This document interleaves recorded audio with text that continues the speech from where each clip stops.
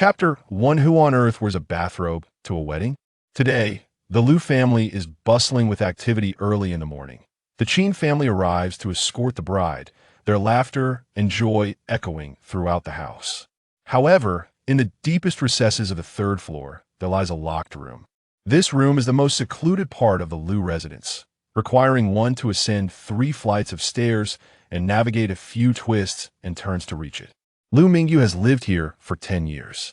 Her room is quite small, accommodating only a bed and a writing desk, with a painting easel propped in the corner. There is no space for an extra chair. She must either sit on the bed or stand to paint. At this moment, she is immersed in her artwork.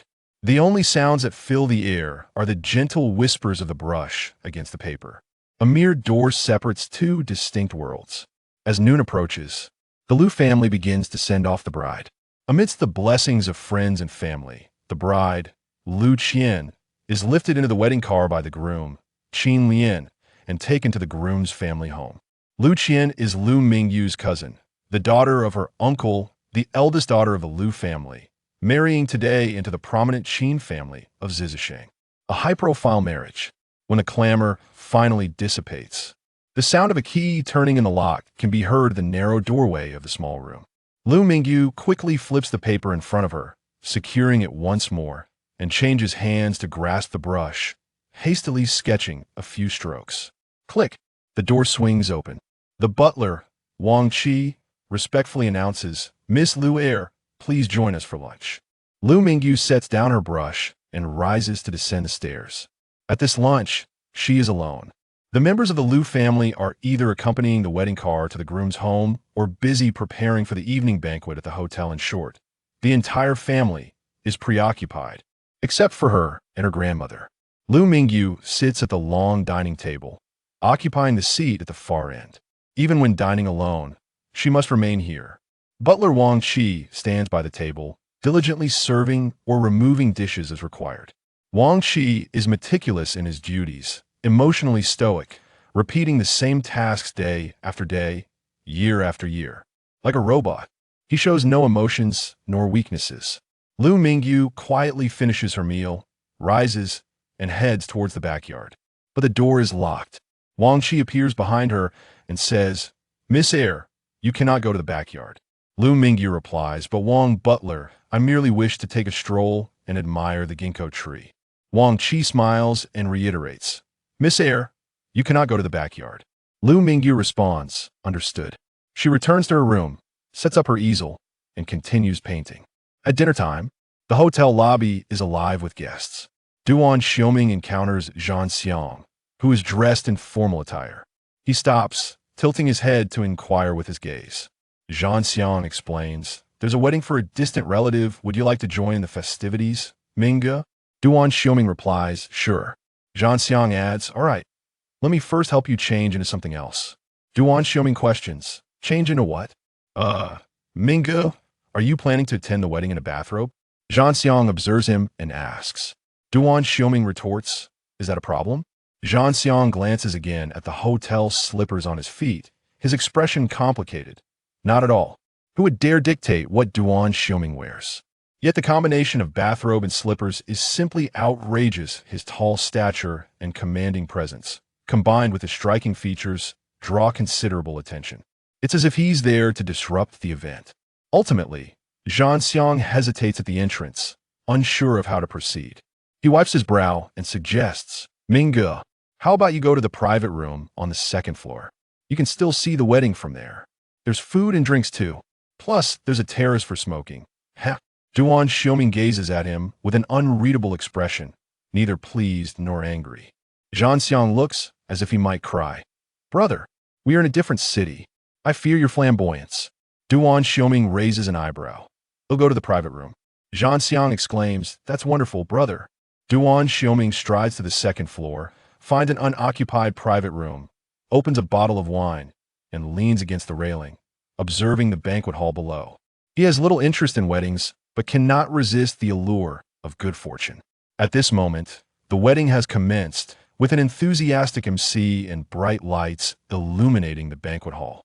Duan Xiaoming scans the room, his gaze pausing at a particular spot. In a corner stands a young woman.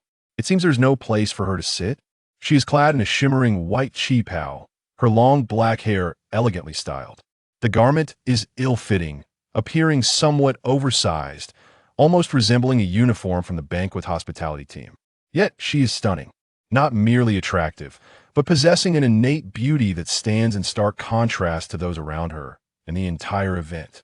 A circle of onlookers surrounds her, with some even rising to get a better view. The attention she garners eclipses that of the newlyweds. Soon after, a bridesmaid approaches the young woman and whispers something to her. The woman follows her away. Duan Ziyiming's interest wanes after surveying the room again and finding nothing of intrigue. He takes his wine to the terrace. An uneventful wedding. This private room has a corner terrace, one side open to the room, with the railing overlooking the hall below, while the other side leads directly outside. Duan Xiaoming steps onto the outdoor terrace, sits down to admire the scenery, and pulls half the curtain to shield himself from the banquet's lights behind him. This hotel, built on wetlands, boasts unparalleled natural beauty. Visiting Zizisheng for the first time, Duan Xiaoming is captivated by the lush greenery surrounding him. Towering trees reaching for the sky, standing for eternity, just as he is admiring a massive ancient tree in the distance. The door to the private room creaks open, and a voice commands, "I hear you can paint. Create a piece capturing the wedding scene." Click. The door shuts. Duan Xiaoming turns his head to glance inside.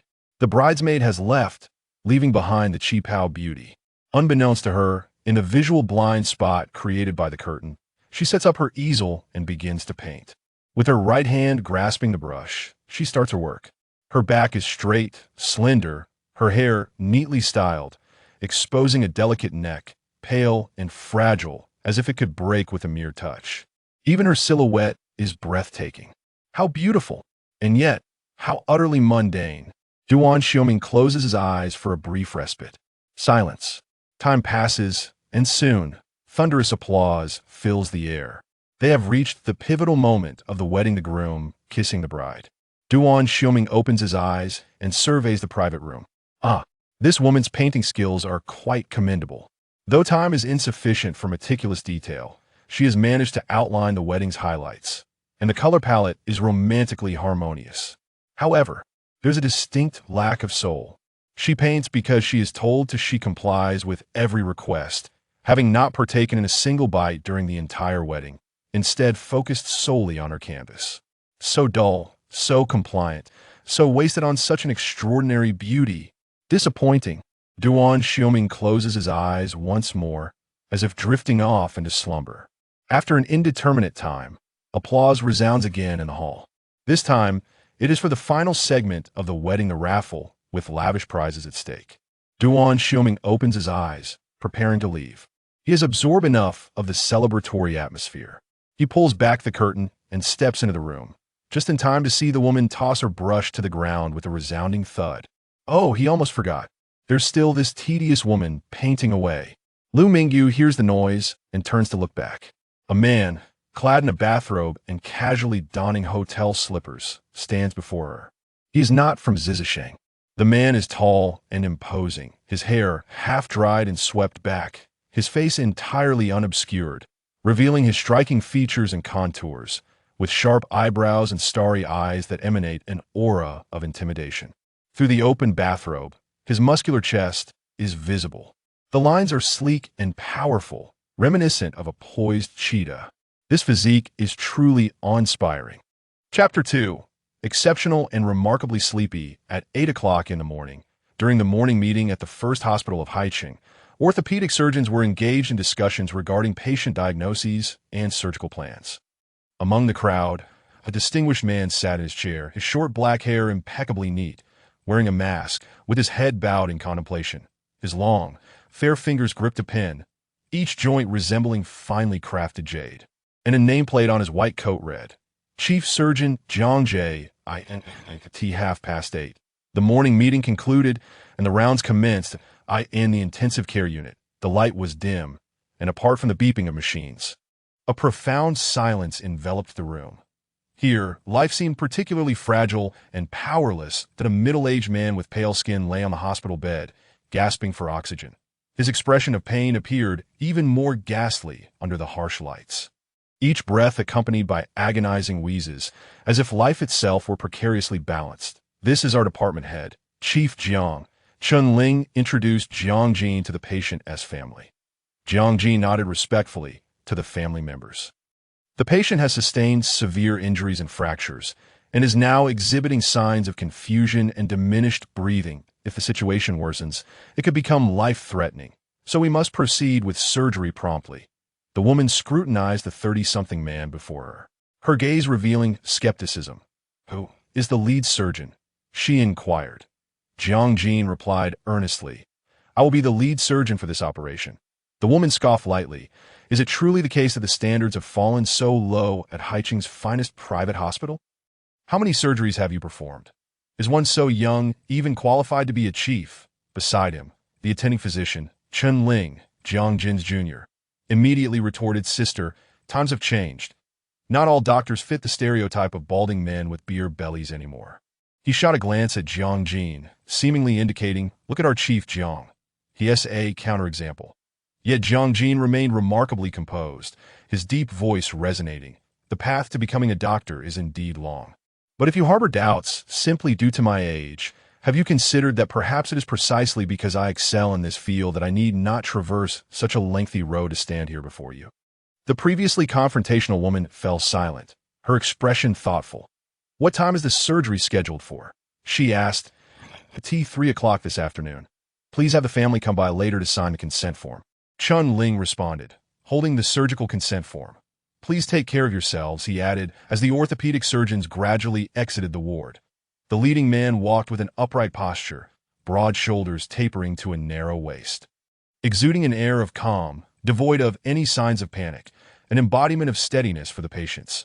Bright sunlight filtered through the sheer curtains, softly illuminating the bedroom on the 22nd floor of Zhonghai Tianzuan.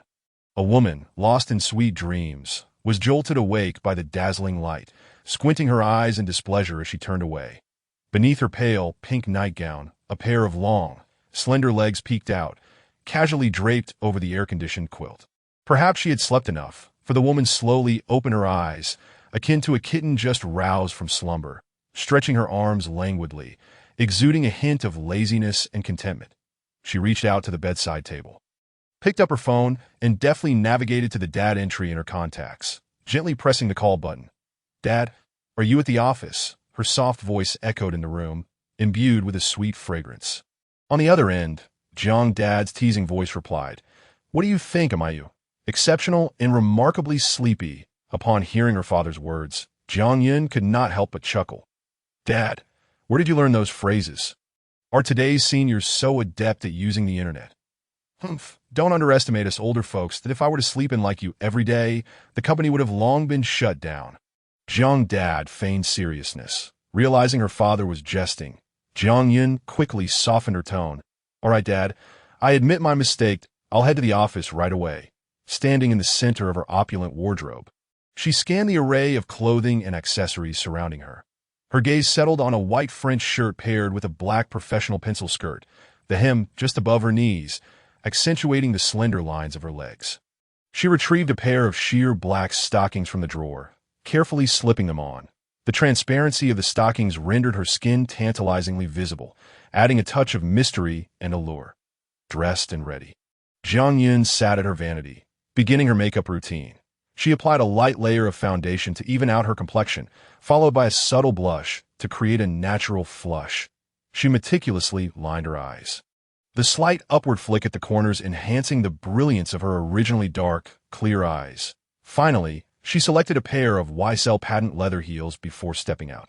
The Jiang Group primarily specializes in jewelry, thriving in a sector characterized by a broad customer base, high profit margins, short product cycles, and significant market potential, thus ensuring the group's consistent profitability. Upon entering the company, Jiang Yin was met with numerous admiring gazes. She was unbothered. She had received countless compliments throughout her life. Yet, she was acutely aware that, as a woman, beauty was merely an added advantage. It was far from sufficient to establish oneself in society. Hence, she had chosen jewelry design as her major in university, supplementing it with studies in marketing and business management, all aimed at fortifying her family's enterprise and alleviating her father's burdens. Dad hasn't arrived yet. Voices floated in as she stepped through the door. I thought it was someone else. It's our Jiang family's princess gracing us with her presence. Jiang Xiaoyuan teased with a smile. Hey, Dad. I'm here now. Please feel free to assign any tasks, Jiang Yun replied, plopping down beside Chairman Jiang. Dad, how's your back feeling today? Oh, it's the same old issue. Nothing to worry about. Jiang Dad waved his hand dismissively. That won't do. Your health is the foundation of everything. Tomorrow, I'm taking you to get it checked, Jiang Yun insisted, her determination evident. Unable to withstand his daughter's persistent persuasion, Jiang Xiaoyuan reluctantly acquiesced that I end the office. Jiang Xiaoyuan instructed his secretary to retrieve the company's internal documents for the year. This woman, often perceived as delicate and superficial, akin to a mere vase, possessed unwavering conviction and extraordinary courage. She continually sought self-improvement, striving to demonstrate the value of women. Chapter 3. So it's Dr. Jiang. After deciding to take her father Jiang Xiaoyuan for a checkup, Jiang Yun promptly scheduled an appointment with an orthopedic specialist at Haicheng's finest hospital without hesitation. In the outpatient building of the hospital, the environment was spacious and bright, the white walls and soft colors imparting a sense of tranquility and comfort. A faint scent of disinfectant lingered in the air.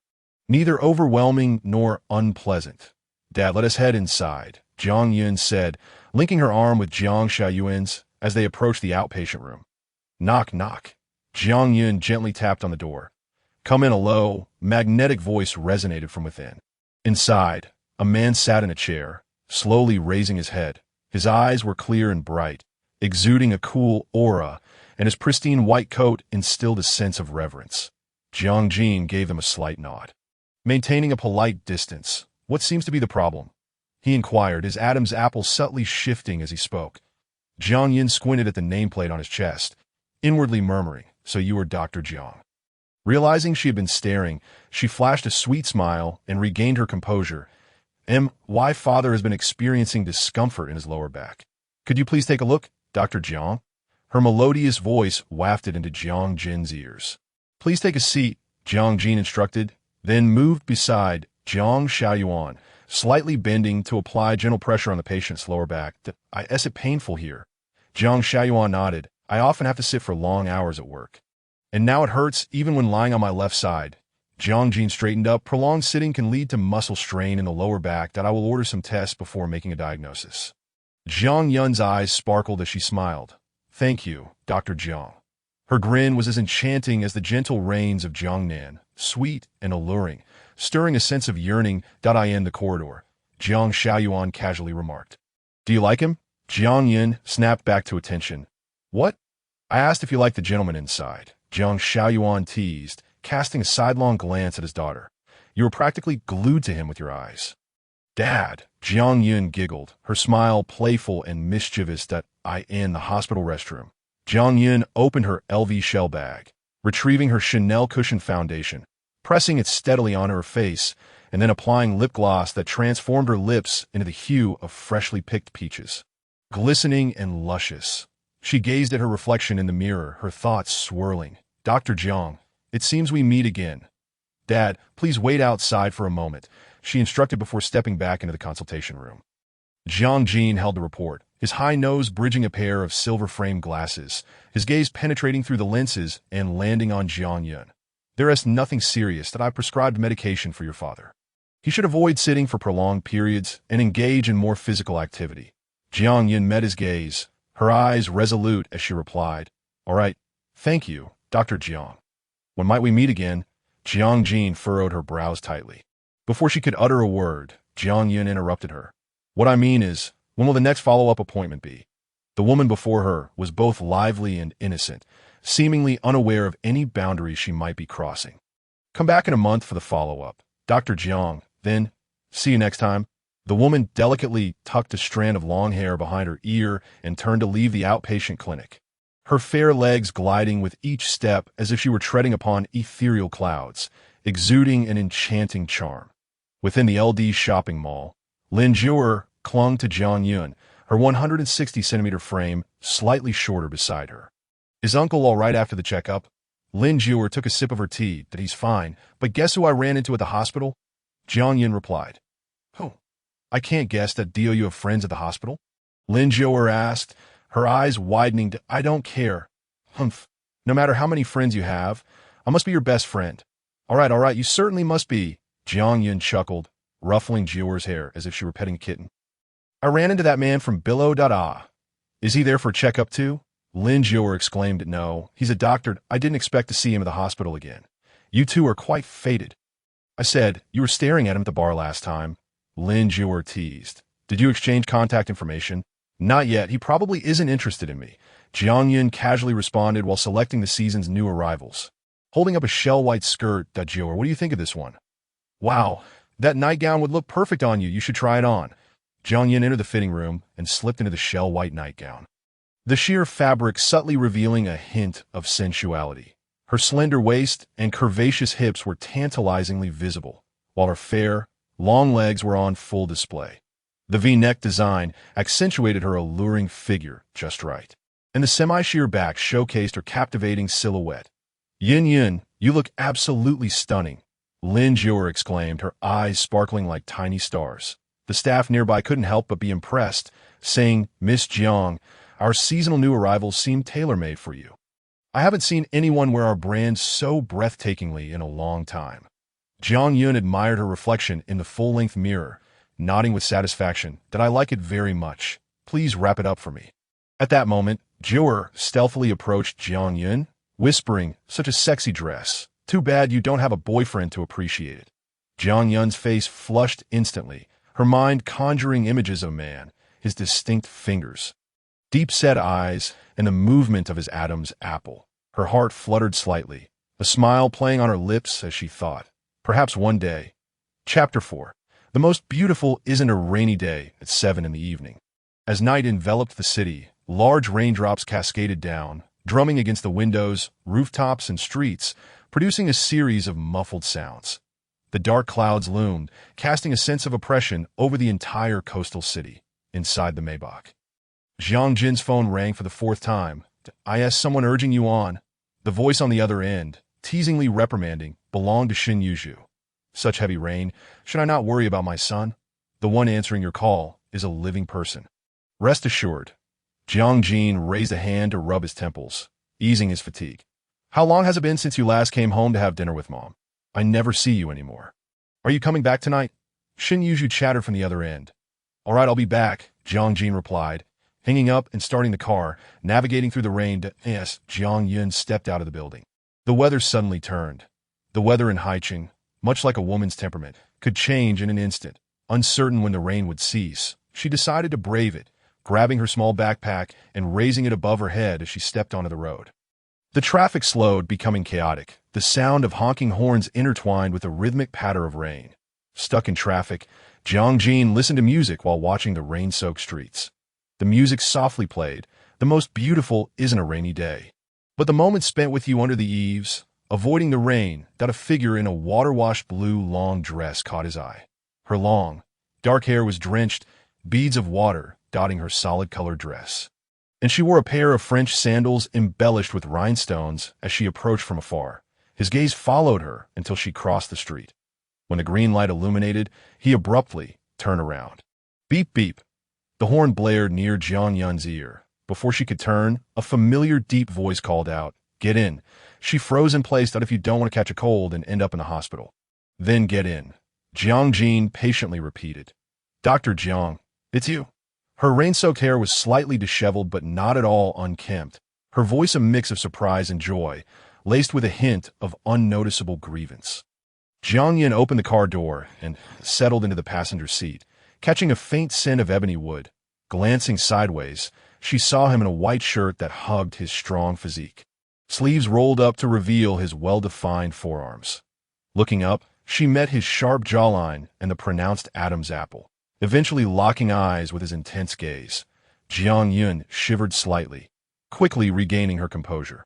Feigning calmness, Dr. Jiang, what brings you here? Just passing by. Where are you staying? His voice was low and measured. Zhonghai Tianzuan, Jiang replied, and he raised an eyebrow in response. Buckle your seatbelt. He gestured toward the seatbelt. I wouldn't know how. Perhaps you could teach me, Dr. Jiang. Her eyes sparkled mischievously, her demeanor playful and charming. The DOU often flirt with men like this. His cold voice resonated within the car. Did I mention before that you are the first? Jiang Yun leaned slightly closer, her gaze unwavering, her warm eyes revealing no shyness, her faint scent wafting toward him. Her delicate, fair finger lightly tapped on Jiang Jin's chest, teasingly, before retreating, leaving a tingling sensation in the air. Suddenly, Jiang Yun leaned back, creating space between them. Nonchalantly, she adjusted her seatbelt, the click echoing, her lips curving into a smile. Let's go. Dr. Jiang, it was as if the flirtatiousness just moments ago had never been hers. Jiang Jin looked at the woman before him, contemplating how he had found himself in such murky waters, pressing down on the accelerator to reach their destination. The car ride was silent, and Jiang Yun ceased her playful banter. Knowing when to stop was key. Excessive enthusiasm often backfired. Reflecting on how she had encountered him just as she left her building, she thought the rain had been worth it. Lost in thought, she caught a glimpse of her radiant face in the window. We've arrived. The voice broke her reverie. Jiang Yin turned her face, her smile composed, her tone gentle. Time flies when I'm with you. That's merely because the journey was short. Jiang Jin replied, his gaze lingering on her. Jiang Yin, unfazed, seemed to understand that he was resistant to any attempts at persuasion. As she got out of the car and bid farewell, she turned back, looking at him. Dr. Jiang, has anyone ever told you that you look quite handsome when driving? With that, she disregarded Jiang Jin's reaction and walked away, leaving behind a silhouette that was both enchanting and carefree. Inside the Nanyuan villa, as Jiang Jin entered, Xin Yuzhu teased, "You're home at this hour. Did you run into any trouble on the road?" "Traffic due to the rain," he replied, changing his shoes and heading toward the dining table. "Hurry and eat.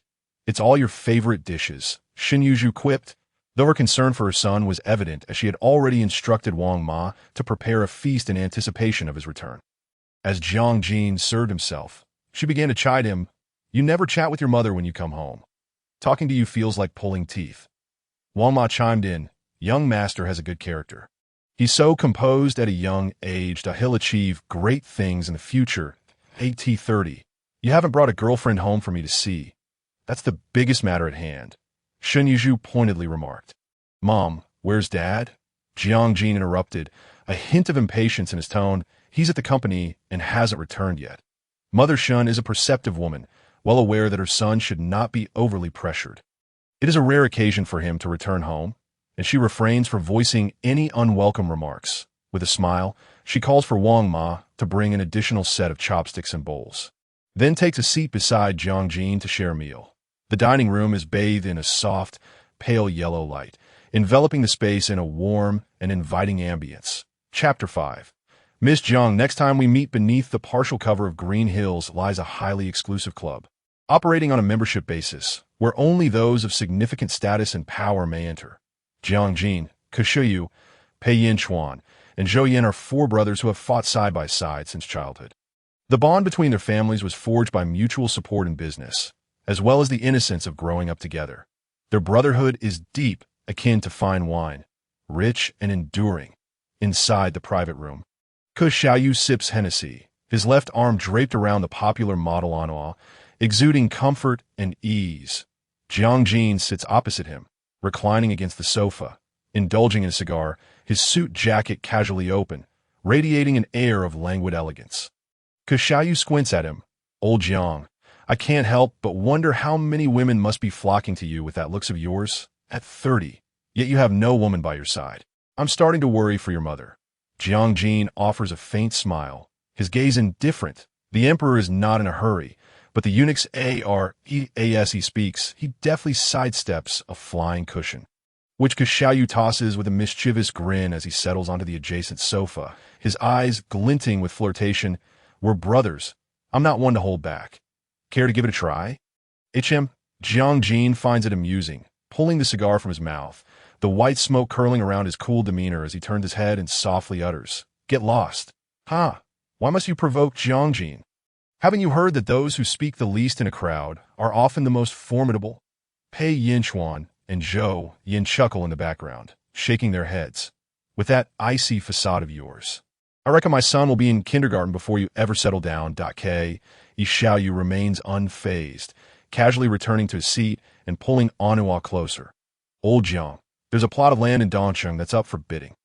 Have you heard about it? Pei Yinchuan takes a sip from his glass. That I've been busy at the hospital lately, and Haven Tea made it to the company much. Why? Do you have something in mind? Jiang Jin's long fingers clasp the cigar, the crimson tip glimmering. Pei Yinchuan rises, bending slightly to pour Hennessy into Jiang Jin's glass, casually stating, I have an interest. Jiang Jin understands, raising his glass to clink with Pei Yinchuan's. The crisp sound echoing in the private room. That Mrs. Song, over here. Jiang Yun waves toward the entrance, where a woman in her 50s approaches with a full visage and elegant demeanor, her skin well preserved for her age. Miss Jiang, let us step inside to chat. Song Zulong gestures for Jiang Yun to enter the private room with her. Miss Jiang, at such a young age, you've created so many remarkable designs. Song Zulong picks up a purple clay teapot and pours brewed pu'er tea into a cup, offering it to Jiang Yun. That it is truly an honor to have arranged this meeting with you today. Her tone is gentle, exuding nobility and grace in her every gesture. Oh, Mrs. Song, it is I who feels honored to design jewelry that can adorn such an exceptional woman as yourself, Jiang Yun replies, savoring a sip of tea, her eyes brimming with warmth. Miss Jiang, your words are truly sweet. When women receive compliments from their peers, it invariably brings joy, and Song Zulong is no exception. That I would love for Miss Jiang to design a set of jewelry for me to wear at my 55th birthday celebration. With no constraints on the budget, of course. Please feel free to share any style preferences or likes you may have. Jiang Yun responds eagerly, admiring a woman like Mrs. Song, with a pot of tea and a sense of leisure. The two women of differing ages engage in a conversation filled with mutual understanding and trust amidst the fragrant tea. As Jiang Yun sees Mrs. Song to the door, intending to bid farewell, she is approached by Zhou Yin and the other three gentlemen. Aunt, what brings you here? I invited Miss Jiang to design some jewelry. With that, Song Zulong introduces Zhou Yin. This is my nephew. Hello. Jiang Yun nods politely with a smile. Zhou Yin returns the greeting, taking in the exquisite features of the woman before him. She wears light makeup, her smile sweet and soft, dressed in a pale pink qipao that accentuates her porcelain-like complexion. Her long hair is elegantly pinned up, adorned with pearl earrings, and her slim waist and fitted dress perfectly highlight her alluring figure. Now that's captivating. Zhou Yin, what are you dawdling for? Song Zulong playfully pats his shoulder. You should come over to Aunt's house for dinner sometime. Zhou Yin snaps back to reality, a smile creeping on his lips. I'll definitely make it a point to visit, as Jiang Yun approaches. She immediately spots Jiang Jin, noticing his deliberate disregard for her presence. She muses, pretending not to recognize him. Who can't play that game? Miss Jiang, may I have your contact information? My mother is also quite fond of jewelry, and I would be grateful if you could assist her with designs in the future. As Zhou Yin speaks, Song Zulong comprehends his intention, thinking how could she not support her nephew? My sister shares my passion for jewelry. She would undoubtedly appreciate your designs. Seeing Song Zulong take the lead, Jiang Yun considers that acquiring another client is undoubtedly a boon. She does not decline, retrieving her business card from her bag. Mr. Zhou, here is my card, and if your mother has any needs, she may reach out to me for designs. Her soft and gentle voice resonates through the air. Jiang Jin scoffs, observing the woman before him, who had just been flirting with him in the car yesterday, now feigning ignorance and smiling at another man. Are we leaving or not? Jiang Jin coldly interrupts, his gaze dark as he fixes it on Zhou Yin, leaving Jiang Yun without a glance. That he has always been measured in his demeanor. Yet at this moment, his expression darkens, his thin lips pressed into a straight line. The three gentlemen are perplexed by his sudden ire. Having rarely witnessed him frown in 30 years, today is indeed an eye-opener. Zhou Yin assumes he is being a hindrance, hastily offering a polite farewell, that we have matters to attend to, so we must take our leave. Aunt, we'll come over for dinner another day. He graciously accepts the business card Jiang Yun hands him, smiling gently. Miss Jiang, until next time. Chapter 6. Men must flirt. Money must be earned. After Jiang Yun sees Song Zulong off, she walks toward her car when a sudden sound resonates through the quiet parking lot. The flick of a lighter. Turning around, she finds Jiang leaning against his car, his tailored black suit slightly ajar. Every gleaming fabric hinting at his refined masculinity. Dr. Jiang. What a coincidence. Jiang approaches, playfully tucking a strand of hair behind her ear, her eyes sparkling with allure. The Chanel fragrance she spritzed on before leaving lingers in the air. To her surprise, a serendipitous encounter is indeed unfolding. Jiang squints at the woman before him, who had just pretended not to recognize him moments ago, now effortlessly calling him in a coy manner. What a master of pretense. Extinguishing the cigarette, he narrows his eyes. Wherein you, just pretending not to know me. The woman before him smiles sweetly. But Dr. Jiang, you didn't recognize me just now. Did you? Her thick lashes frame her innocent yet mischievous gaze. The man chuckles, amused. Well, we can't have Miss Jiang miss out on her fishing. She leans slightly forward, the subtle height difference prompting her to rise on her toes.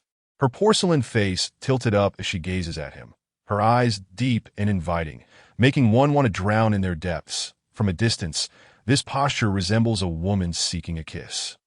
Jiang chuckles, her red lips parting slightly. Are you jealous? As their eyes lock, she lifts her delicate, fair hand to gently brush the ash from his shoulder. Her unexpected gesture momentarily stuns him, and he swiftly captures her wandering arm, enveloping her petite hand within his larger grasp. The softness of her touch sends an electric jolt through him, causing him to tremble involuntarily. Jiang suddenly releases her, his breath quickening, the subtle scent of her perfume filling his nostrils. He quickly regains his composure, lowering his gaze to meet hers. What would I be jealous of? His voice, slightly hoarse from the smoke, carries a distinct allure as he inquires. The closeness of his presence, coupled with his magnetic voice, sends shivers down Jiang spine, her heart racing as she silently curses. What a charming rogue. Always so pretentious. Ah, I see. The tone of Jiang carries a hint of melancholy, suggesting that I must strive harder to truly enter Dr. Jiang's heart. After finishing her words, Jiang retreated to the side of the car, and before Jiang could react, she swiftly opened the door and entered the vehicle. The young lady in the driver's seat slowly rolled down the window. Dr. Jiang, please refrain from slapping me in the face in the future. Bye. Jiang playful and enticing smile, accompanied by a playful flutter of her large, animated eyes, quickly vanished from sight. Jiang remained rooted to the spot. He initially intended to meet with his 3 close friends at a different location, yet inexplicably, upon witnessing Jiang hand her business card to Zhou Yin, an inexplicable agitation stirred within him, compelling him to confront her here. For 30 years, given his family background and social standing, he had never felt the need to compromise himself. The moment this thought crossed his mind, he acted upon it. He had always been a person of stable emotions, yet it seemed that every time he encountered her, his heart would waver. Jiang shook his head with a resigned smile. After living a serious life for so long, the sudden emergence of an intriguing woman had rendered him somewhat uncontrollable. Upon returning home, Jiang kicked off her blood-red Valentino heels without the constriction of high heels. She couldn't help but sigh in comfort. The bathroom was shrouded in a soft haze. The petite woman, just out of the bath, was wrapped in a towel, revealing a glimpse of her delicate bosom. With droplets of water poised to cascade down her fair skin, the ends of her damp hair dripped water, tracing the graceful curve of her neck. Gazing at her reflection in the full-length mirror, her face, having just emerged from the bath, radiated a rosy glow, her skin as smooth as jade, adorned with glistening droplets. Her enchanting curves presented her as a delicate sprite. Jiang couldn't help but silently praise. Jiang, you truly are fortunate. After drying her hair, she lay on a large bed, her thoughts drifting to the man from the parking lot, unable to suppress a mischievous smile. Was he feeling jealous? Otherwise, why would he come to confront her? With a playful flutter of her slender legs in the air, she imagined that he must have begun to notice her as well. The curve of her lips deepened, promising a night filled with delightful dreams. That on a serene morning, at the subsidiary of Jiang Corporation, Yalan, the sound of high heels clicking against the marble floor resonated from the 22nd floor, exuding a lively energy that seemed to narrate the power and charm of femininity. Please make me a cup of coffee with sugar, Jiang instructed her assistant as soon as she entered the manager's office. Certainly, General Manager Jiang, Lin Ningyi, the assistant arranged by her father, Jiang Xiaoyuan, replied. Having just returned to the country, Jiang Yun was still unfamiliar with both the domestic environment and the company, necessitating an efficient and capable assistant to share her burdens. Sorry for the trouble. Jiang Yun smiled, gently nodding. Later, please ask everyone what they would like to eat and arrange afternoon tea for them. Don't forget to include yourself.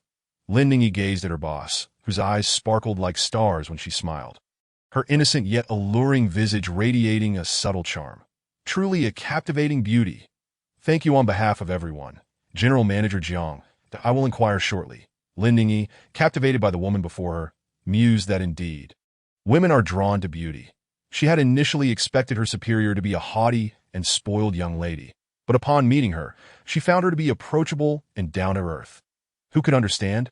Coming to work and encountering a myriad of enchanting figures, only to be greeted with employee benefits right from the start. This was the epitome of a worker's delight.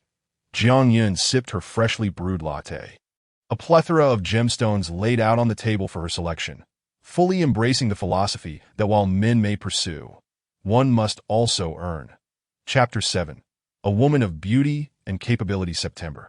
Within the office of the general manager on the 22nd floor of Yalan, a grand rose gold executive desk towering at 2.8 meters greeted the eye, adorned with warm LED lighting that harmonized beautifully with the room's ivory walls. The overall design, dominated by champagne and white hues, showcased a modern, understated luxury that highlighted the owner's noble taste. A set of jewelry lay elegantly on the desk. The pearls glimmered with a delicate and pure luster, their texture soft as jade, enhanced through meticulous polishing and refinement. Beneath the center of the necklace rested a finely cut yellow diamond in a teardrop shape. Since ancient times, yellow diamonds have symbolized nobility and elegance, making it perfectly suited for Ms. Song, who was in her 50s. Women of this age, having weathered the trials of time, often seek not sheer brilliance, but rather a demeanor of grace and poise. Maturity and elegance. Jiang Yun stood before her desk, admiring her creation, a smile blossoming in her eyes. After a month of hard work, she hoped Ms. Song would be pleased. Lin Ningyi, please come in. She pressed the intercom on her desk. Lin Ningyi quickly entered the office, her eyes widening in admiration upon seeing the finished product. General Manager Jiang, before I met you, I had heard tales of the exquisite jewelry you design. Now that I've witnessed it firsthand, it is indeed no mere hearsay. You embody both beauty and talent. Jiang Yun's smile grew sweeter. Enough flattery. Quickly contact Ms. Song and arrange a meeting time. Lin Ningyi, with a serious demeanor, responded, Yes, ma'am, I will ensure the task is completed. This light-hearted exchange brought joy to Jiang Yun's day.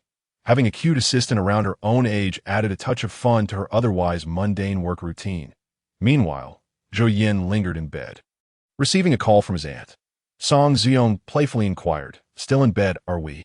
Aunt, your early morning call is disrupting my sweet dreams. What brings you to disturb me? Zhou Yin replied lazily, reclining on his bed, his tone tinged with irritation at the interruption. Oh, I'm not upset. Song Xiong continued nonchalantly. The last time you left a business card, Miss Jiang has arranged to meet me this afternoon. Would you like to join? Upon hearing Miss Jiang's name, the previously languid Zhou Yin instantly perked up. Aunt, you're too precious to go alone. What time is it this afternoon? I'll be your driver, rain or shine, at 4 o'clock this afternoon. She replied. Inside the CAF at 4 in the afternoon, Jiang Yun, adorned in a custom-made cream-colored halter dress, complemented by a slender silver diamond waist chain that accentuated her petite figure, had arrived early. Taking advantage of her time, she reviewed her design drafts from her bag.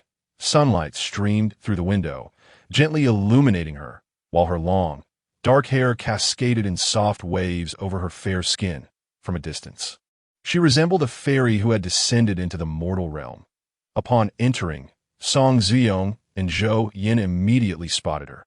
Just as Ms. Song was about to greet her, Zhou Yin halted her with a gesture, pulling out his phone to capture the enchanting scene before him, before finally approaching. Have you been waiting long? Just as Song Xiong was about to pull out a chair, she heard Jiang Yun's voice. Miss Jiang, it's good to see you again. Ignoring his aunt's disapproving glance, Zhou Yin gallantly pulled out a chair for Song Xiong. I just arrived as well. What would you like to drink? Jiang Yun nodded in acknowledgement at Zhou Yin. What a coincidence, Mr. Zhou, that I'll have whatever you're having. Zhou Yin replied, I'll just have honey water, Song Ziyong said with a gentle smile. The family driver is on leave today, so I asked Ian to drive me. I hope Miss Jiang doesn't mind. That of course not. It's perfect that Mr. Zhou can spend more time with you, Jiang Yun replied playfully, then produced a jewelry box embossed with the YL Yalan logo. MS. Song. I hope you will like this. As she opened the black gold-plated box, a pearl necklace adorned with yellow diamonds revealed itself. The diamond's purity and transparency astonishing, the lustrous pearls harmonizing beautifully with the teardrop yellow diamond. Akin to a solitary star illuminating a quiet night, radiating gentle brilliance. Having seen various jewels, even Song Ziyong was momentarily captivated. Jiang Yun, I absolutely adore it. Let me help you try it on, Jiang Yun offered. Standing to fasten the necklace around her neck, it's elegant and dignified, a perfect match for you. The girl before her beamed, radiant and captivating, stirring a flutter of excitement in Zhou Yin, who quickly averted his gaze. Unable to look directly, Song Ziyong cast a sidelong glance at her nephew, her eyes filled with satisfaction as they shifted back to Jiang Yun. Miss Jiang, to be honest, I have encountered countless exquisite pieces of jewelry. Yet yours holds a special place in my heart. It seems we are destined to meet. As a token of my gratitude, I would like to treat you to dinner today. What do you think? Zhou Yin glanced at his watch, eager to interject. It's nearly mealtime, and it's rare for my aunt to meet a designer she admires so much. Miss Jiang, would you grace us with your company for dinner? Jiang Yun, unable to decline, agreed graciously. In the group chat of Jiang Jin and his three brothers, titled top 4 on the rich list, Zhou Yin sent an image along with a message, a woman of beauty and capability. Brothers, I think I've found love. The ever-curious Xiao Yu quickly chimed in. Isn't this the woman who was next to your aunt the other day? How come you've moved so fast? Zhou Yin replied. Don't be ridiculous. She is a lovely lady. I merely accompanied my aunt to collect the jewelry. Fei Yinchuan added, Oh, when did you become so free as to accompany your aunt to pick up jewelry? You have thrown the abacus beads right at my face. Ishiyu burst into laughter, saying, Zhou Yin, let me give you a piece of advice. After dinner, take her home and tell your aunt to take a taxi. This way, you two can have more time alone together. Upon returning home from work, Jiang Jin's phone rang incessantly. Lying on the sofa, he opened the billionaire list and immediately spotted Jiang Yun's photo.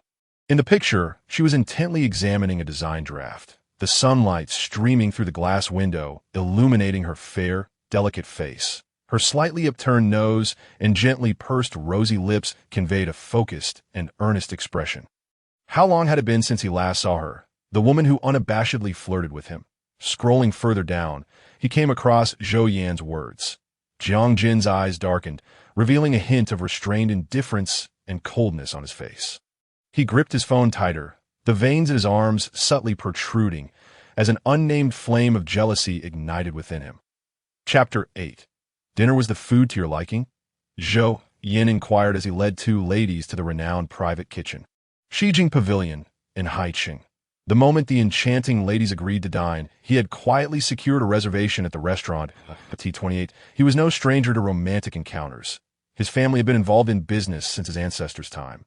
A legacy that had been refined over generations. In other words, his familial background provided him with abundant resources and connections that a man raised in such an environment undeniably exuded confidence and a unique masculine charm. When he encountered the captivating Jiang Yun, how could he refrain from taking action? Shijing Pavilion was a Chinese restaurant, its overall design exuding an air of sophisticated elegance in a new Chinese style. The walls of the private dining room were adorned with lush bamboo and graceful cranes, exuding an air of refinement and distinction. The cranes paired with the wild bamboo resonated harmoniously. Every corner of the restaurant radiated Eastern wisdom and charm. Outside the glass windows, vibrant greenery flourished, with dewy bamboo leaves in full view. Opulent chandeliers hung from the ceiling, casting a warm yellow light onto the table, enveloping the entire room in a soft glow. Zhou Yin glanced down at the lovely figure before him. Unwilling to miss any of her expressions, I made a last-minute reservation at this restaurant. I wonder if Miss Jiang likes it? Jiang Yun was equally captivated by the Chinese decor. It's a wonderful place, Mr. Zhou. You have a keen eye. How could one compare aesthetic sensibilities with those of ancient times? The new Chinese style was indeed breathtakingly beautiful. Song Zilong couldn't help but exclaim, then feigned reproach, sing, Zhou Yin, hurry up and order. We don't want Miss Jiang to go hungry. All right, he replied, sliding the menu in front of Jiang Yun, his charming eyes crinkling in a playful smile. Order whatever you like. Don't hold back on my account. Jiang Yun chuckled, picking up the menu. Then I shall heed your suggestion. As the meal progressed, the atmosphere grew increasingly pleasant and relaxed under Zhou Yan's occasional humorous banter. Zhonghai Tianzuan Jiang Yun expressed her gratitude to Zhou Yin as he drove her home. Just as she was about to exit the car, the driver called out, Miss Jiang, may I have your contact information? Jiang Yin paused for a moment. I recall giving you my business card last time. Zhou Yan's lips curved into a subtle smile, his tone laced with a hint of nonchalance. Wouldn't it be more convenient to add you on WeChat? It would also make it easier for my mother to view the jewelry images, wouldn't it? The number on the business card is the same. Jiang Yun didn't dwell on it, thinking it was time to head back. Thank you for today as hospitality. All right, I'll add you when I get home. Hurry inside. It's chilly out. Zhou Yin flashed a playful grin.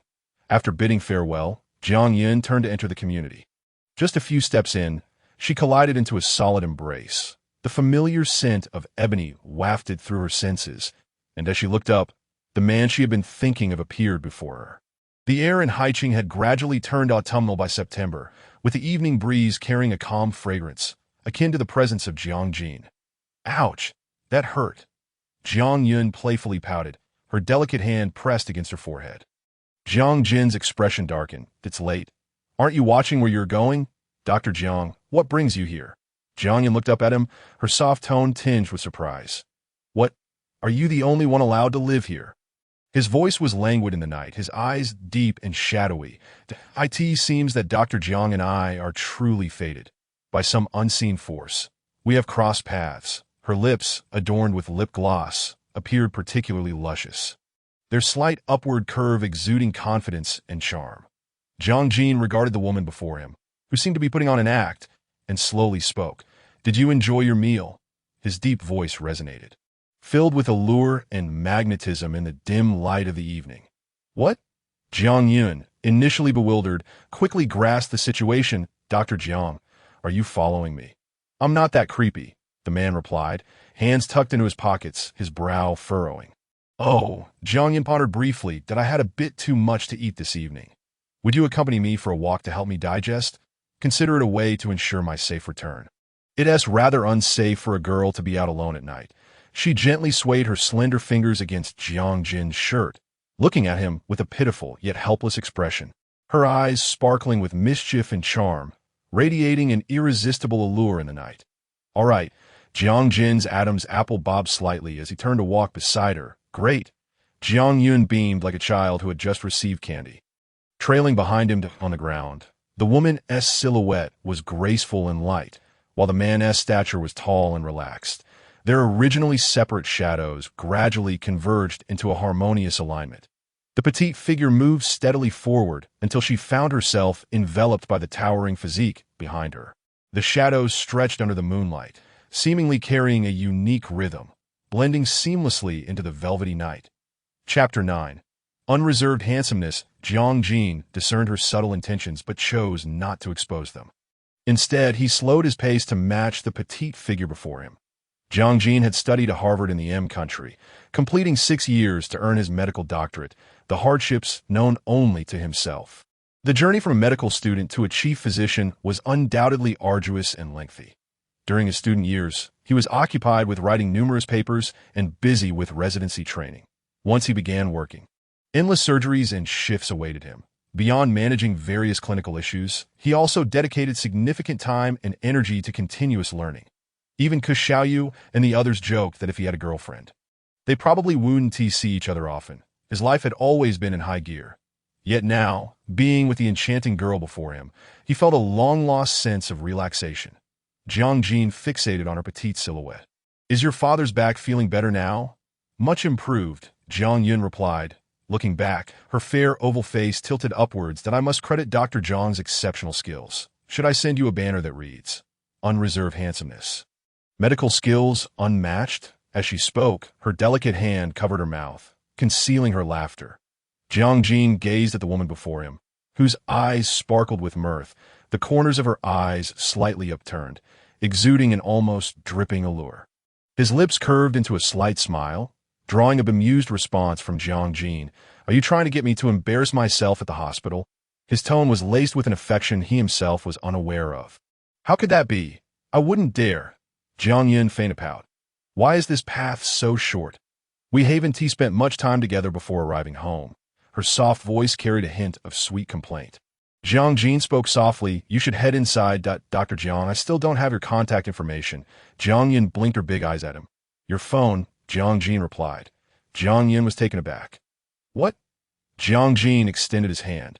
Speaking patiently, didn't you want my contact information? His hand was broad and strong, the fingers long and well-defined, each nail perfectly trimmed. Jiang had a penchant for hands, and it seemed every detail of Jiang aligned with her aesthetic sensibilities. She retrieved her phone from her small bag, unlocking it and placing it in his palm. Here, Jiang watched as his long fingers lightly tapped on the screen. Moments later, a ringtone echoed from Jiang's phone. Done, he said, returning the phone to her, Dr. Jiang. Jiang's lips curled into a subtle arc. I didn't get to say good night earlier, so now I must. After a brief pause, his mellow voice echoed through the night once more. Good night. Jiang did not wait for a response before leisurely hanging up the phone. A blush crept onto Jiang's delicate face as she playfully pouted, thinking, what a surprise. He appears so composed and aloof. Yet he can be so charming. The man downstairs, having confirmed her safe return home, turned to leave. Chapter 10. Bewilderment. Jiang gazed at the disconnected call, a smile gracing her lips. The man, who seemed like an impenetrable iceberg, was in fact capable of melting. She slipped off her shoes, languidly reclined on the soft sofa, and picked up her phone to search for the number Jiang had left. His WeChat name was simply Jean, a reflection of his character. He was too indifferent to add an extra syllable. His profile picture displayed him standing against the backdrop of Harvard University, his silhouette tall and refined, clad in a simple black hoodie, radiating youthful vigor. Now, he exuded depth and composure. What a pity it was that she hadn't met him sooner and had missed the chance to know Dr. Jiang during that phase of his life. With a gentle smile, Jiang delicately tapped to add him as a friend. The Aoan Private Club. Pei Yinchuan entered the booth and immediately spotted Xiaoyu sitting beside Jiang. Inhaling the scent of his clothing. Oh, not playing the human role today. Have you turned into a dog? Pei Yinchuan approached with a teasing smile. Xiaoyu shot him a glance. How can your mouth? At 37 degrees. Utter such cold words. Old Jiang has been acting strangely lately. After 30 years, I've finally detected a hint of femininity on him. Xiaoyu grinned mischievously. It seems like a small knife has opened his eyes. At 30, if you don't have a hint of femininity, that would be abnormal. Jiang drawled leisurely, a cigar perched between his lips, casually toying with a lighter, exuding an air of luxury and comfort. Zhou Yan, intrigued, chimed in, Oh, which lady has ensnared our director Jiang? Xiaoyu, munching on snacks, interjected, I bet it one TB long before he loses his cool. Jiang chuckled softly, responding nonchalantly, It appears that even the finest Roman econi cannot silence your tongue. It seems you'll be coming to me for orthopedic consultations tomorrow. Originally, Xiaoyu had intended to remark on Jiang's icy demeanor and inability to attract women, but he swallowed the words back. Where's your courage, Xiaoyu? Pei Yinchuan teased. Unfazed, Xiaoyu lifted his wine glass and sipped slowly. I've run away from home. Pei Yinchuan chuckled lightly. Good for you. Meanwhile, Jiang glanced at his phone and noticed a friend request. The profile picture featured a girl in a long, strapless dress by the sea. The camera captured her oval face, imbued with innocence and allure, sunlight glimmering on her chestnut curls, her lips curling into a smile, and her enchanting eyes resembling blooming pear blossoms. Jiang's gaze flickered with intrigue as he accepted the request. Jean, still awake? Jiang, freshly emerged from a shower and preparing to dry her hair, noticed her phone vibrating on the table. Jiang, Not yet, just drying my hair, and why hands are getting sore. Jiang, seemingly able to perceive her delicate demeanor through the phone, felt his lips twitch in amusement. Jean, sore hands. Tomorrow, let Dr. Jiang take a look. Just as he sent the message, he heard Pei Yinchuan's soft chuckle beside him. I say, you really are in a situation, aren't you? Your smile is harder to suppress than an AK. At Jiang Jin's remark, he casually leaned back on the leather sofa, his chin slightly raised, his tone relaxed. It's hard for a hero to resist the charms of a beauty. Pei Yinchuan laughed. Congratulations. Director Jiang, you're about to become single no more. Now, it's just Zhou Yin and me left that I'm close to. If anyone is to remain single, it'll be you. Zhou Yin chimed in. Smirking, Jiang Jin turned slowly to him. Which lady are you referring to? The one from last time, Miss Jiang, the designer you met. Definitely a stunning beauty, Xiao Yu answered while nibbling on snacks. Ditto. Jiang Jin mused thoughtfully. His eyes devoid of warmth, his tone flat. That one. Perhaps she is not someone I can pursue. Zhou Yin laughed in disbelief. Come on, old Jiang. Can't you say something nice? Jiang Jin merely chuckled lightly, lifting his wine glass to his lips, clearly signaling he wished to change the subject. Chapter 11. The enchantress, the woman, having bathed, radiated a soft glow.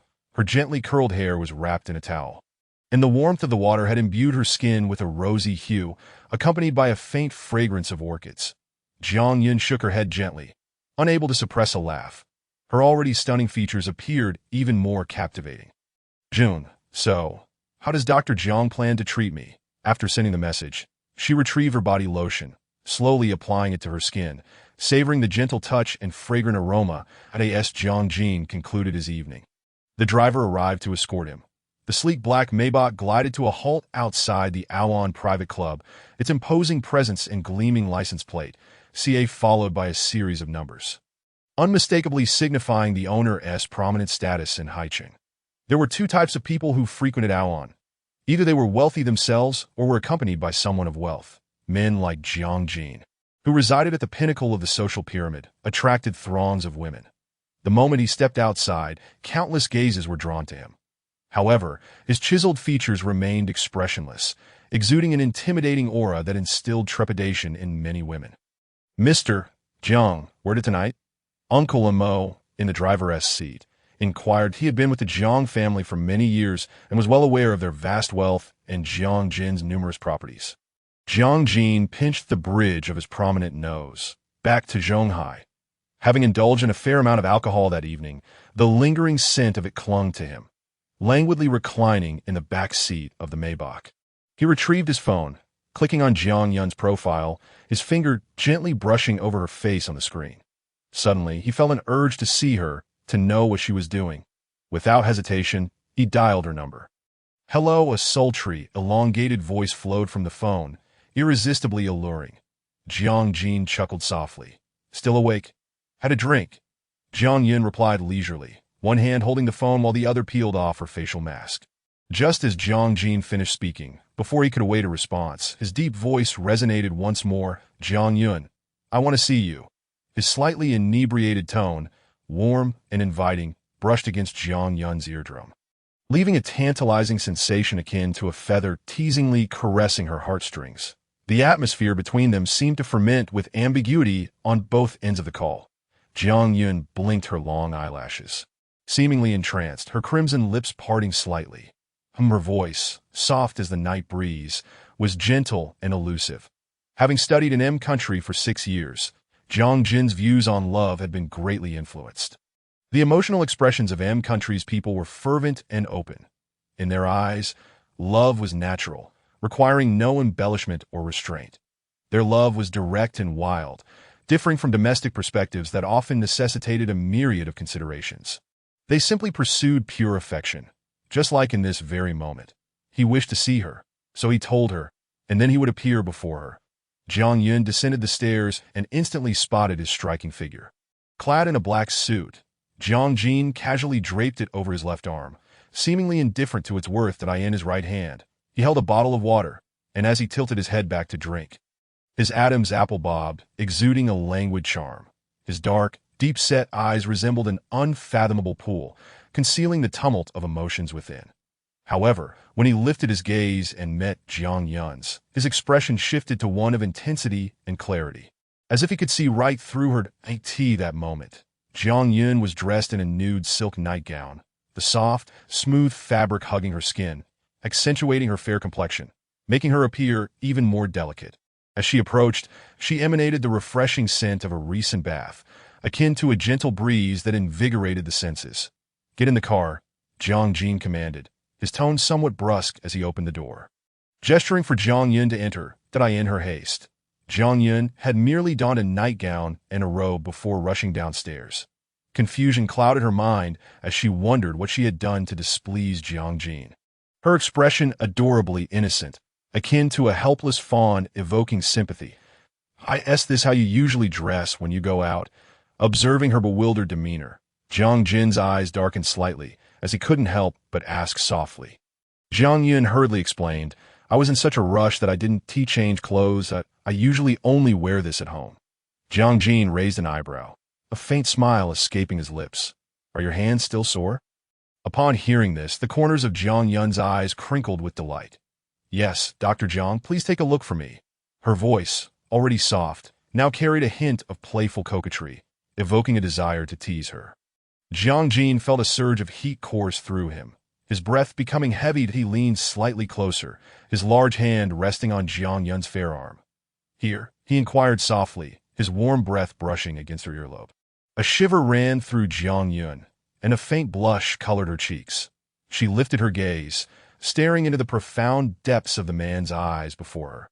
Her alluring gaze flickered with a hint of mischief. "Thank you, Dr. Jiang." She languidly reclined against the back seat, her silky long hair cascading behind her like wisps of mist. Stray strands of dark hair inadvertently entwined themselves with the man's crisp white shirt, creating an atmosphere of undeniable intimacy. Suddenly, Jiang Jin's breath hitched, and after a moment he exhaled softly, gradually beginning to knead and massage the woman beside him. Jiang Yun observed the man's earnest demeanor, unhurried and calm. His fingers pressed gently against her skin, eliciting an involuntary chuckle from her. She had merely spoken casually, yet he was so focused. "Has anyone ever told you that your serious expression is quite charming?" Jiang Yun teased. Jiang Jin paused his ministrations, his voice nonchalantly inquiring, "Does that include you?" Jiang Yun leaned closer, whispering of course. The warm breath caressed Jiang Jin's ear, sending delightful shivers down his spine. Jiang Jin gazed intently at her, noting her eyes, clear as water, fixed on him, full of allure, truly a vixen. With a strong yet gentle arm, he encircled Jiang Yun's waist, pressing her forward. "Is this how you wish to entice me?" he queried, his voice deep and steady, radiating the allure of a mature man. Jiang Yun felt a jolt along her waist, akin to a current coursing through her, and as he suddenly pulled her closer, her fingers instinctively grasped at the collar of his shirt. "Are you frightened?" he asked again, noticing her silence. "Frightened of what?" Jiang Yun steadied her heartbeat, feigning calmness in her response. "Frightened that I might devour you," he replied, not loosening his grip, lowering his gaze to the woman in his embrace, speaking slowly and deliberately. His voice was deep and sultry, akin to an electric pulse against Jiang Yun's eardrums, striking at her heartstrings. Chapter 12. Dr. Jiang. You bully me. Upon hearing his words, Jiang Yun trembled slightly. The nape of her neck, half hidden beneath her curls, suddenly flushed. She had not anticipated that this seemingly serious man would utter such risque remarks. Jiang Jin's strong arm remained firmly around her waist, rendering her immobile. The air was thick with the faint scent of his ebony cologne, mingling with the fresh aroma of the woman who had just bathed. Jiang Yun could distinctly hear the rapid thumping of her heart, and as she averted her gaze, she lapsed into silence. The man's low chuckle resonated above her, his large hand gently patting her back, as if to ease her tension. "Your heartbeat is remarkably quick." Jiang Yun glared at him, her unadorned face flushed with color. "Dr. Jiang, you are bullying me. You were the one who mentioned enticing me, and now this is considered bullying?" Jiang Jin raised an eyebrow, leisurely enjoying her reaction. Jiang Yun remained silent, letting out a soft huff, turning her head away from him. The man laughed lightly. "You initiated the notion of enticing me, and now you're denying it. Where is the fairness in that?" His tone was filled with affection. Now that the fish has come to you, Jiang Taigong, why not reel it in? Jiang Yun was amused, bursting into laughter. Who calls a girl Jiang Taigong? Jiang Jin observed the radiant woman before him. Is your hand not weary? Well, Dr. Jiang, you have cured it, Jiang Yun replied, her eyes sparkling with mirth as she gazed at him. The playful banter between them felt akin to the flirtation of an adult couple. Jiang Jin released her, his palm departing from her delicate waist as he resumed his composed demeanor. Let us go. I shall escort you home, Dr. Jiang. You could perform a Sichuan opera face-changing act. Jiang Yun giggled, covering her mouth as she exited the vehicle. The Zhonghai penthouse was situated in a bustling area of Haicheng, with one unit per floor, offering exclusive access. Jiang Jin followed closely behind the enchanting woman. Which floor do you reside on? The 22nd. Would you care to join me for a cup of tea? Dr. Jiang? She turned to glance back at him. Jiang Jin smiled. Miss Jiang, your hospitality is hard to refuse. I shall gladly oblige. The 22nd floor. Zhonghai Jiangyun glanced at the man standing at her door. I haven tea prepared, any men's slippers at home. So feel free to enter. Perhaps her words pleased him, as he paused, gazing at Jiang Yun, his features softening. Jiang Jin strode towards the Italian leather sofa in the living room, crossing his legs with an air of tranquility. As if he were the master of the house, the bar, Jiang Yun busied herself, her nude-colored nightgown hugging her slim waist, accentuating her alluring figure and long, fair legs that Jiang Jin felt slightly parched. The busy woman approached him with a glass of water. I've prepared lemon honey water for you. It should ease your discomfort. Perhaps due to the lingering effects of alcohol, the sight of her pouring water evoked a sense of homeliness within him. The thought flitted through his mind as he accepted the glass and downed its contents in one go. Setting the cup down firmly, he glanced at his watch and stood up. Your water has rejuvenated me. Miss Jiang, it's quite late, so I shall not intrude upon your rest any longer. Jiang Yun nodded slightly. If you enjoy it, I shall make it for you again next time. With a height difference of 20 centimeters. Jiang Jin could effortlessly pull her into his embrace. Lowering his gaze, he caught sight of the delicate neckline of her nightgown, revealing a hint of her fair skin that a heat surged within Jiang Jin. And he cleared his throat, suppressing a low hum of approval. Having said that, he took steady strides towards the exit, his long legs clad in tailored trousers. Assistant Lin, come in for a moment. Jiang Yun called for her assistant as she entered the office. A couple of knocks sounded at the door, revealing Lin Ning with a flattering smile. Miss, your humble servant has arrived. Jiang Yun chuckled in response. Your 5G connection is quite impressive. Please arrange a dinner with Miss Yi for me tonight. She spoke. She picked up the documents on her desk. Of course, Miss. Lin Ning replied cheerfully. Do you have a specific restaurant in mind? You can decide, Jiang Yun said, focusing intently on her jewelry designs. Completely oblivious to the passage of time. When she finally completed her final sketch and admired her work, she realized it was already dark outside. She stretched and moved her stiff neck just as her phone rang. Lin Ning was on the line. President Jiang, Ms. Ye's dinner is arranged for 7 o'clock at the French restaurant in the city center. All right, thank you, Jiang Yun said, hanging up as she adjusted her Chanel outfit in preparation for the evening. She hoped to establish a partnership with the Yi Group, which would significantly benefit her career advancement. Upon entering the restaurant, she located the reserved table where Ms.Yi was already seated, elegantly savoring her pre-dinner drink. Jiang Yun approached with a smile, extending her hand for a cordial greeting. Ms. Yi, thank you for your patience. Ms.Yi nodded, gesturing for her to sit. Welcome, designer Jiang. You must be hungry. Shall we see if we need to order more? Jiang Yun glanced at the dishes on the table. This is sufficient. You've ordered all my favorites. It seems our tastes align. The two engaged in lively conversation, gradually delving into the details of their potential collaboration. Just then, the waiter brought out the main course. Jiang Yun noticed Ms.Yi's gaze fixated on a beautifully plated steak, and she eagerly recommended, Ms. Yi, this steak is the restaurant's signature dish. Crispy on the outside, tender and juicy on the inside. You must try it. Ms.Yi smiled and nodded, prompting the waiter to place the steak before her.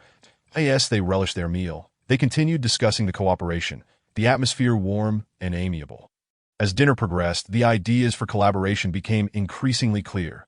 Ultimately, when the dessert was served, they successfully reached a preliminary agreement for their partnership. After bidding farewell to Ms. Yi, Jiang Yun prepared to leave when her phone rang. Little rascal, it's one thing not to see you while studying abroad, but now that you're back, I can't even catch a glimpse of you.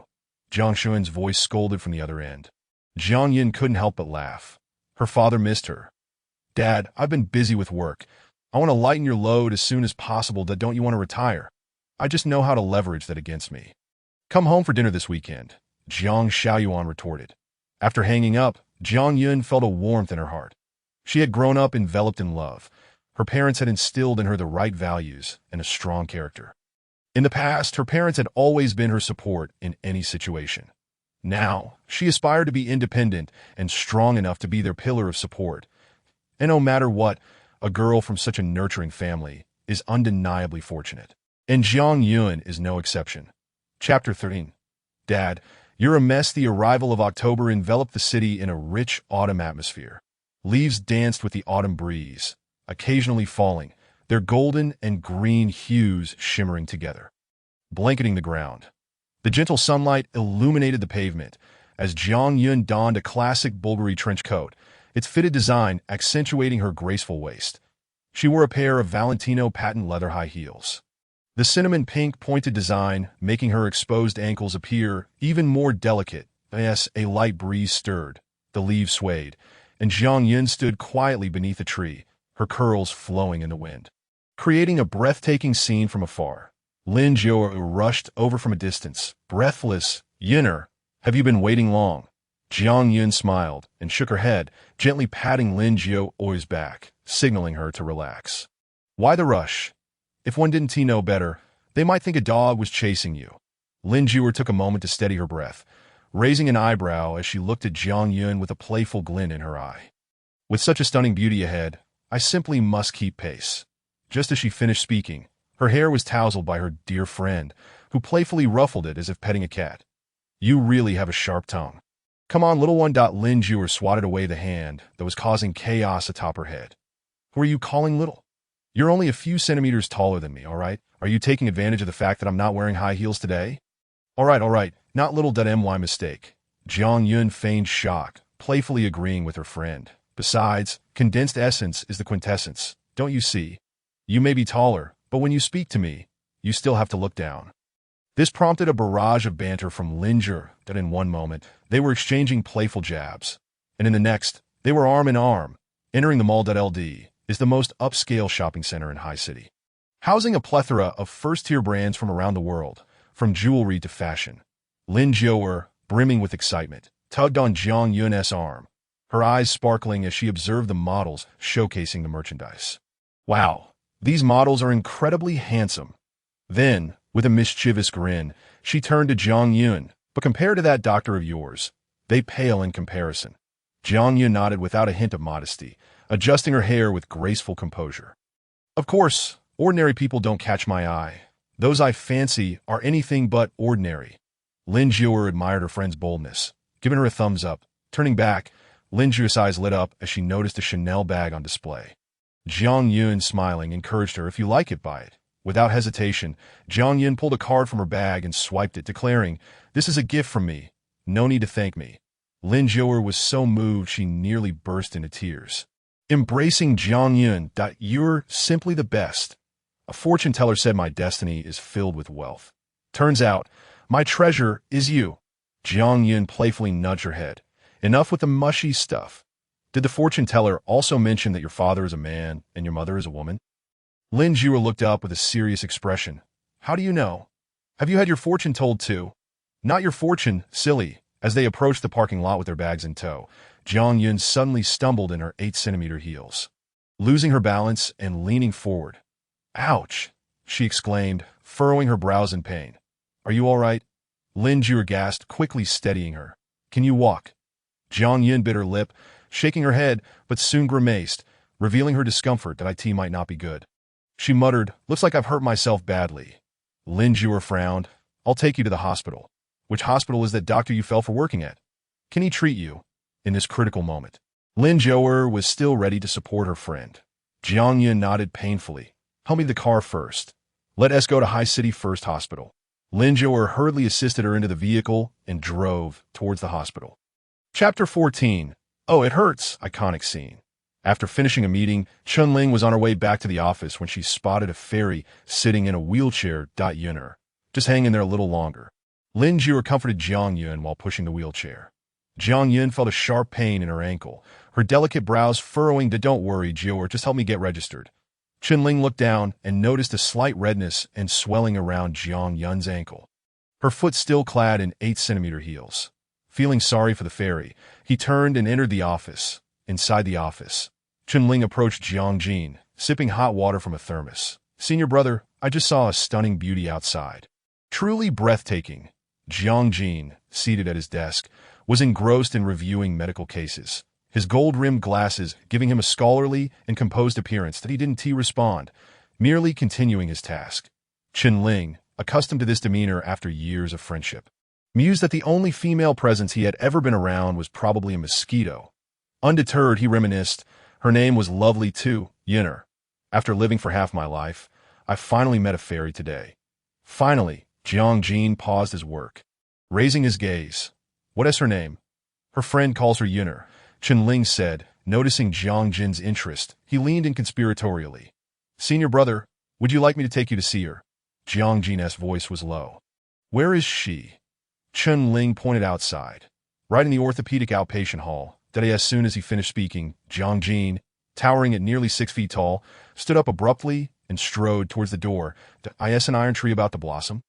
Ling was momentarily taken aback. It was rare to see Jiang Jin so unsettled. Jiang Jin was not prepared to encounter Jiang Yun at the hospital. When Ling mentioned her name, he assumed it was just a coincidence. However, upon hearing the Yun in her name, his body and actions became uncontrollable. As Lin Jiu was about to register, she spotted the man her best friend had been thinking about walking through the crowd. Clad in a white coat, his tall figure and piercing gaze, enhanced by his glasses, exuded an air of seriousness and restraint. Even with a mask covering his face, his strong features were unmistakable. Lin Jiu froze. Stammering, Yunner, look ahead. Jiang Yun, scrolling through her phone, replied dismissively, I'm looking ahead. Why are you stuttering? Just as she looked up from her phone, Jiang Jin approached, crouching before her. Where does it hurt? Jiang Yun blinked, quickly adopting a pitiful expression. Looking up at Jiang Jin.my ankle. Her delicate demeanor was utterly endearing. Lin Jiu watched silently from behind, internally praising, My dear friend, you're truly something. Let us head to the examination room, Jiang Jin said as he took over the wheelchair, pushing Jiang Yun towards the consultation room. Inside the orthopedic office, Jiang Jin sat down in a swivel chair. Let me see where it hurts. Hearing this, the young lady in the wheelchair gently kicked off her champagne-colored pointed heels, revealing her fair, delicate feet, accentuated by a nude pink nail polish. Jiang Yun slowly placed her leg over Jiang Jin's, casting a pleading look at him. Dr. Jiang, I think I twisted my ankle that it hurts so much. Jiang Jin furrowed his brows, rolling up the sleeves of his white coat to reveal strong, well-defined forearms. With a firm grip, he held her delicate ankle. I'll get you some ice to apply for 20 minutes. Don't massage it when you go home. He glanced at the shoes on the floor and added, and don't wear high heels for now. Jiang Yun felt his warm grasp around her ankle, her body stiffening slightly, feeling the heat radiating from his palm, unable to move. All right, I'll fetch you some ice, Jiang Jin said, gently placing her foot back down. Wait here, as he exited the examination room. He called the driver. Go buy a pair of women's slippers in size 37. Jiang Jin held Jiang Yun's ankle, applying the ice pack to the swollen area. Ice for 20 minutes, he said, looking at her. How will you get home? Jiang Yun opened her mouth to reply when her friend chimed in. Yunner, my brother just called, asking me to hurry back. The deal you think you can, Jiang Jin interrupted. Go ahead. I'll take her. Thank you, Dr. Jiang, Lin Jiu said, quickly grabbing her bag and leaving. Now, only the two of them remain in the room. I'll take you home, Jiang Jin stated matter-of-factly. They were close enough that Jiang Yun's slender leg rested on his strong thigh, alternating between the cold of the ice pack and the warmth of his palm. Being so near, she could catch the familiar scent of sandalwood, a unique masculine fragrance emanating from him. Jiang Yun felt her cheeks flush as she nodded. And Jiang Jin quietly stayed by her side. 20 minutes later, Jiang Jin removed the ice pack and softly asked, Does it still hurt? Jiang Yun tried to move her foot, finding the pain significantly lessened. It is much better, thank you, Dr. Jiang. Just then, the driver entered, carrying a pair of white plush slippers, which he handed to Jiang Jin. Jiang Jin stood up, kneeling before Jiang Yun to carefully slide the slippers onto her feet. "All right, let us see if you can walk." Jiang Jin's other arm gently patted her soft waist. Jiang Yun's cheeks flushed with warmth at the nape of her neck. "Then why don't you set me down?" Jiang Jin, his voice slightly hoarse, looked at her with a mischievous grin. "Not a chance. I'll hold on to you, and you can focus on your phone to Dr. Jiang Yu." Jiang Yun's face was ablaze, her eyes shimmering with a spring-like glimmer. As she playfully punched his sturdy chest in a huff, Jiang Jin chuckled teasingly. How ungrateful, saving Miss Jiang and still getting hit. Jiang Yun turned her head away, ignoring him, as she retrieved her access card from her bag and swiped it, sending the elevator directly to the 22nd floor. Jiang Jin leaned down to set her down, reminding her, "Don't forget to apply the medicine on time." Receiving the medication, Jiang Yun bid him farewell. Jiang Jin watched her enter her home until the door closed completely before turning to leave. Chapter 15. The orthopedic surgeon with remarkable stamina. After returning home, Jiang Yun's mind was flooded with images of Jiang Jin. He had carefully applied ice to her in the clinic, bent down to help her into her slippers downstairs, and effortlessly carried her upstairs with one arm. His various expressions, serious, teasing, lazy, and roguish, were etched in her memory. Just as she was lost in thought, Lin Ju's call broke her reverie. "Yuner, have you made it home? That orthopedic doctor must have seen you back, right?" Jiang Yun lazily leaned against the sofa. "He did. Just left." Lin Ju's teasing voice came from the other end. "That Dr. Jiang definitely has a thing for you. What man could resist such a breathtaking beauty? He has so many patients. He can't possibly escort each one home." Her close friend then added with a mock air of mystery, "But you do have great taste. Do you know what the advantage of an orthopedic doctor is?" Jiang Yun hugged her large Zingdalu plush toy. "What?" "Aside from treating your cervical and lumbar issues at home, orthopedic doctors have remarkable stamina, ensuring you feel invigorated every day." Her mischievous best friend chuckled. "Lin Jiao, where on earth did you hear all this?" Jiang Yun's fair complexion flushed pink as she playfully scolded. Lin Jiao couldn't help but laugh. "Calm down. This is just hearsay. Only by experiencing it yourself would you truly know." Meanwhile, Jiang Jin arrived at the hospital and immediately began preparing for surgery, scheduling 3 procedures for the afternoon. "Brother, where have you been?" Chen Ling began to gossip as soon as he saw him return. "Did you just meet a fairy?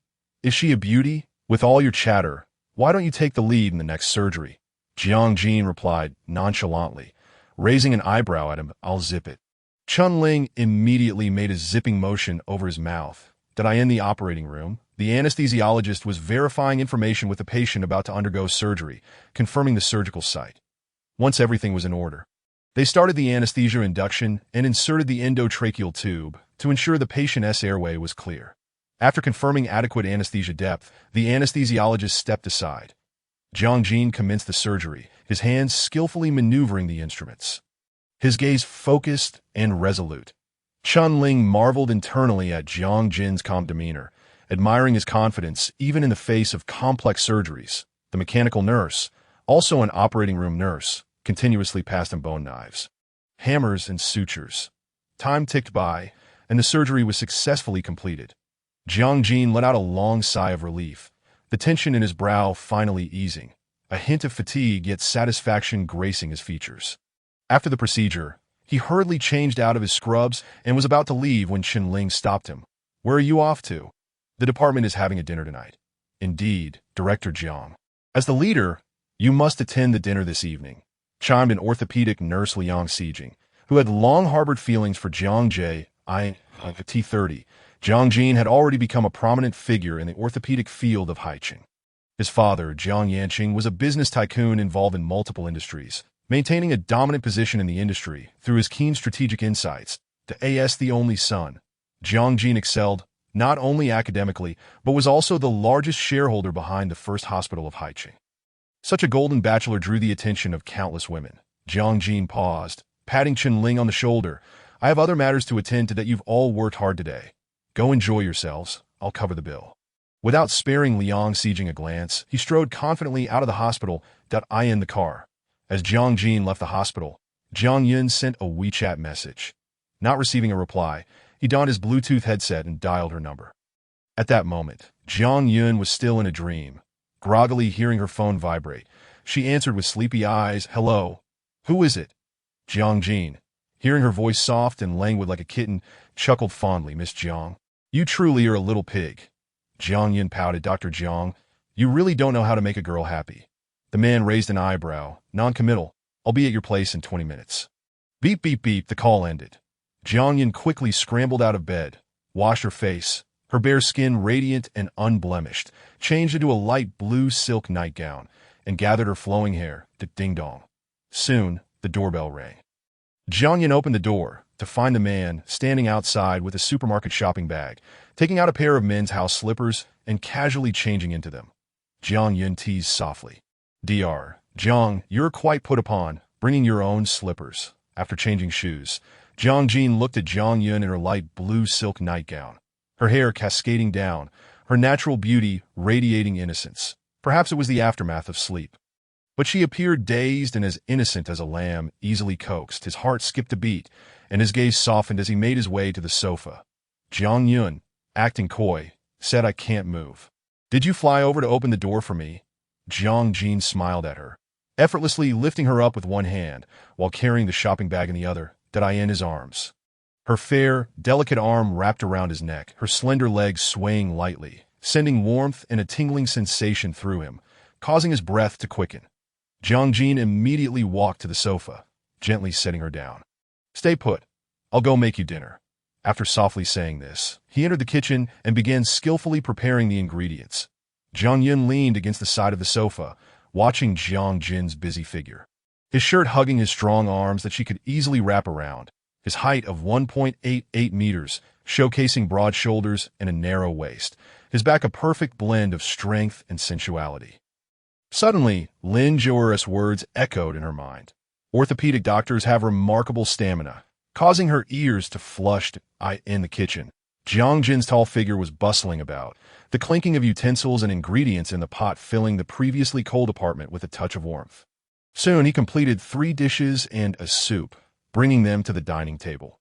"Come eat," Jiang Jin called to Jiang Yun, removing his apron. Jiang Yun approached the table and sat down, gazing at the beautifully presented dishes: scallion oil fish, sweet and sour ribs, tomato shrimp pasta, and chicken soup with morel and fish maw.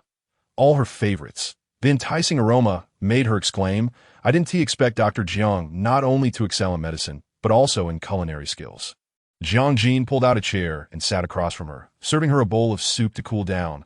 "The soup is too hot. Eat the dishes first and see how they taste." Jiang Yun picked up a piece of food with her chopsticks, savoring it before swallowing, her eyes lighting up. "Delicious." Receiving her praise, Jiang Jin smiled. "If you like it, eat more."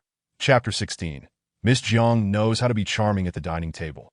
The man held a bowl in his left hand and chopsticks in his right, leisurely picking at the food, savoring each bite with grace. Sitting across from him, Jiang Yun felt a stirring in her heart as she observed him. She had initially thought that a wealthy heir like Jiang Jin would be accustomed to being served by others, only to discover he was a hidden gem of a man, noticing the subtle smile playing at the corners of her mouth. Jiang Jin took a sip of the soup he had prepared for her, finding the temperature just right. He pushed the bowl closer to her. "Finish your soup, Dado." Jiang Yun picked up the soup spoon, sipping delicately, appearing obedient to Dr. Jiang. "How are you so good at cooking?" As soon as the words escaped her lips, Jiang Yun couldn't help but hold her breath, her heart beginning to race tumultuously, akin to a startled fawn. Her palms clenched tightly. She straightened her back, feigning calmness. Lifting the bowl of chicken soup before her, she took a delicate sip before slowly and gracefully setting it down, appearing relaxed and at ease.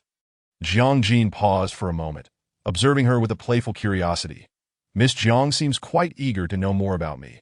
His voice was deep and resonant, imbued with an irresistible charm. His gaze was rife with teasing, as if he were playfully toying with her. The ambiguous atmosphere seemed to seep into the air with his words, spreading and fermenting like a fine wine. Feeling the intensity of his gaze, Jiang Yun tilted her face upward, unabashedly meeting his profound eyes. "Does Dr. Jiang wish for me to know?" Upon hearing this, Jiang Jin narrowed his eyes slightly. This woman was straightforward. He deliberately elongated his tone, letting out a low chuckle. "I'm not fond of Western women." This statement acted as a signal, causing Jiang Yun's heart to tighten, leaving her uncertain of how to respond. Yet in the next moment, Jiang Jin's gaze suddenly ignited with fervor. His eyes traveled slowly from her face down to her collarbone, as if seeking to penetrate her garments and glimpse the softest depths of her being. He lazily lifted his eyelids, enunciating each word, not sparing any praise. I tend to prefer women from Z country. This declaration ignited a fire within Jiang Yun's heart, leaving her cheeks flushed with a rosy hue as she averted her gaze. Unable to meet Jiang Jin's intense stare, the man's smoldering eyes seemed to carry an extreme allure, sending electric shivers through her, melting her resolve. Jiang Jin, you scoundrel! Feeling the weight of his gaze, Jiang Yun, in a fit of anger, glared at him with her captivating eyes, typically so enchanting. This provoked Jiang Jin to chuckle deeply. I'm here. Have you finally stopped calling me Dr. Jiang? Jiang Yun huffed, turning her face away, refusing to acknowledge him. There exists a saying among medical students. If one reaches 30 and encounters another 30-year-old single, neither married, it's highly likely both are in the medical field. Implicitly, he hinted at his lack of romantic entanglements during his time in M country. Upon hearing this, Jiang Yun laughed joyously, a delicate dimple appearing on her cheek. And no wonder others often say, encouraging someone to study medicine is akin to inviting disaster.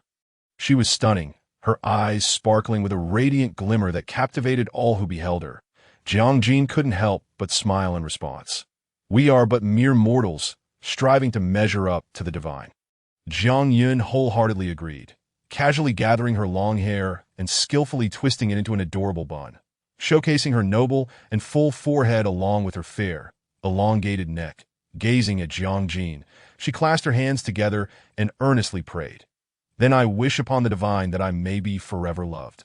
Jiang Jin raised an eyebrow, a glint of mischief flashing in his eyes, teasingly replying, Miss Jiang, if I recall correctly, your injury is not located in your head, is it? You rogue, Jiang Yun, suppressing the pain in her ankle, laboriously walked up to him, swinging her small fist to thump against his sturdy chest. The man grunted softly, his brow furrowed slightly, yet his expression revealed little pain. His palm swiftly enveloped her fist, gripping it tightly as if to completely dominate her strength. Then, with a sudden tug, he pulled her towards himself, causing the standing woman to lose her balance and land sideways upon his thigh. Jiang Jin gently pinched her delicate fingers, the corners of his mouth lifting in a teasing manner as he remarked, Is this all the strength you possess? Jiang Yun swayed her long legs, as smooth as snow, moving with the grace of a butterfly. Her voice was soft, almost melting the heart. In terms of strength, how could I possibly compete with Dr. Jiang? The deep, magnetic laughter from above resonated like glimmering stars in the night sky. Stirring her heart, did I find Miss Jiang to be quite adept at playing the coquette? Does Dr. Jiang enjoy that? Jiang Yun blinked playfully, a hint of mischief and allure dancing in her eyes. Her delicate figure was nestled snugly within his embrace, her soft, pale skin touching his firm chest. The warmth of their bodies pressed together sent a rush of heated blood coursing through her veins. Jiang Jin suddenly stiffened, feeling the change within his body, and with a firm pat on her lower back, he commanded, Sit properly. Jiang Yun slid off his lap and slowly made her way back to her seat. The man who had just been so composed suddenly became inexplicably perplexed. Jiang Jin regarded her, his voice dropping to a husky tone. Are you full? Jiang Yun nodded, her gaze sweeping over the array of dishes on the table as she flashed Jiang Jin a flirtatious smile. Dr. Jiang, I truly appreciate your efforts. Her words. The man raised an eyebrow slightly, his expression nonchalant as he replied that he had no intention of making the patient wash up. Jiang Jin stood from his seat, methodically clearing the dishes from the table. The kitchen was suffused with a subtle scent of lemon as he turned on the faucet, diligently washing each plate and pair of chopsticks, drying them before returning them to their rightful place. Meanwhile, Jiang Yun sat quietly on the soft carpet in the center of the living room, her eyes fixated on the television screen, her fingers gently maneuvering the remote control while her gaze occasionally drifted toward the kitchen. Chapter 17. An intrusive kiss. Once Jiang Jin emerged from the kitchen, having completed his tasks, he immediately spotted Jiang Yun sitting quietly on the carpet, draped in a long cashmere shawl, tightly hugging an adorable Star Dilu plush. At that moment, she appeared particularly languid, resembling a docile little cat. Noticing Jiang Jin's gaze upon her, Jiang Yun's lips curled into a sweet smile as she gently patted the empty space beside her, coaxingly saying, Dr. Jiang, come sit with me. However, Jiang Jin remained stationary, his attention fixed on Jiang Yun. Where did I place the medication I prescribed for you?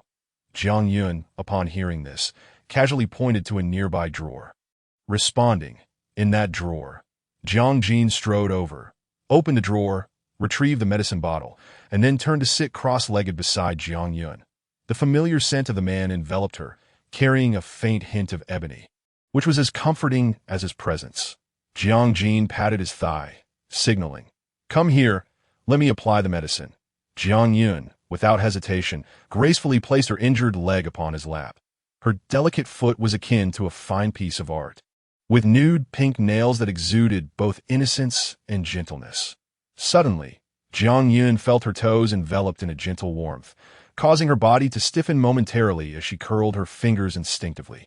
She lifted her gaze to find Jiang Jin's serious expression focused on her ankle that he meticulously examined the injured area, applying the medicine with care to the swollen spot.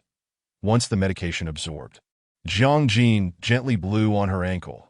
Cautious of even the slightest hint of discomfort, he tended to her with a silent, tender diligence, as if handling a precious treasure. Witnessing his actions stirred a warm flood of emotions within Jiang Yun. A profound sense of gratitude blossoming in her heart. To alleviate her emotions, perhaps in a teasing manner, she playfully wiggled her foot resting on his lap, softly pouting. "Dr. Jiang, please check my heart." Jiang Jin paused, puzzled, and looked at her. "Check your heart." Jiang Yun tilted her head, obediently humming. "Every time I face you, my heart races so fast. Please check my heart."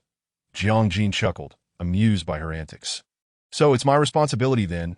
"Of course, Dr. Jiang. You must take responsibility." Her big, round eyes gazed at him with innocent allure, her unadorned face still as fair as snow, a pure beauty incarnate. The man smirked, his tone teasing. "Is that appropriate?" "Is it inappropriate? You are the doctor, and I am the patient. Helping the patient is part of your duties." "What could be inappropriate about that?" Jiang Yun's eyes sparkled mischievously, a playful challenge lurking within.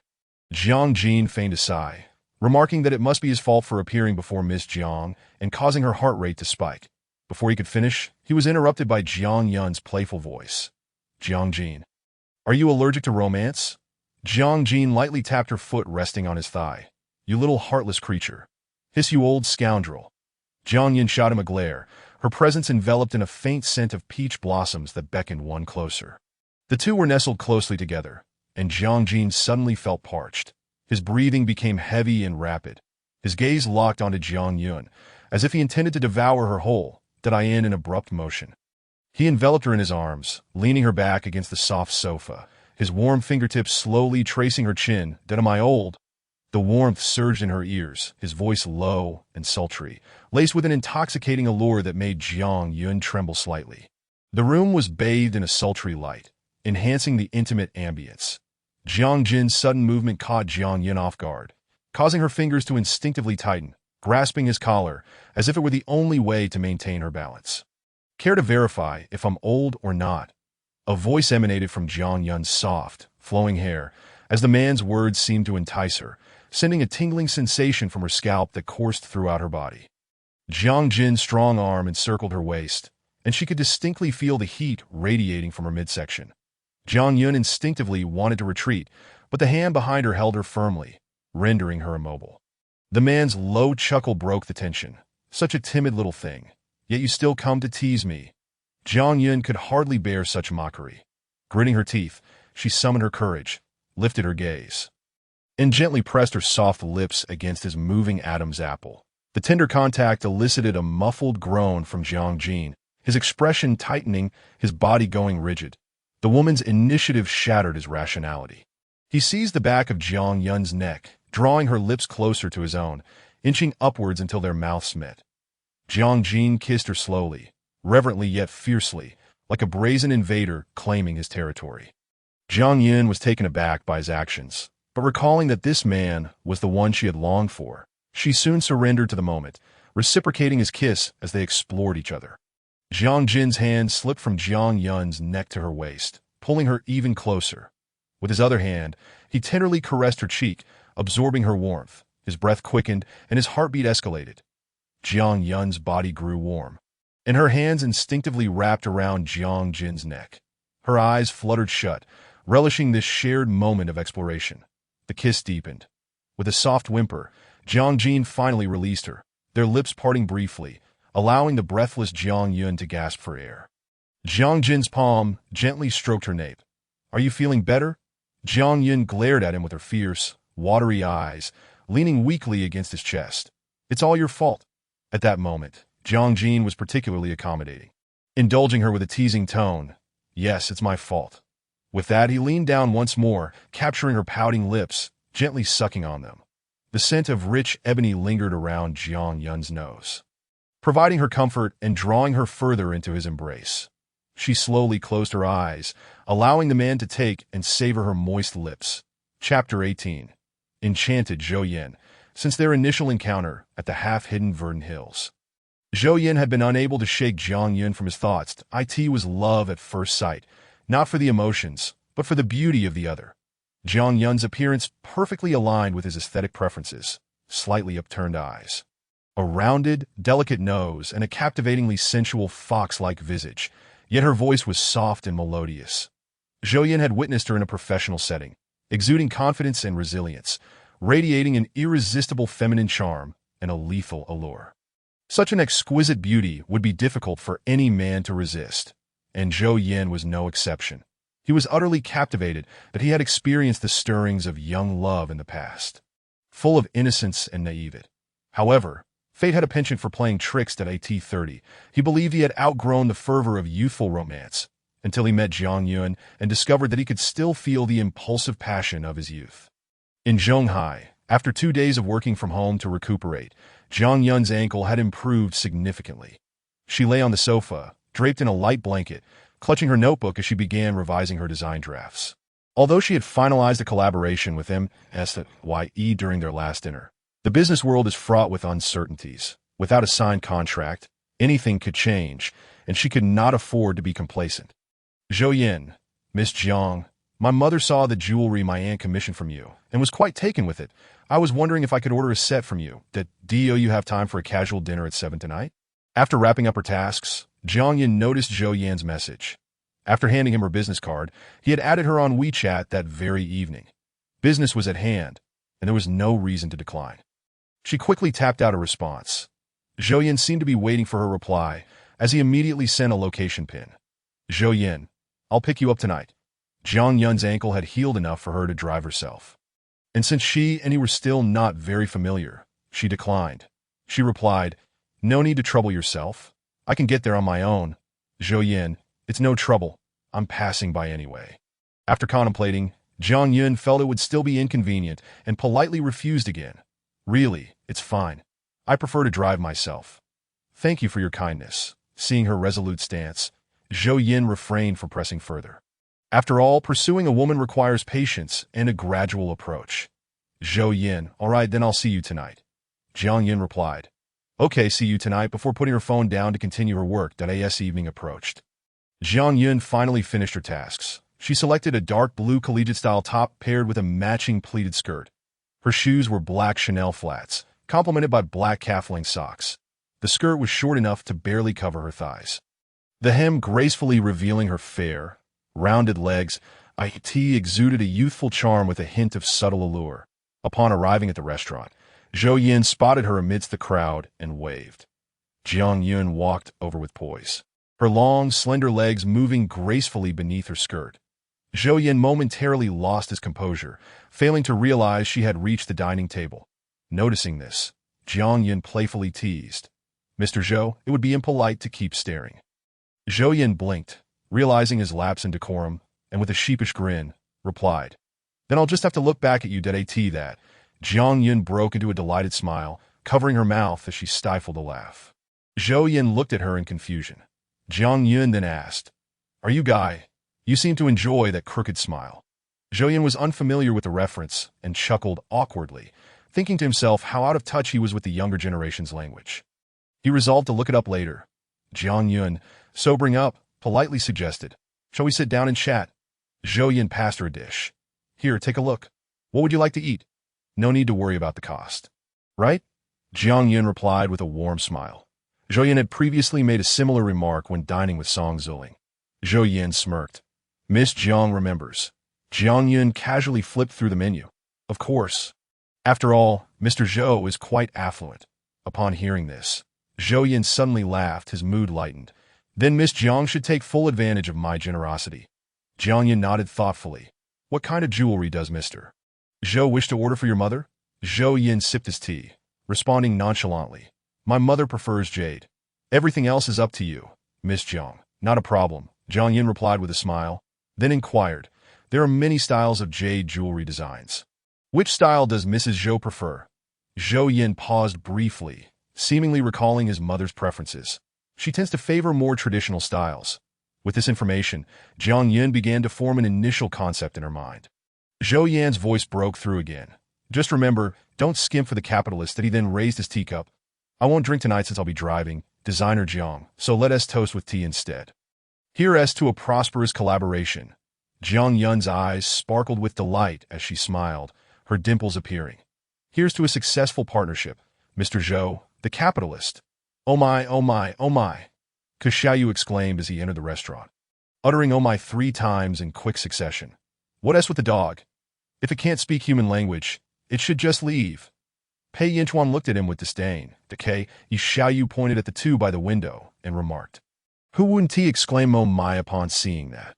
After a moment of surprise, Pei Yinchuan's eyes glimmered with amusement. Zhou Yin seems to be in a situation. Look, old Jiang, see? Jiang Jin turned to where Pei Yinchuan was pointing. Catching sight of Jiang Yin dining with Zhou Yin in his line of vision, Zhou Yan's gaze was soft and indulgent, occasionally leaning in to whisper sweet nothings to the woman across from him, whose eyes sparkled with warmth and a smile graced her lips. Jiang Jin squinted, his jaw clenched tightly. Just days prior, he had cooked for her, and now she was sharing a meal with another man. A shadow loomed over his heart, as if it were being pricked by a myriad of tiny needles, causing a sharp ache in his chest. Watching the two engrossed in conversation, he suddenly let out a derisive laugh, his expression dark and inscrutable. Pei Yinchuan noticed Jiang Jin's reaction and glanced back at the stunning woman by the window, faintly grasping the underlying tension. Let us switch restaurants, Pei Yinchuan suggested. Switch? Why? This is a great spot. And we can watch our buddy fall in love. Xiaoyu was the first to object. Then he scrutinized Jiang Yun. This designer Jiang is truly a beauty, rivaling any star, and no wonder Zhou Yin is so smitten. Pei Yinchuan lightly kicked Xiaoyu. When did you develop a voyeuristic tendency? You should really consider a career in paparazzi. That wasn't it you who was glued to the scene. If I'm the paparazzi, then you're the obsessed fan, brother. Don't laugh at me. Xiaoyu retorted, irked by the unexpected kick, that if you two aren't eating, just get out. Jiang Jin, who had remained silent until now, finally spoke, his thin lips parting slightly, and his gaze as cold as ice. Chapter 19. Brothers passing the dishes. You turned the table as soon as Jiang Jin finished speaking. He strode directly into the room. Pei Yinchuan and Xiaoyu exchanged glances and immediately fell silent, following closely behind him. The 4 gentlemen were super VIPs at this upscale club, and the V8 private room was their exclusive domain, reserved solely for their use. Zhou Yin was engaged in conversation with Jiang Yun when he inadvertently caught sight of the 3 of them heading towards the private room. He promptly rose, offering a slightly apologetic smile to Jiang Yun. I see a few friends. I'll go greet them and excuse myself for a moment. Jiang Yun returned a warm smile. No worries. Go ahead. Meanwhile, Xiaoyu raised his eyebrows in mild surprise as Zhou Yin approached, teasingly remarking, Why leave a beautiful lady to come find us men? Zhou Yin chuckled at his words, glancing at him. Pei Yinchuan, and the taciturn Jiang Jin, casually responding, Why didn't you greet me when I arrived? Jiang Jin maintained his indifferent demeanor, remaining silent. Pei Yinchuan, after casting a sidelong glance at Jiang Jin, wore a deepening smile and looked at Zhou Yin with interest, suggesting, Seeing you busy, we didn't want to interrupt. We're planning ahead in the V8. Would you like to invite Miss Jiang to join us? I'll ask her, Zhou Yin replied, casting a gentle glance towards Jiang Yun, who was seated by the window, intently gazing outside, occasionally lifting her teacup to savor some oolong tea, exuding tranquility and serenity. As Zhou Yin returned to his seat, he quietly inquired about her wishes. Upon hearing his question, Jiang Yin followed his gaze, and immediately spotted Jiang. Today, he was not wearing his usual gold-rimmed glasses, but was clad in a black Nkei sweatshirt, shedding some of his usual aloofness for a touch of youthful vigor and gentleness. This attire complemented her own style perfectly. Jiang Yun's red lips curled into a smile. All right. Inside the V8 private room, Jiang lounged back in his chair, lazily holding an unlit cigar between his long fingers. While the other hand casually scrolled through his phone, Tio lightened the mood. Pei Yinchuan decided to poke fun at Xiaoyu. Hey, where did you get that gold chain? You can't buy this. It is a custom piece, and there is only one. Xiaoyu replied with a cheeky grin. That's so? Pei Yinchuan smirked, teasing, I hope it's not magnetic. Jiang Yun couldn't help but chuckle. Then turned to Xiaoyu with an apologetic look. I'm sorry, Xiao. I just couldn't hold it. I ended no worries, Xiaoyu replied, his eyes glimmering with a lazy smile. A beautiful girl's laughter is priceless. Jiang Yun ordered a peach milkshake, and as soon as the waitress brought it, Zhou Yin took it with one hand and placed it gently in front of her, his expression warm and tender. They usually act this way. Afterward, he intended to serve her some golden phoenix shrimp, but just as his chopsticks descended on the dish, the table was abruptly turned. Zhou Yan's hand froze mid-air, and he looked up in astonishment at the person rotating the table. There sat Jiang, expressionless, as he picked up the dish and leisurely began to eat. Pei Yinchuan raised his eyebrows, casting a meaningful glance at Jiang. What a good brother. Brothers passing the dishes. You turn the table. Seeing this, Jiang Yin couldn't help but chuckle lightly, saying softly, Mr. Zhou, I can manage on my own. Her delicate fingers gently swiveled the dish in front of Jiang towards her side, gracefully picking up the shrimp tail with calm composure. Jiang Yun lifted her gaze, slightly tilting her head, her eyes sparkling with the unique mischief of a young woman, playfully challenging and proudly looking at the man in the main seat. Delicious. The man at the head of the table maintained his indifferent demeanor, lifting a cup of steaming tea, the swirling mist around the rim obscuring his face. He showed no emotion, appearing as though he were a detached observer. Zhou Yin, relieved that Jiang Yun did not take issue with his good brother, sighed in relief, dismissing any other thoughts, assuming Jiang simply wished to sample that particular dish. The club was a fusion of dining and entertainment. After the meal, a waitress brought in a box, opening it to reveal a bottle of French Loup Boucherie wine, uncorking it to aerate.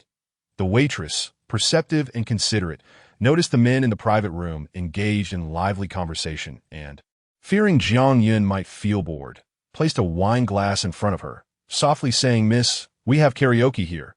If you'd like to choose a song, just let me know. Zhou Yin glanced at Jiang Yun and smiled warmly. I've yet to hear designer Jiang sing. I wonder if I'll have the honor today.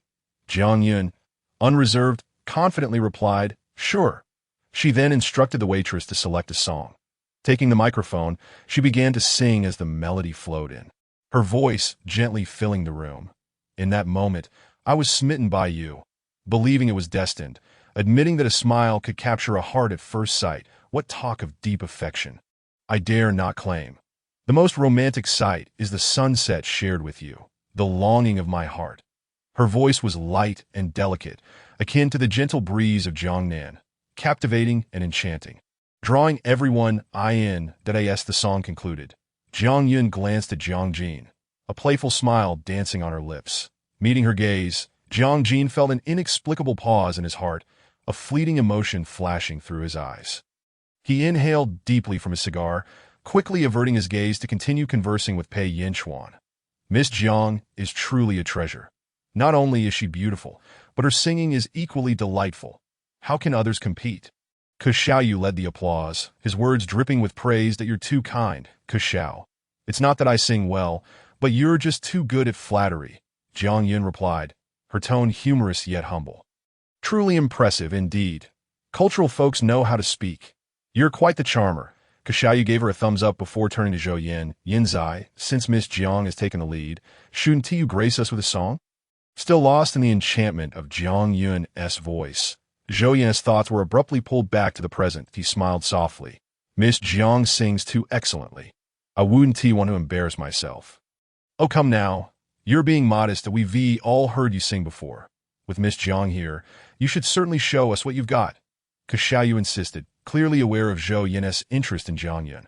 Pei Yinchuan furrowed his brow, casting a sideways glance at Zhou Yin. It's like the saying goes, 500 strong, split into halves, a play on words. Since the invitation is so heartfelt, I suppose I shall sing a song. Zhou Yin said, summoning the waitress to select a song by Eason Chan titled 10 Years. The prelude began and Zhou Yin prepared to sing. The music was suddenly cut off. Pei Yinchuan shot a glance at the man sitting beside him, finally understanding Jiang Jin's cunning nature. Brothers passing the dishes, you turn the table. Brothers singing, you cut the song. What fortunate brothers to have. Chapter 20. The peacock spreads its tail. The abrupt silence of the music caused Zhou Yin's brow to furrow slightly. He was typically of good temperament, especially in such settings, and even when displeased, he could adeptly conceal his emotions. Accidentally bumping into you. Please continue, Jiang Jin remarked coolly, his expression calm and impassive, as if he had genuinely made a mistake. This was the second time today. Men of their stature tended to be astute. Zhou Yin was no fool. He could sense that Jiang Jin was behaving unusually today. With a refined smile, Zhou Yin sought to defuse the situation. Then it seems you've hit the nail on the head. It appears that Jin is considerate enough to know my throat is uncomfortable and is helping me out. That he always maintained his composure, effortlessly exuding an air of elegance and gentlemanliness in both work and personal matters. Jiang Jin's eyes curved slightly, his fingers tapping lightly on the table, a half-smile gracing his lips. If your throat is uncomfortable, you should drink more water and speak less. How about I sing for you? Pei Yinchuan nearly choked on his, yet he maintained an air of composure, as if merely inquiring casually this evening. Upon hearing your song, it was akin to listening to celestial melodies, momentarily illuminating my ears.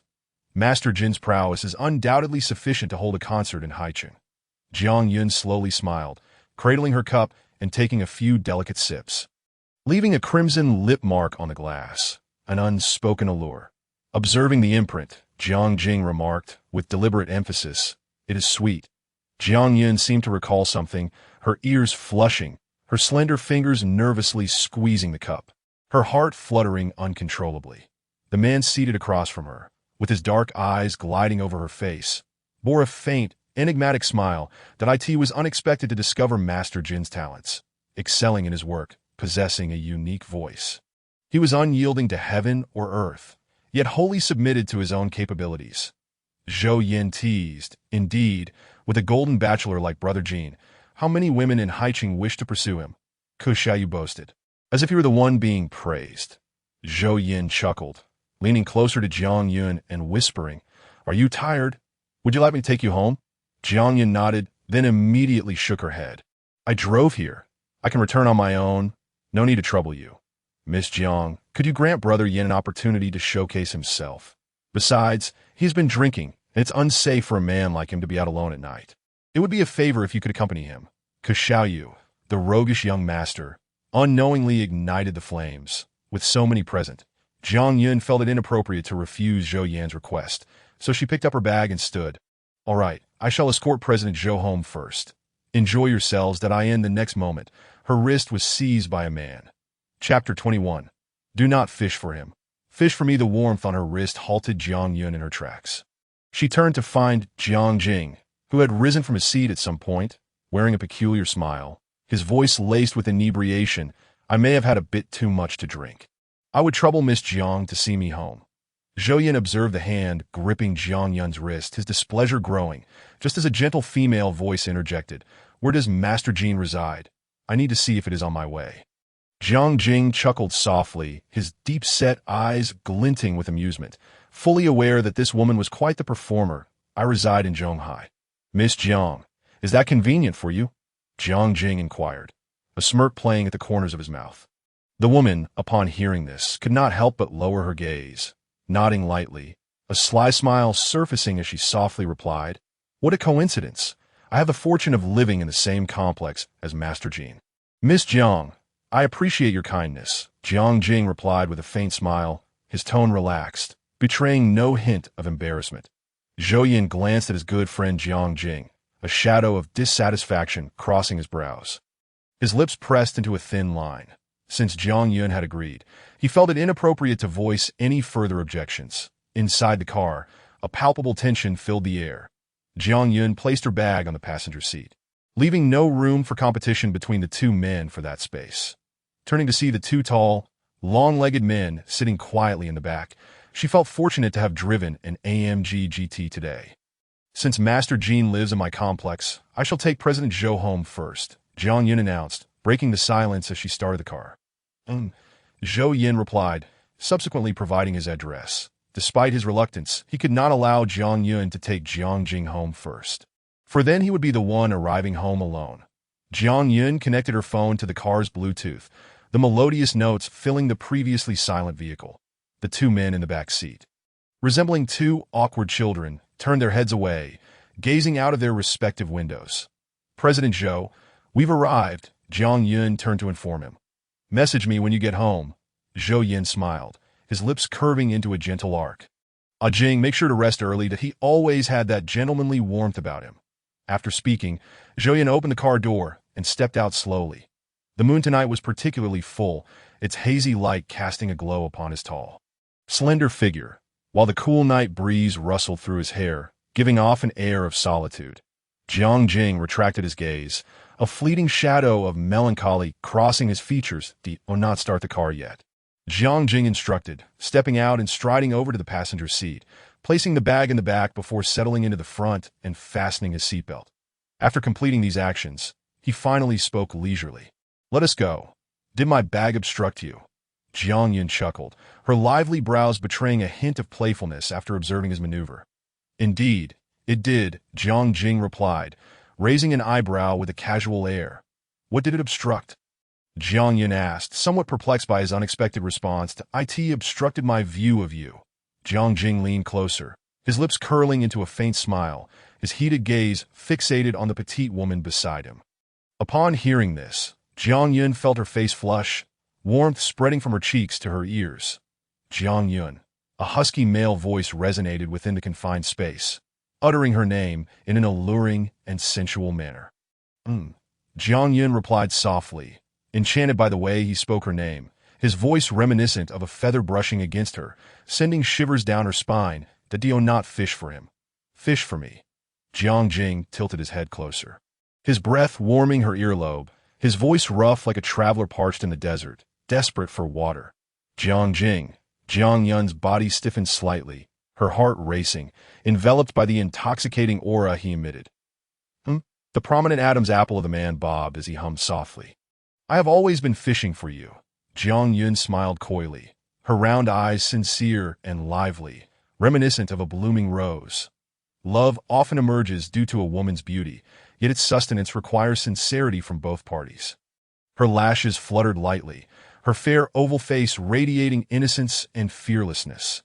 Amichum, I can only fish for you. The tenderness in Jiang Jing's eyes threatened to overflow, having never witnessed this side of him. Should this scene be observed by his friends, they would undoubtedly tease him, for even the most steadfast of trees eventually bloom. And you? She murmured, playfully pouting at him. I shall only fish for you. Jiang Jing raised his hand to gently caress the back of her head, tenderly ruffling Jiang Yun's long hair. Chapter 22. Blame me for being too forceful beneath the dim light. Jiang Yun watched as the man slowly drew near, the crisp scent of ebony wafting closer. She tilted her head slightly, pursing her red lips, and gradually closed her eyes.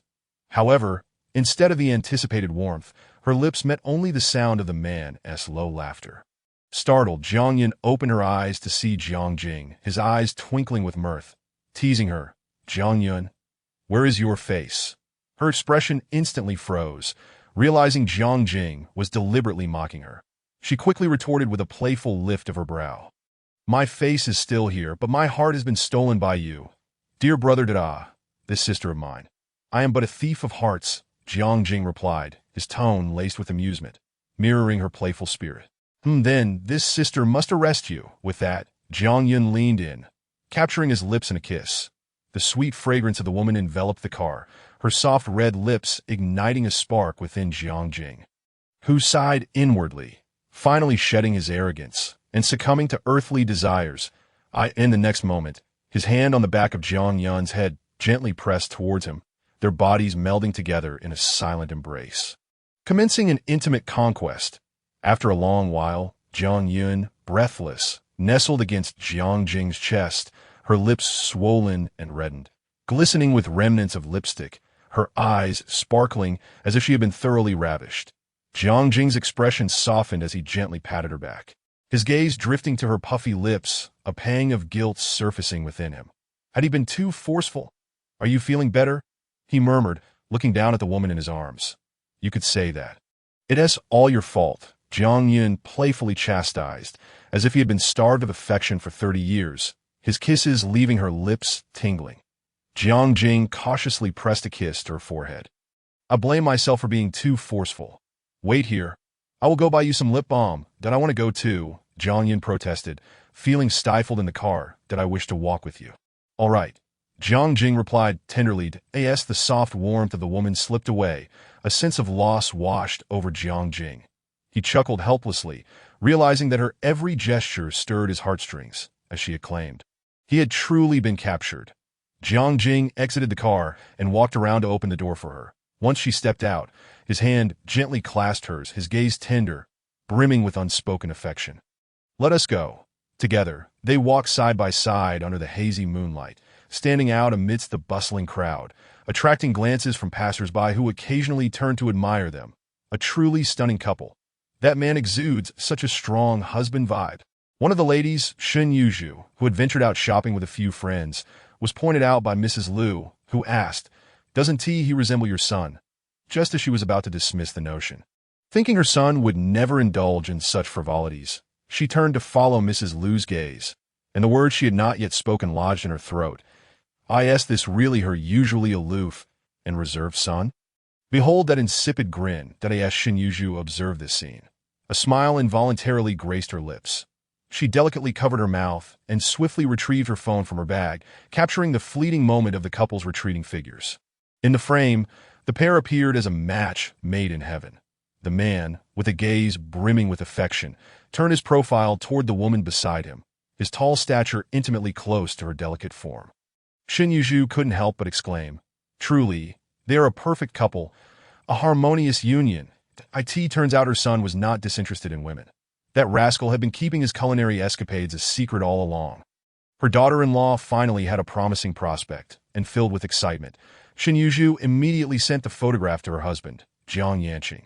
With a beaming smile, she turned to the other ladies and suggested, "Let us not intrude upon the young couple. Instead, let's find a comfortable spot to relax and perhaps indulge in a spa treatment. Today, I shall treat you all." Witnessing Shun Yuzhu's delight, the other ladies began to shower her with compliments and well wishes. Mrs. Liu sincerely remarked, "This young lady is truly enchanting. How fortunate Jiang is." At that moment, another lady inquired curiously, "That girl indeed possesses a remarkable charm. I wonder which esteemed family in Haicheng she hails from." Shun Yuzhu smiled gently, ready to defend her future daughter-in-law. "No matter the family, as long as she is favored by my son, I shall wholeheartedly approve." Chapter 23. Accompany me with a boyfriend. After purchasing the lip balm, Jiang Jing escorted her home. This was Jiang Yun's first visit to his residence, which was predominantly adorned in shades of black and gray. A massive crystal chandelier, elegantly simplistic, hung from the ceiling, exuding a sense of understated luxury. Much like the man himself, low-key yet exquisite. In the living room, an imported custom coffee table rested upon a black carpet, adorned with several medical texts. Jiang Yun displayed a satisfied smile. The Italian light luxury style revealed the man's discerning taste. "Please make yourself comfortable," Jiang Jing said as he emerged from the kitchen, holding a bag filled with ice. Jiang Yun nodded obediently and settled onto the sofa. Jiang Jing knelt before her, gently placing the ice pack against her lips. "Does it still hurt?" His eyes were filled with concern. Jiang Yun, with a hint of mischief and teasing in her gaze, replied, "Oh, it hurts quite a bit, Dr. Jiang. You haven't healed me yet, so you must take responsibility." "And how should I be responsible?" Jiang Jing removed the ice pack and regarded her with a calm demeanor. "Doctors are indeed liable for their patients' ailments." Jiang Yun playfully elongated her words, wearing a mischievous smile. Jiang Jing responded with a teasing drawl, "What compensation does Miss Jiang desire?" With a sly grin, Jiang Yun beckoned him closer with her finger, hinting that she had something to whisper. Jiang Jing placed the ice pack on the coffee table and leaned toward her. feeling the warmth of her breath near his ear, that I want a boyfriend. Each word was pronounced with care, her voice like a gentle sea breeze brushing against his ear, akin to soft waves lapping at his heart. As Jiang Yun spoke, her face radiated joy, her eyes sparkling and clear. The usually composed Jiang Jing found his breath quickening, and he inhaled deeply, striving to suppress the fluttering in his heart. Jiang Yun. The rest should be articulated by a man that a formal relationship requires an appropriate setting. It is my responsibility towards you that a serious romance is not one that begins hastily and ends carelessly. The next moment, Jiang Yun found herself enveloped in a broad embrace, the scent of his dark wood fragrance enveloping her. Nestled against Jiang Jing's chest, Jiang Yun inhaled the familiar aroma of the man, her slender fingers tracing circles on his torso. "All right, but you must tell me." Jiang Jing captured the hand that was igniting his senses, bestowing a reverent kiss upon it.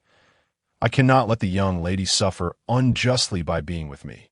That would be utterly unmanly to us. Oh, it seems Dr. Jiang is quite the man." The woman in his embrace teased, her laughter blooming like flowers. Jiang Jing squinted, an inscrutable glint in his eyes, radiating an increasingly dominant aura. "You will come to understand." The succinct yet powerful 5 words seemed to harbor a wildness that made Jiang Yun's heart race. "Still provoking me." Observing the woman blushing profusely, Jiang Jing chuckled softly. The intimate atmosphere was abruptly interrupted by the ringing of his phone. Jiang Jing answered without even glancing at the screen, abruptly ending the call. The phone, seemingly patient, rang again the moment he hung up. Jiang Jing picked up, his brow furrowing in annoyance. "Who is it?" "Your mother," came the exasperated voice of Shun Yuzhu from the other end, that if it weren't for the rare appearance of a girl by his side, she would have berated him soundly upon recognizing the voice. Jiang Jing replied, "Sister Shun, what brings you here?" Shun Yuzhu, upon hearing Jiang Jing's address, felt a headache coming on. "How dare you be so familiar? Were you calling me?" Jiang Jing chuckled. "Who was it that insisted on calling me mom when you took me out as a child? You said I should call you sister when in public. Now you take issue with Sister Shin?" As he spoke, he could feel the woman in his arms trembling with laughter. Shin Yuzhu cleared her throat, attempting to ignore his teasing. "Have you been dating recently?" Jiang Jing was taken aback. "Where did you hear that from? Have you had someone tailing me?" "Phew," Shun Yuzhu sighed in relief, finally feeling assured that a girl had entered his life. Otherwise, she would have worried he might spend his days with those who wield tools. Jiang Jing face-bombed. "Sister Shun, if you continue speaking like this, you might scare her away." Hearing this, Shin Yuzhu hurriedly ended the call. Her son had finally found a girlfriend, and she didn't want to ruin it. Before hanging up, she reminded him to take the relationship seriously and treat the girl well. Nowadays, it was not easy to find a girlfriend, so he shouldn't act like a wooden fish. Looking at the disconnected call, Jiang Jing shook his head helplessly. His mother was truly a force to be reckoned with. He glanced down at the woman in his arms, who was smiling brightly, and couldn't help but grin back. "Feel free to laugh. Don't hold it, is your mother always this humorous?" Jiang Yun asked, rising to sit on the sofa, her beautiful eyes sparkling with joy. "You'll find out soon enough." Jiang Jing retrieved the lip balm from the tote bag, unwrapping it before offering it to Jiang Yun. "You apply it for me." Jiang Yun feigned a spoiled tone, meeting his gaze but not accepting the bag. "Then come here." Jiang Jing patted his thigh indulgently. No seemingly recalling something, she rejected him again, a rosy hue blooming on her fair cheeks. "What are you thinking?" Jiang Jing gently ruffled her hair, pulling the delicate woman into his embrace. Leaning down, he whispered in her ear. Jiang Yun froze, taken aback by his audacious words. Her face burned even hotter. Chapter 24. Do not tease the young man. "You appear so virtuous, yet your words are quite outrageous," Jiang Yun admonished, tilting her flushed face upward. Her voice was soft, even when expressing her irritation, imbued with a charming allure. The blushing Jiang Yun, playfully pouting, stood in stark contrast to her assertive demeanor at work, where she was decisive, strong, and independent, a powerful woman. She did not wish to be a mere vine clinging to a tree, but aspired to be the vine that entwined the grand tree. However, when it came to Jiang Jing, she exhibited a delicate softness. Jiang Yun understood clearly. Her strong persona was reserved for her career, while her tender side was reserved for love. "How else could I have a girlfriend?" Jiang Jing opened the lip balm, gently applying it to Jiang Yun's lips. Instantly, Her previously chapped lips gleamed with a lustrous hue, resembling exquisite red agate, inviting curiosity. How bold. I am not your girlfriend at the moment. Jiang Yun chuckled, a teasing glint in her eyes that I never said you were. Jiang Jing gazed at her. A charming smile gracing his lips, he reached out, gently ruffling her hair, as if soothing an irked kitten. Time was slipping away. He stood, his tall figure casting a shadow over her, and he took her small hand in his, gently saying, "Come, let me take you home." Upon entering, Jiang Yun spotted Yi Yanhua bending over to tidy the sofa. And she quietly approached, tapping her shoulder. "Mom." Startled, Yi Yanhua turned to see Jiang Yun, her heart racing to, "Oh my goodness, you nearly scared the life out of me." Jiang Yun chuckled softly. "Mom, why didn't you tell me you were here? Have you been waiting long? If you weren't going to show me, I had no choice but to come check on you myself." Yi Yanhua hurried to the dining table, pouring the soup from the thermos into a bowl. "This is the fish maw and pork rib soup I made for you. Hurry and drink it. I simmered it for hours." Jiang Yun settled into a chair, sipping the warm soup slowly, a wave of comfort washing over her. This was the only dish her mother could cook, a familiar warmth that enveloped her, a reminder of home. However, every time Jiang Yun observed other children's mothers preparing meals for their little ones, she couldn't help but feel a twinge of envy. Noticing the longing in her daughter's eyes, the ever-inept in the kitchen, Ms. Yi decided to embark on the culinary journey. Alas, her lack of talent was evident. Her first attempts often resulted in either an overabundance of spices or insufficient water. Yet undeterred, Ms. Yi persevered, brewing soup time and again. Once, twice, thrice. With time, her efforts bore fruit, and the soup she produced became deliciously savory. This dish, savored from childhood to adulthood, was imbued with the essence of maternal love. Jiang Yun's eyes turned into crescent moons as she playfully cooed to Ms. Yi, "Mom, your soup is the most delectable in the world. You do have a way with words. Sip slowly, and once you finish, I'll serve you more." Ms. Yi feigned annoyance, though her eyes sparkled with boundless affection. "What happened to your mouth?" Ms. Yi furrowed her brow at Jiang Yun's swollen lips. Jiang Yun, leisurely enjoying her exquisite soup, blurted out, "I got bitten by a dog. Was this dog about 1.80 meters tall?" Ms. Yi teased, her smile betraying her amusement at her daughter's lack of seriousness. Jiang Yun nearly choked on her soup, wondering if Ms. Yi had discovered something. Maintaining a facade of calm, she replied with feigned confusion, "Can a dog that tall really bite your mouth?" Ms. Yi raised her elegant eyebrows. "Ha ha ha, Mom, you are truly humorous." Jiang Yun chuckled, her eyes gleaming with mischief. "This big dog is not only 1.80 meters, but also has abs." Ms. Yi, worried that her daughter might be teasing someone, urged, "Yin'er, tell me, have you started dating?" "Mom, do you wish for me to?" Jiang Yun retorted. Yi was momentarily taken aback, struggling for words, then sighed. "What are you saying? Why would I wish for you to date?" She then spoke earnestly. "Yin'er, you are 24, in the prime of your youth, that I wholeheartedly support you in pursuing a healthy relationship and reveling in the joys and simplicities of love.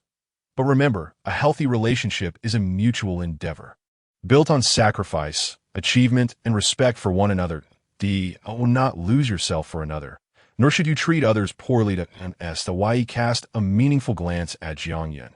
Just as Jiang Yun was sipping her soup, she suddenly choked, exclaiming, "Mom, am I your biological child? Shouldn't you be more worried about others mistreating me? Do you know what is written on your forehead?" Ms. Yi pointed at Jiang Yun's forehead. "What?" Jiang Yun replied. "Life is long. What does it matter if I get hurt once?" Ms. Yi burst into laughter, finding her daughter's naive innocence endearing. Ms. Yi, truly a master of the 5G surfing world. Jiang Yun could not help but grin, giving her mother a thumbs up. After finishing her soup, Ms. Yi urged Jiang Yun to take a bath while she tidied up the kitchen. Once she completed the chores, she entered the bedroom to arrange the bedding for her daughter. Upon seeing Jiang Yun emerge from the bath with damp hair, she quickly grabbed a towel to dry her daughter's hair, offering gentle reminders to thoroughly dry and blow-dry it to avoid headaches or colds, especially since she lived alone and needed to take care of herself. Afterward, Ms. Yi fetched the hairdryer and softly instructed, "Yin'er, come sit here." Obediently, Jiang Yun perched on the chair, while Ms. Yi stood behind her, turning on the hairdryer. The warm breeze caressed Jiang Yun's hair as Ms. Yi's fingers delicately played with her daughter's long strands, relishing the sensation as if cradling the most precious treasure in the world. Mom, after her hair was dry. Jiang Yun wrapped her arms around Ms. Ye's waist, snuggling like a child reluctant to grow up. Wiley patted her back, a warm smile gracing her face, her eyes brimming with affection and immeasurable love. You're in your 20s, yet still act like a child. Well, I am your child, and children ought to be pampered by their mothers. With a chuckle, Mizzy picked up a comb, gently brushing Jiang Yun's hair. As she combed, she suddenly paused, a hint of nostalgia in her gaze. Time flies, doesn't it? You've grown so much. Oh, now it's my turn to protect you, Mom, Jiang Yun replied, clasping Ms.Yes hand. In the soft light, she noticed, with a pang of sadness, the strands of white hair that had begun to adorn her mother's head. Her mother had devoted her most beautiful youth to her and their family. Mom, Jiang Yun's voice quivered. You have white hair now. Your youth has been spent worrying about Dad, and me and Ms.Ye ruffled Jiang Yun's hair. I'm not a deity. I'm 50 now. I isn't it normal to have white hair? Does having white hair diminish beauty? There are many forms of beauty, and being a mother is one of them. You are not a thief of my youth. You are my other youth. Thus, I wish for my other youth to be as joyful as poetry and as free as the wind. Always remaining a happy girl. Tears welled in Jiang Yun's eyes. Her heart stirred in the deepest corners of her soul. All right, it's getting late. Time for bed. Our designer Jiang must be up early to work hard tomorrow. Or she won't earn a paycheck. And without a paycheck, the employees will soon run dry. Ms. Yi teased, noticing Jiang Yun's eyes glimmering like a little rabbit. Jiang Yun could not help but chuckle, responding with a soft Before diving under the covers, Ms.Ye sat by the bed, gently stroking Jiang Yun's hair. Sleep well. Not wanting her mother to linger too long, Jiang Yun hurriedly nestled deeper in her blankets, murmuring, "Good night, Mom." "Good night." The Mizzy tucked Jiang Yun in and placed a gentle kiss on her forehead before quietly closing the door behind her as she left the room. Chapter 26. Family Dynamics in the South Garden Villa. A variety of breakfast items adorned the table. Shen Yuzhu leisurely savored the freshly prepared bird's nest soup, occasionally transferring the dishes she disliked onto Jiang's father's plate. Jiang Yanqing, amused, watched her with affectionate eyes. Despite being in his 50s, his demeanor mirrored that of a carefree youth. He accepted whatever his wife offered without hesitation, enjoying her attentions while occasionally glancing at the financial news on TV. "Hey, Dad, Mom," Jiang Jing's voice interrupted the serene morning. "Oh, our son is back." In broad daylight, I thought I was dreaming, Shen Yuzhu quipped, peering toward the entrance. "You usually save your daydreaming for the night," Jiang Jing retorted. His wit sharp as ever, he pulled out a chair and sat beside his mother. "Mom, do you know any top-notch jewelry designers?" "Ah, I see. You're up to something," Shen Yuzhu teased, rolling her eyes at her son, who seemed in high spirits. Jiang Jing, unfazed, leisurely picked up a soup dumpling. Shen Yuzhu, with a hint of disdain in her eyes, asked, "What's this? You want to design jewelry? You, a grown man?" Just as she was about to voice something potentially divisive, she recalled the girl he had been shopping with that night, her tone instantly lightening. "Oh, I get it. Is it for that beautiful girl you were with?" Jiang Yanqing, engrossed in the financial news, suddenly perked up, intrigued by the mention of a girl in a photo his wife had shown him. Had his son finally wised up? Though he maintained a calm exterior, his curiosity burned brightly beneath the surface. Shen Yuzhu, filled with delight at the prospect of her son gifting something to a future daughter-in-law, immediately became serious. "You've come to the right person. There's a designer in France, El Oni, who has won numerous prestigious international awards. If you want her to design something, you're looking at a starting price in the six figures. Mom, can you check when she might be available?" Jiang Jing asked earnestly. "Don't worry. Leave it to me. For my future daughter-in-law, I'll make sure it's all taken care of," Shen Yuzhu assured him cheerfully. Meanwhile, the head of the household interjected with a serious tone. "Since you have someone special in mind, be a man and treat her well. Choose a generous gift. Don't embarrass yourself. Dad, do you think I'm stingy?" Jiang Jing raised an eyebrow, swallowing his dumpling slowly. Jiang Yanqing, with a hint of pride, replied. After speaking, Jiang Jing rose to prepare to leave. "Where are you going? Are you working today?" Mother Shen inquired as she was about to depart. Jiang Jing paused and replied, "I have a surgery in the afternoon. By the way, there's bird's nest soup simmering in the kitchen. Have on ma pack some breakfast for my future daughter-in-law. You don't need to eat, but but she does. Mother Shin called for Wang Ma, coordinating the packing of breakfast for Jiang Yun. Jiang Jin had long since grown accustomed to his diminished status in this household. He chuckled, "Mom, it seems that now that you have a daughter-in-law, you've forgotten your son." Humph. The head of the family, seated in the main position, let out a light snort. "I fear that our standing will be even lower in the future." That moment. Shin Yuzhu, who was busy, overheard the grumbling of the father and son and asked seriously, "When have you two ever had a family standing?" Meanwhile, Jiang's father, who was having breakfast, was momentarily frozen, feeling heartbroken. "Does my wife have to say everything in front of our son? Can't she spare me a little dignity?" Chapter 27. The impetuous old man at 7:40 a.m., a black McLaren GT was parked in the basement of Zhonghai. The window rolled down, revealing a man with a cigar in hand. Jiang Jin leaned back in his seat, glancing at the breakfast on the passenger side, then took out his phone to dial that moment. Jiang Yun was lounging on a soft sofa, and the ringing of the phone stirred her from her slumber. "Hello?" Jiang Yun rubbed her drowsy eyes, answering the call with a voice as lazy as a cat just waking up. Hearing her soft voice, the man couldn't help but smile. "Just woke up. Get ready to open the door." The previously dazed Jiang Yun, upon recognizing the familiar voice, instantly became alert, sitting up abruptly, causing her silk blanket to slide off. Her rounded shoulders were exposed to the air, and her dewy skin glowed with a hint of morning blush. "Dr. Jiang? Are you coming over? Is that a problem? Is there a man hiding in your home?"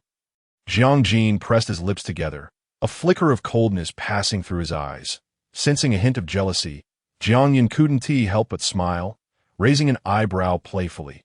"I would love to keep you hidden at home. Just for myself." One cannot deny that the woman on the other end of the line knew how to please him. A few words were all it took to easily sway his emotions. The furrow in his brow gradually relaxed as he picked up the insulated lunchbox from the passenger seat, closed the car door, and stepped out. When Jiang Yun opened the door, she saw his tall and upright figure standing there.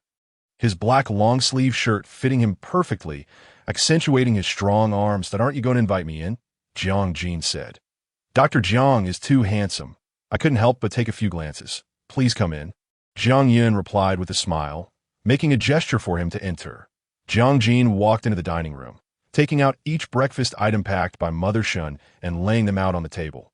Freshly stewed bird's nest, French butter croissants, bacon and egg sandwiches, and avocado ham sandwiches. That he pulled out a chair for her. "It's still warm. Come and have breakfast." Jiang Yun was taken aback for a moment, realizing he had brought her breakfast. Fireworks exploded in her heart as she met Jiang Jin's gaze, a subtle smile gracing her lips. "Wow, Dr. Jiang's heartwarming breakfast." With that, Jiang Yun walked over, taking a seat in the chair he had pulled out. Relishing the man's service. Though she was slender, she had her curves in all the right places, her form swaying enticingly with each step. Jiang Jin felt parched, his throat tightening as he looked at her, his thin lips curling slightly. "Just eat. Don't tempt me." Jiang Yun feigned innocence. "What do you mean? Is walking wrong?" Jiang Jin suppressed his burgeoning desires and placed the bird's nest in front of her. "Have your breakfast." An older man who had never been in a relationship, at 30, still in the throes of youth, was like a passionate youth, too easily stirred. Jiang Yun shifted her posture, scooping food into her mouth, the delicious flavors tantalizing her taste buds. "Yum, did you make this breakfast?" Jiang Yun squinted her eyes, relishing the meal. Jiang Jin laid a trap. "Would you like to have it every day?" Jiang Yun asked sweetly. "Can I really have it every day?" Jiang Jin's expression turned serious as he nodded. "You can if you marry me." The woman, caught mid-bite, froze, her head snapping up to meet a deep and inscrutable gaze. They locked eyes, and Jiang Yun instinctively held her breath, lowering her head to sip the bird's nest to calm her racing heart. "You think I would marry you just for breakfast, Jiang Jin? You have quite the imagination." Suddenly, Jiang Jin smiled, his tone tinged with innocence. "I'm not wrong. This breakfast was prepared by my mother. If you want to have it every day, you'll have to come to my house." Jiang Yun's mind buzzed, her expression stiffening. "Are you saying this breakfast was prepared by your mother?" "Yes." Jiang Jin chuckled softly, his voice carrying a magnetic allure. "She said to bring it to my future daughter-in-law." In that instant, Jiang Yun's face flushed crimson. Composing herself, she casually brushed her long hair back, though her eyes betrayed her inner turmoil. Don't get ahead of yourself. We aren't even boyfriend and girlfriend yet. And you expect me to marry you? Well, I'll do my best, Jiang replied, looking at the blushing woman with a gentle smile. Jiang Yun chose to ignore the teasing man, returning her attention to her meal, while Jiang attentively handed her napkins to wipe her mouth. Are you working today? He asked, adding food to her bowl. That I am. Don't serve me any more. I can't eat another bite, Jiang Yun said. Her words laced with a playful tone, feeling quite pampered. Jiang smiled. Such a little princess. Go change your clothes, I'll drive you. Chapter 28. Goodbye kiss, you're driving me to work? Dr. Jiang. Are you that free? Jiang Yun was somewhat surprised. It was unusual for a man who usually spent all day at the hospital to have time to take her, upon realizing her words might have displeased him. She quickly clarified. What I mean is, how come Director Jiang has so much time today? Jiang sat upright in his chair, his long fingers stroking his Patek Philippe watch. I'm only free for you. Without waiting for Jiang Yun to respond, he continued, go change your clothes. After dropping you off, I still have to head to the hospital. Leave the lunchbox here. I'll come back for it tonight. I might not finish until late, Jiang Yun replied, as she was scheduled to sign a contract with MSYE today, uncertain of when it would conclude. Jiang shrugged. You do your thing. I'll wait for mine. Jiang Yun glanced at him, a smile curling her lips. If he was willing to wait, then so be it. She turned and entered the cloakroom. The autumn chill of October was beginning to settle in. Jiang Yun opened her wardrobe, selecting a cream-colored wool knit dress, perfectly tailored to fall just above her knees. The fitted design accentuated her delicate waist, highlighting her alluring curves. She slipped on a pair of nude high-heeled boots, revealing a glimpse of her smooth, evenly toned legs. Her slightly curled long hair cascaded lazily down her back, a sight that was simply captivating. Let us go. I'm today's driver, Jiang Yun said as she exited the living room, playfully winking at Jiang. That playful expression, tinged with a hint of seduction, was enough to stir one's soul. Jiang Jin's gaze lingered on her, revealing a flicker of barely contained desire. In the parking lot. Jiang Yun exclaimed, Dr. Jiang, you have quite a few cars. Spotting McLaren GT parked in the space, its sleek black design resembled a poised predator, ready to unleash its speed and power. Want to try each one? Jiang asked as he approached her, opening the car door for her. Jiang Yun slid into the passenger seat, teasing, with your resources, Dr. Jiang, if you drove a different car every day, it would take you a week to cycle through them. Jiang scoffed lightly. You underestimate me, Jiang. With that, he effortlessly started the car, the engine roaring to life as they sped away like a beast released. Looks like Dr. Jiang is quite wealthy. How about we spend some together? The voice of Jiang drew her thoughts back. Jiang Yun regained her senses, just as she was about to unbuckle her seatbelt. A strong arm restrained her. In the next moment, the man's palm cradled the back of her head, and Jiang leaned down, his cool, delicate lips brushing against her red ones, commencing a fervent conquest. Jiang Yun leaned against the car seat, her graceful neck arching backward in a beautiful curve. She placed her hands on the man's chest, slowly tilting her head back, her red lips slightly parted in response. Outside the car window, a breeze of autumn swept past, causing the branches and leaves to sway gently. Time seemed to slip away, and eventually, Jiang released her and stepped back, gazing at the girl with her eyes clouded in a daze. His heart melted completely. He gently rearranged Jiang Yun's tousled long hair and softly spoke, Goodbye kiss, a reward for the driver Jiang. The woman, after being teased by him, had eyes shimmering like autumn waters, captivating and enchanting. Jiang's breath hitched. In that moment, he finally understood why ancient kings would forsake morning court. He took a deep breath, unbuckled Jiang Yun's seatbelt, gently pushed open the car door, and escorted her out. Jiang Yun, in her high-heeled boots, walked gracefully towards the company. Suddenly, she turned around, locking eyes with Jiang. Thank you, Jiang. Her voice was soft and melodious, the wind blowing gently, her smooth, long hair swaying. Jiang's brows twitched slightly as he quietly watched her. See you tonight. The elevator door slowly closed, severing their line of sight. Chapter 29. The Self-Cultivation of Male Virtue. Good morning, Dr. Jiang. As Jiang entered the department, Liang Xijing greeted him with a beaming smile. Jiang nodded slightly without pausing, making his way into the office. Did I ask there's something you need? Just as he stepped into the office, Jiang followed closely behind. Jiang put on his white coat, the clean lines accentuating his figure, his well-defined fingers methodically buttoning up. Jiang placed the bag she was holding on Jiang's desk, her cheeks flushed. "Dr. Jiang, I was worried you might forget to have breakfast when you get busy. So I brought you some." This year marked her second in the department, and her second year secretly harboring feelings for Jiang. Initially, simply seeing him at work each day brought her immense satisfaction and sweetness. However, as time passed, she yearned for more, wishing to express her feelings and be with him. And today she finally mustered the courage that as her words left her lips, her heart raced, her cheeks flushed, her fingers gripping her clothes tightly, waiting for the man she had long admired to speak. "I've already eaten. You can take it back," Jiang said, frowning as he glanced at her, his voice cold. "From now on, focus on your work." The implication was clear. Do not waste your thoughts on me. Jiang's nose tinged with bitterness, her heart feeling as though it were being pricked by countless tiny thorns, tears threatening to spill from her eyes as she hastily lowered her head. Jiang's icy words cut through the 2 years of her unspoken affection like sharp snowflakes. She suppressed the sour emotions within, hurriedly picking up the bag from the desk and turning to leave. "Sorry to bother you." "Dr. Jiang." Jiang's gaze remained calm and unruffled as he returned to his seat. The emotional void in his heart had already been filled by a woman named Jiang. He pledged absolute loyalty to her, refusing to cross boundaries himself and forbidding any other woman from doing so. This was the most basic respect for their relationship, a manifestation of male virtue.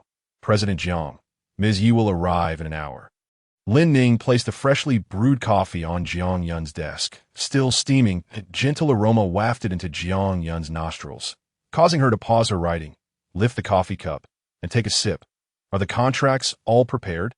Her long, lustrous black hair cascaded over her shoulders, and as she moved, a few strands fell by her ears, highlighting her beautiful jawline.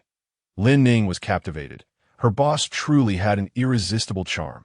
She felt like a clumsy fool, staring at the beautiful boss every day. Coming back to her senses, Lin Ning dismissed her chaotic thoughts and resumed her serious demeanor. "Everything is ready. We are just waiting for Ms.Yi to sign." "All right. Thank you for your hard work. You may go about your tasks," Jiang replied. An hour later, Ms. Yi arrived at Yal & Company. Dressed in an exquisite suit with subtle makeup, she was an elegant and graceful woman in her 40s. Jiang greeted her with a smile, and after exchanging pleasantries, they began signing the contract. The entire process was smooth and seamless, without any unexpected occurrences. After signing, Ms. Yi looked up at Jiang, a glimmer of admiration in her eyes. "President Jiang, I hope we have a pleasant collaboration," Ms. Yi said out of course. "I look forward to our future cooperation," Jiang politely responded. After seeing Ms.Yi off, Jiang leaned back in her chair and exhaled softly. Thinking of the man who had come to pick her up in the evening, she smiled, took her car keys, and left the office on Jiang's side. He had just finished a surgery and was preparing to change his clothes to meet Jiang. Upon entering his office, he noticed someone occupying his seat, the stark and minimalist office. A woman was quietly seated in his chair, her long hair cascading softly in the light. Hearing footsteps, Jiang turned slightly in her chair, the warm light illuminating her delicate face as she slowly lifted her head, offering Jiang a gentle smile. Her eyes sparkled like almonds glistening with dew, resembling the stars in the night sky, akin to flames in the depths of darkness. So beautiful it stirred his heart. "Fairy, is that the fairy from the other day?" Chun Ling followed Jiang in, his face alight with excitement. "Fairy, so they privately call her Fairy. How tasteful." Jiang leaned back in her chair, her gaze lifting to meet Jiang's, her red lips curling into a smile, her cheeks glowing with a charming radiance. The fairy has descended. Chapter 30. Princess, please get in the car at that moment. Jiang was clad in a perfectly fitted white coat, his gold-rimmed glasses lending him an air of cool detachment, with his hands tucked into the pockets of his coat. Upon seeing Jiang, his previously pursed lips gradually relaxed into a smile. Jiang strode over, slowly squatting down to her level, lowering his height slightly. "When did you arrive? Are you hungry?" Looking at the man before her, Jiang felt a sense of submission wash over her. Unable to resist, she playfully ruffled his hair, her soft fingers running through his neat short locks. I just got here. Came to pick up Dr. Jiang after work. And we're going to have dinner together. Chun-Ling, standing nearby, was internally performing a monologue. I knew my senior had an unusual relationship with this fairy. He was so anxious when she sprained her ankle last time. Sure enough, something's up. He has even let me catch them in the act. Fairy, senior, where are you two going to eat? Take me along. I haven't eaten yet either. Chun-Ling thought he was finally getting a sister-in-law. This meant his senior would need to carve out time for dates with the fairy, rather than dragging him in endless overtime writing academic papers. Are you feeling itchy? Jiang, who had been squatting, stood up, glancing at Chun-Ling with indifference. Should I refer you to the proctology department for your hemorrhoids? Chun-Ling, feeling wronged, protested. Seriously, not even giving me a bit of face in front of the fairy. Jiang couldn't help but giggle at this. Don't mind him. Aside from his sharp tongue, he is actually quite a nice person. Jiang lowered his gaze toward Jiang, his expression softening with indulgence, secretly hoping she would say something kind. Indeed, my nature isn't bad. It's just that after kissing you so many times, I've been infected. His voice carried a lazy humor. Absurd, simply absurd. What a juicy tidbit. Chun-Ling felt he had stumbled upon a major scoop. He resolved to spread this gossip around the office tomorrow, eager to prove everyone wrong who claimed his senior didn't like women. Hearing him speak such reckless words, Jiang ears flushed a deep red, and her high-heeled boots inadvertently stepped on Jiang's limited edition sneakers. The pressure wasn't strong, but Jiang let out a nonchalant sound, taking Jiang's hand in his, carrying her bag as they walked toward the door. That we're so starved we can barely move. Let us eat first, then you can step on me after we're full. Suddenly he paused, turning back to the stationary Chun-Ling. By the way, today's case report isn't finished yet. You can continue. I see how it is. Jiang was taken aback by the playful side of Dr. Jiang, who appeared so refined and austere on the surface. With a flirtatious gesture, she tossed her flowing black hair over her shoulder, her crimson lips parting enticingly. All right then, if you call me sister, I shall join you for a meal. In a sultry, soft voice, she added, You say it. Sister. Jiang, suppressing his amusement, reverted to his usual demeanor, his tone laced with feigned indifference as he retorted, This spinach is not essential to eat. With that, he approached the passenger side of the McLaren GT, unlocked the door, and raised an eyebrow at Jiang, who stood rooted in place. Princess, please get in the car. Jiang beamed with delight as she strode toward the man by the passenger seat, her skirt swaying and heels clicking gracefully. They stood face to face, a delicate fragrance wafting through the air from her as she gazed intently at him. It seemed that she was indeed Jiang's princess, ready to ascend to her chariot. She was aware of how to wield her advantages, her enchanting eyes shimmering like autumn waters, stirring a yearning within him. Jiang lowered his gaze upon Jiang, who leaned into him, her soft form nestled against him, but a gentle breath of warmth escaped her red lips. Teasingly close to his ear, Dr. Jiang, be a good boy now. Chapter 31. Confession. Just as Jiang prepared to withdraw, a firm arm encircled her slender waist, rendering her immobile. Jiang exerted a gentle pressure, pulling her closer, catching her off guard as she found herself leaning against him. Why flirt and then try to flee? Such a heartbreaker. Jiang raised her hand, slowly removing his gold-rimmed glasses. Her delicate fingers danced upon his broad shoulders as she tilted her head back, rising onto her toes, her lips brushing against the corner of his mouth. The damp, lingering touch lasted barely 2 seconds before she stepped back. Her eyelashes fluttered as she leaned closer, whispering into his ear, That is how a heartbreaker behaves. Jiang gazed at the woman, causing delightful chaos in his embrace. His eyes fathomless, he let out a soft laugh, pulling her closer, pinching her rosy chin and covering her soft lips with his. The woman's whimpers quickly surrendered to his advances, morphing into soft, fragmented moans in the dimly lit parking lot. His hand encircled her delicate waist, while hers climbed to his shoulder, their bodies entwined in a kiss that seemed impossible to sever. In that fleeting moment of passion, they forgot everything around them. Meanwhile, a figure in the distance clenched their fists tightly. Gradually, Jiang released her, gently squeezing her flushed cheek, his voice husky. Since we've already crossed that line, let us indulge a little more. Jiang, disapproving of his sanctimonious facade, had intended merely to tease him, but unexpectedly found herself ensnared, akin to a lamb entering a tiger's den. Frustrated, she struck his chest with a playful pout, venting her dissatisfaction. Jiang seized her hand and pressed a kiss to her lips. "With you hitting and kicking me, are you starving? Let us eat." He placed his hand on the McLaren GT's passenger door handle, ready to open it. The woman behind him grasped his wrist. Jiang turned back, his gaze landing on a wrist he held, and with utmost seriousness, asked, "What's wrong? Didn't you get enough kisses?" Ignoring his cheekiness, Jiang huffily snatched her bag from his grasp, pulled out a tissue, and handed it to him. "You've got lipstick on your mouth." When he failed to take it, she shoved the tissue into his hand. "Wipe it off." Jiang smirked. Realizing it was indeed her lipstick that stained him, he glanced at the tissue in his hand, but made no move to wipe it away. "You do it." Having just been thoroughly kissed by him, Jiang was unwilling to comply. "You can do it yourself." Jiang remained unhurried, clicking his tongue as he leisurely replied, "Then I want to wipe it off.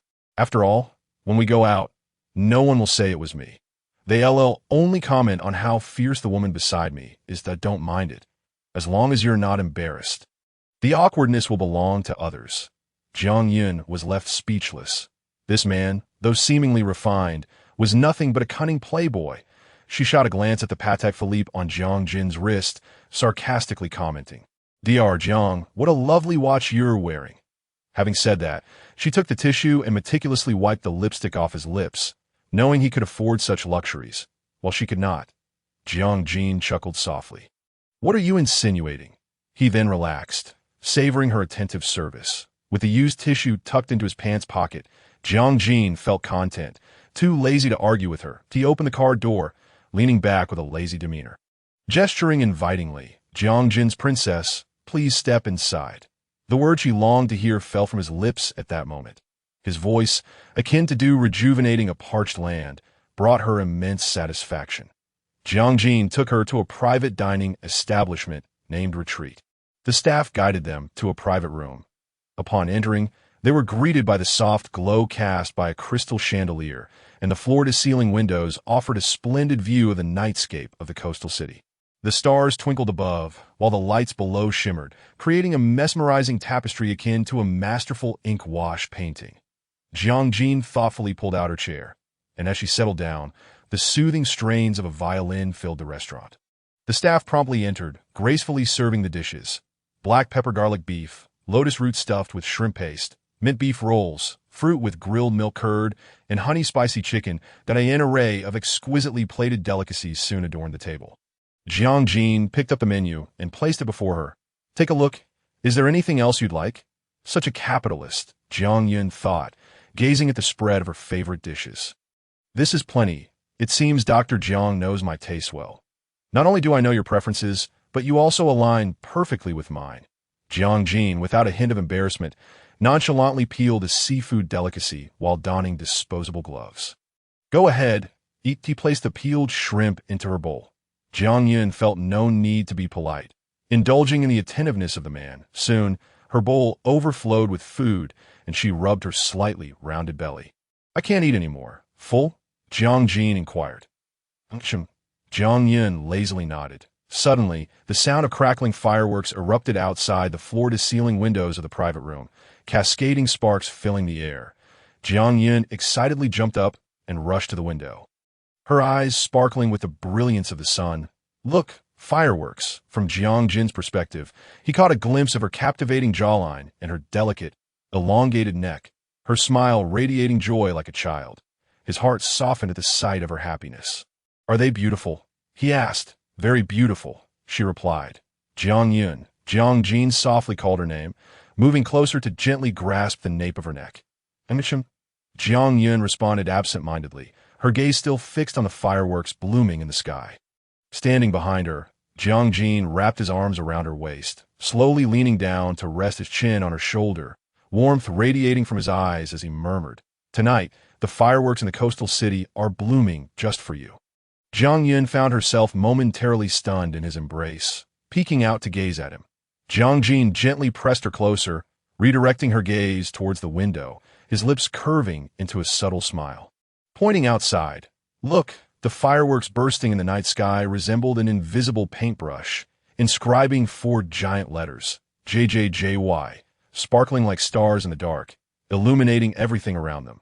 Unbeknownst to her, Jiang had produced a custom, exquisite box which he opened before Jiang Yun, revealing 2 matching couple rings crafted from platinum, the diamonds nestled within gleaming brilliantly, signifying immense value. The inner circle of the rings was intricately engraved with JJJY, the initials of their names, mirroring the very fireworks that lit up the night sky for her. Jiang Yun's eyelashes fluttered as she had anticipated that the remaining words Jiang had to say would be a gentle rejection. To her astonishment, he instead chose to affirm his words through action. This surprise, when did he begin planning this, and how long had it taken? Jiang Yun felt as if her mind was in a daze. Overwhelmed by the unexpected and delightful turn of events, Jiang picked up the female ring, his gaze filled with warmth and intensity as he held her small hand gently. "Miss Jiang, would you do me the honor of being my princess?" His magnetic voice, laced with sincerity, echoed in her ear. The tears that had threatened to spill from her eyes instantly transformed into laughter, her delicate fingers moving. "Quickly adorn your princess." Chapter 32. "We're going home." The cool sensation of the ring sliding onto her ring finger sent a delightful shiver through her. The diamond sparkled against the dark backdrop, reflecting the soft glow of the stars in the night sky. Jiang lifted her hand, pressing tender kisses onto her knuckles. "You're now caught from this moment on. You are officially my girlfriend." Jiang Yun turned to meet Jiang's gaze, her heart skipping a beat at the depth of emotion in his eyes. "When did you start preparing for this?" Jiang's gaze was as profound as a tranquil sea. "That's not important. What truly matters is whether you like it." He did not wish to speak. He simply felt that she need not know. He only desired her presence by his side, wanting nothing more than for her to savor his love. "Jiang Yun, I like it." But the man was unwilling to let her experience such simplicity. "What do you like?" "Just liking it? You haven't mentioned me, nor have you referred to yourself." She raised her head to gaze at the dazzling man before her, who lowered his eyes to look at her. Perhaps the ambience of the evening was too enchanting, or perhaps her heart was racing uncontrollably, but her crimson lips curled into a soft smile as she spoke slowly. "I like tonight. I like the sea city this evening. I like you." Jiang Yun likes Jiang. Her words fell like a drop of dew into the lake of Jiang's heart, creating ripples that expanded wider and wider. Jiang stifled the tumult of emotions within him and cautiously embraced her. "My feet are so tired." Jiang Yun leaned against him, having stood in her high heels for too long, now feeling both weary and sleepy. "Then let us go home." With that, Jiang swept her into his arms, covering her skirt and thighs with his suit jacket to prevent any accidental exposure, while holding her white Chanel bag in his right hand. "Your awareness as a boyfriend is quite commendable." Jiang Yun's delicate face nestled against his chest, her gaze falling upon the hand that held her bag. Jiang raised an eyebrow. "Isn't this the duty of a boyfriend?" In his embrace, the woman murmured softly, and Jiang pressed a kiss to her forehead. "From now on, only I am allowed to carry your bag." "Then who else do you expect to carry it for you?" The man's tone held a trace of coldness. The once mildly cool October air in the sea city felt significantly chillier to Jiang Yun now. "Why do I sense a sour aroma? Is it possible that Dr. Jiang's salary is insufficient, prompting him to secretly moonlight as a vinegar seller?" Jiang Yun teased, suppressing her laughter. "Perhaps I had sweet and sour ribs for lunch, but forgot to add sugar or ribs." Jiang replied, his voice tinged with amusement. "Then it's just vinegar, but Dr. Jiang, you might want to indulge a bit more. After all, consuming vinegar is beneficial for health and can prolong life." Jiang Yun laughed, her skirt fluttering with her movements, her thighs brushing against Jiang's belt. Jiang took a deep breath, his palm patting her thigh, his voice low and slightly husky. "Don't move." Jiang Yun felt bewildered. What had she done to provoke his anger? She looked up at Jiang, who was carrying her toward the parking lot, his face taut, a bead of sweat trickling down his brow. The heat radiating from her thigh contrasted sharply with his evident restraint. At that moment, Jiang Yun instantly became obedient, not daring to make a move, remaining still in his embrace. Upon reaching the parking lot, Jiang set her down. The driver had been waiting and immediately stepped out to open the door. "Mr. Jiang, Miss Jiang." Chapter 33. Exclusively, there's Jiang slightly turned his body to lift the princess in his arms into the car, carefully adjusting her seat before joining her. The moment the door closed, Jiang pressed the partition button in the back seat. As the partition slowly rose, the atmosphere grew increasingly intimate and charged. In such an environment, Jiang Yun felt her blood racing. Her nerves heightened as she averted her gaze. Staring out the window, in the dimly lit interior of the car, the man beside her, while with a sudden thud, the woman's playful protest was abruptly interrupted. Sitting at the head of the bed, Jiang wore a faint smile, a silent chuckle gracing his lips. In the kitchen, a tall man donned in a gray loungewear stirred the rich, aromatic black chicken mushroom soup with a spoon in hand.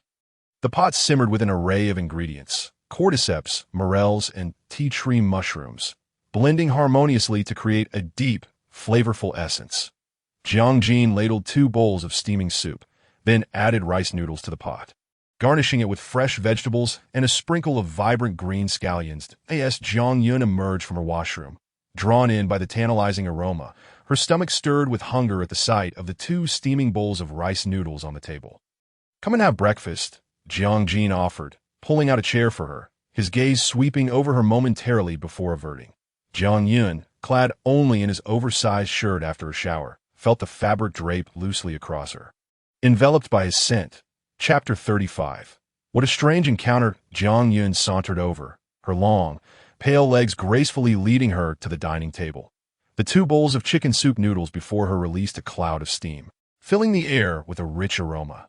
She scooped a spoonful of soup, savoring the delicate, rich flavor that warmed her from within. After an evening of vigorous activity, her hunger had intensified.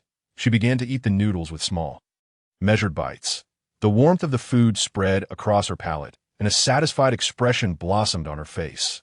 "Dr. Jiang, not only are you skilled in surgery, but you also excel in the culinary arts." Jiang paused, his hand holding the chopsticks, faltering momentarily before a grin crept onto his lips. "There's more than just these 2 talents. I possess another skill as well." "What skill?"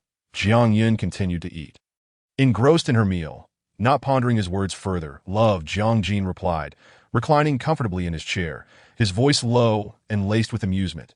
Jiang Yun's ears flushed with warmth, startled by his boldness. She began to cough. Jiang handed her a tissue, rising to gently pat her back. "Why is my Yunner being so reckless?" She quickly covered his mouth, fearful that he might utter yet another lewd remark. Her delicate hand pressed against his lips, and he gazed at her with affectionate eyes, his thin lips brushing against her palm in a swift kiss. "You sounded quite adorable last night. I enjoyed listening." Jiang Yun exclaimed in shock. Her hand that had been covering his mouth now formed a fist, playfully striking his shoulder. "That you're talking nonsense." The man made no attempt to evade her playful hits, allowing her to strike him lightly, as if she were merely tickling him. Jiang raised an eyebrow. "Did you not call out? Perhaps I misheard, mistaking it for a little cat being bullied. Didn't you hear it last night?" Jiang looked at her with keen interest. "No." Jiang Yun turned her face away, unwilling to engage further. Jiang, catching sight of her bashful demeanor, raised an eyebrow lazily. Ot deliberately elongated his tones, maintaining a serious expression. "Didn't you hear such sounds last night?" Jiang Yun called out. Her cheeks flushed, even her irritation was tinged with a certain charm. "That I'm here," he replied, lowering his gaze to gently brush her nose with his finger. "Oh, now you don't call me Dr. Jiang anymore? After all, you've already called out to me so intimately." How foreign! Jiang Yun, now genuinely aware of his audacity, was astounded by his boldness. "Are you insulting me?" Jiang took her fingers, kissing them lightly. Jiang Yun, her eyes sparkling with mischief, looked up at him, her small face radiating sincerity. "That I'm complimenting you." Jiang squinted, arranging her long hair behind her. "What are you praising me for?" "For being so wonderful." "Where am I wonderful?" Jiang pondered for a moment before turning the tables. He clicked his tongue, looking at Jiang Yun with an enigmatic expression. In broad daylight. You praise me for that aspect? No wonder your face is as red as a monkey's backside. You don't even need blush. Who has the beast here? You or me?" At that moment, Jiang Yun wished to slap him, lifting her foot to gently kick his leg in frustration. "Feeling full and energetic now, are we? Trying to seduce me?" Jiang Jin's eyes twinkled with amusement, crossing his arms as he regarded her. How am I trying to seduce you? Jiang Yun exclaimed incredulously. Then why are you rubbing your leg against me? Jiang Jin's smile held a playful glint. Jiang Yun, your desires are quite fervent this early in the morning. 1,000 wild horses galloped through Jiang Yun's mind. Mistaking a kick for a rub. How ridiculous! She stormed away towards his bedroom, leaving him with her back. Just as she prepared to close the door, his sturdy arm blocked her path. Unable to shut the door, Jiang Yun turned only to be swept off her feet, her back pressed against the door. The bedroom curtains were tightly drawn, the lights still off, casting the room into darkness. Are you angry? He murmured, burying his face in the crook of her neck, showering her with soft kisses. No, she replied, her cheeks flushed, her breath quickening. If you're angry, hit me, but don't ignore me. Jiang Jin paused, lowering his head to nuzzle her nose with his eyes brimming with affection. I'm not angry. Jiang Yun's soft voice floated out, teasingly. She was merely trying to provoke him. Their noses grazed. Her soft lips accidentally brushed against his. Jiang Jin's hand cradled the back of her neck. His throat tightening as warmth enveloped her collarbone. You truly are a temptress. The atmosphere was charged, the petite woman feeling as if every nerve in her body was ignited by the fragrant woods enveloping her. Chapter 36. A beauty in Haicheng at 8 in the evening. The city came alive, the neon lights beginning to flicker. Under the glow of these lights, the diverse architecture of Haicheng sparkled brilliantly, mirroring the twinkling stars above, illuminating the night sky, as if kindling a fire. Two figures lay entwined in slumber upon an elegantly designed Italian bed. Jiang Yun lazily rubbed her eyes, perhaps due to having slept sufficiently. Her mood appeared to be exceptionally bright. As she opened her eyes slightly, she found herself gazing into a pair of incredibly deep eyes. Awake, little cat? Jiang Jin chuckled, reaching out to pinch her soft, pale cheek. What is the matter? Does Dr. Jiang wish to hear a cat meow again? Jiang Yun, feeling refreshed and cheerful, smiled gently at him, her beautiful eyes curving into crescents. Jiang Jin was momentarily taken aback, feeling a pleasant surprise that lifted his spirits. Is that permissible? Of course, Jiang Yun readily agreed, nodding warmly at him. She then extended her pristine white arm from under the blanket, searching for a phone on the bedside table. Wait, let us meow together. Meow, meow, meow, meow, meow, and I'll act cute in front of you. Oh, meow, meow, meow, meow, meow. The soft melody from her phone floated through the air. See, don't you enjoy hearing a cat meow? I assent it delightful. She offered her phone to him. Jiang Jin's brow twitched. He knew her quick agreement couldn't bode well. Jiang Jin, she called out sweetly when he ignored her. What? He glanced at her lazily, wondering what mischief was brewing in her mind. Did I want some water, she said, her body draping languidly over him like a lazy koala. Jiang Jin gently lifted her from his lap, pulled back the covers, and walked toward the living room. Jiang Yun watched him depart, sighing dramatically. Her slender shoulders pretended to tremble, strands of hair falling chaotically around her face, her eyes glistening with unshed tears. As she looked at him with a pitiful expression, Dr. Jiang, you're truly heartless. Jiang Jin paused, crossing his arms, turning back with an intrigued look. Such a talented actress. Shall we perform together later? Jiang Yun halted her theatrics. Bewildered by his proposition, I'll play the horse, he declared. And I? Jiang Yun stared at him, her eyes vacant and dreamy. You don't need to act, Jiang Jin smirked. You ride the horse, and I'll give you a ride.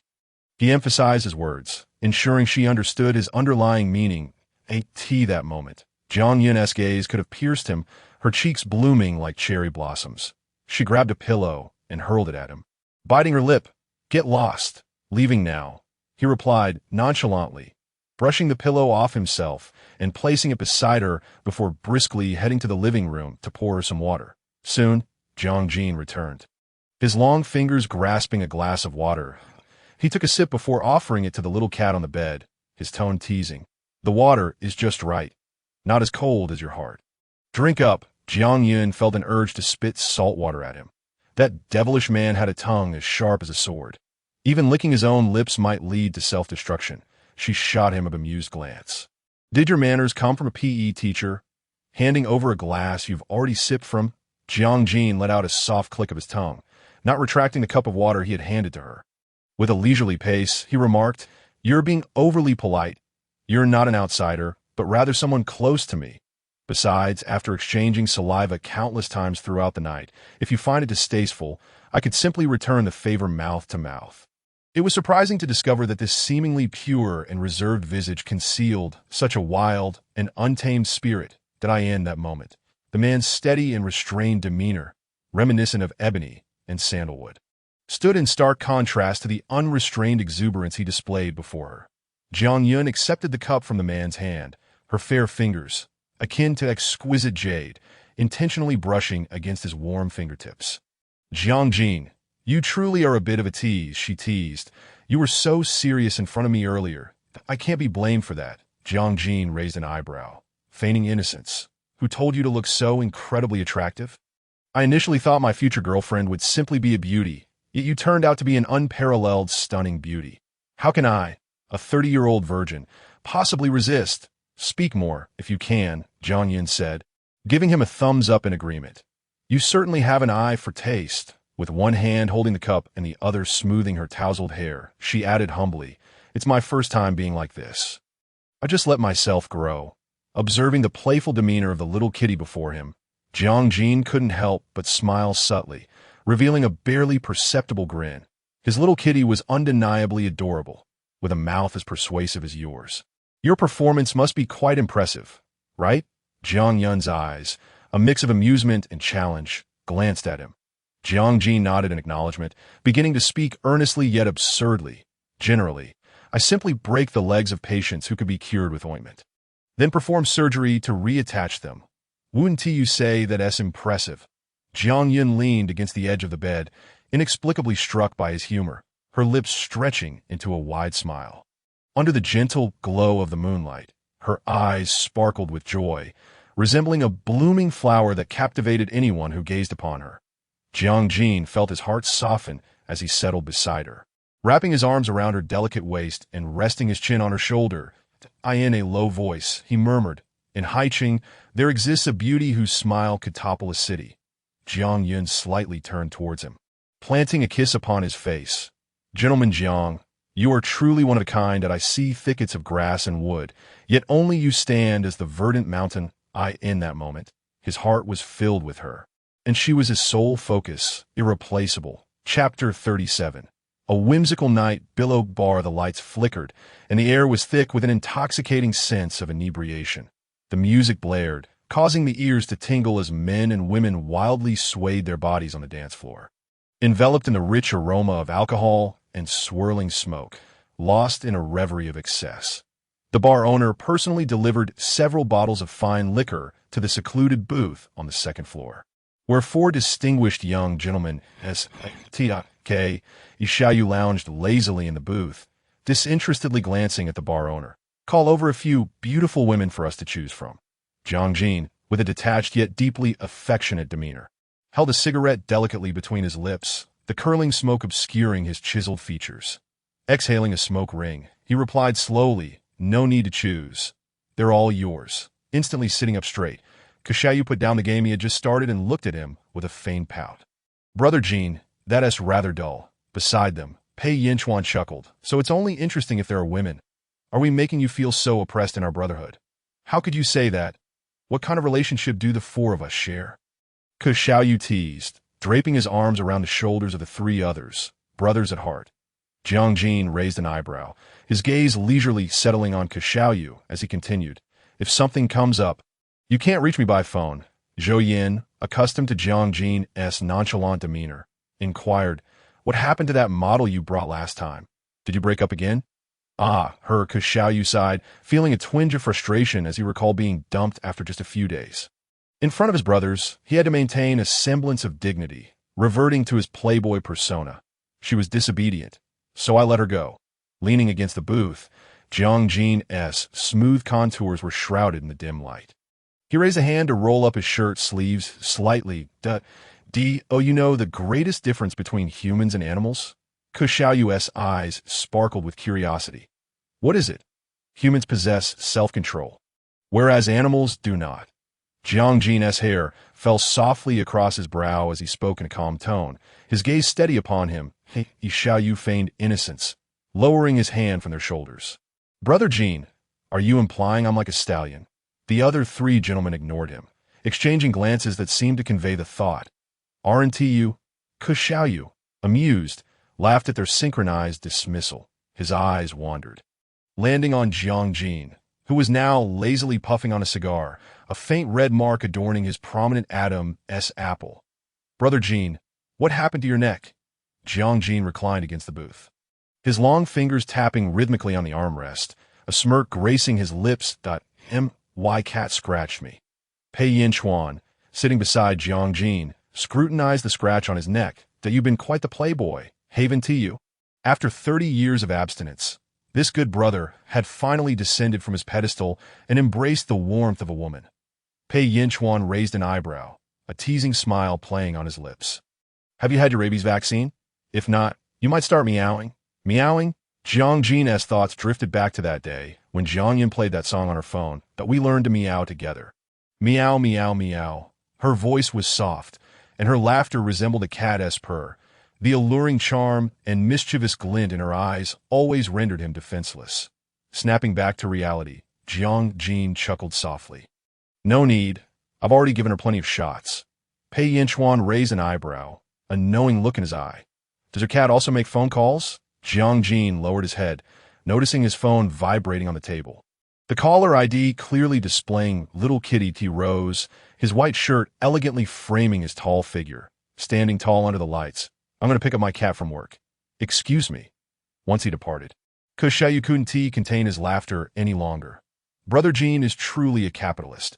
Even his pet has to work. Exploiting a cat. How cruel. Pei Yinchuan tapped his long finger on Xiaoyu's head. You're not quite right in the head. You need treatment. No wonder you keep getting dumped. He then signaled a waiter. Bring this gentleman a few bottles of walnut milk to nourish his brain. Xiaoyu, unfazed, pulled out a card from his cargo pants pocket and handed it to the waiter. Also, get a few for President Pei. He is forgetful, and I've caught his affliction. In a corner. Zhou Yin, with a melancholic expression, watched the playful banter between the two, a smile finally breaking through his somber demeanor. He lifted his glass and downed its contents in one go. This unrequited love, filled with longing yet unfulfilled, needed to be released. Yalan Jiang concluded a day's work and stepped out of the office, where she spotted the familiar black Maybach lurking in the night. The man stood elegantly against the car, his impeccably tailored suit and precise lines exuding a mature and composed charm. Such a pretender. Jiang Yin muttered under her breath as she approached him. What were you saying? Jiang Jin took her bag from her hand and wrapped an arm around her delicate waist. Eager to get close to your wife as soon as we meet. Just wanted to say you look handsome. Jiang Yin began to fabricate compliments. Jiang Jin thoughtfully opened the car door for her. Great minds think alike. Once seated in the back, Jiang Jin produced a box and handed it to her. Have some cake to tide you over. Jiang Yin admired the exquisite packaging tied with light blue silk, the name of the shop emblazoned upon it. Joy Sweet, the most sought-after pastry shop in Haicheng. As she opened the box, she was greeted by her favorite red velvet cake, that a warm feeling surged within her. How did you know I like this brand? Jiang Jin's eyes glimmered with interest as he gazed at her. Is our connection that profound? I like it too. Jiang Yin, uninterested in his playful banter, knew this man, who usually avoided sweet drinks, wouldn't he genuinely enjoy desserts. She scooped a bite of cake and savored it slowly. Noticing the man beside her watching intently, she offered him a spoonful. Would you like some? Jiang Jin nodded slowly, his gaze lingering on the cream at the corner of her mouth, his dark eyes brimming with fervent affection. In the next moment, he leaned in, his lips brushing against the soft pink of Jiang Yun's mouth, his tongue sweeping to capture the cream. That's oh sweet, Jiang Jin murmured, his deep voice brushing against her ear. Before Jiang Yun could react, his lips enveloped hers once more, gently caressing and teasing, their love and longing intertwining between their mouths. Time seemed to stretch infinitely, and when Jiang Jin finally released her, he pulled back reluctantly, aware that she was still hungry. Did I like this flavor? Jiang Jin's heart settled, his gaze as deep as a tranquil lake, gently rippling in the darkness. What? Jiang Yun was left in a daze from the unexpected kiss. Unable to comprehend the sudden declaration, Jiang Jin's hand grazed the nape of her neck, his warm fingertips caressing her delicate skin as he softly intoned, "I also quite fancy this one that I'm referring to you. Not the cake, though you understand." Chapter 38. He should be under the car. The little cat, indulging in cake, was enveloped in a broad embrace. Jiang Jin lifted her onto his lap, his well-defined jawline lowered into the cascade of Jiang Yun's dark hair. Inhaling the fragrant essence nestled within. "What do you wish to eat?" Jiang Yun, her nose entwined with the scent of his ebony wood and sandalwood, felt a sense of comfort wash over her. "I want to eat what you make." "Is that all right?" "Of course, why wouldn't it be?" Jiang Jin turned her face gently, leaning slightly closer until their foreheads touched. "I'm open to anything." Through their time spent together, Jiang Yun had come to witness his audacious nature. She turned her head away, playfully scolding, "You rogue." Jiang Jin chuckled softly, his palm enveloping her delicate hand. Within the dim confines of the car, their fingers intertwined gently, akin to vine tendrils that leaned on one another, silently conveying their longing. They drove to a nearby supermarket. Jiang Jin's tone returned to its usual seriousness as he spoke to others. "All right, President Jiang," Uncle Limo replied cheerfully, having watched Jiang Jin grow since childhood. Now, at the threshold of adulthood, he was no longer solitary, and Uncle Limo felt genuine happiness for him. He even thoughtfully raised the partition in the "My legs are so tired," Jiang Yin declared, kicking off her sparkling high heels and letting her bare feet rest on the car's cashmere mat. After a day of work, those heels had constrained her, and discomfort radiated from her soles. "Sit tight. I'll give you a massage," Jiang Jin said, lifting her from his lap to settle her properly, placing her feet on his thighs as he began to knead them. His long fingers pressed gently against her ankles. The warmth and perfect pressure eliciting a soft hum of pleasure from Jiang Yun. "What number technician are you?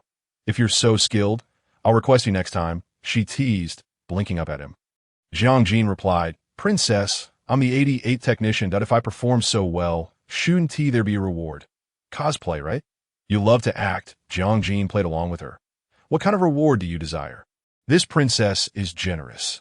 Jiang Yun waved her hand dramatically, as if to claim him entirely.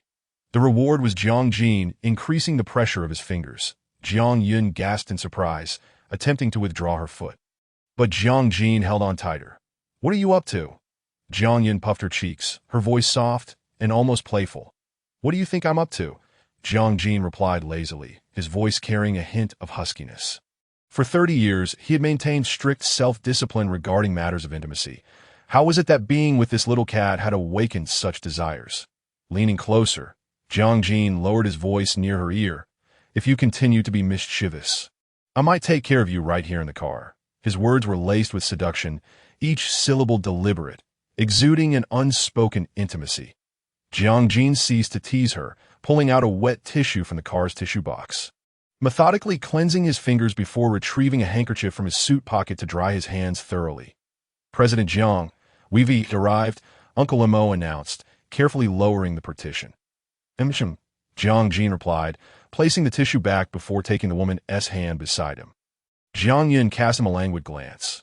"You're quite bold. Do you find me unpleasant? How could I ever find you unpleasant?" Jiang Jin chuckled softly. He was accustomed to rapid hand sanitization at the hospital. As a surgeon, the hand-washing protocol before surgery was particularly intricate that in his early days as a novice doctor, he found using a sterile brush excruciating. But as he performed more surgeries, he naturally adapted. Out of habit, he washed his hands in the car, albeit inconveniently, only using a wet tissue before taking her hand. "Finding you unpleasant. Yet here I am, diligently giving my princess a massage," he retorted, his tone oozing with playful bravado, reminiscent of a carefree nobleman. Uncle Limo in the car wiped the sweat from his brow. He had overheard something rather scandalous. Young people these days certainly knew how to have fun, and he wished he could exit the vehicle. In this era, money was hard to come by, and food was difficult to digest. He should be beneath the car, not inside it. Chapter 39, 200 yuan. Don't think it's too little. In front of Uncle Limo, he spoke without shame. Jiang Yun quipped, "You must be Shakespeare's younger brother." Jiang Jin looked at her, slightly puzzled. Shakespeare's younger brother, Shabi, she clarified, her elegant hand adorned with diamond nail art adjusting his shirt collar. Today, she wore a blue and white striped off-shoulder knit top that showcased her alluring collarbone and long, fair neck, paired with pure white wide-leg pants and a beige Ralph Lauren baseball cap, exuding the quintessential vibe of a university student. Under the night sky, she raised an eyebrow, tilting her head to gaze directly at him, her lips curving into a provocatively mischievous smile. Today, Jiang clicked his tongue softly, a flicker of amusement dancing in his eyes that MY princesses learned to retort. She who usually appears so demure now speaks so boldly that as he spoke, he gently grasped her fidgeting fingers that toyed with her collar. Their delicate contrast evident, her slender fingers like jade shoots stark against his palm. She smiled softly, her myriad charms weaving an enchanting allure. Like a playful kitten, she teased him, igniting a yearning within him. Jiang inhaled sharply, leaning down to gently nip at her delicate collarbone, leaving faint marks upon her silken skin. Jiang, are you a dog? Jiang protested, playfully kicking his calf with her foot to express her dissatisfaction. If I were a dog, I would be Miss Jiang's loyal hound, he retorted, pulling the irate little cat into his embrace, tenderly stroking the back of her head. His words delighted her. Jiang, through the fabric of his shirt, playfully traced her fingers over his abdominal muscles. Brother, even after drinking a cup of fully sweetened milk tea, your lips are sweeter. Jiang's deep, rich laughter filled her ears.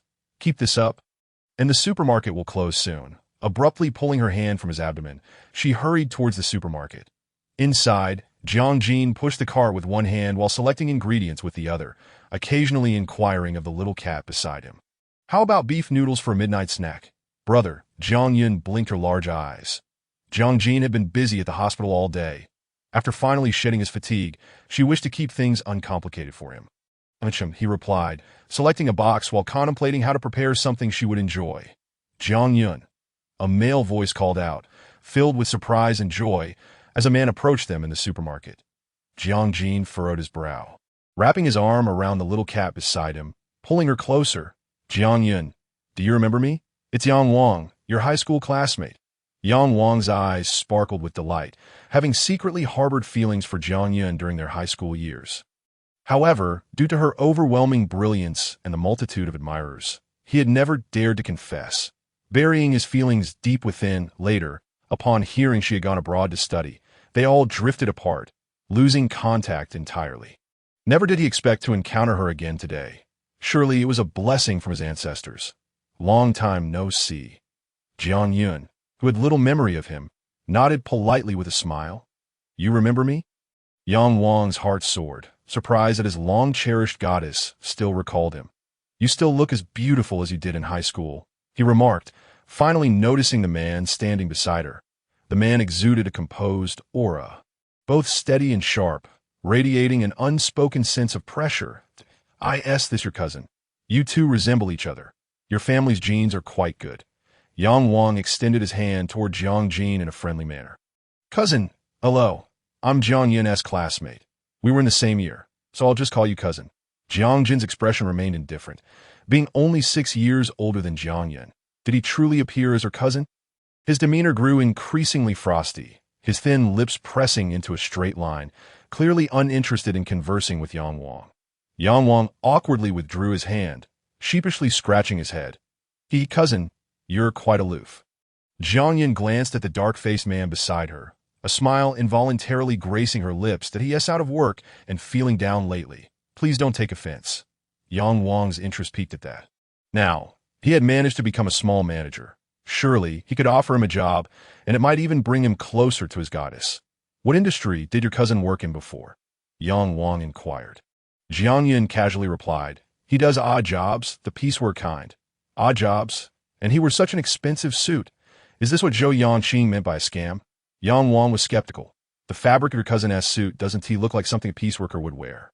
Oh, his suit is from the second-hand luxury market.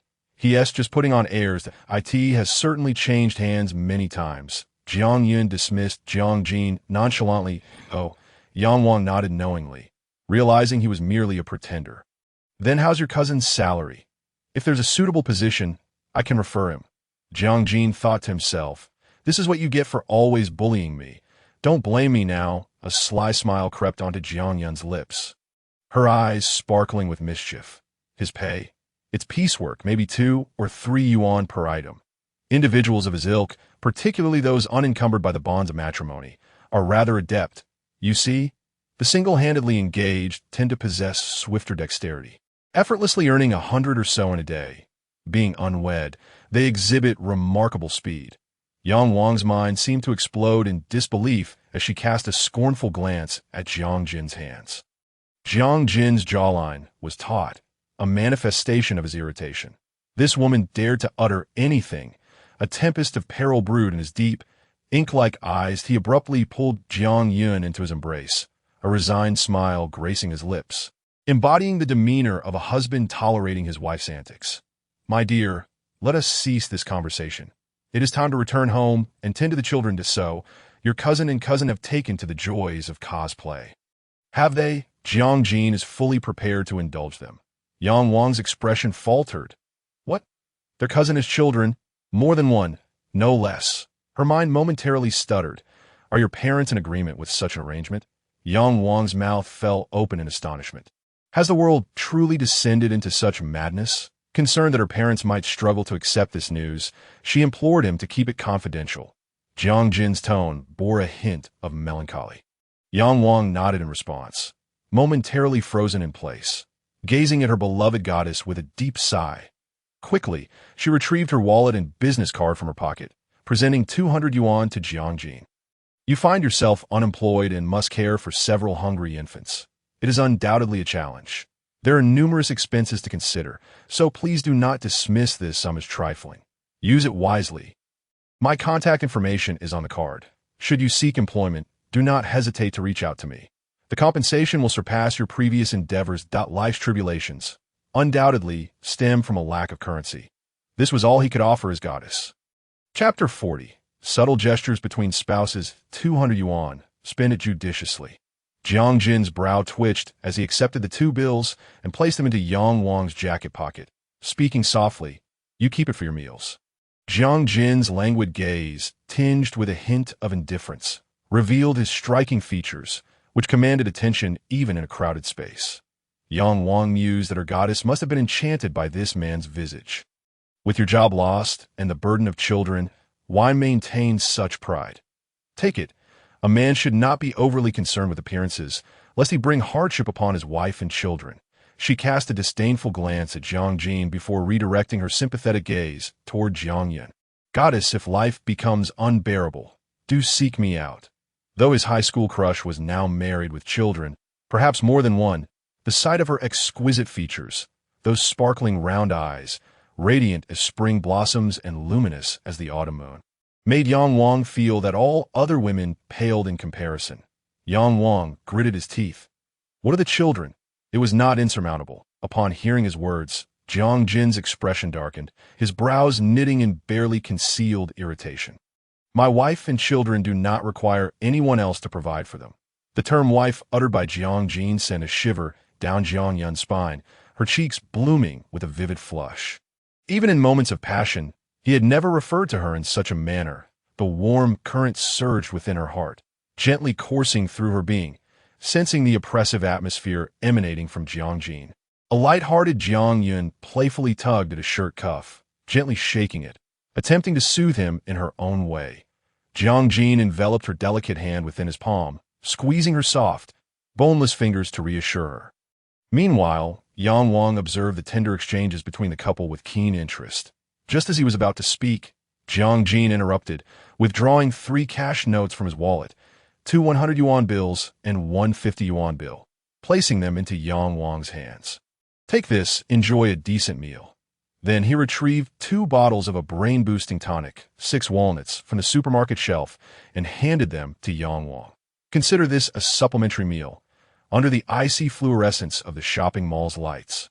The man left behind a tall, elegant silhouette, one hand grasping the shopping bags, the other holding his beloved wife's hand. Left behind, Yang Wang felt as though he had consumed vinegar while the fish slipped away, leaving only the sourness behind. Yet as he observed their departing figures, he found himself begrudgingly admiring their compatibility. Upon reaching the parking lot, Jiang Yun could no longer contain her giggles. Jiang Jin, watching the playful kitten, who was laughing uncontrollably, released her hand. "Cousin, are you having fun?" A man of high stature was always adept at restraint. His tone remained even, devoid of any inflection. Jiang Yun turned to the man beside her, noting his tightly pursed lips. Even with a neutral expression, his handsome face exuded an air of nobility. She stepped closer, wrapping her arms around Jiang Jin's waist, burying her face against his chest, her voice softening. "Brother, please do not be angry. Moreover, it was not I who referred to you as my cousin." The man's hand rested against the nape of her neck, pulling Jiang Yun from his embrace. "You seem to enjoy cosplay, do you? Then let us indulge ourselves today." His gaze, devoid of the usual tenderness, bore an icy demeanor that sent a chill down Jiang Yun's spine. Jiang Jin summoned Uncle Mo, instructing him to take a taxi home. Uncle Mo's eyes flitted between the two, aware that the young master was currently suppressing his emotions. Reluctant to intrude upon his employer's private matters, Uncle Mo ultimately bestowed upon Jiang Yun a look of caution before departing. After placing the shopping bags in the trunk, Jiang Jin lifted Jiang Yun, seating her in the passenger seat and fastening her seatbelt. Only after completing these actions did he accelerate away from the shopping center. The Maybach glided through the night, making a sudden turn that caused Jiang Yun to lean against Jiang Jin's right shoulder. A gasp escaped her lips, her small, rosy mouth forming a pout that elicited a protective instinct within him. Jiang Jin had been focused on the road, yet his peripheral vision was drawn to Jiang Yun's delicate, innocent expression that a surge of inexplicable emotion washed over him. But he quickly regained his composure. Satisfied that she was unharmed, he redirected his attention to the road, the car resuming its steady course. Throughout the journey, an eerie silence enveloped the vehicle. The scenery outside whizzed by, yet it failed to disrupt the stillness within. Jiang Yun maintained her fragile posture, her eyes reflecting a blend of confusion and unease. Jiang Jin, meanwhile, drove silently, seemingly lost in thought. Chapter 41. An unexpected encounter with Jiang's mother. The late autumn night grew increasingly chilly. The parking lot of Zhonghai was dimly lit. A luxurious black Maybach had come to a halt in the enveloping darkness. A soft click shattered the stillness inside the vehicle. Jiang Jin turned to unbuckle the seatbelt of the woman beside him. Jiang Yun grasped the man's sleeve, her fingers gently twisting the fabric of his shirt. She wished to inquire, "Are you angry? Get out of the car." Jiang Jin ignored her, his voice carrying a hint of chill. The two words spoken with a detached indifference. Jiang Yun remained seated, perplexed. Moments ago in the supermarket, he had affectionately called her his wife, yet now his demeanor had shifted entirely. "Do you want me to carry you?" The man suddenly chuckled coldly, the warmth in his gaze extinguished. Seeing him like this ignited a fire within Jiang Yun. "You think you're the only one with a temper? Don't mistake my silence for weakness." Her eyes narrowed, the chill in her tone unmistakable. Without hesitation, she flung open the car door and stepped out, slamming it shut with a resounding thud. Clutching her bag, she hastened towards the elevator, eager to return home and escape the presence of the unpleasant man. Quickening her pace. However, just 2 steps later, Jiang Jin swept her off her feet, cradling her in his arms, engulfing her in a fragrant embrace. With one hand, he held her upright, while the other carried the shopping bags. As he stepped into the elevator, swiping his card for access to his private floor. "You insufferable man, put me down," Jiang Yun protested, her fists beating against his shoulders. "What do you think you are doing? I refuse to visit your home."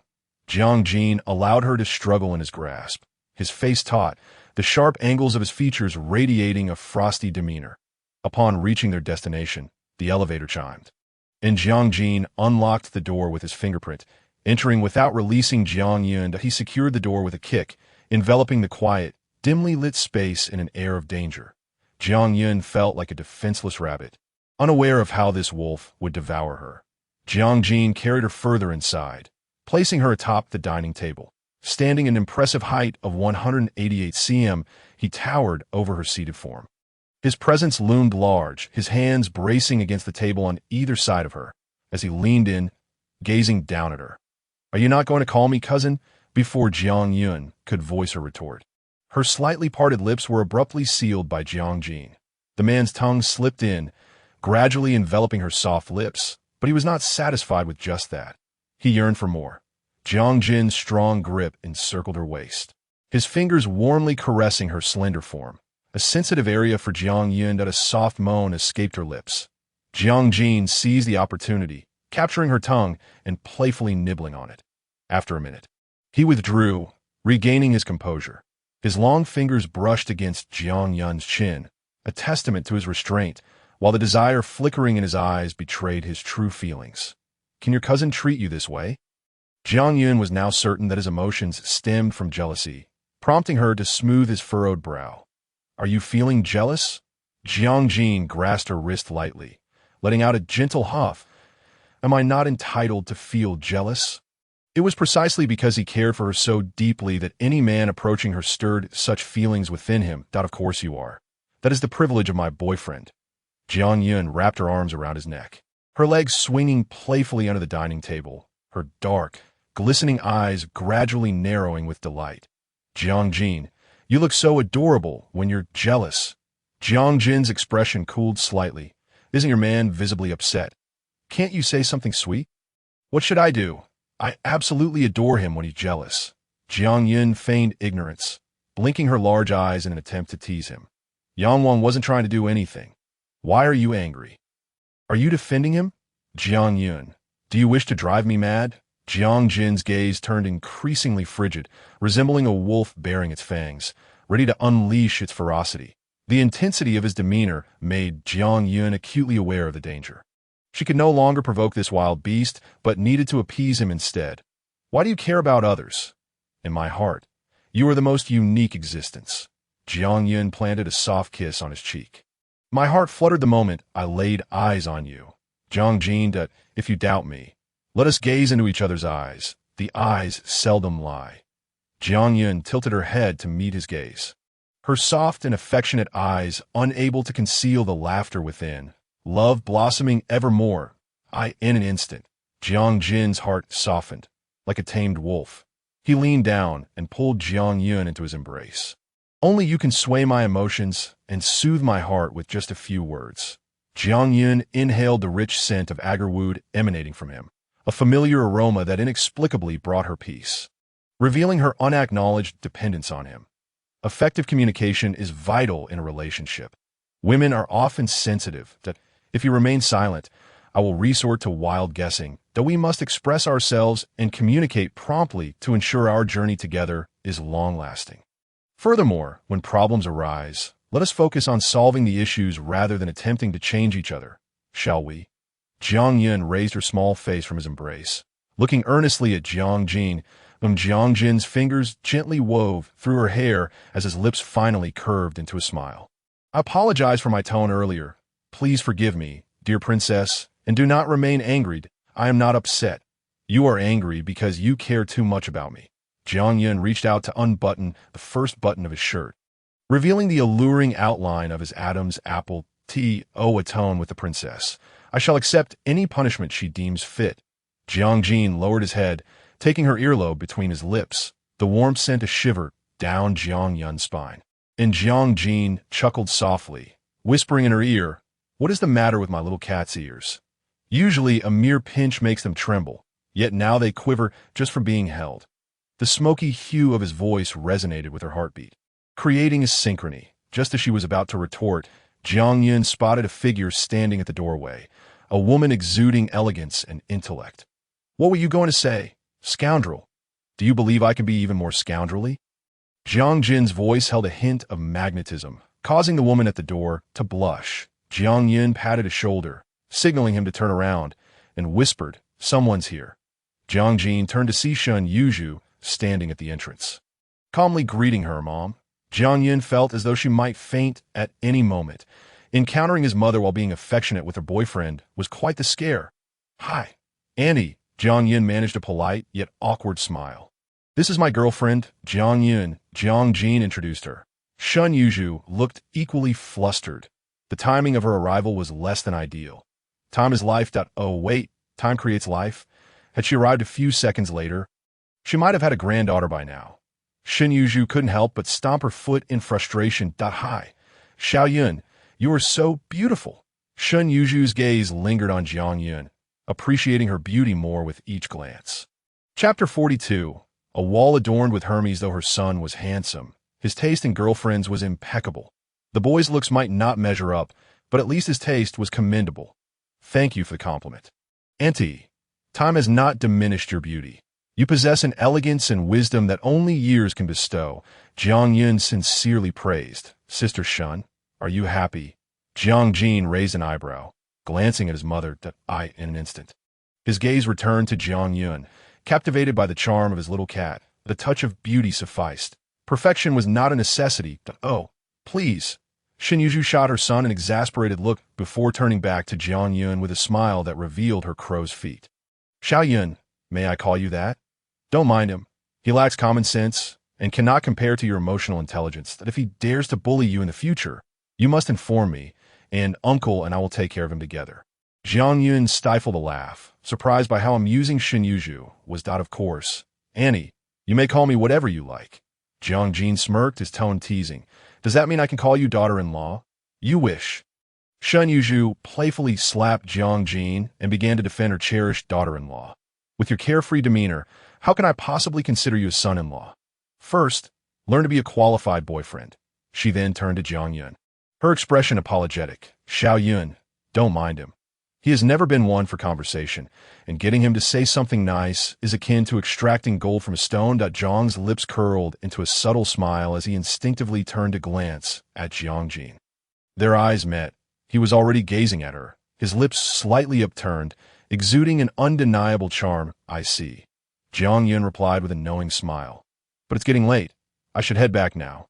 You two can continue your conversation. You're leaving just like that. You were just so close and affectionate a moment ago.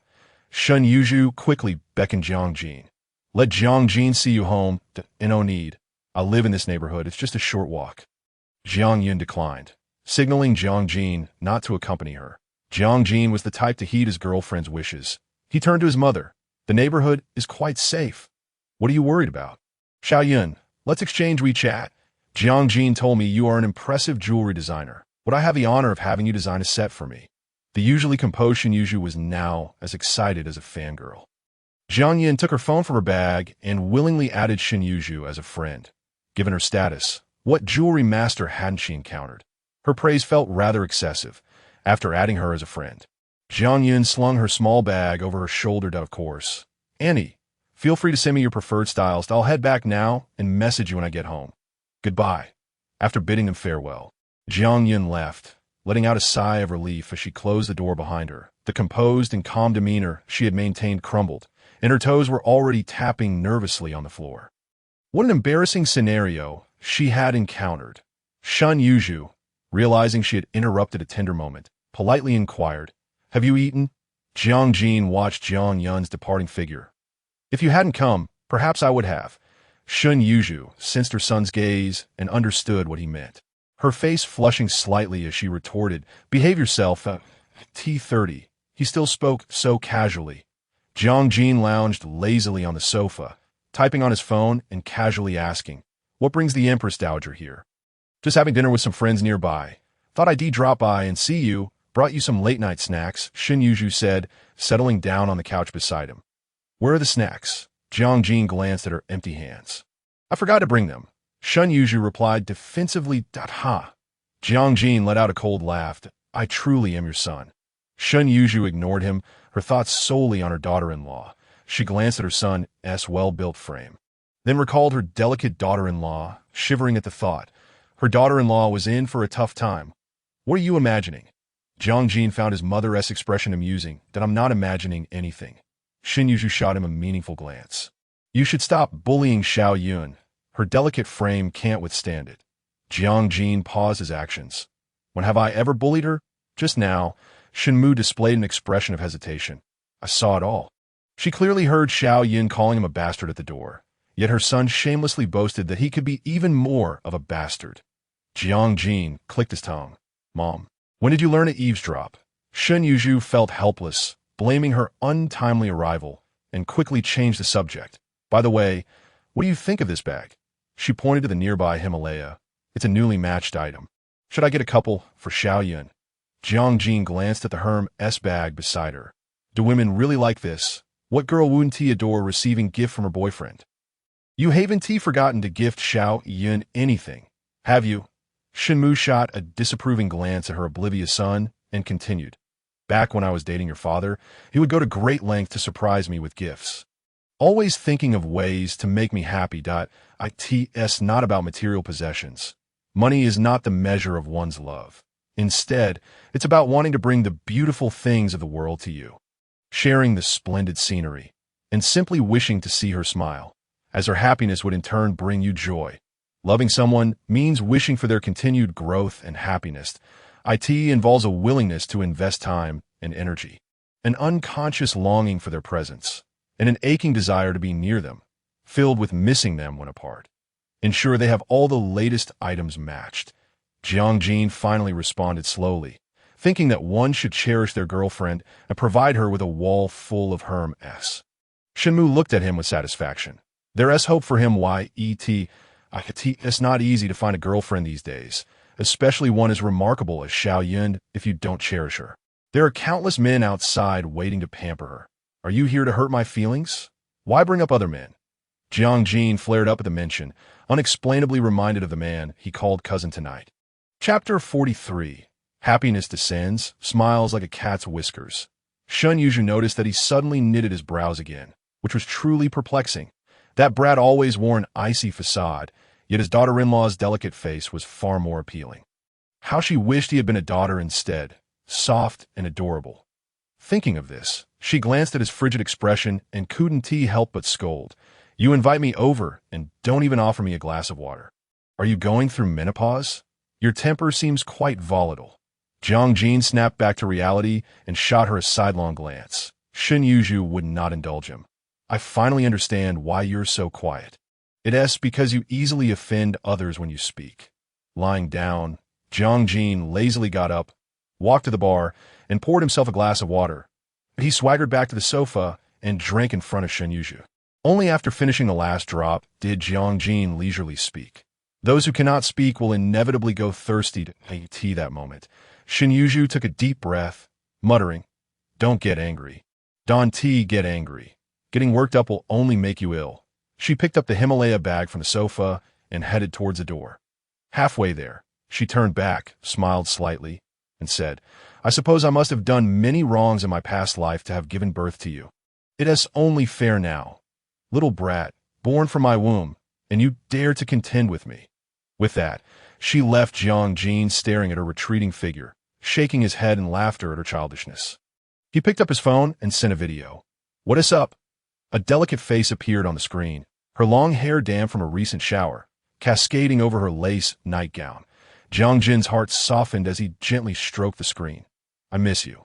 Didn't we just see each other? Jiang Yun sat at her vanity, applying various skincare products. And gone. The little cat glanced at the camera, finally sharing a look with him. Jiang, is she still here?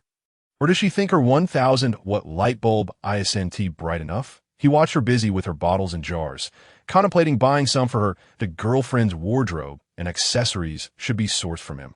That's where the real satisfaction lies. Jiang Yun giggled. Your interactions with Annie are quite amusing. She loved this familial atmosphere, filled with playful banter and jokes, with no internal strife.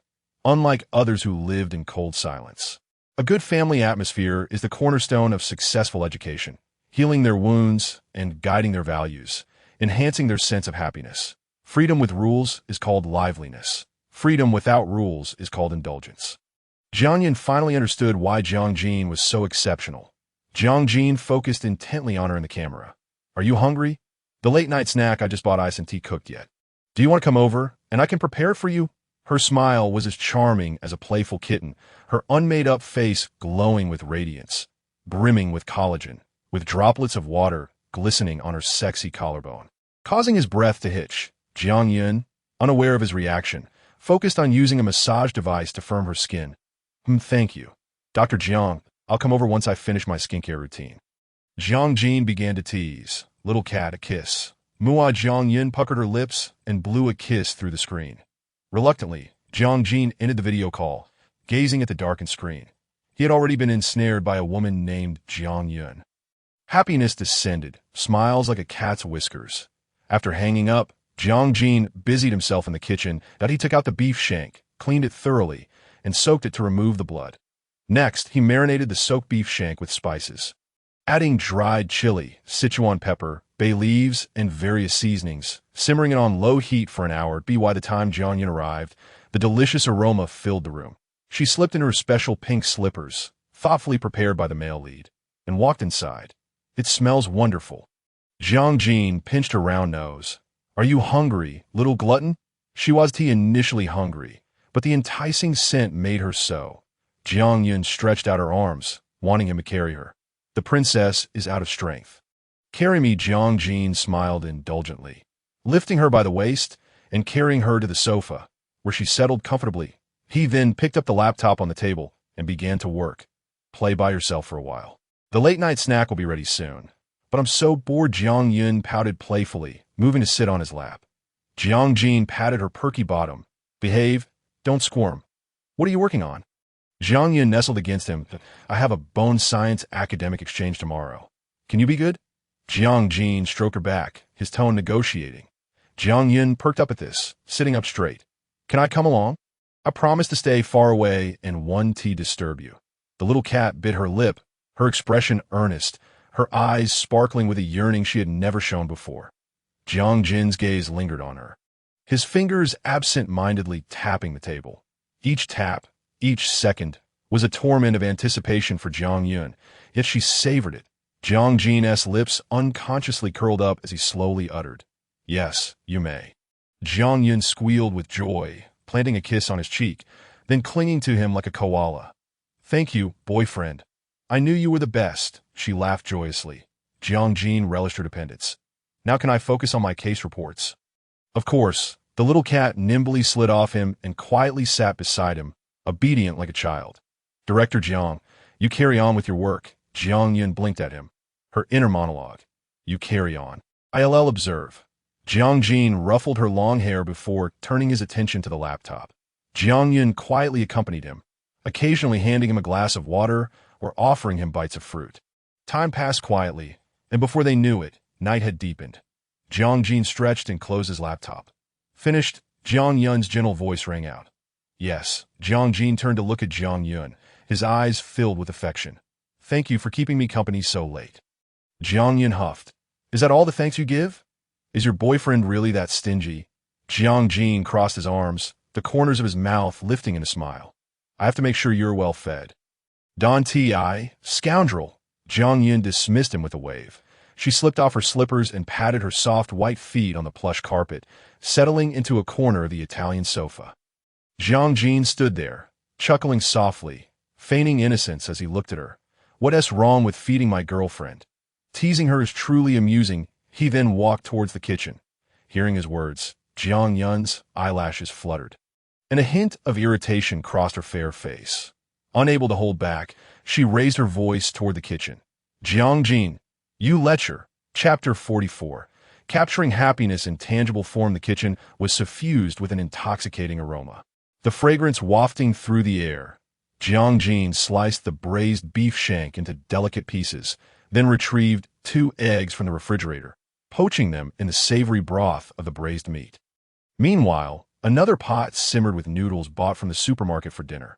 Once cooked, he ladled them into a bowl and began to artfully arrange the dish. He placed the thinly sliced beef shank atop the noodles, drizzling a hint of chili oil for a fragrant spiciness. A sprinkling of chopped scallions and toasted white sesame seeds added a final touch, and with a generous pour of the rich braising sauce, a bowl of succulent, al dente braised beef noodles was complete. He came across this while scrolling last night. Hope it makes you drool. Jiang brought the beef noodles to the dining table, thoughtfully pulling out a chair for Jiang. My princess, please enjoy your meal. Jiang gazed at the 2 enticing bowls of beef noodles, rich in color, aroma, and flavor.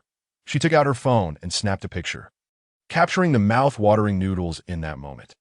Opening WeChat, she posted the image with the caption, Romance is not just about flowers. It is also about the meals you prepare for me.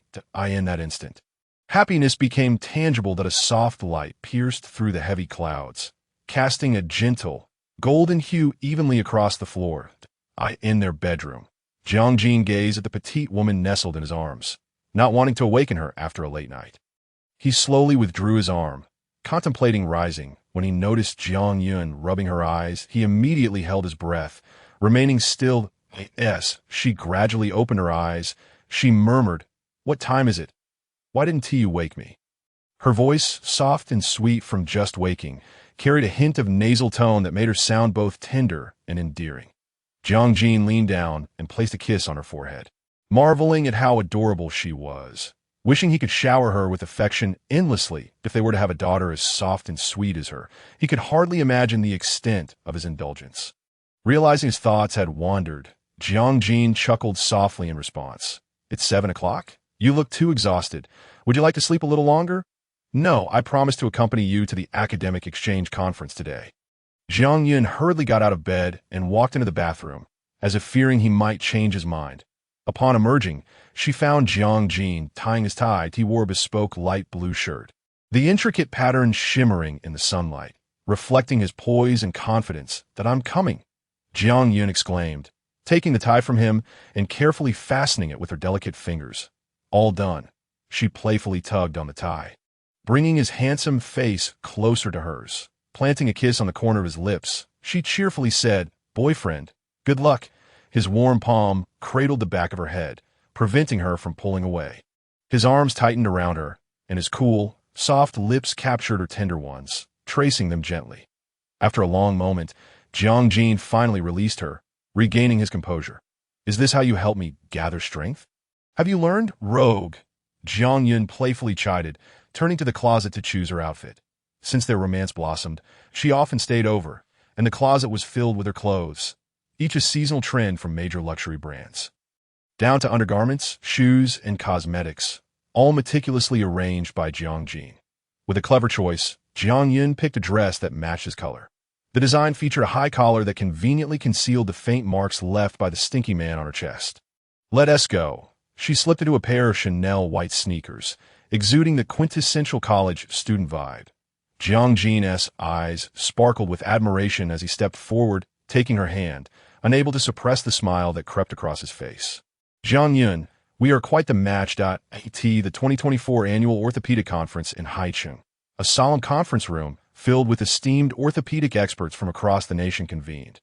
Jiang settled Jiang Yun in a seat beside the lobby before proceeding to the front row, where he took his place beneath a display bearing his name. As the conference commenced, the host introduced distinguished guests from around the globe, inviting experts to present their research findings. Jiang was the last to take the stage. Standing tall and composed, his gaze resolute as he delivered a powerful account of his latest research. Jiang Yun watched from the audience, her heart swelling with pride as she beamed at the radiant man before her. How charming. This man was hers. As his presentation concluded, thunderous applause erupted in the room. Jiang smiled and bowed in gratitude, preparing to leave when the host called out to him, "Dr. Jiang, please hold on." The host approached with a microphone. "We have long recognized Dr. Jiang's exceptional medical skills. Your expertise and extensive experience have earned the admiration of countless patients. As the saying goes, success in both career and love is crucial. Your achievements in academia are undeniable. May I inquire whether you have a significant other in your romantic life?" Standing at the podium amidst the crowd, Jiang quickly scanned the audience, searching for a familiar figure. Finally, his gaze settled on her. That little cat was sitting obediently. Across the sea of faces, Jiang offered her a gentle smile. After a moment, he grasped the microphone. "My girlfriend is here today as well."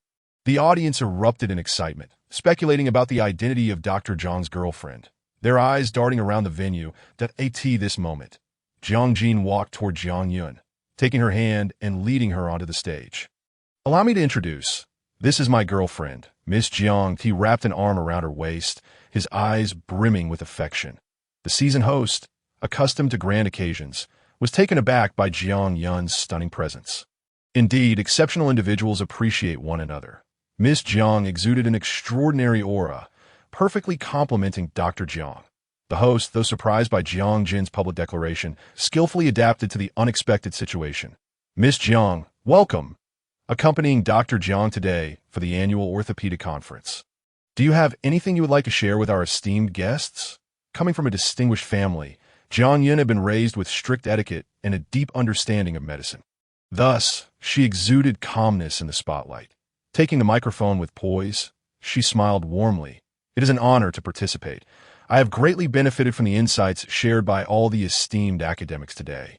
And I am truly inspired by your brilliance. The applause swelled, cameras flashing in a rhythmic dance, capturing their first photograph together. The thoughtful staff played background music, you on the left, I closely on the right. In the glow of the setting sun, the media and photographers captured this enchanting couple, a moment crystallized in time that in that instant. Happiness became tangible. Chapter 45. The unique romance of medical students. The romance between Jiang and Jiang stirred a wave of excitement throughout Haicheng. People speculated about the type of woman who could captivate the notoriously stoic Jiang. Until one day, his officially verified Weibo account unexpectedly updated with a post featuring two striking photographs. One image captured the moment from the highly anticipated orthopedic conference the previous day that in the frame. Dr. Jiang stood tall at the bright podium, one arm casually draped around Jiang, his gaze filled with unreserved affection as he looked at her. The second photograph, taken by Jiang, showcased her in a black spaghetti-strap dress, seated cross-legged on the carpet, engrossed in reviewing design drafts, her elegant swan neck exposed. Her dark, voluminous hair cascaded over her shoulders, a few strands playfully resting on her fair collarbone. The stark contrast of black and white crafted a visually striking aesthetic. Even without makeup, her features and bone structure illuminated her beauty, innocent yet alluring, like a fairy untouched by worldly affairs. The caption radiated the unique romance of medical students. You are located at the junction of the left clavicular midline and the intercostal space between the fifth rib, approximately 1 to 2 centimeters inwards, the position closest to my heart. This official announcement sent the comment section into a frenzy. Netizens flooded in with messages and shares, extending their blessings to the charming couple. Quickly assign me a medical student like that. I still haven't even shared a kiss. I'm quite shameless. After reading this, I'm not satisfied. I invite friends to read, and they scold me for being shameless. They read both so alluring. They must be quite the couple. Before seeing the lady's photo, I pondered what kind of woman could capture the heart of a surgical genius. After seeing her, oh my goodness, what a goddess. Dr. Jiang is truly fortunate. Envy the pair, not the fairy. I envy Dr. Jiang every single day. The internet was ablaze with admiration. Jiang, reclining on Jiang lap, laughed heartily, then picked up her tablet. Sitting upright. When did you take this photo? Jiang gazed at her lively spirit, his eyes softening. Whenever I felt like it. Knowing she wouldn't get a straight answer, Jiang huffed playfully, beginning to mischievously comment in the section. Is this the same aloof doctor Jiang I once knew? After typing, she provocatively glanced at him. Stinky man. Let us see how you explain this. Jiang, with an air of calm, picked up his phone. After glancing at her message, he even took the time to like her comment before beginning to reply. My indifference and aloofness crumbled the moment I encountered you once more. The fans of our pairing are bound to scream again. Upon seeing the response on her tablet, Jiang felt as though she was battered by tumultuous waves. What did he mean by that? Was he also struck by love at first sight? She raised her gaze to meet his. Jiang's eyes were resolute, imbued with an undeniable certainty, as if he understood her thoughts at that moment. With a raised brow, he asked, Did you think you were the only one who experienced love at first sight? Jiang squinted at him, realizing his cunning. After all, he too was smitten yet played the game of teasing. Jiang, you truly know how to play. The man chuckled, slightly leaning closer to her, beginning to entice. I can play even better elsewhere. Care to join me in a room to try? Just as their flirtation was heating up. The sound of a video call interrupted them. Seeing it was Lin Jiao'er, she swiftly pushed the man clinging to her aside and answered the call. Lin Jiao'er's face appeared on the screen. What are you up to? Jiang, spotting her long-missed friend, smiled warmly. Just living my life. The man beside her couldn't help but chuckle softly, only to receive a swift kick from Jiang, signaling him to be quiet. Jiang, unperturbed, thought to himself that since his wife was too busy to attend to him, he would find something to occupy himself. He picked up a notebook and sat to review academic materials, one hand playfully toying with her delicate foot. Lin Jior leaned in closer, her expression serious. So, you've totally forgotten our girl bond now that you're dating that orthopedic doctor? If it weren't for stumbling upon your official announcement online, how long were you planning to keep it from me? Jiang Yun raised her hand in earnestness, swearing, on my honor, I had no intention of hiding it from you. It's just that we've only just started dating. And I hadn't found the time to tell you. Lin Jior, unlike Jiang Jin, was not easily swayed. No time. Is your internet connection only 0.5G? Did your phone plan only get activated after last month's paycheck? Jiang Yun, realizing her fault, began to playfully plead, oh, dear friend, this time's my oversight. Please forgive me just this once. That's more like it. Come out to lunch with me this afternoon that you've been neglecting me ever since you found a boyfriend. Lin Jior complained, feeling the sting of being sidelined by her friend. Jiang Yun assured her, all right, today I belong to you. After a lengthy conversation to Su Jior, they finally ended the call. Heading out, Jiang Jin paused his work. Looking up at her, Jiang Yun explained, yes, I'm going out for a stroll with Jior, the one you met at the bar in the hospital. Jiang Jin, respecting her social freedom, retrieved his suit jacket from the Italian couch. His long fingers delving into the pocket to produce a black card. Placing it in her hand, the little kitten is having fun. Remember to pay the bill when you go out. Jiang Yun, somewhat surprised, did not put away the card he offered. A black card? Dr. Jiang, are you entrusting all your money to me? Jiang Jin reclined against the sofa, exuding a relaxed demeanor. What's mine is yours. All I know is that everything I have belongs to you, and you are mine. Lacking experience in romance, he only knew that he loved her, subconsciously wishing to give her the best of everything. His love was not a calculated exchange, but a willing sacrifice. He did not consider discussing finance as a shameful matter. In the adult world, spending money on her was the most direct expression of love. Jiang Yun pressed her lipstick-coated lips against his cheek, planting a kiss. And you are mine. Jiang Jin enveloped her in his embrace, gently stroking her long hair. I'll swing by the hospital later and drop you off. Just let me know what time you finish this evening, and I'll come pick you up. The woman nestled against his chest murmured, her voice as soft as a kitten's. Jiang Jin. You re so wonderful, bathed in love. Jiang Yun felt her heart swell with sweetness, akin to a candy wrapped in velvet. Soft, warm, and delightfully intoxicating. Meanwhile, the medical student who adored her expressed his affection in his unique way. Two souls in sync, like gifts, entered each other as shadows and touched one another's hearts. Chapter 46.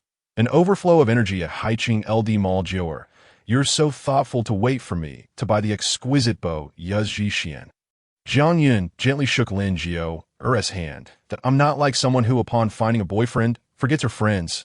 Lin Jior retorted with a proud expression. Although she teased Jiang Yun for prioritizing romance over friendship, deep down, she wished nothing more than for a friend as happiness. How could you say that about me? Jiang Yun exclaimed, feigning innocence as she retrieved a black card from her Chanel bag. When something good comes along, you're the first person I thought of. Upon seeing the black card, Lin Jior's eyes lit up momentarily, only to dim again almost instantly. Jiang Yun found her reaction amusing. What is the matter with you? I wouldn't dare use your card. You just returned to the country and are at the peak of your career that I wouldn't dream of it. Their friendship, spanning over 2 decades, meant that Lin Jior genuinely cared for her. Even when Jiang Yun moved abroad, she frequently flew to Y country to visit. Though they couldn't meet all the time, they remained steadfast in each other's hearts after more than 20 years of camaraderie. They were not merely friends but family, witnesses to each other's reckless and passionate youth. Such a bond was irreplaceable. This isn't my card. Jiang Yun finally comprehended the reason behind her friend's somber mood. This belongs to Jiang Jin. Didn't you say you wanted to test him? Now you have the chance to put him to the test. Lin Jior's eyes sparkled with excitement. Wow. Your Dr. Jiang is quite wealthy. A black card? No less. Then, as if struck by a revelation, she earnestly told Jiang Yun, I've decided not to test him anymore. Why? Jiang Yun was taken aback. Lin Jior clutched the black card. Its black gold sheen glinting in the mall light, resembling a little god of wealth. Because he gives so much, Jiang Yun. Lin Jior immediately dragged Jiang Yun into Hermes to indulge in a shopping spree. The sales associates eagerly surrounded them, enthusiastically introducing the latest styles. Lin Zhouer unabashedly selected and tried on various fashionable outfits and accessories. How about this bag? Lin Zhouer lifted a milkshake white Birkin 25, admiring herself in the mirror from various angles. That suits you perfectly, Zhouer. Jiang Yin nodded in agreement. Lin Zhouer's eyes sparkled with delight. Then I'll take this one. You want the milkshake white. And I'll go for an ice glacier blue. The sales associate, upon hearing this, exclaimed, My goodness, this ISNTA client. It's a windfall coming in. Jiang Yun smirked, proud of her dear friend. She handed the black card to the store attendant. As they exited the store, laden with bags, Lin Zhouer pulled her towards Chanel again. Yunzi, let us splurge while Dr. Zhang's money hasn't yet become joint property. Wouldn't that mean our shared assets would decrease? Jiang Yun teased. Right. Then you'd be at a loss. How could I have thought of that? Lin Zhouer lamented, her two precious bags suddenly feeling like hot potatoes. She almost wanted to return them. Why bother with her mess? It's clearly a loss. Jiang Yun couldn't help but chuckle at her friend's distress. I'm just joking. Your spending speed far exceeds his earning speed. Today, feel free to spend as you wish. Lin Zhouer, upon hearing this, experienced a sudden epiphany. Who is Jiang Jin? He asked the heir of the Jiang group in Haicheng. A bottle of wine costs 7 figures. What do 2 Birkin bags even mean? Lin Zhouer instantly felt she had underspent. She grabbed Jiang Yun's hand and nodded. Let us head back to Hermes and get 2 BK 20s in white. Jiang Yun, when they finally emerged from the mall, their arms burdened with shopping bags, the night sky had turned as dark as ink. Autumn is wonderful, Lin Zhouer exclaimed, satisfied. Jiang Yun took a sip of her milk tea. What is so great about it? Autumn is a season of harvest. Lin Zhouer looked contentedly at her bags, all filled with high-end brands. Jiang Yun rolled her eyes at her. You're such a little money lover. What is wrong with being a money lover? Lin Zhouer retorted, in this world, wealth is paramount. You wouldn't understand. And what about love? Jiang Yun countered. Now you're being overly romantic. If money can solve everything, why worry about love being unfulfilling? Lin Zhouer always had her own reasoning. Jiang Yun gave her a big thumbs up. Our little goddess of wealth speaks with such wisdom. Just as they were about to find a place to dine, Jiang Jin's call came through. I'm behind you. I see you.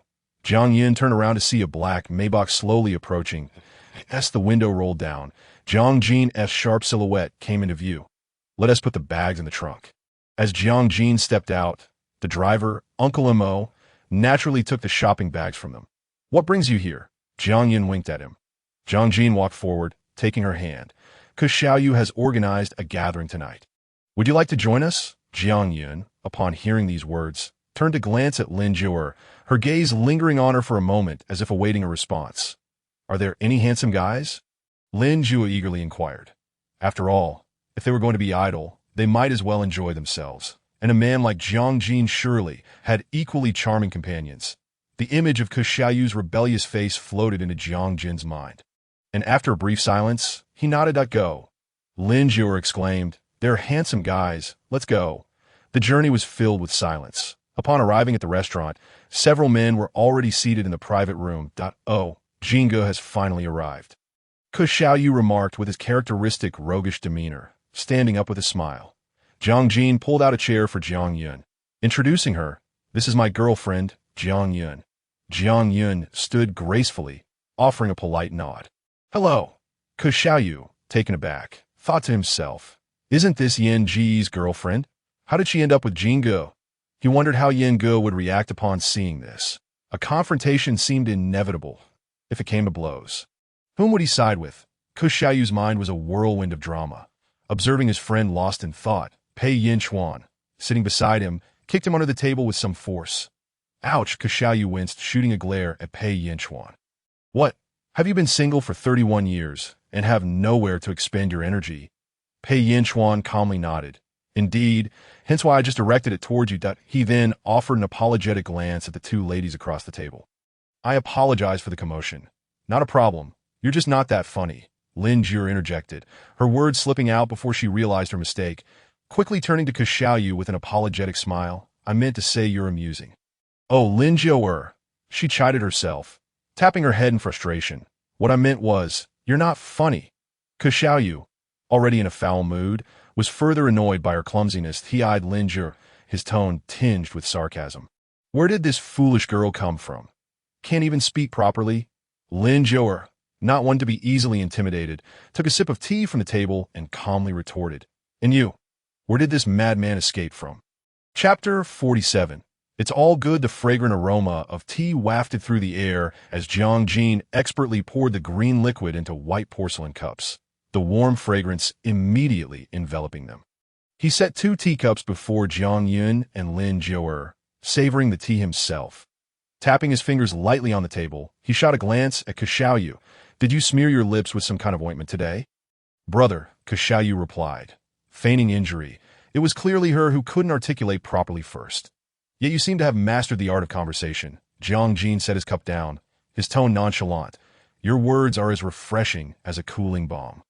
Constantly dripping with sarcasm, Jiang, witnessing their banter, smiled at his familiar teasing manner. Lin Zhe, unable to contain her laughter, burst out with a chuckle. Jiang looked down at her, his voice carrying a hint of warning. Apologize to Miss Lin. Reluctantly, Xiaoyu stood, slowly addressing Lin Zhe. Miss Lin, my apologies. Lin Zhe, not one to hold grudges, replied with a bright smile. It's quite all right, really not at this moment. Pei Yinchuan, who had remained silent until now, stepped in to ease the tension, patting Xiaoyu on the shoulder. Miss Lin, please forgive us. Xiaoyu is like this. Though he is 28, his mental age is merely 8. Don't take his antics to heart. Xiaoyu swatted Pei Yinchuan's hand away. Shut it, you 8-year-old. Lin Zhe, amused, concealed her laughter, lowering her head, before finally looking up with a sly glint in her eyes. I'm magnanimous enough not to bicker with the child. Xiaoyu shot her a glance, grumbling to himself about her audacity. Pei Yinchuan summoned a staff member to open the wine. The staff poured the well-aerated red wine into glasses, placing them neatly before everyone. The crimson liquid swirled in the glasses, releasing a subtle fragrance. Pei Yinchuan raised his glass, nodding at Jiang. Jin, congratulations on finally finding love. From now on, we shall be inundated with your romantic escapades. Let us toast to you both. His lips curved into a smile. May you share countless sunrises and sunsets together, walking hand in hand through the long journey of life. Ate tea this moment. Lin Zhe also stood, lifting her glass with sincere brightness in her eyes. I too wish for my chosen family to share their twilight together, to have someone to check if their porridge is warm. May you be a princess in love, savoring only sweetness and avoiding bitterness. Jiang was the family she had chosen, a shoulder she could always lean on. Jiang gazed at her reddening eyes, gently ruffling her hair. I'm not even married yet, and you speak as if you're giving me away for a lifetime. Jiang wrapped an arm around Jiang shoulders, turning to Lin Zhe. Rest assured, she is the girl I hold closest to my heart. I will never let her feel wronged. But what if you bully her? Lin Zhe expressed a hint of concern, knowing Jiang was a naive soul who had never been in love. What if she were to be hurt? Jiang smirked. Aren't you her family? If she is mistreated, feel free to come to me for justice. Pei Yinchuan exchanged a knowing glance with Jiang. Appreciating his tact, Xiaoyu, reclining in his chair, shot a glance at Lin Zhe, finding her incessant chatter quite bothersome. He raised his glass, approaching them. You think my Jingu is trustworthy? A pure virgin who has been single for 30 years has now been swept away by your friend. If you're still worried, just call me your brother. If your friend is mistreated, I'll make sure to demolish his hospital. With 2 buttons undone on his shirt, revealing a hint of collarbone, he exuded an air of rebellious charm. Lin Zhe gritted her teeth, forcing a charming smile, her tone unexpectedly gentle. How about I recognize you as my ancestor instead? Let us keep the drinks flowing. What business do you have with us? Pei Yinchuan raised his glass. If we don't drink soon, my arm might just give out, and I'll have to visit the orthopedic clinic for a checkup. Jiang's deep gaze met Jiang's tender one, and they exchanged smiles. The 5 of them raised their glasses, clinking them gently. The soft sound resonated in the air as they simultaneously tilted their heads back, downing the red wine in one go. At that moment, the once closed door to the private room creaked open, slowly revealing its visitor. Everyone's attention turned towards the entrance. Apologies for the delay, Zhou Yin announced as he entered, slightly out of breath. Xiaoyu, at a loss, stood frozen, stammering. Yin Ge, what's the matter? Zhou Yin chuckled at his bewildered expression. Are you that nervous to see me? Ke Xiaoyu thought to himself, how could I not be nervous? The girl you like is now Jiang Jin's girlfriend. When rivals meet, who can remain calm? Zhou Yin turned to see Jiang Jin's arm draped over Jiang Yun's shoulder. He called for a staff member to pour him some wine. And with a glass in hand, he approached Jiang Jin and Jiang Yun. Jin. Miss Jiang, congratulations. I saw your public announcement. You two are a perfect match. Here's to you both. May you experience love at first sight and mutual affection. Entwined in a passionate romance, he downed the drink in one go. The moment the glass was set down, it felt like he was bidding farewell to feelings he had long kept buried. With the renewal of all things, old wounds must heal, he resolved to look ahead. Chapter 48. Late life blessings and truth. Zhou Yin spent much time with her. It was during Jiang Yun's single days that his long-dormant heart was inexplicably drawn to her, gradually developing an indescribable affection. Even as this feeling grew wild within him like untamed grass, Zhou Yin refrained from pursuing her fervently. He had never even expressed his innermost thoughts to her. Now, witnessing their union, he felt no sorrow or heaviness in his heart, only heartfelt blessings that owe everything and everyone. One need not cling so tightly. He had already found peace. Jiang Jin raised his glass, tilting his head back to drink it all down. Then, with a smirk, he glanced at Zhou Yin. You better hurry, or you might just end up as a late bloomer. Zhou Yin paused in surprise, then chuckled softly, just about to speak when he was interrupted by a fit of coughing. Ahem. Pei Yinchuan covered his mouth, coughing a few times. Jiang Jin, are you implying something? I stand as the oldest among them all, witnessing the brothers rekindle their once inseparable bond, enveloped in a harmonious and congenial atmosphere. Yet, only Ke Xiaoyu feels a buzzing in his mind. Can it truly be so harmonious when rivals meet? Shouldn't jealousy be ablaze instead? Surely, Zhou Yin must be putting on a brave face. Ke Xiaoyu approaches Zhou Yin, leaning in to whisper, Yin Ge, are you all right? Zhou Yin turns his head, smiling languidly. What could possibly be wrong with me? Something feels amiss, definitely not normal. Ke Xiaoyu, with utmost seriousness, reaches out to check Zhou Yin's forehead. No fever, so why the odd behavior? Lin Jiuer observes this peculiar exchange and tugs at Jiang Yun's sleeve, whispering, it seems he's the most unusual one here, acting all neurotic. Your man looks rather composed. How did you end up with such an eccentric friend? Her man appears composed. Jiang raises an eyebrow. Indeed, but that's merely appearances. When it comes to action, he is anything but serious. She turns to Lin Jiuer, placing a piece of braised pork rib in her bowl, that if they were all serious, how dull would that be? Someone must bring some levity to the atmosphere. Imagining four imposing men, each aloof, puffing cigars in the private room, exchanging glances without uttering a word, does seem quite tedious. Yet, upon reflection, Lin Jiuer concedes Jiang Yun's point. Indeed, if no one spoke, they might as well enroll in a sign language class. During their conversation, Jiang Yun's delicate hand is suddenly enveloped by a warm presence. She blinks in surprise and instinctively glances down, noticing her small hand snugly clasped in a larger, warm one, turning her gaze to the man beside her. She finds Jiang Jin calmly conversing with their table-esque companions. Beneath the table, his grip on her hand remains unwavering. This silent care and attention warms Jiang Yun's heart. He is always so attentive. Lin Jiuer, observing their secretive display of affection, thinks to herself, well, no need for food now. I've had my fill of dog food. She lifts her glass of red wine to take a sip, only to catch Ke Xiaoyu's teasing gaze from across the table. Immediately, she rolls her eyes at him. What are you staring at? Keep looking, and you'll realize I'm a woman you can never have. With that, she takes a hearty gulp of her drink, realizing she may have overindulged. Lin Jiuer prepares to rise and head to the restroom. Jiang Yun reaches out, stopping her in her tracks. Do you want me to accompany you? Lin Jiuer glances at their intertwined hands beneath the table and replies, no need. You enjoy your little display in the private room. Ke Xiaoyu watches Lin Jiuer depart and promptly stands up.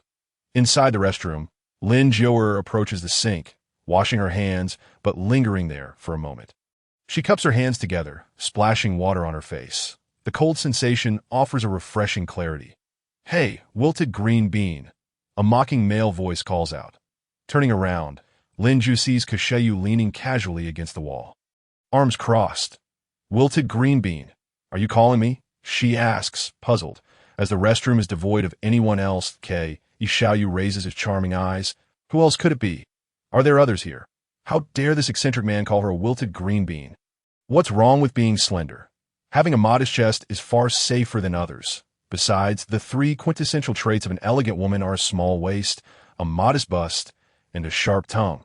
Infuriated yet determined to remain composed, Lin Ju calmly retrieves 2 paper towels from the dispenser, drying her hands leisurely. "You, with that feeble physique, dare to criticize others," she quips, casting a glance at his belt area before sweetly saying, "If you have no meat on your bones, perhaps you should refrain from disparaging others, Wouldn't you agree? Toothpick, too young of meat."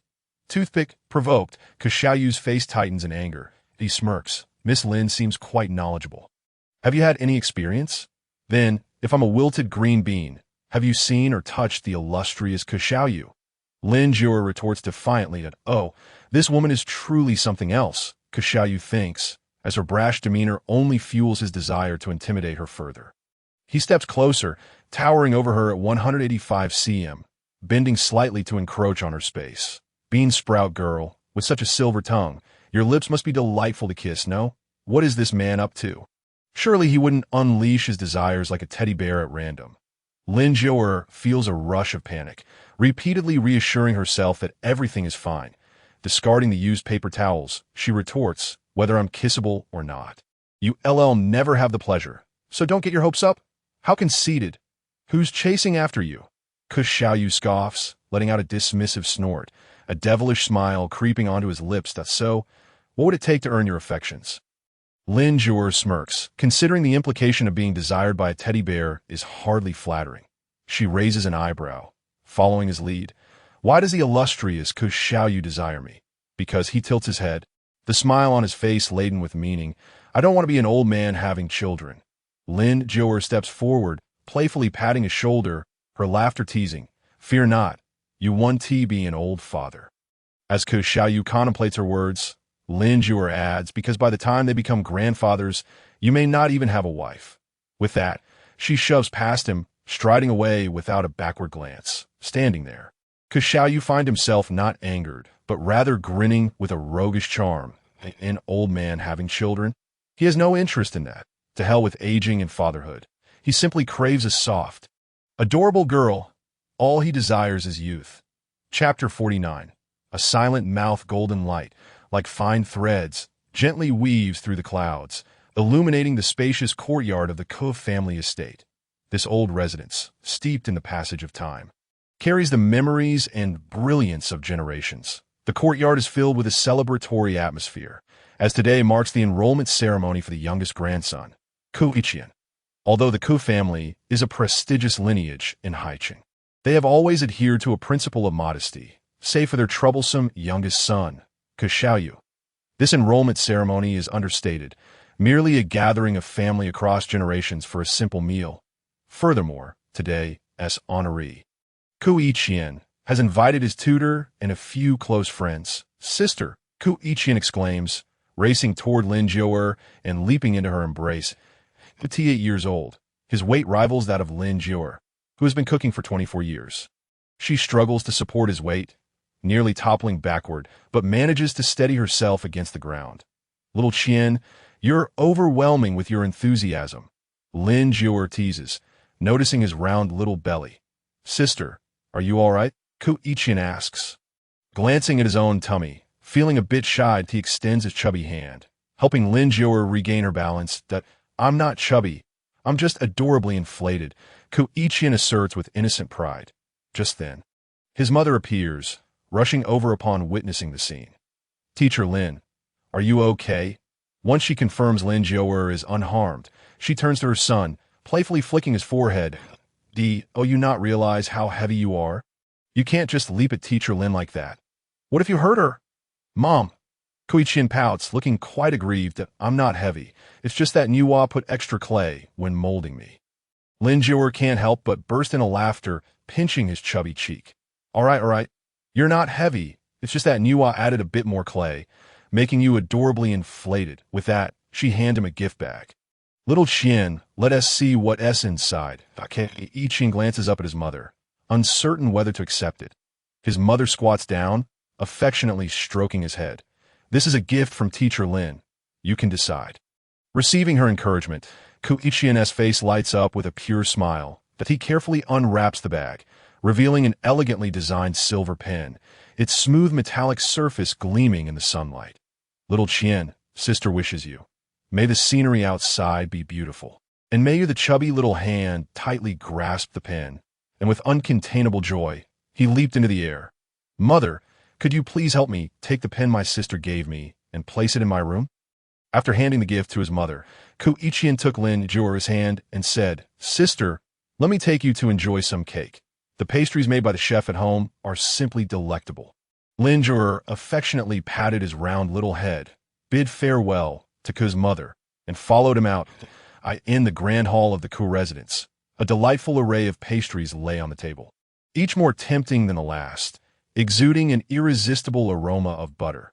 The moment Lin Juer stepped into the hall, her gaze was irresistibly drawn to the treats. Sister, here, Qian offered her a tray, which held a slice of mint sea salt Oreo cake, thoughtfully accompanied by a spoon. Anticipating that his sister might feel shy upon her arrival, he quickly added, Sister, take your time enjoying it. I need to go greet my good friend first.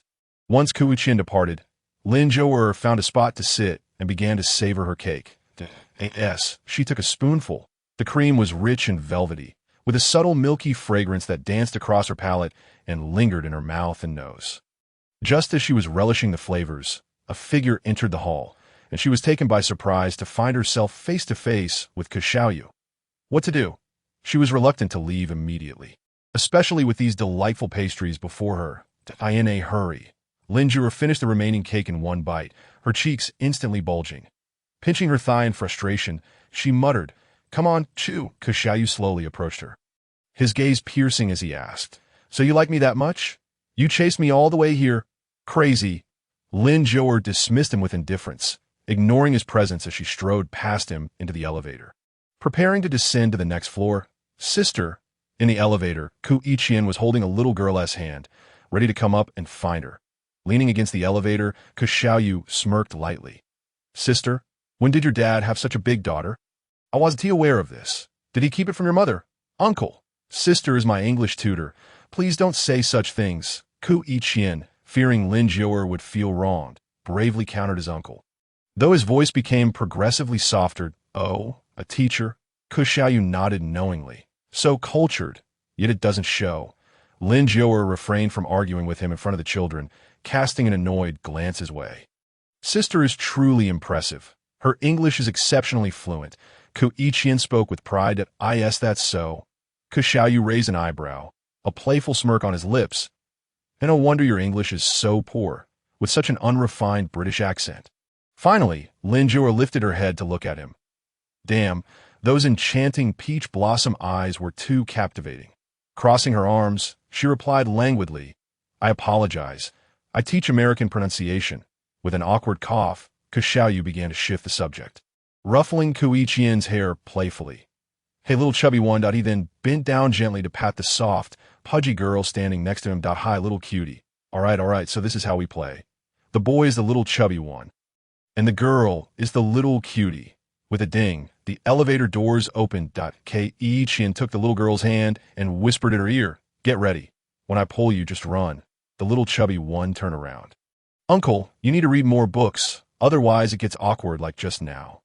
Being uneducated is truly terrifying. After saying this, he immediately took the little girl's hand and dashed out of the elevator, calling back, Goodbye, sister. Ku Xiaoyu's forehead twitched in annoyance as he glared at Lin Juer. Why does he call you sister while calling me uncle? Lin Juer shrugged, feigning ignorance. Suddenly, her eyes sparkled mischievously. He could also call you brother, but you must acknowledge your elder brother as your godfather. With that, she made a face at Ku Xiaoyu and hummed a little tune as she exited the elevator. Chapter 50. Retreat, retreat, retreat. Inside the elevator, the sudden ring of cell phone shattered the icy atmosphere. On the other end, Pei Yinchuan, clearly running out of patience, was about to hang up when the call was finally answered. What is taking so long? What are you up to? Nothing good, Xiaoyu retorted, watching Lin Zhouer's departing figure with irritation. Pei Yinchuan clicked his tongue and inhaled from a cigar. Where are you? Coming over. As Xiaoyu exited the elevator, he pulled a cigarette from his suit pocket and placed it between his lips, refusing without a second thought that I don't have a habit of hanging out with my brothers. Pei Yinchuan extinguished the cigarette, but with a scoff that I'm asking where you are, so I can report your location. Today, it seemed everyone was coming to bully him. Xiaoyu adjusted his tie. Let go. Pei Yinchuan, puzzled, replied. Huh. I said if you have something to say, just say it. Xiaoyu gripped his phone tightly. How can I let it go when you're so angry? I wanted to invite you out for a few drinks tonight. Pei Yinchuan was sitting on the balcony, enjoying the breeze. Inviting Jiang didn't seem appropriate as he was busy in a new romance. And calling Zhou Yin was also out of the question since he had just experienced a breakup. After contemplating, he decided to call Xiaoyu. Send me the location later. I'll find a fire extinguisher first to cool down. Bye. With a belly full of frustration, he set out to find Lin Zhouer. As Xiaoyu walked into the garden. Autumn had set in, and the maple leaves in the old residence blazed red like fire. The gentle breeze stirred the leaves, which danced gracefully through the air like butterflies, creating a mesmerizing spectacle of crimson rain. Lin Zhouer lovingly helped Ku Yiqian remove a fallen leaf from his head, oblivious to the one that had settled in her own dark hair. The innocent laughter of the child mingled with her melodious voice, filling the I in that moment. The fierce Lin Zhouer seemed less daunting. And as he silently observed the scene before him, his simmering anger began to subside. That instant, Lin Zhouer inadvertently noticed Xiaoyu standing at a distance. She immediately raised her head, clasped her hands together, and prayed to the heavens, bad luck, retreat, retreat, retreat.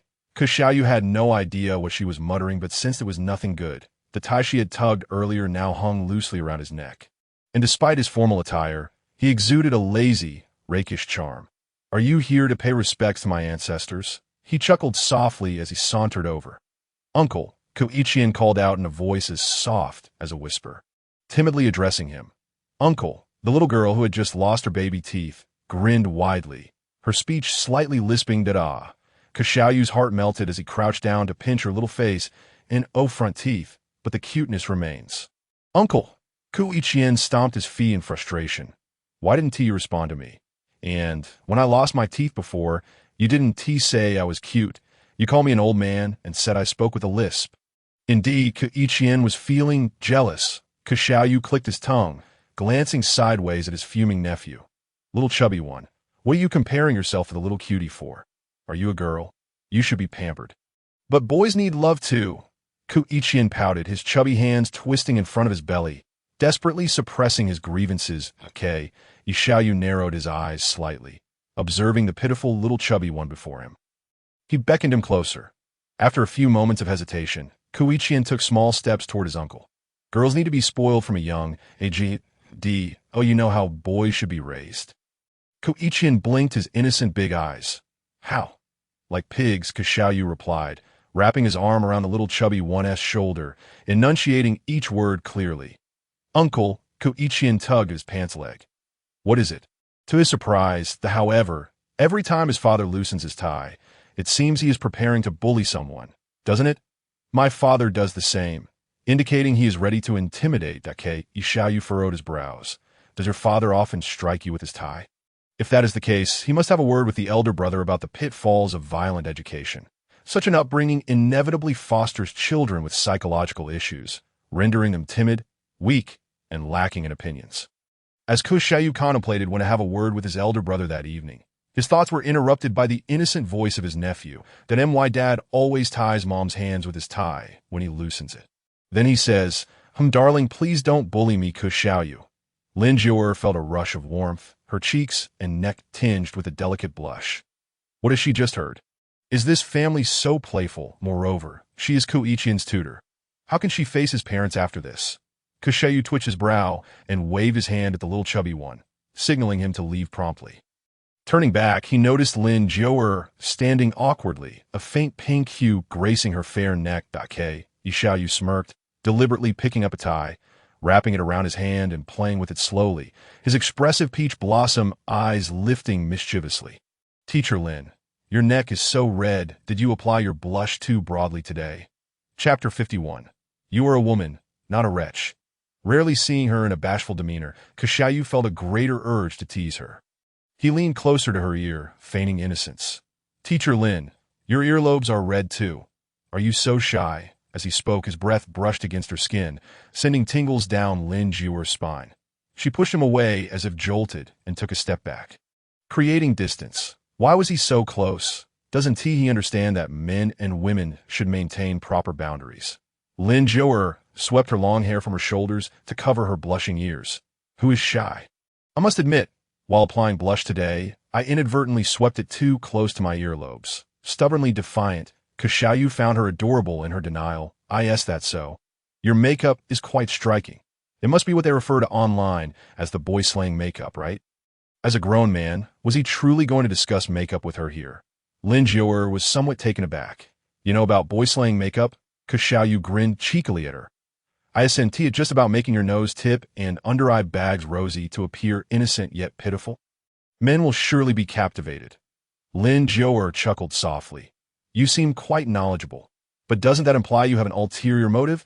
Xiaoyu pretended to cover his mouth, adopting a victimized expression, discussing makeup. And suddenly it turns into accusations of ulterior motives? His logic shifted faster than a chameleon. Lin Jia couldn't keep up with his train of thought, but she understood one thing. This man was determined to find ways to insult her. She narrowed her eyes, gritting her teeth. How have I become so scheming? Your blush has reached your earlobes. I sent that a bit excessive. Xiaoyu, hands tucked into his suit trousers, leaned in closer. Such a fierce application. Are you trying to slay me?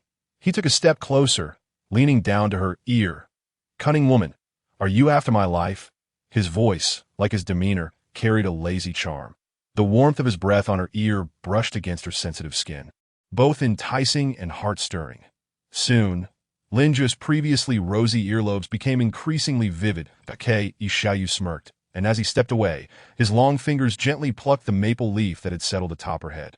Yes, in this invisible contest, he had finally scored a point. The Jiang family villa. Jiang Yun, you are quite capable. Jiang Xiaoyuan held a tablet, continuously enlarging a photo, one taken during Jiang Jing's announcement of their relationship. Isn't this the doctor who previously examined my waist? I told you. You were fixated on him. Yet you wouldn't admit that Wei Jinhua leaned in, even donning her glasses. Let me have a look.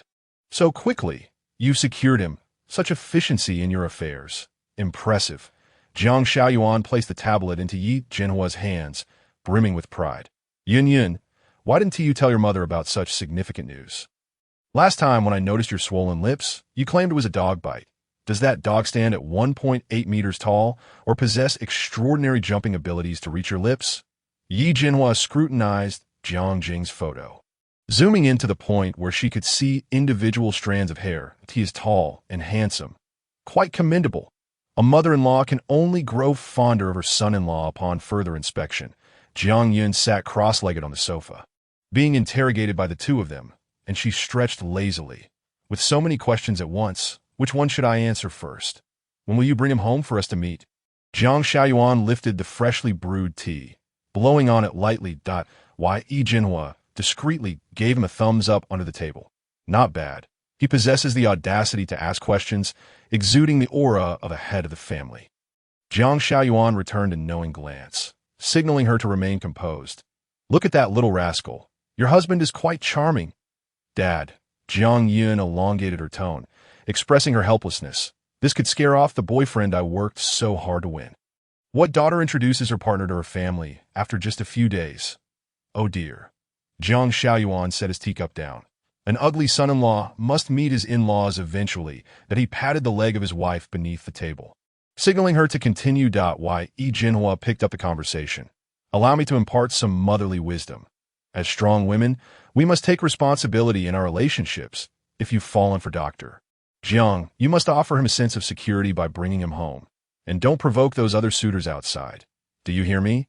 Other suitors? What a novel phrase. My mother truly embodies the spirit of a 5G surfing middle-aged woman. After casting a glance at Jiang Xiaoyuan, Jiang Yun raised her eyebrows at Yi Jinhua, silently questioning. Are you really discussing other suitors in front of my dad? Yi Jinhua, catching her daughter's meaning, began instructing Jiang Xiaoyuan, who was pretending to read the newspaper on the sofa. The soup in the kitchen is simmering. Go check on it, and oh rush, let it simmer slowly.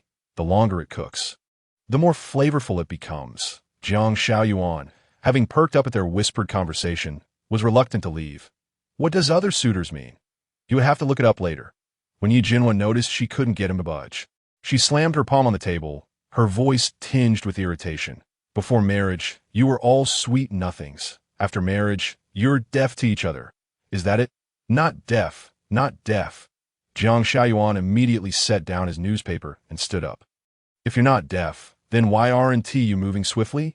Yi Jinhua's gaze bore down on him. Fine. Watching her father walk into the kitchen, Jiang Yin couldn't help but smile, from childhood to now. Every time her father was directed by her mother, he wore a willingly submissive expression. Seeing her daughter smile, Yi Jinhua felt a surge of emotion welling up in her. She couldn't pinpoint when it started. But the little girl she had cradled in her hands had suddenly grown up.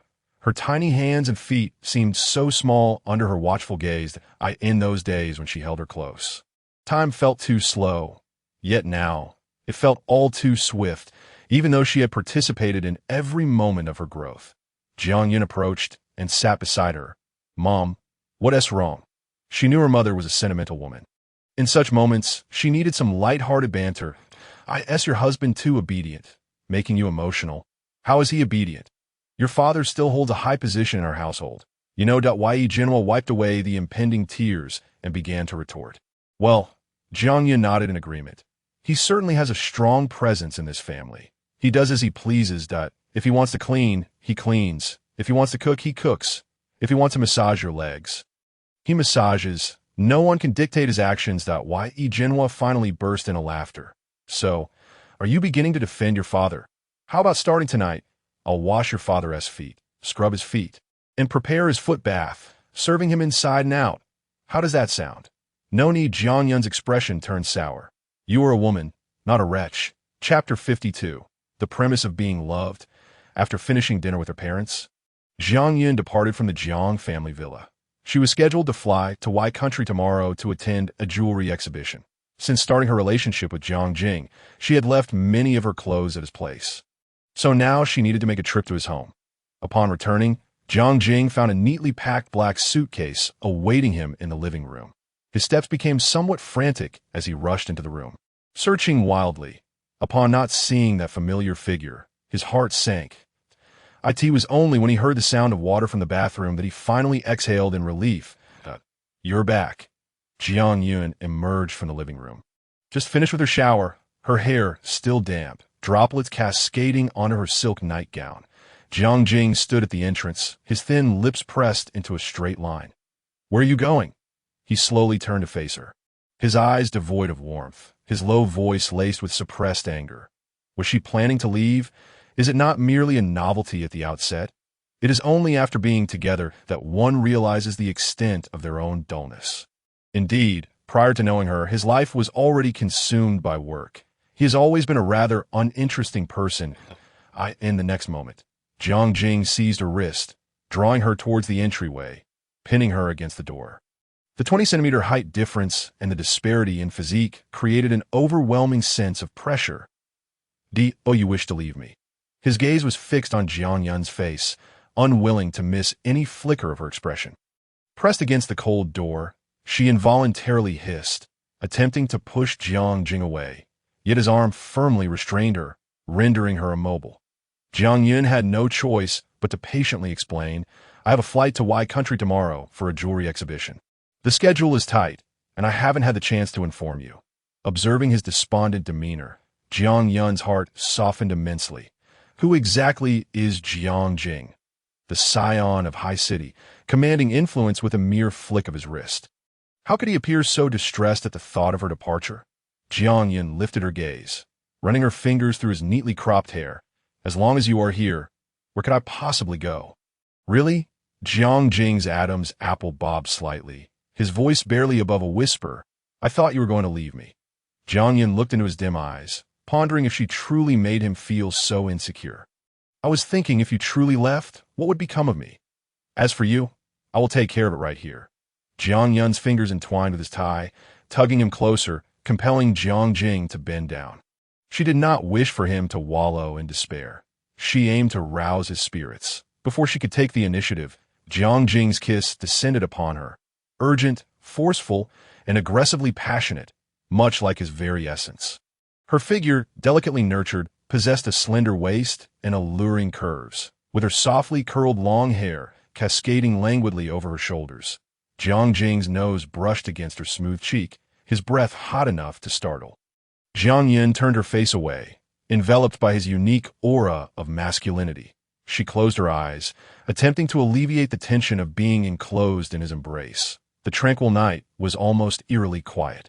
Allowing them to hear each other's fervent breaths, she merely wished to tease him, to let him see what he could not possess. She relished in witnessing his restraint, his forbearance, yet his undeniable desire. Suddenly, the man's affection surged like a gust of wind sweeping over the riverbank.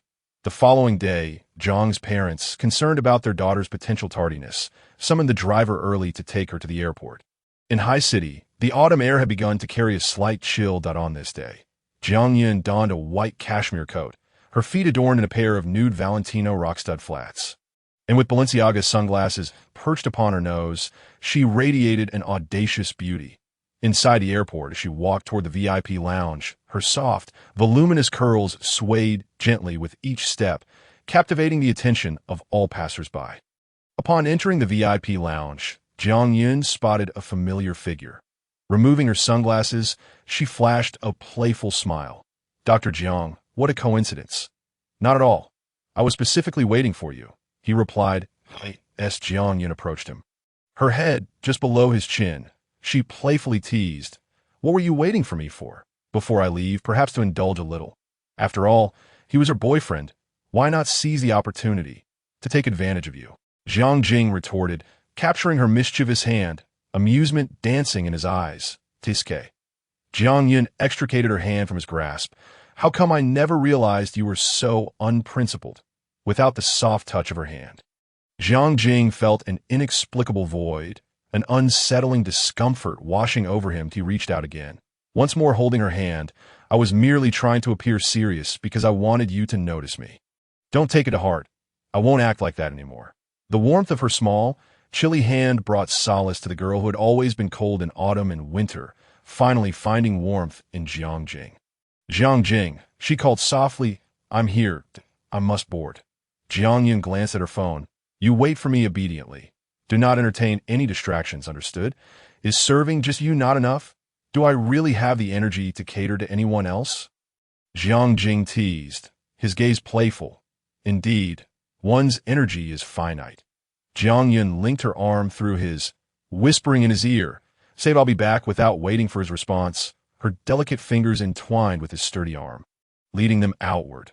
Among the throng of people, they walked side by side. The man stood tall, while the woman beside him exuded grace. Two striking individuals, no matter where they went, became the center of attention. "Isn't that Dr. Jiang's officially announced girlfriend? She resembles a celebrity," remarked a passerby. "It seems that being loved requires one to be beautiful," commented a friend beside her, observing the stunning and flamboyant Jiang Yun.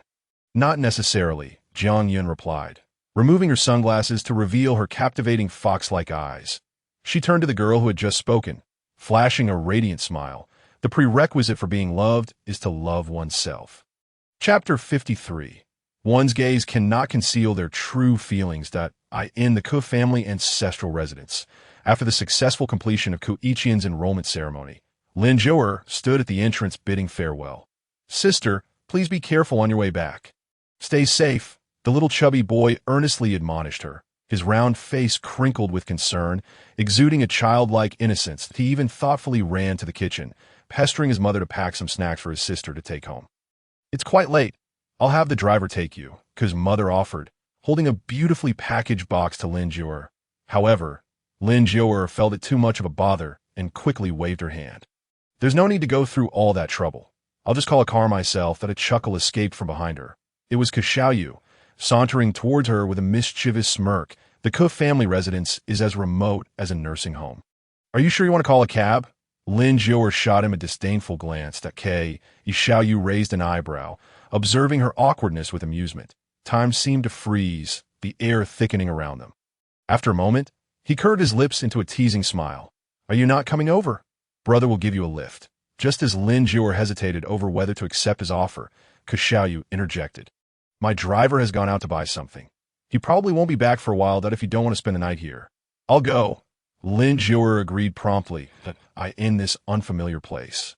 Refusing his ride would mean staying the night. Yet behind her, unbeknownst to Lin Jior, a subtle smile of triumph crept onto Xiaoyu's face. I've had a drink. You drive, he stated, tossing the car keys into Lin Jior's lap without a second thought. At the family gathering earlier, he had shared a few drinks with his older brother. Although he was still relatively sober, the effects of the alcohol were beginning to take hold that I don't really know how. Lin Jior stammered, holding the keys while staring at the beastly sports car before her, a burgundy McLaren 720S. Flashy, just like him to Oh, you have a license. Xiaoyu's face flushed slightly as he glanced at Lin Jior. Yes, but I've never driven. That's fine. You can drive today since you have a license, he replied, striding toward the passenger seat and opening the door. He seemed quite confident. With no other option, Lin Jior gritted her teeth and climbed in. After struggling a bit to fasten her seatbelt, she started the vehicle and pressed the gas pedal, but the car remained immobile as if it had been enchanted. Frustrated, Lin Jior turned to Xiaoyu for help. Is your car broken? No matter how hard I press the gas, it won't move. Even if you press harder, it won't budge. Xiaoyu leaned back casually in his seat, his expression nonchalant. Why not? Because you're pressing the brake, he replied. Lin Jior chuckled awkwardly. Sorry about that. I can't tell the brake from the gas. Yi Xiaoyu's forehead twitched. Surely, she didn't buy her driver's license. With a whoosh, Lin Jior pressed the gas pedal down firmly. The McLaren shot forward like a bullet, speeding down the road. Yi Xiaoyu rubbed his temples, feeling a bit more sober. Bean sprout girl, see that car ahead? I see it. Lin Jior focused intently on the vehicle in front. Crash into it. What? Lin Jior was taken aback. I said crash into it. Why? That would violate traffic rules. Oh, you know that, do you? Xiaoyu quipped, seeing how eager you are with the gas pedal. I thought you wanted to send them off to meet the Almighty. Lin Jior, she knew he could never say anything nice. Not wanting to engage further, she began to ease off the gas. Gradually slowing down, as the red light illuminated, the car came to a halt, enveloping them in silence. Hey, bean sprout girl? Xiaoyu suddenly broke the silence. What is the matter? You seem to be enjoying a delightful conversation with my sister-in-law today. Are you hoping to become sisters-in-law with her? A playful smirk danced on Xiaoyu's lips, while his deep, enchanting eyes exuded an indescribable wickedness. How could one be so narcissistic? Xiaoyu. Lin Jior looked at him with amusement. What's wrong? Suddenly being addressed, so earnestly left Xiaoyu momentarily taken aback. Lin Jior chuckled softly, her bright eyes gazing at him. How can your eyes look so affectionate even when looking at a dog? Could it be because Xiaoyu straightened up and leaned toward her, his brows and eyes tinged with a hint of intoxication? The gaze of someone in love is impossible to conceal. His lips moved deliberately, each word infused with warmth, his breath cascading over Lin Jior's neck. Sitting in the driver's seat, Lin Jior met his hazy gaze. That haven't you heard the other saying? The gaze of someone who despises another is also impossible to conceal. The green light illuminated, and Lin Jior swiftly turned the steering wheel to the left. Pressing down hard on the accelerator, the inertia caused Xiaoyu to tilt sharply to the left, his head inadvertently colliding with Lin Jior's shoulder. What are you doing? Xiaoyu snapped irritably. Lin Jior cast him a sidelong glance, choosing not to respond as she continued to drive. Here we go again. Silent treatment. Huh. Damn, I can't stand pretentious people. Just as the words left his mouth, a blaring horn sounded from beside them. Yi Xiaoyu turned to see an Aston Martin cruising in the right lane. The window rolled down to reveal a familiar face. Ida Xiao. It's you. I thought someone was flying a plane on the road. In the blink of an eye, the person spotted Lin Jior in the driver's seat and remarked with a hint of mockery. Oh, little sister-in-law has switch partners again. Looking for death? Xiaoyu's half-lidded eyes snapped open, his expression growing increasingly frosty. But if you don't need your eyes, then donate them. What are you looking around for? The occupants of a nearby vehicle sensed Xiaoyu's suppressed fury and promptly rolled up their window, speeding away. They dared not offend this formidable figure, especially since they wished to continue thriving in High City. Xiaoyu leaned back into his seat, rubbing his temples as the anger that had just surged began to subside. Lin Juer glanced at him. "That a friend of yours?" Xiaoyu scoffed. "Fair-weather friends." Lin Juer's lips curled into a slight smile. "Your friend seems quite afraid of death." "Yes, that's so." Xiaoyu raised an eyebrow. "What about me?" Lin Juer let out a light scoff. "You're the type who claims to be fearless, yet checked for traffic 20 times when crossing the street." Chapter 54. A man who is married is like water that has been spilled in Nanyuan Villa. After finishing their meal, Wang Ma was tidying up the table in the dining room. The villa's overall design style leaned towards a modern Chinese aesthetic, with every piece of furniture and decoration meticulously crafted. Old-world charm permeated the space, embodying the essence of Eastern culture. Shen Yuzhu lounged on the solid wood sofa in the living room, one hand resting on Jiang Yanqing's leg as she had her nails trimmed. The other hand was busy scrolling through a drama on her tablet. As Jiang Jin entered, he observed this warm scene, standing silently for quite a while before speaking up. "I'm a living person standing here for so long, and no one has noticed." Jiang Yanqing glanced at him. "Just find a seat when you come back. Why be so polite?" She continued, trimming the nails without pausing. Hearing the voice, Shen Yuzhu finally lifted her head, reluctantly granting him a glance. "Why aren't you spending time with Xiao Yun after work?" "What are you doing back here?" Just a fleeting glance, and she returned her focus to the tablet. "Why am I back? Other parents eagerly wait for their sons to return home, but you two treat me like I'm an orphan." Jiang Jin walked over to the sofa, picking up a steaming cup of tea from the coffee table and taking a sip. "Can I come back now?" Shen Yuzhu shot him a disapproving look. "Last time I went to your place, you didn't even pour me a glass of water. Now that you're back, you seem to be enjoying yourself." Shen Yuzhu's tone was full of disdain. "A son who has been married is like water that has been spilled. You should spend more time with Xiao Yun and not just come running home." "Dear, switch hands." Jiang Yanqing continued to help Shen Yuzhu with her nails, noticing her displeased tone and chiming in. "Now that you have a girlfriend, remember to uphold your virtues as a man. There's no such thing as pure friendship between men and women anymore." "There is," Jiang Jin exclaimed. "You and I are the best example of pure friendship, aren't we? Old husband and wife, that's the most innocent of friendships." Shen Yuzhu shot him a sidelong glance. "Before marriage, you were all lovey-dovey, but after marriage, it's all about being deaf to each other. You never contact me unless it's to pick up a package that we sleep in the same bed. And if you don't hold me, it's no big deal." Jiang Yanqing's expression immediately turned as flat as stagnant water. Why was he being dragged into this? Wasn't he merely helping her vent? In front of their son, couldn't he at least save some face? Jiang Jin leisurely brewed tea, watching them bicker like a spectator, as if he were an outsider to the unfolding drama. The fragrant aroma of premium Huangshan Malfoam wafted through the air as Jiang Jin lifted the teacup to his nose, seemingly relishing the spectacle. "Dad, it seems your wife has quite a few grievances against you."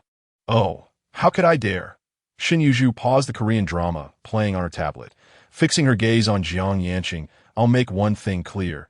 I could be open-hearted towards the little vixens outside, but I won't part with a single cent. That's unfair." Jiang Yanqing protested. "When have I ever had women outside?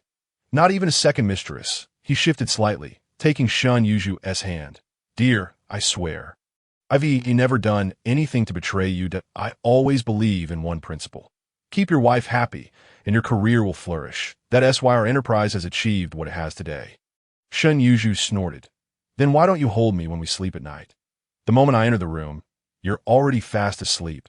Jiang Jin, who was attentively brewing tea, felt a headache coming on at the thought of his parents still being infatuated with each other at their age. Jiang Yanqing was indeed at a loss for words, but in the face of his wife's suspicions about his fidelity, what did pride matter? He gritted his teeth. "Dear, at my age, it's really a matter of heart versus ability."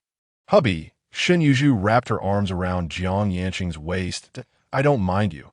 If you had told me earlier, I would have doubted your love for me or thought you were out looking for little vixens." Jiang Yanqing embraced her. "Silly wife.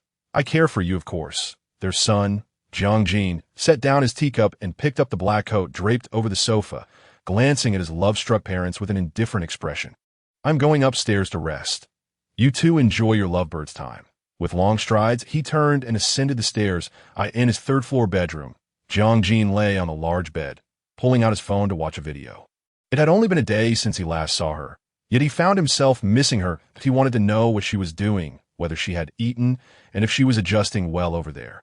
His mind and heart were consumed by thoughts of her, his emotions swayed by her presence. He finally understood the feeling of missing someone. Did you miss me? A strikingly beautiful face appeared on the video. Her tone was not a question, but a statement. Jiang's attention was wholly captivated by her. Seeing him so composed and serious, Jiang felt a playful urge to disrupt him. Mischief sparkled in her watery eyes as she teased, "Is it Jiang who misses me? Or little Jiang who misses me?" As she spoke, her lips almost seemed to brush against the screen, silently tugging at his heartstrings. Jiang chuckled softly. She clearly knew how to toy with him. What is the difference? His voice was deep and calm, exuding the charm of a mature man. There is a difference. Jiang appeared to ponder seriously. The difference is that if it's just little Jiang who misses me, then you're merely infatuated with my beauty. Jiang's long fingers played with a cigar, a smirk playing on his lips as he gazed at her. Do you really think I'm only interested in your looks? I might as well have died in your embrace. Upon hearing this, Jiang's previously fair skin flushed a delicate pink as she playfully pouted. That's your own fault for being unable to resist temptation. Indeed, Jiang nodded in agreement, taking a deep puff of his cigar, the smoke swirling around his chiseled jawline. So, Miss Jiang, when will you tempt me next? Jiang swept her cascading curls to one side, the V-neck design of her nightgown subtly revealing her alluring skin. She teasingly inched closer. Well, next time, when I visit your office, Jiang's breath hitched. So bold, playing office games with him? He maintained an impassive expression as he replied, Jiang. Jiang's voice dropped low, laced with a hint of huskiness. Did you think you could freely ignite the flames when I'm not around? Without needing to douse them, you're in for it when you return. The low, husky tone resonated through the screen, causing Jiang to shiver involuntarily. She began to regret her words, her tone turning pitiful. I was just joking, Jiang chuckled softly. And now you're scared? How can one be so unadventurous? I wasn't joking. Jiang's gaze turned assertive and frank, beginning to entice her. Shall we try a different setting? You rogue. Jiang was reluctant to continue the conversation with him. With a flick of her delicate fingers, she promptly ended the video call. Observing the terminated video, Jiang couldn't help but smile. He tossed his phone onto the bed and strode directly towards the bathroom. This cat is quite naughty, only igniting the flames, but never extinguishing them. Chapter 55. A heart without men is not a life without men. After Lin Jure dropped Xiaoyu off at the Billow Bar, she parked the car and took a taxi home. Exhausted after a long day, she lamented, Indeed, this world is filled with nothing but chickens and ducks, or cows and horses, having committed numerous sins in my past life. I now find myself working late at this hour. While others are in love by night, she was still toiling away. Upon arriving home, she sank into a warm bath, reveling in its comfort. Just then, Jiang video call came through. Lin Jure didn't bother to rise. She simply grabbed a towel to cover herself before answering. Why seek me out at this hour instead of your man? Jiang's ears flushed with embarrassment as she playfully retorted, Don't mention him. Lin Jure teased, noticing her bashful demeanor. What is wrong with you, Yun? So shy. What were you two discussing on the call? Jiang, while applying a night mask, remarked, If you're so eager for gossip, why not find a man to talk to yourself? Lin Jure watched her fussing with various bottles and jars. I would love to. But who was it that told me to keep my heart free of men? Jiang paused her actions, sighing in exasperation. To have a heart without men does not mean to have no men by your side.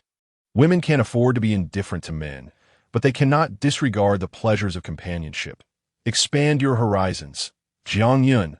Lin Jure observed with keen interest the woman in front of her, who was expounding on such lofty principles, and smirked, You're quite skilled at this. No wonder you have Jiang wrapped around your little finger. However, while you preach wisdom, you seem entirely focused on Dr. Jiang. After finishing her skincare, Jiang languidly reclined on the sofa. Resting her chin on one hand, her eyes half closed in relaxation. What can I say? Once you've tasted the finest, the ordinary simply doesn't appeal. Jiang Yun's fair skin was accentuated by her cerulean silk nightgown. Lying languidly on the sofa, her alluring features and the subtle hint of her curves created an enchanting spectacle on camera. Lin Zhou'er found herself captivated by her beauty, gazing intently at her on the screen. What do you mean by the finest? Jiang Yun chuckled lightly, her eyes fluttering open. 818 at Lin Zhou'er's cheeks flushed instantly. Understanding the implication, it's no wonder a saying circulates online. A best friend's chat history is akin to state secrets. One would go to great lengths to delete it before it's discovered. After all, one must maintain their innocence in this world. Inside the billow bar, Ke Xiaoyu entered to find Pei Yinchuan leisurely swirling a glass of liquor. The empty bottles on the table hinting at a night of indulgence. Did you summon me just to watch you drink? Ke Xiaoyu made his way directly to the sofa and sat down. Pei Yinchuan, his eyes glazed with intoxication, glanced at him. Why do you smell like alcohol too? With such a keen nose, are you a dog? Ke Xiaoyu chuckled. I had a few drinks with my brother and grandfather at the old residence tonight. In the dim lighting of the bar, Pei Yinchuan's rugged features were softened by the haze of inebriation, his gaze steady upon him. So how did you get here? Is there a designated driver available at your retirement home? How did I get here? Ke Xiaoyu grimaced at the thought of the woman who mistook the brake for the accelerator, and if he hadn't been there to remind her, they might still be stuck in the garage. I found a temporary driver. Stop interrogating me and tell me about yourself. Why are you drinking so heavily? Is there something troubling you? Not wishing to dwell on this topic, Ke Xiaoyu redirected the conversation. Pei Yinchuan rubbed his temples, responding nonchalantly. It's been 31 years. I finally met someone who makes my heart race, only to find that he is 12 years my senior. How can I approach him? Let me guess. Ke Xiaoyu leaned back against the sofa, crossing his legs, his lips curling into a teasing smirk. You're lovesick. His choice of words, though tentative, exuded certainty. Observing Pei Yinchuan's despondent demeanor, he exclaimed, that shouldn't be the case. A man like you, with looks and wealth, should have women vying to win you over. What kind of woman could cause you such distress? Pei Yinchuan shot him a sidelong glance, regretting inviting him. He had hoped for some sage advice, but all he got was this: she's a bit younger. Pei Yinchuan's eyes dimmed slightly. Younger? How much younger? He didn't need to ask. He knew Pei Yinchuan would remain silent. Isn't it normal for someone your age to date someone younger? You're 31. Surely you wouldn't want someone older? Pei Yinchuan remained silent, and Ke Xiaoyu pressed on point 12 years younger. Huh. Pei Yinchuan finally spoke. What? You are practically flirting with the law. Ke Xiaoyu sprang to his feet, incredulous. That is a whole generation. She could very well call you uncle. Ke Xiaoyu approached Pei Yinchuan, who remained seated, his demeanor relaxed yet unyielding. After a moment, he smirked, looking down upon him. Pei Yinchuan, you're quite ruthless. Not only are you going for a younger woman, but you're also going for one who is a full decade younger. Pei Yinchuan narrowed his eyes, chuckling softly as he extinguished his cigar, his gaze playfully fixed upon Ke Xiaoyu. Better than your situation. I assent it. At least I have the chance. Unlike you, who follows her into the restroom only to be rebuffed, leaving you without even her contact information. Oh, he saw that. And what of it? After all, Ke Xiaoyu had no feelings for Lin Zhou'er. Following her out was merely to exchange a few barbs. My relationship with her isn't what you think, Dake, Xiaoyu denied. Oh. Pei Yinchuan nodded. Then why did she drive you here today? He had seen everything when he stepped outside for a breath of fresh air. What's there to explain? Ke Xiaoyu was too tired to elaborate. Just thinking of that woman made his temples throb with irritation. Frustration, offering comfort to others comes easily, yet when it's time to soothe oneself, one only wants to hang by a rope. Chapter 56. The younger brother. The deep of night consumed the clamor of the day, enveloping the entire coastal city in silence. Inside the villa, Ke Xiaoyu sat languidly on the Italian curved sofa, his long legs crossed. His eyes were slightly closed, seemingly lost in thought. His left hand rested casually on the armrest while the other tapped rhythmically on his thigh. The stillness of the living room was broken by soft footsteps. Upon hearing the sound, Ke Xiaoyu's eyes snapped open. Alert as a newly awakened leopard, a gentle breeze stirred the sheer curtains by the window. Lin Jiang approached, clad in a simple white gown, her skirt swaying gracefully with each step, resembling a delicate fairy. Refreshing and ethereal, she looked pure and vibrant. Reaching the coffee table, she crouched down, her slender fingers lifting the tea canister. Expertly preparing tea with an elegant flourish, she poured steaming hot water into the teapot. High-quality Longjing tea leaves danced and unfurled within. The villa soon filled with fragrant wisps of steam. Lin Jiang poured the brewed tea into a cup, then approached him, offering, "Kashao, would you care for some tea?" Her eyes sparkled with an innocence untouched by the world's grime, her face radiating purity. Kashao did not take the cup, instead crossing his arms and raising an eyebrow at her. When he declined, she stood by, holding the cup patiently. After a long moment, she finally lifted her gaze. Their eyes meeting, in that fleeting instant, Lin Jiang felt a rush of nervousness. Quickly lowering her gaze, her grip on the cup tightening, as if she were a startled little rabbit, a smirk ghosted across Kashao's lips. A teasing glint in his eyes. Suddenly, he reached out, grasping her delicate wrist and pulling her towards him. The little rabbit collided with his chest, the unexpected tug causing her cup to tilt. Lin Jiang gently bit her soft, tender lips, responding softly. What a good girl. She picked up a tissue from the table, bent down, and crouched between Kashao's legs, her fair little face drawing close to his belt. In an instant, the distance between them diminished, and her warm breath wafted against his thigh, causing Kashao to shudder involuntarily. Lin Jiang lowered her head, her thick eyelashes casting shadows over her eyes, which were misty and filled with a pitiful expression that made one long to tease her. Her delicate little hand was busy wiping the fabric of his suit pants with the handkerchief, brushing over every damp surface. If enchanted by her beauty, Kashao couldn't help but raise his hand to smooth the stray hair off her forehead. Everything around them began to blur into a haze. Ding, ding, ding. The sound of a phone alarm jolted him back to reality from his reverie. Kashao sat up abruptly, raking a hand through his tousled hair. Damn, how could I have such a dream? Irritated, he rose and headed to the bathroom, turning on the shower, hoping the cold water would awaken him. How could Lin Jiang's face appear in my dream? It must be because I interacted with her last night. He shook his head anxiously, trying to cast her from his mind. What had started as a pleasant dream had turned into a nightmare with Lin Jiang's visage intruding. In London, Y Country, a grand jewelry exhibition was underway, drawing seasoned designers from various regions. This exhibition featured the works of Jiang Yun's idol designer, El Oni. Hence, she had spent a hefty sum to secure a ticket, promptly booking her flight. Upon entering the exhibition hall, her gaze was captured by a unique display. Approaching the showcase, she beheld a diamond radiating a mesmerizing aquamarine glow. She envisioned capturing its beauty, transforming it into a pair of elegant cufflinks for men. Jiang Yun scrutinized the diamond intently, contemplating how to weave it into her future designs, and a voice broke her concentration. Sister, a youthful figure approached with a light step. White earbuds adorned his ears, and his short, dark hair gleamed healthily under the lights, exuding a vibrant, sunlit energy. I knew you would come today, Duan Boizhou exclaimed, unable to hide his joy. His eyes, filled with unguarded warmth, betrayed the innocent affection of youth. It had been a long time since they last saw each other. They had met when Jiang Yun was studying in Y Country, a time when she was alone in a foreign land. Everything around her felt so unfamiliar.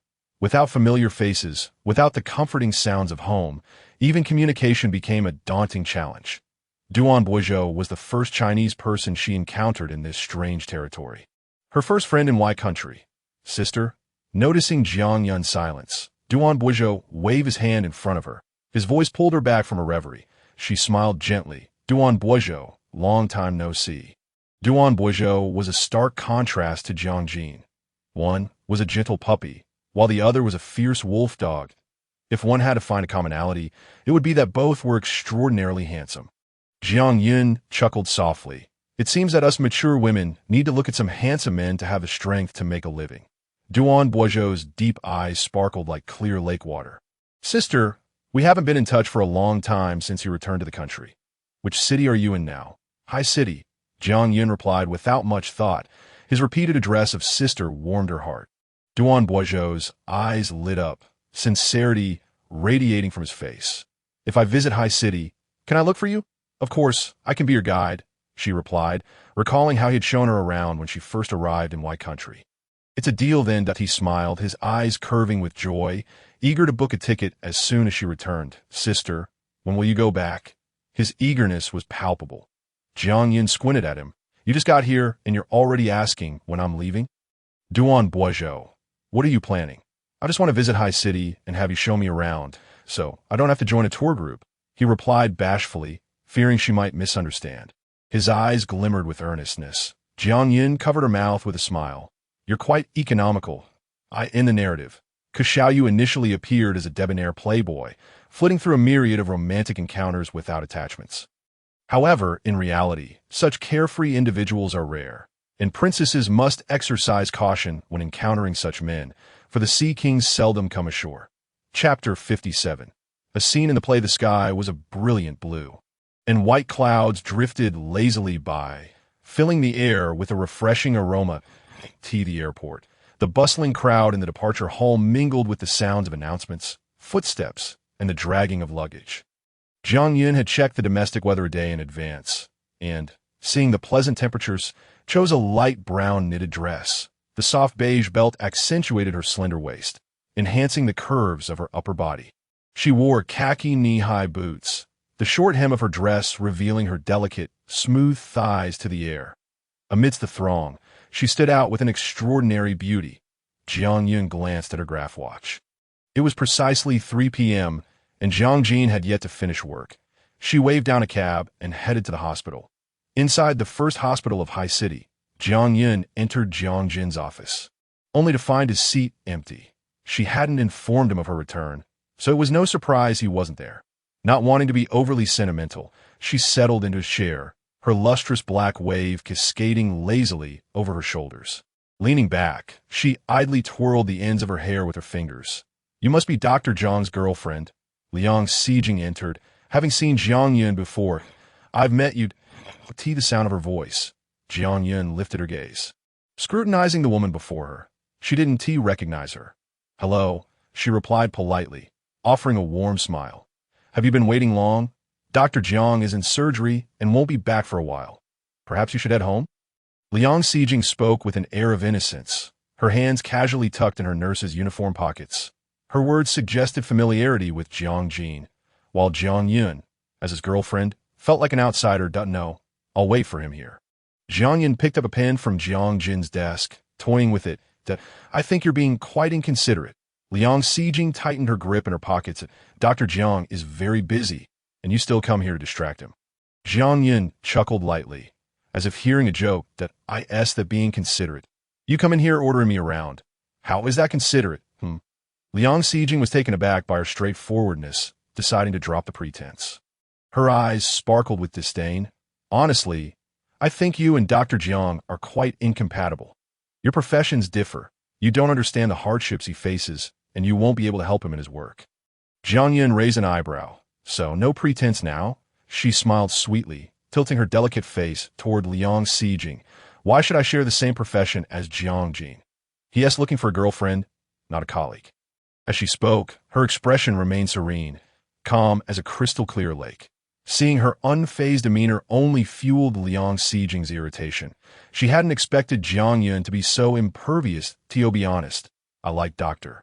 Jiang," Liang Xijing confessed. "Oh," Jiang Yin replied, maintaining her composure.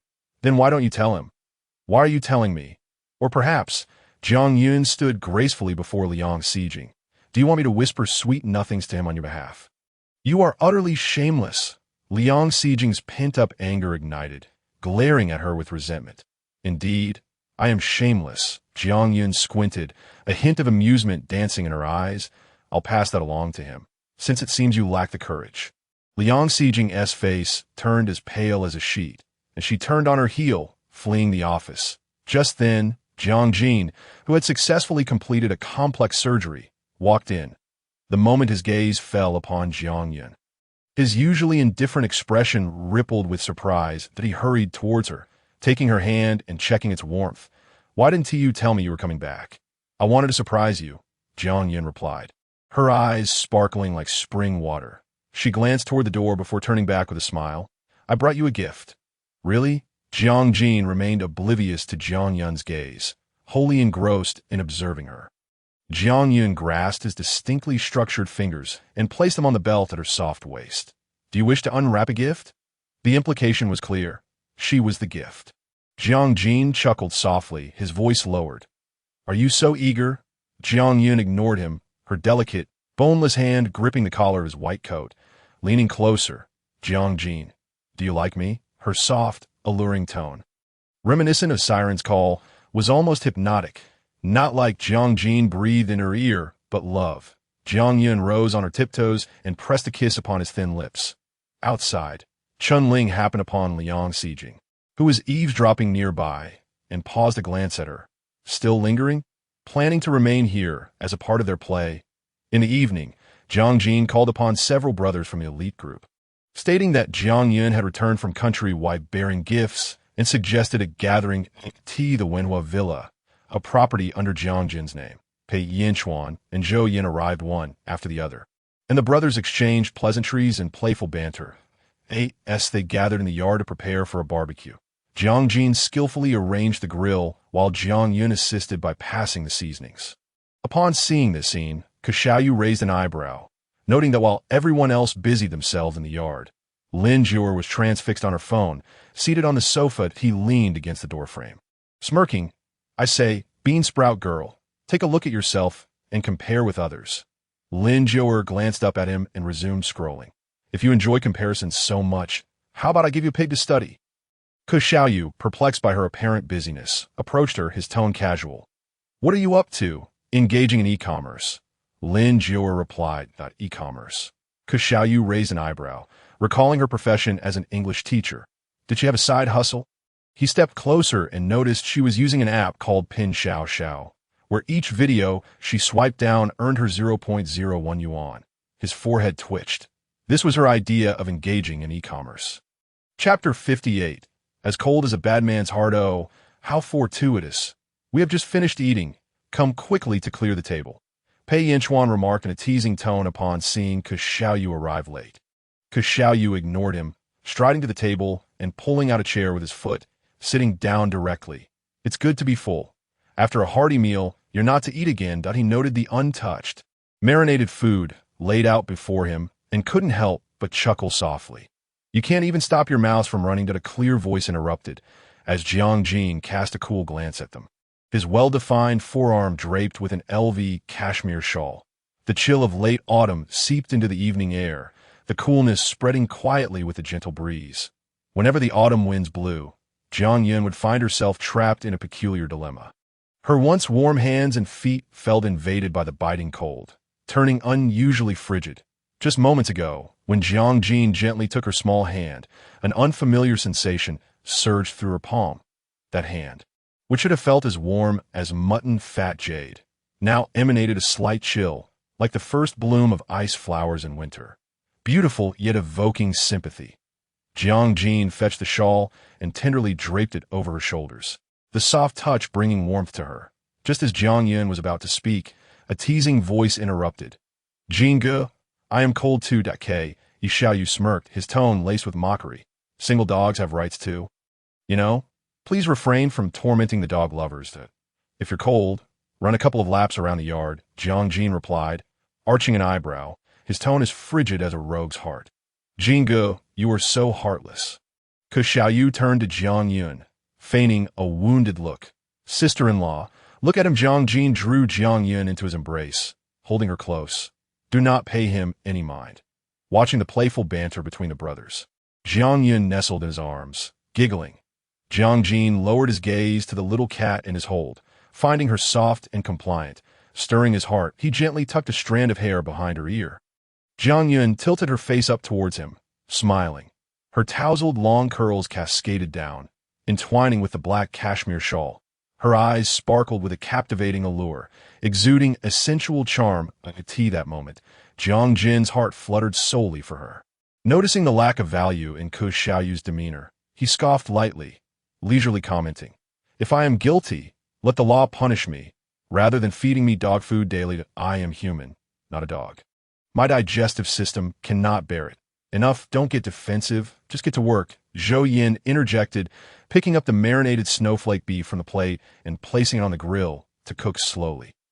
Pei Yin Xuan casually opened a bottle of German beer, taking a swig. Ignore him. He has been single for too long, and his hormones are out of whack. K. Yu shot him a glance. Half amused. There are many ways to insult a person. Must you start with being single? Aren't you also single? How dare you say that to him? They all shared a knowing look, silently acknowledging their shared plight. Zhou Yin removed the perfectly grilled meat from the grill, the golden, crispy, aromatic barbecue wafting enticingly through the yard. He blew gently to cool it down a bit before placing it onto a plate, savoring it leisurely. You all continue to bicker. I'll just eat a bit more myself. How ungrateful. Don't you feel lonely eating all by yourself? Xiaoyu retorted, hands in pockets, eyeing him.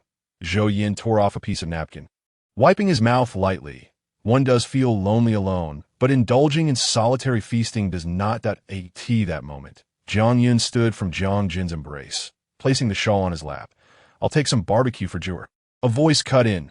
Xiaoyu picked up a clean plate, loading the grilled snowflake beef onto it. Sister-in-law, you sit tight. I'll handle this little task. As eager, Jiang Jin inquired with interest. Who can order him around on a regular day? What has gotten into him today? Xiaoyu, with a lazy drawl, replied, I am merely concerned that if sister-in-law leaves for a moment, you might not find her and call the police. As he spoke, his hands continued to work, brushing sauce onto the snowflake beef. Just as he was about to sprinkle pepper, Jiang Yun's voice rang out. Jur doesn't eat pepper, K. Xiaoyu's hand paused, and he silently set the pepper aside. Wasn't she the one who preferred pepper on her barbecue? Jiang Jin, Zhou Yin, and Pei Yin Xuan exchanged knowing glances, fully aware of the underlying sentiments that Xiaoyu carried the platter into the living room, casually placing the plate on the table. Bean sprout girl, stop fiddling with your e-commerce and come eat some barbecue. A rich, tempting aroma wafted through the air, prompting Lin Jiu'er to finally lift her gaze from her phone. Did you grill this? Xiaoyu hesitated on how to respond. Sort of. Lin Jiu'er laughed. What do you mean, sort of? Don't you know if it was you who grilled it? Xiaoyu nonchalantly raised an eyebrow. His tone casual. I brushed the sauce, so it counts as my handiwork. That don't ask too many questions. If you don't eat soon, it will get cold, he urged. Lin Jiu'er pouted but still picked up her chopsticks. After taking a bite, her eyes lit up. The taste was indeed delightful. Though Xiaoyu seemed unreliable, he had a knack for sauce application. Seeing her satisfied expression, an inexplicable joy welled within him as he pulled a chair beside her. So, how does my sauce application fare? Lin Jiu'er swallowed her food and huffed. It's just average, barely passable. Despite her words, her hands did not cease their movements, noting how she relished her food, akin to a pig in a rice bin. Xiaoyu scoffed inwardly. Humph, such a hypocrite. How many points would you give my culinary skills? He inquired, resting his chin on his hand, his gaze focused and his tone teasing. What? Lin Jiu'er, preoccupied with savoring her meal, failed to catch his words. That I said, how many points would you give my sauce application? Xiaoyu repeated cheerfully.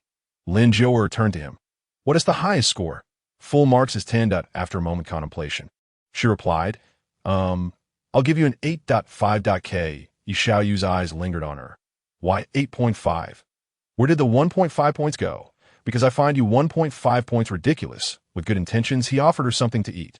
Yet he couldn't muster a few kind words. K. Xiaoyu felt a pang of regret. He ought not to have listened to his sister-in-law's advice. Instead, he should have liberally sprinkled pepper to prevent her from having the energy to retort. Though he understood her well enough, Lin Jiu'er cast a sidelong glance at him, her tone laced with meticulous sincerity. Am I to serve your bowl and allow you to dictate my heart as well? Implicit in her words was the notion that she would rate him as she pleased. Managing my heart is not out of the question, but I must charge a fee for such services. Xiaoyu, fishing out a cigarette from his cargo pants, was about to light it, but, considering her presence, merely held it between his lips. That a fee for management. Lin Jiu'er shot him a glance, her eyes glinting with amusement. Truly, he was the epitome of a capitalist, capable of linking everything to money. Indeed, Xiaoyu replied with a nod, resting his arm on the table, his jawline elegant and defined. "I won't charge much, given our acquaintance. I'll offer you a discount. Just hand over the profits from your e-commerce ventures. One must always be vigilant. Outsiders are the hardest to guard against. Even this modest amount of hard-earned money you covet." Lin Jiang set aside the grilled meat from her chopsticks, feeling somewhat disenchanted when reminded of her RMB being eyed. Observing her expression, Xiaoyu couldn't help but chuckle. What a money-minded person she was, wary even of the smallest fraction of her e-commerce gains. "Why are you so obsessed with money?" Lin Jiang rose from the sofa. "You wouldn't understand. Being a mundane person, greedy for wealth and pleasure, is both shallow and delightful." With that, she turned and strolled towards the courtyard, and Xiaoyu promptly followed her. "Finished with your tasks?" Jiang Yun, seeing Lin Jiang emerge, pulled out a chair beside her, inviting her to sit. "Can one not be busy? After all, someone here is a titan of e-commerce."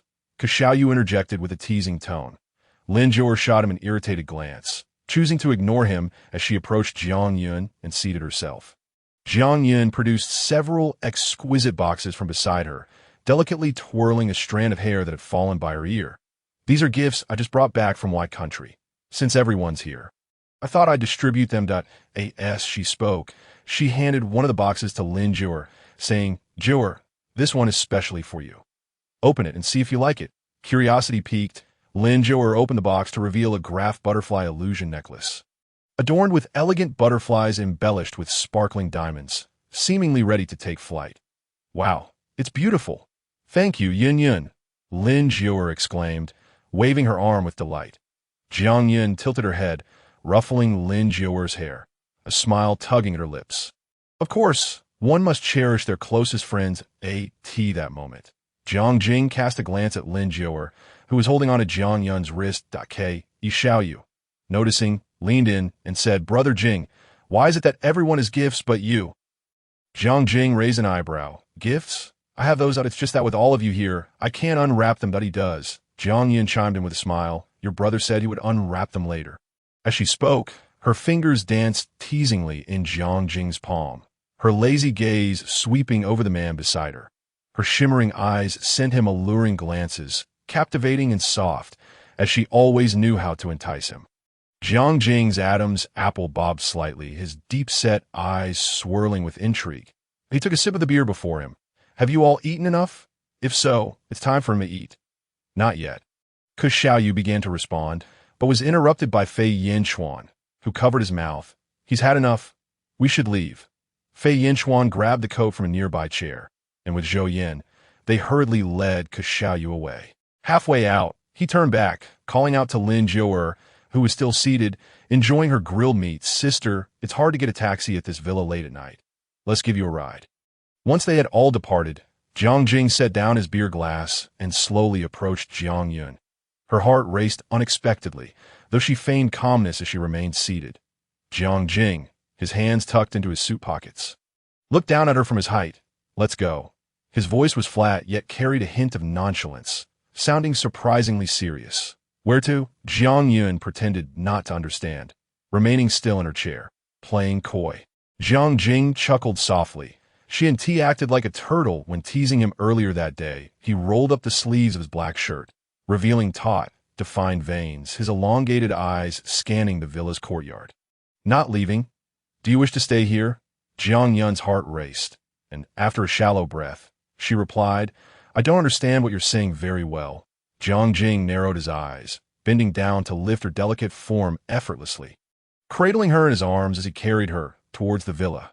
Jiang Yun found herself enveloped in his firm embrace, inhaling the familiar scent of his ebony wood fragrance, which inexplicably soothed her.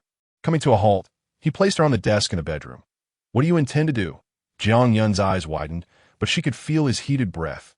Does the little cat not know? Jiang Jing's fingers, distinct and poised, traced her waist as he gazed at her, a playful smile dancing in his phoenix-like eyes. "I intend to unwrap a gift." Jiang Yun's soft hands clutched his collar, leaving traces on his once smooth shirt, her voice sweetly imploring. "You just ate. Are you so eager to unwrap gifts?" Jiang Jing seized her restless hands with one of his, while the other firmly encircled Jiang Yun's soft waist.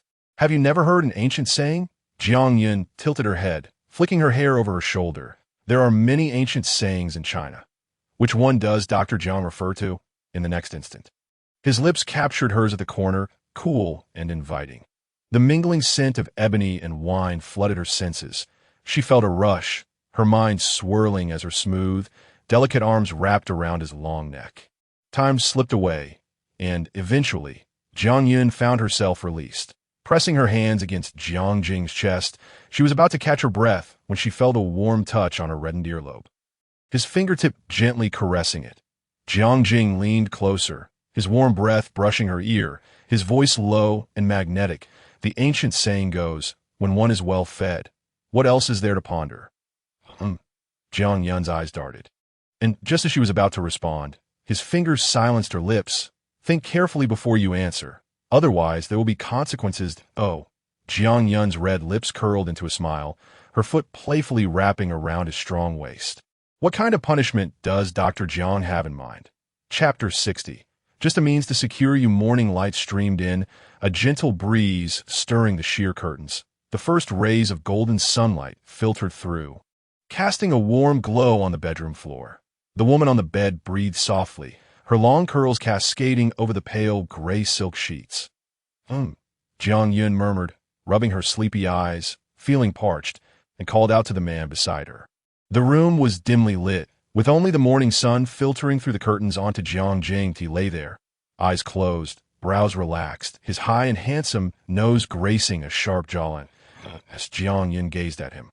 Mischief sparkled in her eyes, and she couldn't resist reaching out to touch his prominent nose. Indeed, a man with such a strong nose was likely robust in other areas too. She nestled softly in Jiang Jing's embrace, recalling how he had playfully teased her the night before, and couldn't help but lift her delicate foot to nudge his leg. Where do you think you're kicking? A low, husky voice whispered in her ear. His large hand enveloped her petite foot. Oh, Jiang Jing, I just want some water. Jiang Yun's voice was sweet and soft. She understood that men in the morning were best approached with gentleness. Sure enough, his heart melted at her coaxing, and Jiang Jing released her foot. Did I end the next moment? He rolled over, pinning Jiang Yun beneath him. Leaning close to her ear, he chuckled softly. You've still got the energy to kick me. It seems last night wasn't tiring enough. Jiang Jing, what are you doing? Jiang Yun pouted, her voice dripping with the sweetness of a pampered woman.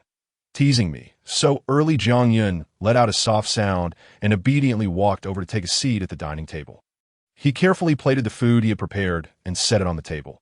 The two sat facing each other, savoring their breakfast.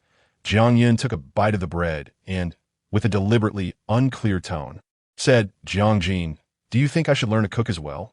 After all, you serve me every day. Isn't that a bit too taxing? Jiang Jing raised an eyebrow, instantly intrigued. Then tonight, you shall serve me. He emphasized the word serve, the implication in his tone unmistakable. Jiang Yun swallowed hard, the tips of her ears, concealed by her curly hair, flushing a delicate pink. Humph, she scoffed. She shouldn't have asked, seeing her haughty demeanor. Jiang Jing chuckled softly. He picked up a piece of fruit and brought it to Jiang Yun's lips. As she opened her mouth to take it, she playfully bit down on his finger. The slight sting felt like a cat's claw, teasingly scratching at the strings of his heart, igniting a sense of mischief. Jiang Yun narrowed her eyes slightly, a glint of cunning dancing within them as she provocatively gazed at him. Jiang Jing met her smirk with a raised eyebrow, exclaiming, Why is this little cat still biting? Not biting, Jiang Yun retorted, lifting a glass filled with fresh milk to take a sip. I'm nibbling on a beast. Lin Zhuo awoke early, as she was to head to the Ku family's old residence to tutor the young Ku Yiqian. The typical day of a young woman began with brewing a cup of exquisite coffee, applying falsies, and adorning herself with a toxic alloy accessory. Oh, how the day that refuses to perish has commenced again. Tea to the Ku family residence. Good morning, sister, Ku Yiqian exclaimed, setting down his sandwich and rushing over upon seeing Lin Zhuo enter the dining room. Good morning, little Qian, Lin Zhuo said, squatting down to ruffle his hair. It was hard not to adore such a cute and polite child. Yiqian glanced down his round little belly and said, Sister, I need to gain a bit of weight. Otherwise, my life won't be complete. Indeed, Lin Jur chuckled in agreement, pinching his chubby cheeks. A frozen 3 feet of ice is not the result of a single cold day. A 3-layer belly is not the product of a single craving decay. Ichien's fair face flushed a light pink, and he smiled shyly. Just then, a faint sound unexpectedly broke the morning calm at the entrance of the old residence. Lin Jur, with her back to the door, was so focused on listening to Ichien that she did not immediately notice the change. However, Ichien was quick to catch the unusual noise. He swiftly turned to the door and called out loudly, "Uncle!" That crisp and resonant shout shattered the surrounding tranquility and echoed through the air. Lin Jur awkwardly smiled. It seemed the heavens had sent another fool to test her. Little chubby, Xiaoyu approached, playfully patting Ichien's bottom, his gaze drifting lazily into the house. With a hint of amusement in his eyes, he raised an eyebrow at her. "Oh, Lin teacher is here too. Are you here to teach again? Perhaps throw in a lesson for me as well." "Sorry, but I only teach elementary students," Lin Jur replied, casting a sidelong glance at him, her eyes darkening. He must have come specifically to vex her. "That's all right," Ichien tugged at Lin Jur's hand, his innocent eyes as clear as crystal. "My uncle's English level is just that of an elementary student." Lin Jur couldn't help but burst into laughter, silently giving little Qian a thumbs up when Xiaoyu's back was turned. Xiaoyu's forehead twitched, his gaze darkening as he looked at Ichien. "Little chubby, be careful. I'll call Bald Chan to catch you." Sensing the impending danger, Ichien immediately sought refuge behind Lin Jur. At that moment, the stern-faced old master Ku emerged from the bedroom, leaning on his cane. "When did you arrive?" Old master Ku directed a powerful gaze at Xiaoyu. "Old man," Xiaoyu replied casually, hands in his pockets. "I got here this morning." His words struck a nerve with old master Ku, who raised his cane to strike, snorting, "I told you to come home early, not to drink until morning and then return." Chapter 61. You up, Xiaoyu clicked his tongue, swiftly dodging the cane. "I say, old man, at your age, still acting like a teenager. You're still so easily provoked." He picked up the cane that had fallen to the ground and toyed with it in his hands. "What's the difference between coming home early and coming home in the morning?" "It's all going home." The implication in his words felt akin to a wayward husband who had forgotten the meaning of home. "You scoundrel!" Old Master Ku erupted in anger, having had his last child in his late 40s. Old Master Ku doted excessively on this youngest son, indulging him with the finest of everything since childhood. Yet he never anticipated that this pampering would lead to his transformation into a carefree rich brat. "I told you to come home early, to follow your brother to the company to learn a thing or two. You could help him out in the future. That'd be why this time. He has already finished his morning meeting. What use is your return now?" Old Master Ku said nothing more as he walked to the recliner and rubbed his temples. "Enough, enough," he gestured for Xiaoyu to leave. "Enough of what?" Xiaoyu boldly huffed. "I came here today to learn." Upon hearing this, Old Master Ku perked up. "Your brother has already left. How can you learn?" Throughout his life, this rebellious son had skipped countless classes and played tricks on numerous teachers. Now, to hear him voluntarily speak of wanting to learn was beyond Old Master Ku's belief, and he couldn't help but suspect he had misheard, staring wide-eyed at him. "There's a ready-made teacher right here." Xiaoyu's gaze swept towards Lin Jur. Noticing their stares, Lin Jur felt a twitch at her temple. In this day and age, earning a little pocket money was far from easy. Other people's tutoring only involved teaching an elementary student. Did she now have to include the student's uncle in her workload? Truly, a meager salary of 2,500, her life more bitter than coffee. Little Lin, Old Master Ku's stern demeanor instantly melted away, replaced by a kind and gentle expression. "Xiaoyu says he would like to learn English from you. I thought I should ask if you would be willing." Lin Jur instinctively furrowed her brow, rolling her eyes internally. She was here to work, not to play the role of a do-gooder, who would willingly take on extra work without extra pay, just as she was about to refuse. Old Master Ku's deep voice echoed again. "Xiaoyu is 29 this year, 21 years older than Ichien. His age is nearly 4 times that of Ichien. So, if you're willing, your salary will increase 5-fold from your current pay. Teacher Lin, what do you think?" Old Master Ku glanced at Lin Jur with a hint of difficulty in his expression. His youngest son was truly too wayward, and to correct his carefree and irresponsible habits, he had no choice but to lower his own pride. Without even thinking, Lin Jur revealed a standard professional smile. I agreed. It wasn't that she lacked principles. Rather, the offer was simply too generous. All right. Old Master Ku exclaimed joyfully, rising to his feet and tapping his cane against the floor. It's settled then, it's settled. Finally, this wayward son was entrusted to someone. Once Old Master Ku left, Lin Jue noticed a large and small figure standing side by side, both blinking at her. She rubbed her temples. Her head was pounding. This was the price of greed. Teacher Lin, shall we begin? Ku Xiaoyu asked, arms crossed, a slight smile playing on his lips, though he tried not to appear overly excited. His gaze gave Lin Jue an unsettling feeling akin to a sheep entering a tiger's den. Having just heard little Qian say that Ku Xiaoyu's English level was akin to that of an elementary student, she planned to start from the very basics. You must know the letters A, B, C, D, right? Lin Jue asked earnestly, watching him closely. The letters A, B, C, D? I don't recognize them. Ku Xiaoyu feigned ignorance, chuckling softly, his eyes sparkling with an ambiguous expression. But I do know cup sizes A, B, C, D. Lin Jue's ears instantly turned red, and she snapped, resembling an angry lion. You rogue. If you don't want to learn, then leave. How could he be so shameless? Saying anything that came to mind? Wait. Ku Xiaoyu quickly adopted a serious demeanor, appearing like a diligent student. Teacher Lin, don't kick me out. I want to learn that he did not want to lose this hard-won opportunity. Teacher Lin, in truth, I do have a certain foundation in English. Would you like to hear me speak a couple of sentences? Ku Xiaoyu lifted his chin with a laid-back posture. Lin Jue coldly snorted, gesturing for him to go ahead. But if I say incorrectly, you can't blame me. Xiaoyu's eyes, glinting with mischief, curved upward, a wicked smile gracing his face. No see, no go.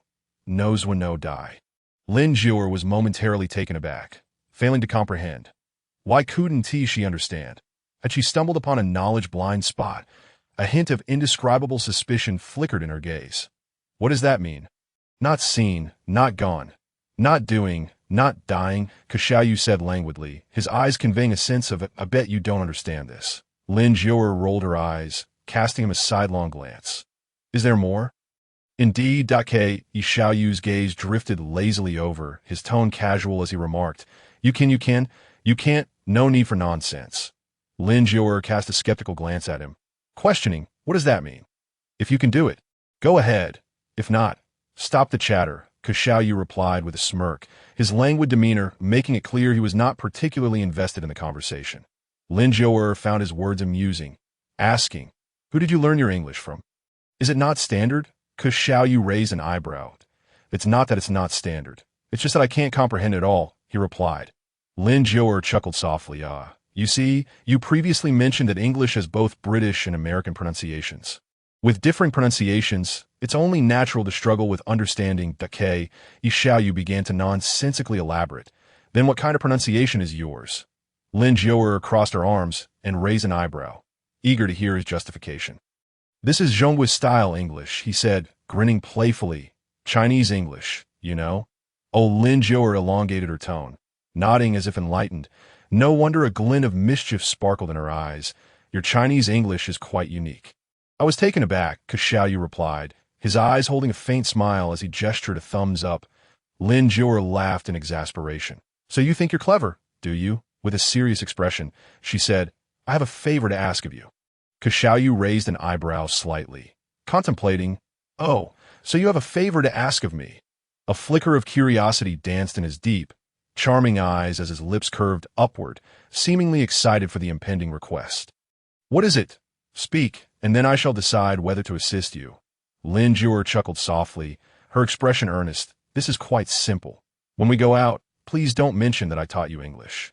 Ku Xiaoyu clicked his tongue, narrowing his eyes. Why? Afraid it might ruin your reputation. He had a fair bit of self-awareness. Lin Jue tucked a stray hair behind her ear, smiling wryly. I'm afraid of becoming a flexible worker.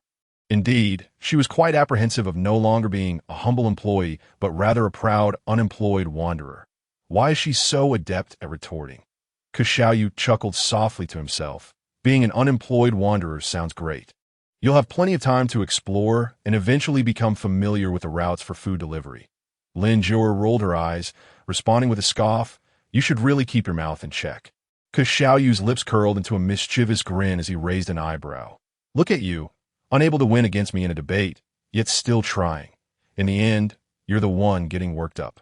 He approached her and gently patted her head, his voice teasing, young one, there's no shame in taking a loss. Sometimes, losing is a blessing.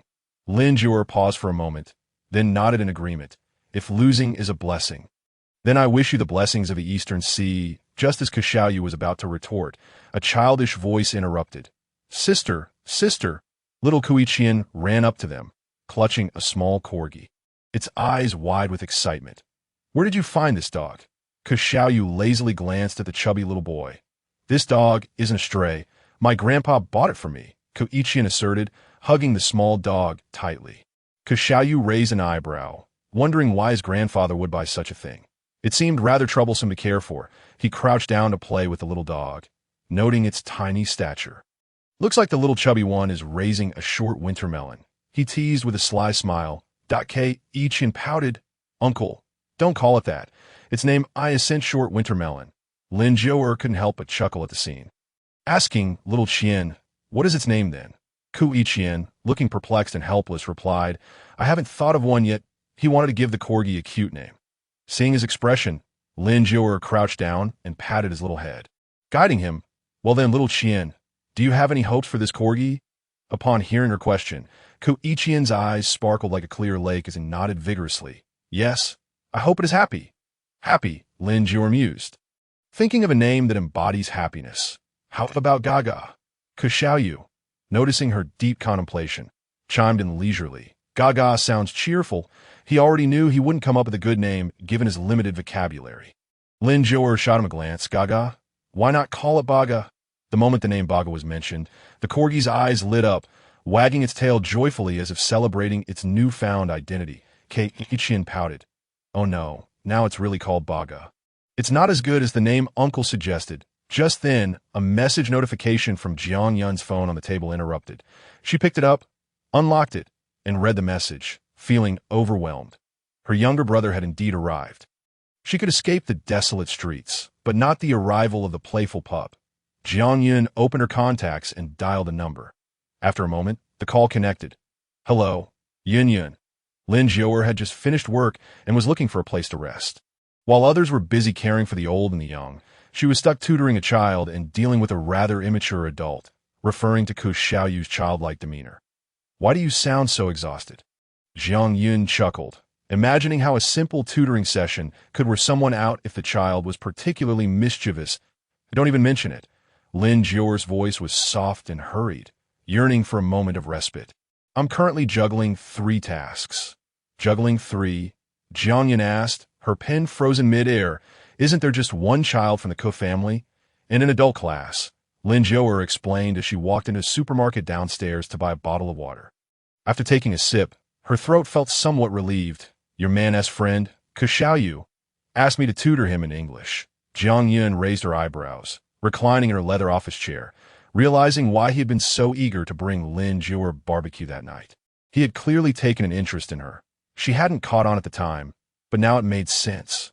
Jiang Yun, understanding the situation, didn't confront Xiaoyu about his intentions, so why didn't you refuse him? I couldn't, Lin Jior sighed, swallowing a mouthful of water. He offered too much. Her wallet was empty, and her head was buzzing. She would never turn down money, especially not for something as trivial as pride.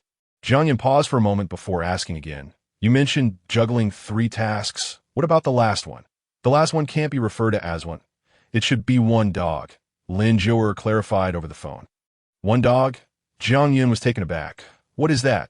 Baga, Lin Jior blurted out without thinking.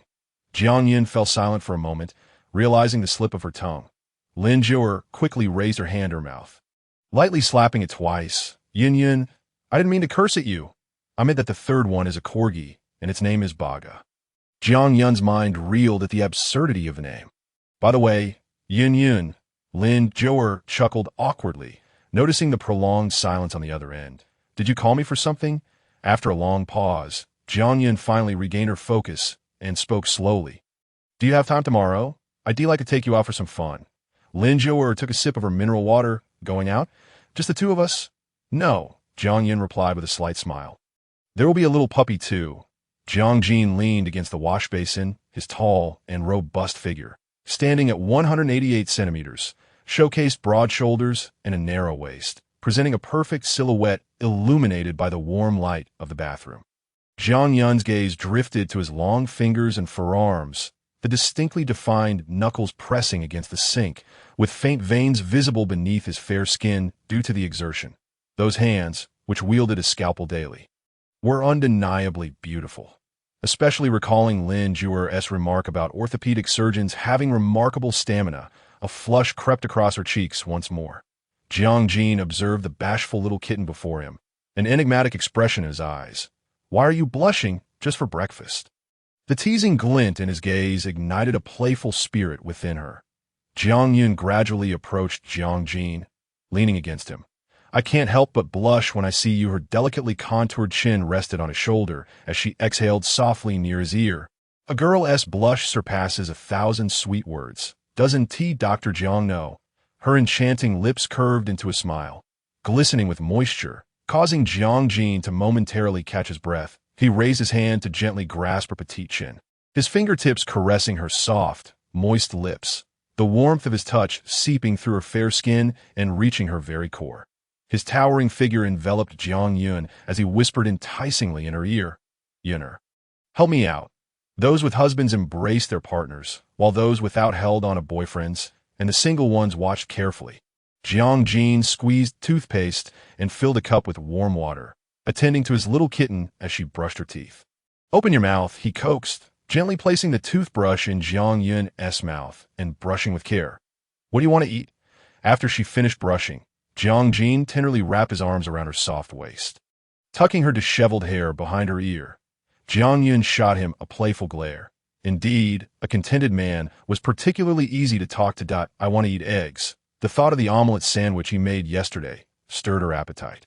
"Eggs?" Jiang chuckled softly in her ear, his voice merging with the lingering warmth of the bathroom. "I'll make sure you get your fill later, all right?" This man was incorrigibly mischievous.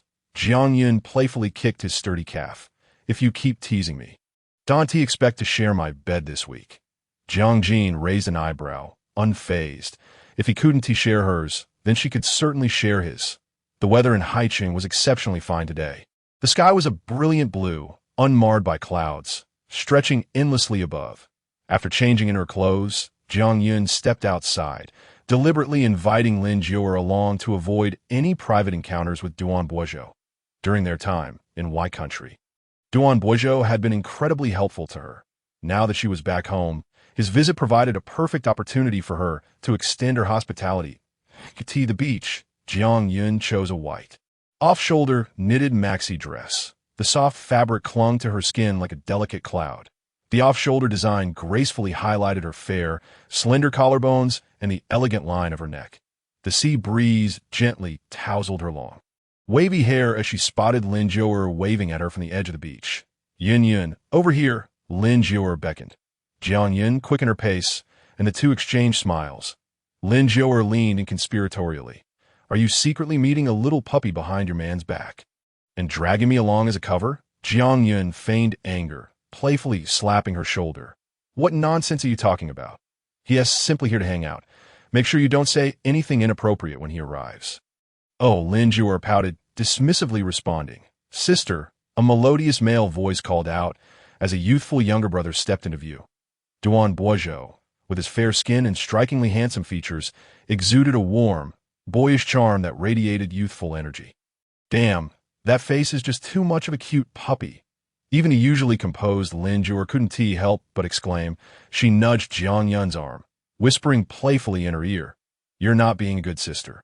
You should be shared such a delightful little puppy sooner." "Sister," Duan Boizhou jogged up to them, slightly out of breath.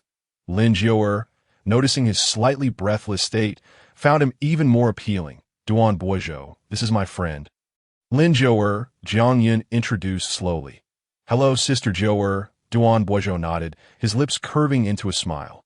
Lin Juer was taken by his youthful charm, reflecting on how, as one matures, one often finds a fondness for younger men.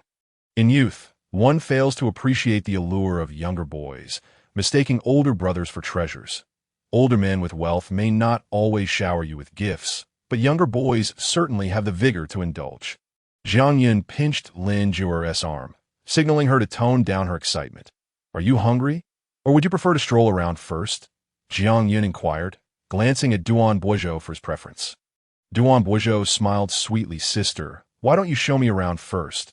Having just arrived in Haicheng, everything felt fresh and exciting, and he wanted to take in the sights. He turned to walk ahead of the two girls. Yin Yun, Lin Zhuer whispered, tugging at Jiang Yun's sleeve. When did you secretly hide away a younger brother? Hide. Don't talk nonsense. I already have Dr. Jiang. All right? Jiang Yun replied with a playful smile. Lin Zhuer pictured Jiang Jin's face, then glanced at Duan Boizhou walking ahead. One a wolf dog, the other a puppy. The choices adults must make. Why not have both? Chapter 64. A sudden collision with a younger brother's heart at the beach. Sunlight danced upon the azure sea, casting a gentle golden hue on the water. The sea breeze caressed Jiang Yun's cascading locks, which flowed like a waterfall over her shoulders, harmonizing beautifully with the swaying hem of her dress. An exquisite sight to behold. Before stepping out, she had applied YSL's iconic lipstick in shade 1966. Her crimson lips contrasting stunningly against her flawless fair skin, a breathtaking vision that would surely captivate any heart, especially that of a younger brother experiencing his first stirrings of affection. Sister, Duan Boizhou pulled out his phone. Let me take a picture of you both. That he wished to capture this moment that stirred his heart. Sure, Lin Zhuer eagerly chimed in, linking her arm with Jiang Yun's. Momentarily at a loss for a pose, she awkwardly flashed a peace sign at the camera. But I look like I'm being punished, she lamented. Having watched countless tutorials on posing, she could remember none when it truly mattered. Sister, Duan Boizhou asked Jiang Yun, his eyes bright and clear. Are you ready? Emichum. Jiang Yun tucked her hair behind her ear, turning to the camera with a radiant smile, exuding charm and grace. Duan Boizhou's breath caught, his heartbeat quickening uncontrollably. He lowered his gaze, feeling an irresistible pull towards his enchanting sister. Behind them lay the endless sea, the blue waters shimmering with golden rays. That as he pressed the shutter, the moment was immortalized, becoming eternal. All set, Duan Boizhou lowered his phone, waving to them. Want to take a look? Absolutely. Lin Zhuer answered enthusiastically, rushing over. She stood beside Duan Boizhou, leaning her face against his shoulder. The screen revealed two girls, one a captivating beauty with myriad charms, and the other, standing beside her, awkwardly posing, creating a striking contrast. Wow, my Yun truly is a photo killer. Anyone standing next to you will only see you at first glance. My sister is incredibly recognizable. Lin Zhuer praised genuinely, her tone devoid of jealousy, brimming with pride for her beautiful friend. Is this your first day knowing me? Jiang Yun quirked an eyebrow, sauntering closer. Her every smile and frown unfolded in slow motion for Duan Boizhou, time stretching infinitely. The younger brother feigned calmness, gazing at his already smitten sister. Brother, let me take a few pictures for you, Lin Zhuer suggested, wanting to ensure he wasn't always the one capturing their moments. Let us take some. Duan Boizhou, you've come all this way to Haicheng, so you must leave with some memories. Jiang Yun smiled, encouraging him. All right. Duan Boizhou nodded, positioning himself in front of a scenic backdrop. Dressed in a ginger-colored work jacket over a white tee, paired with black straight-leg pants, he looked fresh and neat, simple yet appealing. Under the sun, with his from childhood to adulthood, Duan Boizhou had heard countless praises about his good looks. With a smile gracing his lips, he remarked, Sister, let us take a few photos together, the three of us. Initially, he had intended to capture a solo photograph with Jiang Yun, a cherished keepsake for just the two of them. However, after some contemplation, he deemed it improper to leave Lin Zhuer out of the equation, thus suggesting a trio shot instead. Duan Boizhou called upon a passerby for assistance, and soon the three of them stood side by the seaside. Jiang Yun occupied the center, with Duan Boizhou to her left and Lin Zhuer to her right. In the frame, both young women radiated sweet smiles, while in that fleeting instant captured by the camera, Duan Boizhou turned his face slightly, casting a lingering glance at Jiang Yun. The gaze of the younger brother sparkled with a soft glow, brimming with sincerity and an ineffable depth of emotion. Once the passerby handed the phone back to Duan Boizhou, he accepted it with both hands expressing his gratitude, as he gazed at the photograph. A subtle smile danced upon his face, a smile that signified their first shared photograph. That moment, an epiphany struck him. Gazing at her profile, I too wish for eternity, observing her younger brother's deeply affectionate demeanor. Lin Jiang felt a pang of sadness. Brother, you have ultimately arrived too late. Yet, how could she fathom that Duan Baizhou had known Jiang Yun long before? In matters of love, there is no precedence, as long as one abides by moral principles and the law. Shall we go for a meal? Jiang Yun inquired, taking a sip from her bottle of mineral water. After walking for so long, she felt somewhat fatigued. Duan Baizhou, do you wish to continue exploring the sights? His interest lay not in the attractions, for the only scenery that captivated him was her, let's eat, as I happen to be quite hungry. You are truly considerate, sister. Duan Baizhou noted her slight breathlessness and readily agreed. Did I ask there anything in particular you wish to eat? Jiang Yun, unfamiliar with his taste, hesitated to take charge. Duan Baizhou's eyes flickered as he fixed his gaze upon her. Sister, your recommendation will suffice. I can eat anything as long as it's with you. This sentiment remained unspoken, buried deep within his heart. Amid their conversation, Lin Jiang posted a moment on social media. The photo featured several snapshots of her and Jiang Yun, along with one of the three together, captioned, "Many succumb to the charm of handsome men, but I am different. I simply do not resist." She added a laughing emoji at the end. Since Ku Xiaoyu mentioned learning English from Lin Jiang, he had added her on WeChat for convenience, to inquire directly about anything he didn't understand. As he scrolled through her social media post, he had just emerged from the gaming world and was leisurely reclining on the sofa, listening to music. Upon opening the photo, he heard a lyric echo through his Bluetooth headphones. Just because I don't sing horse love songs doesn't mean I haven't had moments of heartbreak. Eason's lonely patient, K. Xiaoyu sprang from the sofa, his agitation mounting. Especially upon seeing Lin Jiang's starry-eyed smile in the photo, anger flared within him. He couldn't help but curse, damn, this pretty boy is definitely a male green tea. What does this woman see in him? Is it his youth? His physique? Chapter 65. Admit it, you're seething with jealousy. K. Xiaoyu turned and shared the photo in the rich list front for group. Launching a tirade. Jiang, this male green tea is clearly after your woman. Look at that lovesick look of his. If you don't show up soon, the grass will grow over your head. In this environment, it's all green thanks to him. Jiang, I see through the heart of this green tea boy. It's all a movie featuring him and her. K. Xiaoyu's frustration reached a boiling point, his fingers flying over the keyboard. Damn, he muttered under his breath, his hands growing weary from typing the first hospital of Haicheng. Jiang changed out of his surgical gown and retrieved his phone from the locker. Discovering a flurry of messages on WeChat, he first checked the pinned contact but found no messages from Jiang Yun, so he ventured into the brother group chat. The rich list front for group was flooded with Xiaoyu's posts, most of which were his own. Upon opening the photo, Jiang's expression darkened, his long fingers instinctively tightening around the phone. No wonder she was too busy to send me a single message all day. It seems she was having a grand time with another man, forgetting all about me. The pretty boy in the photo seemed to have "I love you" written all over his face. Jiang's eyes darkened with a heavy gloom, suffocating in silence. Suddenly, a sardonic smirk graced his lips. She was merely a fleeting whim for him. Such transient affection, ignited by ambiguity, naturally arrives swiftly and departs just as quickly. A brief encounter eternally punishes the sincere, and he was the one left heartbroken in this encounter. Taking a deep breath, Jiang endeavored to suppress the anger and bitterness within the entrance of Wenhua Villa. Duan Baizhou expressed, "Sister, thank you for being my guide today. I had a wonderful time." His eyes were filled with genuine sincerity, a small smile gracing his lips. Were it not for her presence, he would not have ventured to Haicheng today. When did he begin to harbor feelings for Jiang Yun? Duan Baizhou could not pinpoint the moment.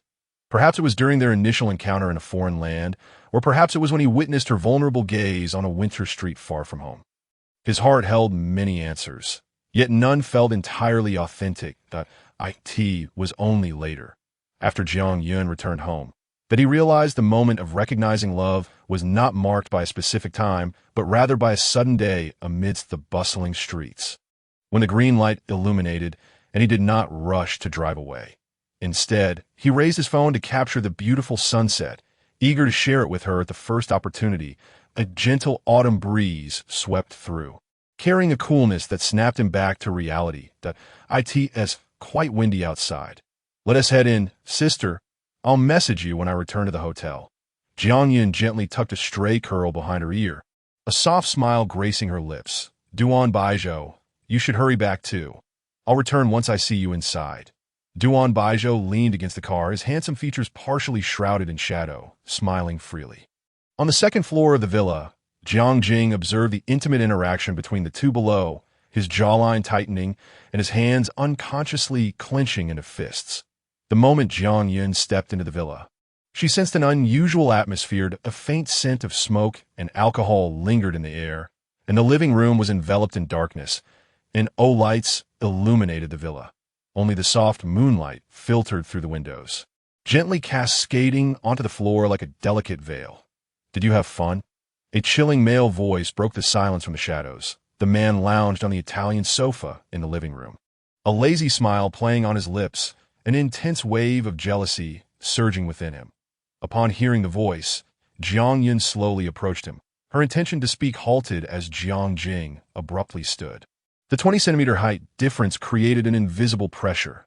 His gaze was as cold as ice, fixated upon her, gradually shifting to her delicate red lips. That shade of red is quite glaring. Jiang raised his hand, his warm fingertips brushing against her lips with some force, erasing the striking red with a fierce swipe.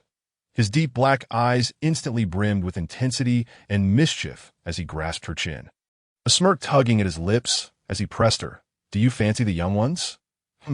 His sarcastic words momentarily stunned Jiang, revealing his misinterpretation.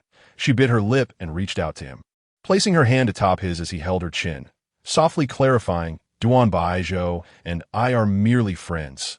He recently arrived in Haicheng, and today I simply took him around out of courtesy. Friends? That kind of lovesick gaze is reserved for ordinary friends? Jiang scoffed, releasing his grip and towering over her. Upon witnessing Jiang's demeanor, she recognized his anger. Jiang anxiously approached him. You're misunderstanding. Duan Baijiu and I met back when I was studying in Y country. He truly helped me a lot when I first arrived in a foreign land. And now that he happens to be in Haicheng, I am merely being polite. In Y country, it seems that we had known each other for quite some time. Long before he had ever met her, a man named Duan Baijiu had silently stood by her side for many years. In the moments she had not been a part of, a man named Duan Baijiu had been her guardian. What did a few months of his company compare to the years he shared with her? Admit it, Jiang, you were consumed with jealousy. His rationality burned away, nearly reduced to ashes as the last vestige of logic dissipated. Jiang seized her wrist, gripping it tightly enough to elicit a wince from Jiang. Do you like him? Certainly, he thought. Otherwise, why would her gaze linger on that man? The pressure of his grip pained her, prompting Jiang to take a deep breath, striving to soften her tone. Could you please let go of me? She understood all too well that at this moment, she must not provoke this man before her. Let go of you? Jiang scoffed, as if he had heard the most absurd thing. Let go of you. And then what? Go seek out that Duan Baijiu. I'm sorry, but I can't assist with that. Jiang's heart tightened as she contemplated emerging from the bathtub, only to be restrained by the man. In the next moment, Jiang stepped into the tub, his hands encircling her waist, his lips descending upon her. Delicate kisses fell like droplets, gradually intensifying in fervor. The unfamiliar surroundings drowned out all rational thought. And slowly, he began to crave more. Jiang lifted her chin, planting a kiss upon her lips, his insatiable thin lips wandering downward, caressing her neck and collarbone. Look at me, he commanded, pinning her arms above her head. His voice, a melodious yet husky whisper, tantalized her in the hazy mist. Jiang slowly opened her eyes, her watery gaze both enchanting and beguiling. Scoundrel! She couldn't help but glare at him, her expression a blend of annoyance and allure. A myriad of charm. Jiang tightened his embrace, their bodies fitting together perfectly. Hot droplets cascaded down their skin. The air thickened with affection, each drop of water falling upon them a testament to their love. Morning at the Ko family estate. Ever since he stumbled upon a photo of Lin Zhou'er with a handsome young man on social media, Ko Xiaosu had begun searching for outfits for young boys on a fashion app. The app suggested that the first step to becoming is to exude a youthful charm, where boyish pink became an essential element. Thus, today he had deliberately chosen a pink men's shirt, calling upon the housekeeper to iron it to perfection. To complement this attire, Ko Xiaoyu selected a fragrance with a light woody aroma, currently fussing with his hairstyle in front of the mirror.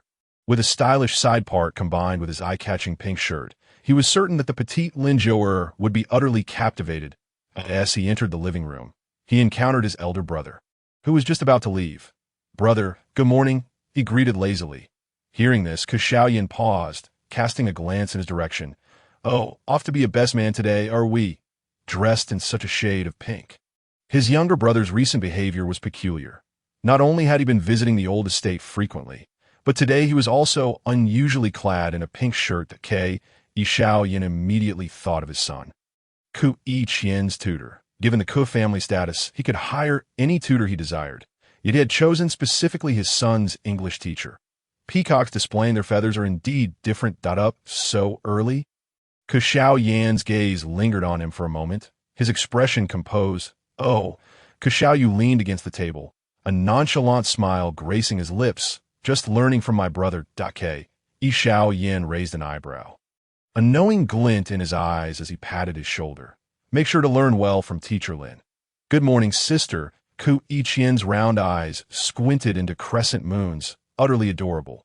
"Good morning, Teacher Lin," Ko Xiaoyu said, hands in his pockets, a faint smile on his lips. Upon entering the old estate, Lin Zhou'er spotted the duo standing in a row, greeting her in turns.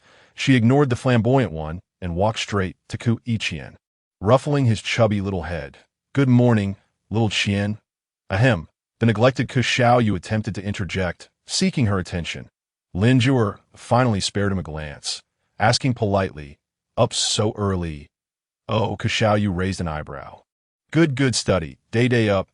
As he spoke, he adjusted the collar of his shirt. This stubborn woman, did she not notice his difference today?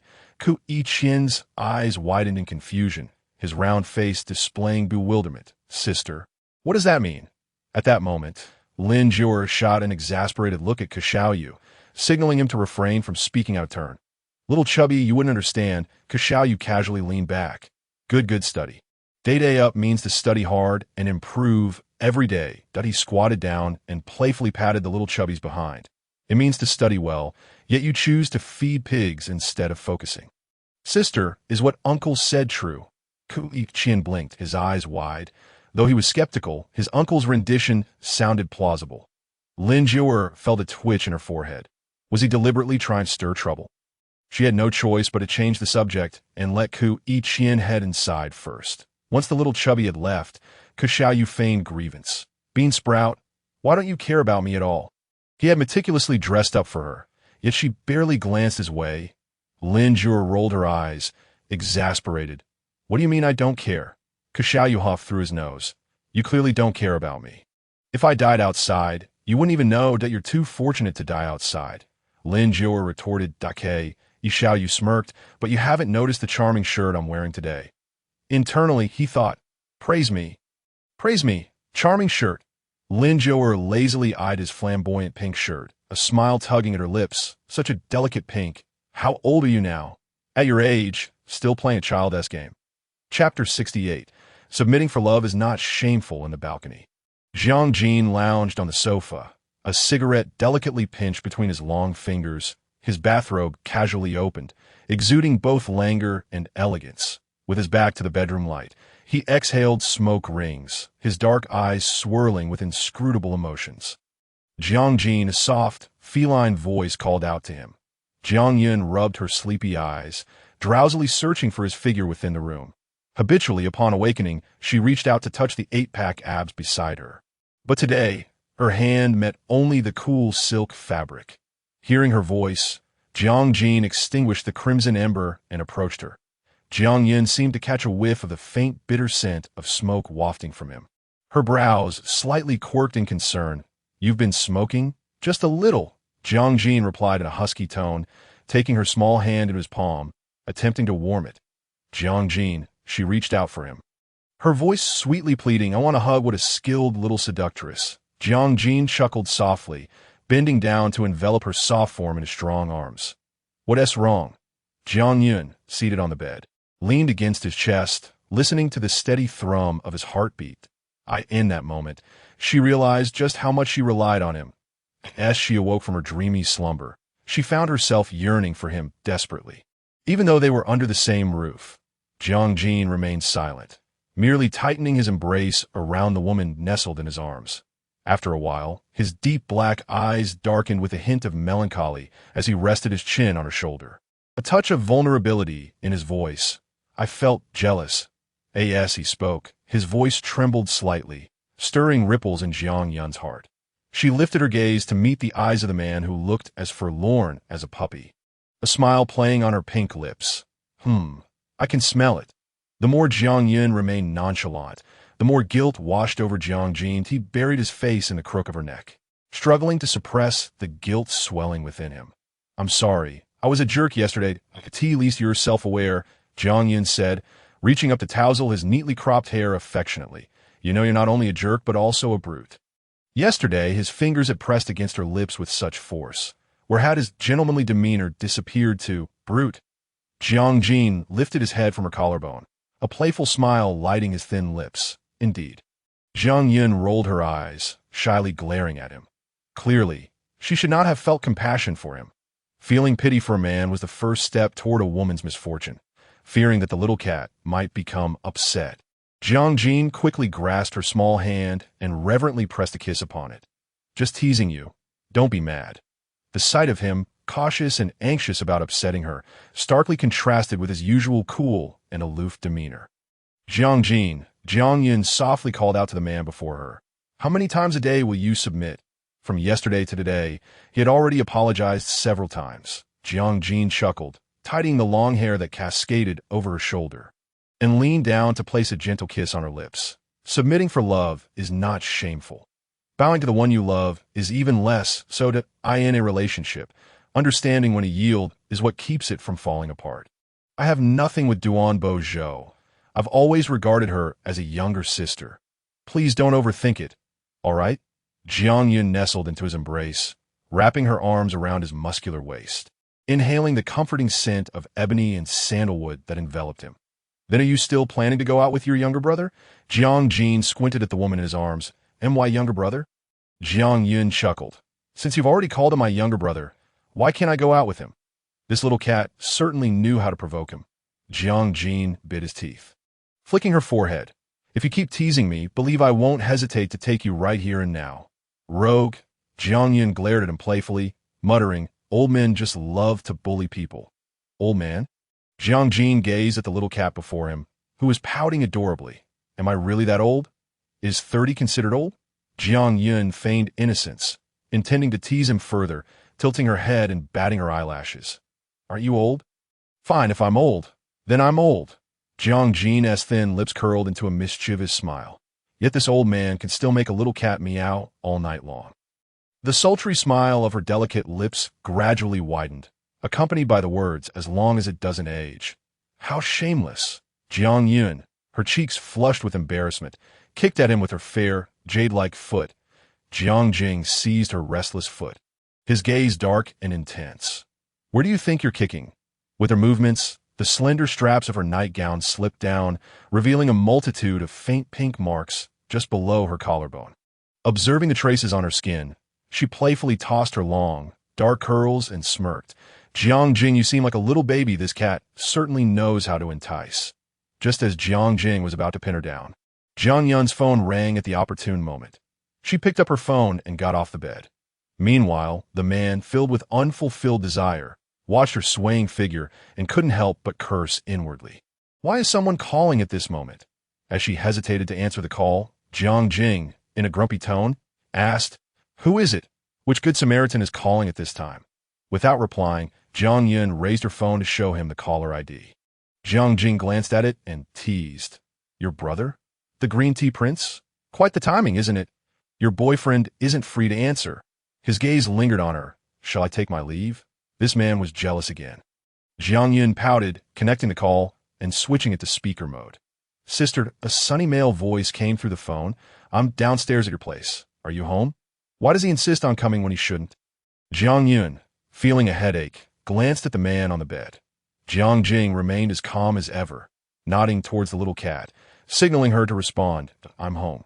Jiang Yun felt a sudden heat in her hand from the phone, as if an anxious string was being pulled taut inside her. Then I'll wait for you to come down. Duan Boizhou cheerfully hung up the phone. The beeping sound filled the air, leaving Jiang Yun feeling flustered. What a chaotic scene this was. It's nothing. Jiang Jing raised an eyebrow and said nonchalantly, You're home. I'll go down. With that, he adjusted his bathrobe, picked up a business card from the table, and left to the entrance of the villa. The moment Duan Boizhou saw Jiang Jing emerging in a bathrobe, he felt as if he had been betrayed. Where's my sister? Why are you looking for her? Jiang Jing stood before him, his tall stature towering over Duan Boizhou, coolly and indifferently regarding him. In this chapter, the tension between the two men was palpable as they stood face to face. A silent battle of wills unfolding, a confrontation between a wolf and a puppy. Sister promised she would come down. Upon seeing Jiang Jing clad only in a bathrobe, loosely tied around his frame, revealing unmistakable claw marks on his chest, Duan Boizhou's lips curled in disdain. Noticing his obstinacy, Jiang Jing merely smiled, taking a few seconds before leisurely responding, She scratched me too hard, and now I'm too tired to come down. If you have something to say, just tell me directly. His demeanor and tone clearly indicated that Jiang Yun was his. Duan Boizhou's expression darkened, but he composed himself. It's nothing special. I just came a hiking, and my sister promised to be my tour guide. Jiang Jing scoffed, truly adept at feigning innocence, a typical green tea prince, wishing to play the third wheel for love, ostensibly claiming to be a guide. But in reality, he merely sought to get closer to his little cat. Disinterested in engaging further, Jiang Jing handed him the business card in his hand, his voice low and icy. If you want a tour guide, contact me. Let professionals handle professional matters. And if there's something, come to me. Don't bother her. But my sister promised me. She can't go back on her word. Duan Boizhou was not ready to give up and insisted on seeing Jiang Yun once more. Go back? No problem. I'll handle her. With that, he turned on his heel and left out on the second floor of the villa. Jiang Yun curled up cautiously, resembling a vigilant little cat, stealthily hiding behind the light gray curtains, attempting to sneak a peek at the situation downstairs. What are you looking at, little brother? A low, casual chuckle echoed. Startled by his voice, Jiang Yun turned and playfully scolded, Why do you walk so quietly? Jiang Jing chuckled, approached her, grasped her arm, and pulled her into his embrace, resting his chin in the crook of her neck. How does my little cat manage to attract so many admirers? Snuggling against him, Jiang Yun pouted, thinking to herself, You're the one who draws attention. When I visited your office, the nurses were practically lining up. Noticing her silence, Jiang Jing tousled her dark hair. What are you thinking about? Nothing. Jiang Yun tilted her face upward. What did you go down to discuss with him? Curious? Jiang Jing chuckled softly, guiding her small hand beneath his bathrobe to feel his firm S or icy fingers sensed warmth. Jiang Yun's tone softened. Jiang Jing's lips curled into a sly smile. I told him to keep his hands to himself, with a hint of temptation. Go back. I'll take care of her. You rogue. Jiang Yun pushed him away, feeling regret for letting him go down. Little cat. Jiang Jing restrained her, his tone cautious. While I adhere to the principles of being a man, could you not also adhere to the principles of being a woman? Principles of being a man? Principles of being a woman. She was somewhat perplexed. Seeing him looking as pitiful as a puppy, she felt like a heartless woman. What are your principles? Jiang Jing raised an eyebrow. Deliberately speaking slowly, to remain loyal to you, refraining from crossing boundaries myself, while not allowing others to cross them either. And what about the principles of being a woman? Jiang Yun smirked. The same applies. Oh, Jiang Yun chuckled, shaking her head, her voluminous curls bouncing with emotion. I thought the principles of being a woman meant one should not be struck or scolded. Jiang Jing raised an eyebrow, sensing her playful defiance, his gaze narrowing slightly. I maintain my distance from the opposite sex. Yet you do not believe that a sense of boundaries and discretion was essential for adulthood. Everything has its limits. Words have their boundaries, and actions must be measured. Upon hearing this, Jiang Yun felt inexplicably warm in her ears, her tone softening. At that time, I didn't think much of it. I just felt that since he acted as my tour guide in White Country, I should return the favor now that Duan Boizhou is in Haiqing. All right, we're even now. I want to go out with him anymore. Please don't be angry, okay? She walked over, her slender fingers gently tugging at the sleeve of his robe. The little woman, akin to a kitten, blinked her innocent eyes as she sweetly coaxed him. Jiang Jing felt a surge of satisfaction, a proud smile creeping onto his lips in an instant. However, his expression returned to its usual neutrality, devoid of any emotion. Acknowledging your mistakes requires an attitude of sincerity. Jiang Yun teasingly fiddled with the belt around his waist. Her watery eyes filled with innocence and allure. Is my attitude not good enough? Is it? Hearing this, Jiang Jing raised an eyebrow, chuckling lightly, his deep gaze unwaveringly fixed on her. Miss Jiang, do you not know how to soothe a man? Jiang Yun immediately understood his implication, her face flushing a deep crimson. Yet she stubbornly chose to ignore his wishes and replied whimsically, All right, let me tell you a joke to cheer you up. Once upon a time, there's a man whose surname was Tai, yet he never grew hair on his head. Dr. Jiang, do you know what illness this is? Jiang Jing's expression stiffened, and after a moment of silence, he genuinely admitted, I really don't know what illness that is. He crossed his arms, intrigued, and fixed his gaze on her, eager to see what trick this little cat was up to. Dr. Jiang, doesn't he know? Then please enlighten me, Miss Jiang, that he has a problem. Jiang Yun was inexplicably tickled by her own joke, bursting into laughter. Old Tai has no problem. Jiang Jing, seeing the man's speechless expression, she smiled with her beautiful eyes. What's wrong? Did I not cheer up Dr. Jiang? Not quite. Jiang Jing cast a fleeting glance at her, his gaze lingering on her long legs, fair as jade. Peeking beneath her skirt, Jiang Yun, barefoot, possessed a pair of exquisitely delicate feet, so luminous they seemed to glow, adorned with dazzling cat-eye nail art and sprinkled with silver glitter, creating a captivating sparkle against the carpet. Jiang Jin's eyes greedily roamed over her elegant feet. Noticing the gradual dimming of his gaze, Jiang Yun perceived a hint of anger etching itself onto his refined features, silently labeling him a lecher. She turned her face away, feigning ignorance of the emotions swirling in his eyes.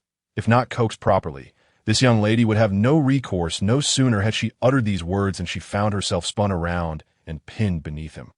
Jiang Jin's burning gaze bore into her, his voice husky and low, echoing from the flushed tips of her ears. You need to be coaxed. The timbre was magnetic and rich, sending shivers down her neck as it reached her eardrums. Everything around them began to blur into a haze. Chapter 70. The sweet maiden's disguise in the old co-residence. The fine rain fell like smoke, delicately shrouding the courtyard. The ground was damp, and the air carried a hint of humidity. Lin Zhouer glanced outside at the darkening sky, her heart growing increasingly anxious. The old house, as Xiaoyu had described, was as remote as a nursing home. And now that a heavy rain had begun to pour, she found herself stranded with no idea how to return. Young Kuiqian seemed to sense her distress, chirping in his childish voice. Sister, I'll have the driver take you home. Just then, the door swung open abruptly. Teacher Lin, sorry for being late?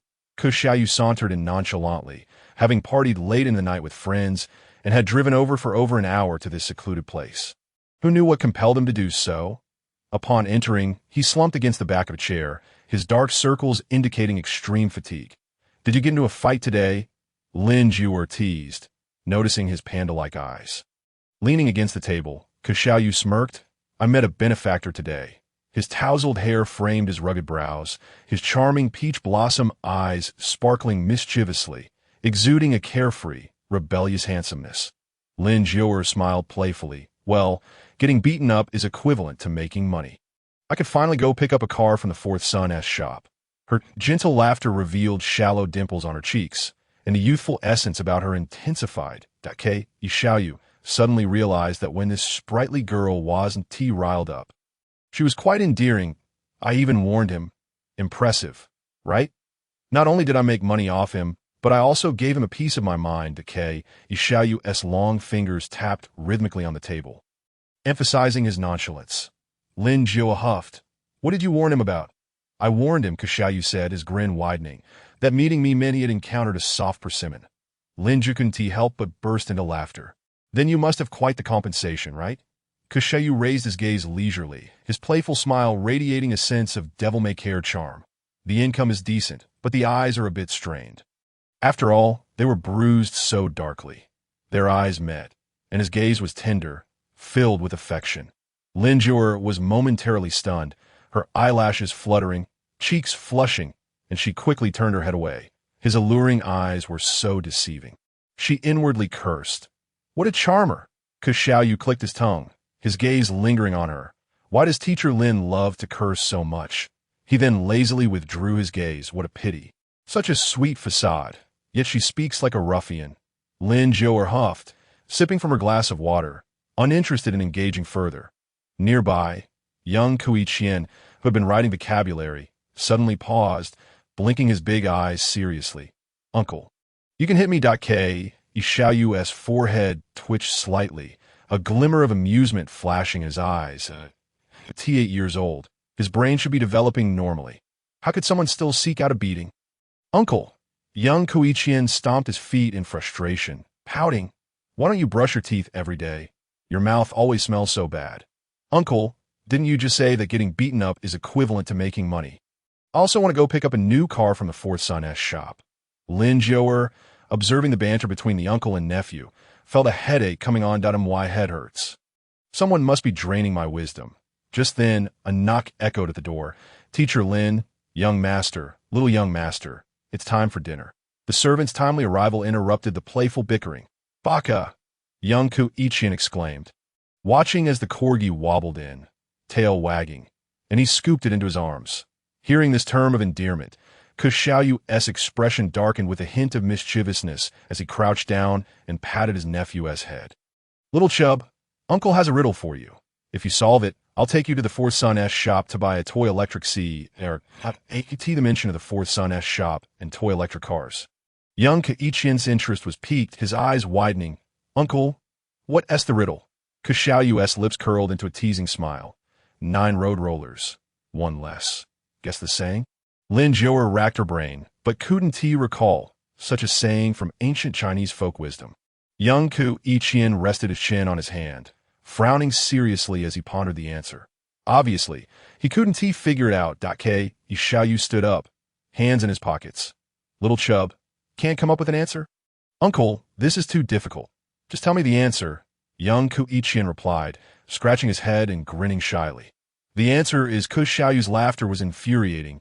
9 road rollers, 1 less. Baki Yalu, 8 road rollers. At 8 years old, how could the little boy know this saying, especially one he had just invented? Young Qian beamed with innocent delight. Ah, Baki Yalu. That saying is just like my name. Uncle, you're amazing. Lin Jiao shot him a glance, a cold smile gracing her lips as she walked over to Xiaoyu, patting his shoulder. Xiaoyu, let me impart a piece of wisdom. What? Lin Jiao smiled. When the ruler is ill at the head, if not treated, it will surely worsen. Xiaoyu fell silent for a moment, struggling to comprehend. What was with this bean sprout girl and her classical Chinese? Speak plainly. Get treated if you're sick. Lin Jiao shot him a look filled with sarcasm. In the dining room of the old residence, the table was already laden with a variety of dishes, the aroma wafting invitingly. Upon entering, Lin Jiao spotted the elderly Mr. seated at the head of the table. Dressed in a well-tailored Zhongshan suit, his back was straight as a sturdy pine tree, exuding an air of dignity and solemnity. Teacher Lin has arrived. Please sit. Please acted Mr. He greeted Lin Jiao warmly, genuinely fond of the young lady. After nodding in greeting to Mr. Ku, Lin Jiao took her seat. Xiaoyu, pulling Qian along, sat beside her. Teacher Lin, hurry and eat. It must be exhausting teaching these 2 rascals lately. Mr. Ku smiled, his hands resting comfortably on the armrest of Mr. Ku. It's not exhausting, Lin Jiao replied with a practiced professional smile. Internally, she scoffed. Do you have any idea how difficult it is to teach these 2 young masters? Your family is hopelessly incompetent. How is Ayu doing? Is he learning well? Mr. Ku inquired with a kindly expression. Just as Lin Jiao pondered how to respond, young Ku Ichian chimed in eagerly. Uncle is doing quite well. It's just that his English is a bit different from ours. Oh, Mr. Ku's interest was piqued. In what way is it different? Young Ku Ichian stuffed a piece of braised pork into his mouth. Cheeks puffed up. We learn the letters A, B, C. Uncle says he only knows cup sizes A, B, C. Chapter 71. Loving the house and its crows in the Italian-style living room of the Wenhua villa. Jiang lounged in a bathrobe, casually draped over his form, but he held a medical book in his long fingers, leisurely flipping through its pages. Water droplets trickled down his hair, exuding an air of languid charm. As Jiang emerged, she couldn't help but mutter, "Male enchantress." Upon noticing her, Jiang extended his arm towards her, a subtle smile gracing his lips. "What are you cursing me for?" "Nothing," Jiang replied, settling onto his lap. Wrapping her fair, jade-like arms around his neck, she blinked playfully. "I'm complimenting you, male enchantress." Her alluring eyes sparkled with seduction, reminiscent of the way he affectionately called her little cat. Naturally exuding an enticing aura, Jiang squinted slightly at the woman, causing a stir in his embrace, raising an eyebrow in acknowledgement. Only the handsome can be called male enchantresses. The ugly ones are merely monsters. So narcissistic, Jiang couldn't help but cough lightly, a smile creeping onto her lips. Does that mean the ugly can't be enchantresses? The man chuckled, lazily drumming his fingers on the table. Have you ever seen a short CO? A short CO? The little cat seemed to find it amusing, bursting into laughter, her already stunning features becoming even more radiant. Suddenly recalling something, Jiang laughter faded. She nestled against his chest, lowering her voice. "I need to return home for a bit.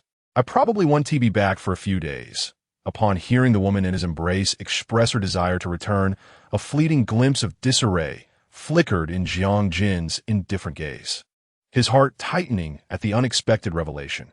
Why the sudden urge to leave? Did the little cat not enjoy residing here? Fearing he might misinterpret her words, the woman who had been nestled against his chest promptly sat upright, arching an eyebrow at him. "I'm going back to accompany my father and mother." "What? Do you have any objections?" How could Jiang dare to object? To voice discontent toward his future in-laws would surely spell disaster for his aspirations of marriage. He barely managed a slight smile, leaning his chiseled jaw against Jiang shoulder. "How long will you be gone?" Dread washed over him as he realized they had yet to part, and already he was beginning to miss her. Jiang pondered. Probably 3 or 4 days. She always believed that two individuals need not be glued together for 24 hours a day. Each require a measure of personal space. Moreover, one mustn't indulge a man too thoroughly. That long. What am I supposed to do? Jiang's voice bore a hint of barely perceptible grievance, as though he were accusing her of a transgression. Hearing his plaintive tone, Jiang chuckled softly. This man, despite his wolfish demeanor, harbored a heart akin to a gentle pup. She adjusted her cascading curls behind her shoulders. "What do you mean? What are you supposed to do? Can a 30-year-old man learn to sleep alone?" At that moment, the so-called older man resembled a rogue. "Sleeping is a matter for two. How can one sleep alone?" Jiang supported himself against the armrest of the sofa. Fingers slightly splayed, each knuckle distinct. His hands appeared both domineering and alluring, the very hands that ignited passion upon her soft body. Jiang felt her cheeks flush crimson at the sight, noticing her gaze lingering on his hands. Jiang's brow furrowed. "What do you mean by that?" "Nothing much." Jiang's eyes suddenly sparkled with mirth as she raised her chin toward his fingers. "I wouldn't mind if you think of me." At that moment, the little cat laughed, her shoulders shaking with delight. Jiang was both amused and exasperated by her newfound boldness that he narrowed his eyes, a glint of danger flashing within, as his deep, resonant voice reached her ears. "Jiang, are you asking for it?" "No, I'm not." The little cat playfully pushed him away and leaped from his lap, her voice softening. "Jiang, don't be a beast. I have to go home soon." She had no desire to be pinned to the sofa by this man in such a manner. Watching the little cat flee, Jiang retracted his roguish demeanor, resuming his dignified composure. Very well, let her run. Time was on his side as early winter settled in. The chill grew more pronounced, permeating the air with an ethereal coldness. Jiang chose a white woolen coat from the cloakroom. Her cascading curls secured with a small hair clip, fashioning a fluffy half-updo. She approached the entrance, retrieving a pair of knee-high boots from the shoe cabinet, just as a low, husky voice emerged from behind her. "Let me." Jiang appeared before her, slowly lowering himself to the ground. His action seemed somewhat clumsy as he extended his hands, gently grasping her slender ankles and carefully guiding her petite feet into the boots.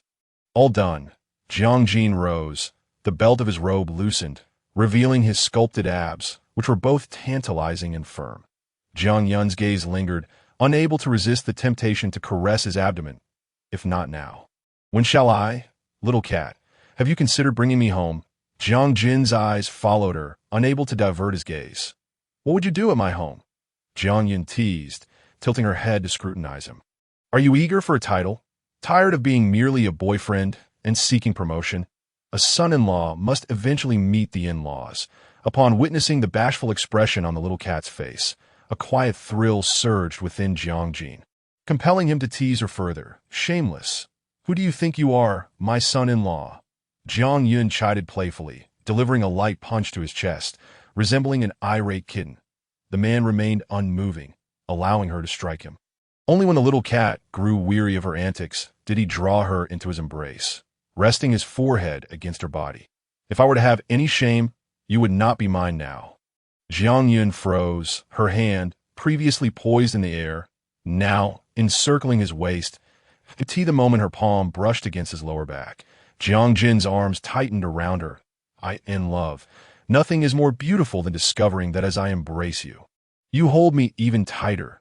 After what felt like an eternity, Jiang Jin finally released her, his palm gently caressing her long hair. "All right, let us hurry back. Your in-laws must be waiting." Jiang Yun had grown accustomed to his shamelessness, refraining from challenging his appellation, playfully retorting, "Indeed, we should return. My mother's soup will grow cold." This. Jiang Jin smirked, leaning down to whisper in her ear, "It's time to replenish. Spending time with me must be exhausting." With that, he stepped into the elevator, leaving Jiang Yun alone, her face flushed, bewildered in the wind. In the basement, the driver was busy loading various bags into the trunk of the Maybach. Jiang Jin had meticulously arranged everything, from the man's spirits and teas to the woman's skincare products and supplements. That moment, a warm current surged within Jiang Yun as she gazed up at the man beside her, who stood silently, yet had orchestrated everything with care. She suddenly comprehended that there exists a kind of love that extends to all that one cherishes. Because he loves you, he also cares for and respects your family. Chapter 72. The Unmarried Son-in-Law, as young Ku-Ichien's words fell. Master Ku immediately slammed his palm on the table, causing the soup-filled bowl to tremble and spill its contents. "I won't hesitate to beat you to a pulp, you little rascal."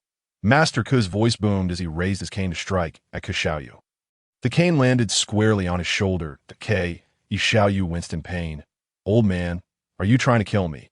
Am I even your real son? Was he a son or a dog, to be beaten so mercilessly?" And the worst part was, after the beating, there was no compensation. "I'd rather you weren't my son," the old man replied, his lips pursed tightly as he glared at him. How could he have produced such a wastrel?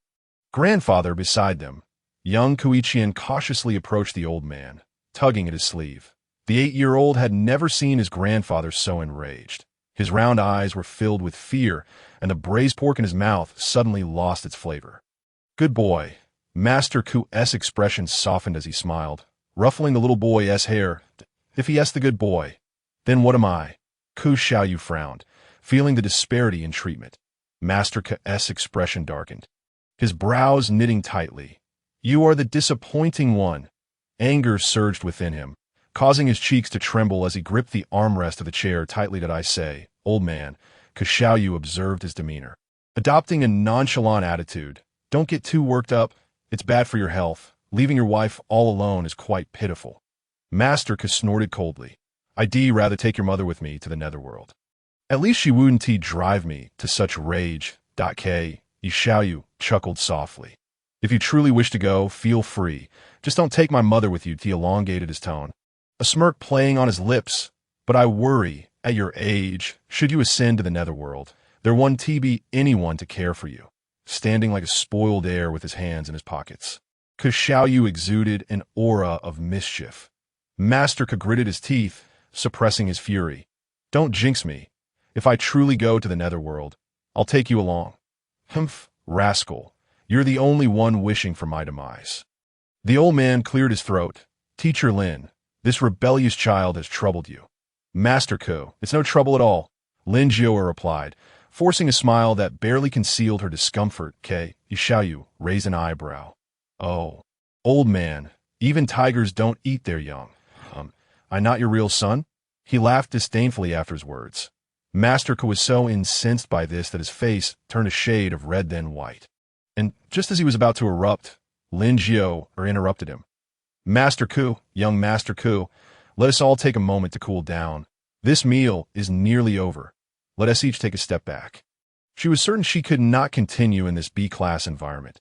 Old man, see, not only do I dislike coming here, but even Teacher Lin doesn't want to stay. Ke Xiaoyu, unfazed, raised an eyebrow at him. Hearing this, the old master rubbed his temples, his previously icy gaze softening. Teacher Lin, I apologize for the trouble. It's getting late. Let my rebellious child escort you home to the Jiang family villa.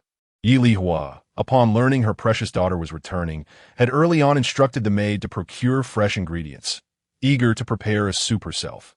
Meanwhile, Jiang Xiaoyuan had queued at Joy Suite, purchasing his daughter's favorite red velvet cake. Mom, as soon as Jiang Yun entered the house, the rich aroma wafted through the air, confirming her suspicions that her mother was indeed making soup. Throughout her life, it was the only dish her mother ever cooked. My daughter is back. Yi Lihua emerged from the kitchen, cradling a clay pot, her eyes sparkling with uncontainable joy. Yin Yun, sit tight. Dinner will be ready soon. Mom, what soup did you make? It smells so good. As the cravings within Jiang Yun were instantly ignited, she trailed behind her mother like a devoted shadow. The most blissful aspect of returning home was the opportunity to follow her mother closely. Even though she had already grown up, the lotus root, snow pear, and pork bone soup was placed on the dining table by Yi Jinhua, who then filled a bowl for her daughter. This is nutritious. Make sure to drink plenty later. Thank you, Mama. You are the one who loves me most, Jiang Yun cooed, wrapping her arms around her mother's. Doesn't your father love you? A teasing voice echoed from the doorway. As Jiang Xiaoyuan entered with a red velvet cake, he couldn't help but feel a twinge of jealousy at his daughter's words. I stood in line early this morning to buy cake, only to find it was for that little white-eyed wolf. Daddy Jiang Yun playfully pinched her nose, laughing merrily. What you bought is probably not a cake, but vinegar. The air at home is so sour. Yi Jinhua watched the heartwarming banter between father and daughter and couldn't help but chuckle. You two, quickly wash your hands and prepare to eat. For her, the time spent together as a family was more precious than any gift. Yin Yun, eat more, Yi Jinhua insisted, diligently serving her daughter her favorite sweet and sour ribs, worried that she might not be full. Jiang Xiaoyuan, on the other hand, leisurely opened a bottle of fine wine that Jiang Yun had brought back, savoring it slowly. The difference between paternal and maternal love lies in the fact that while a mother will constantly serve you your favorite dishes, a father rarely reaches for them with his chopsticks. My little cotton-padded jacket is finally windproof. She even buys wine for her father now, Jiang Xiaoyuan remarked with a satisfied smile after taking a sip. Daddy, Jiang Yun called softly, but I didn't buy the wine. Jiang Xiaoyuan snorted. I thought so. Your coldness could freeze a person to death, yet you have such filial piety. It must be your future husband who bought it, right? Jiang Yun's face flushed with a rosy hue as she replied softly. Jiang Xiaoyuan curled his lip. Humph, he certainly knows how to play his cards right. Once he pursues my daughter, he immediately thinks of ingratiating himself with his future in-laws, what lengths he goes to in order to win their hearts. Jiang Xiaoyuan arches fingers, playing with a wine glass. Wife, are there any physical tasks at home lately? Physical tasks? Yi Jinhua was puzzled. What physical task could there be at home? After some contemplation, she replied, well, if you consider physical tasks, I was thinking of planting some flowers and plants in the yard. Does tilling the soil count? Of course it does. Jiang Xiaoyuan laughed heartily. My precious daughter, let that future son-in-law of mine come over in a few days. Jiang Yun felt an ominous premonition. What for? Jiang Shaoyuan wore a mysterious smile that sent shivers down her spine. To till the soil.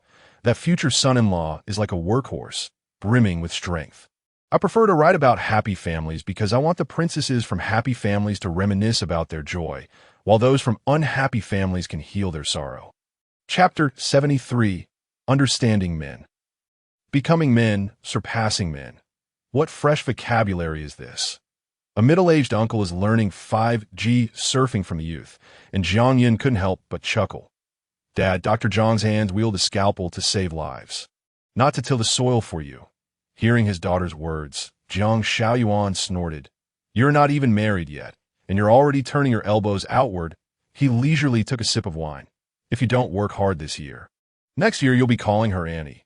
Dreaming of calling her Mom? Oomph. All right, how can you still criticize him? Seeing the father and daughter banter, Yi Jinhua interjected.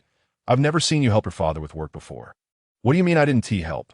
Jiang Shaoyuan put down his wine glass and immediately countered. When I was courting you, didn't I do plenty of work? I nearly worked myself to death.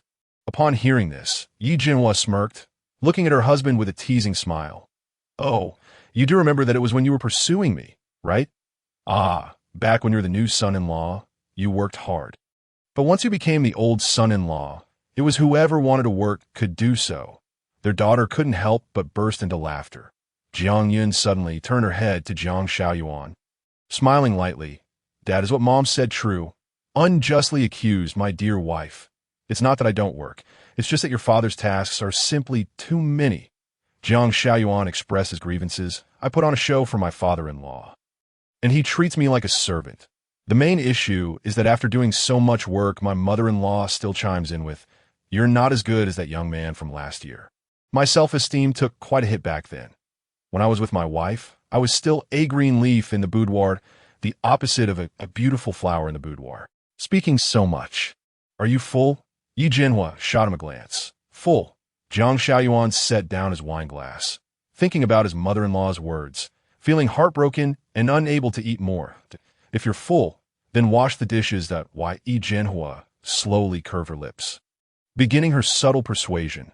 A man must wash dishes if he wants to be the boss.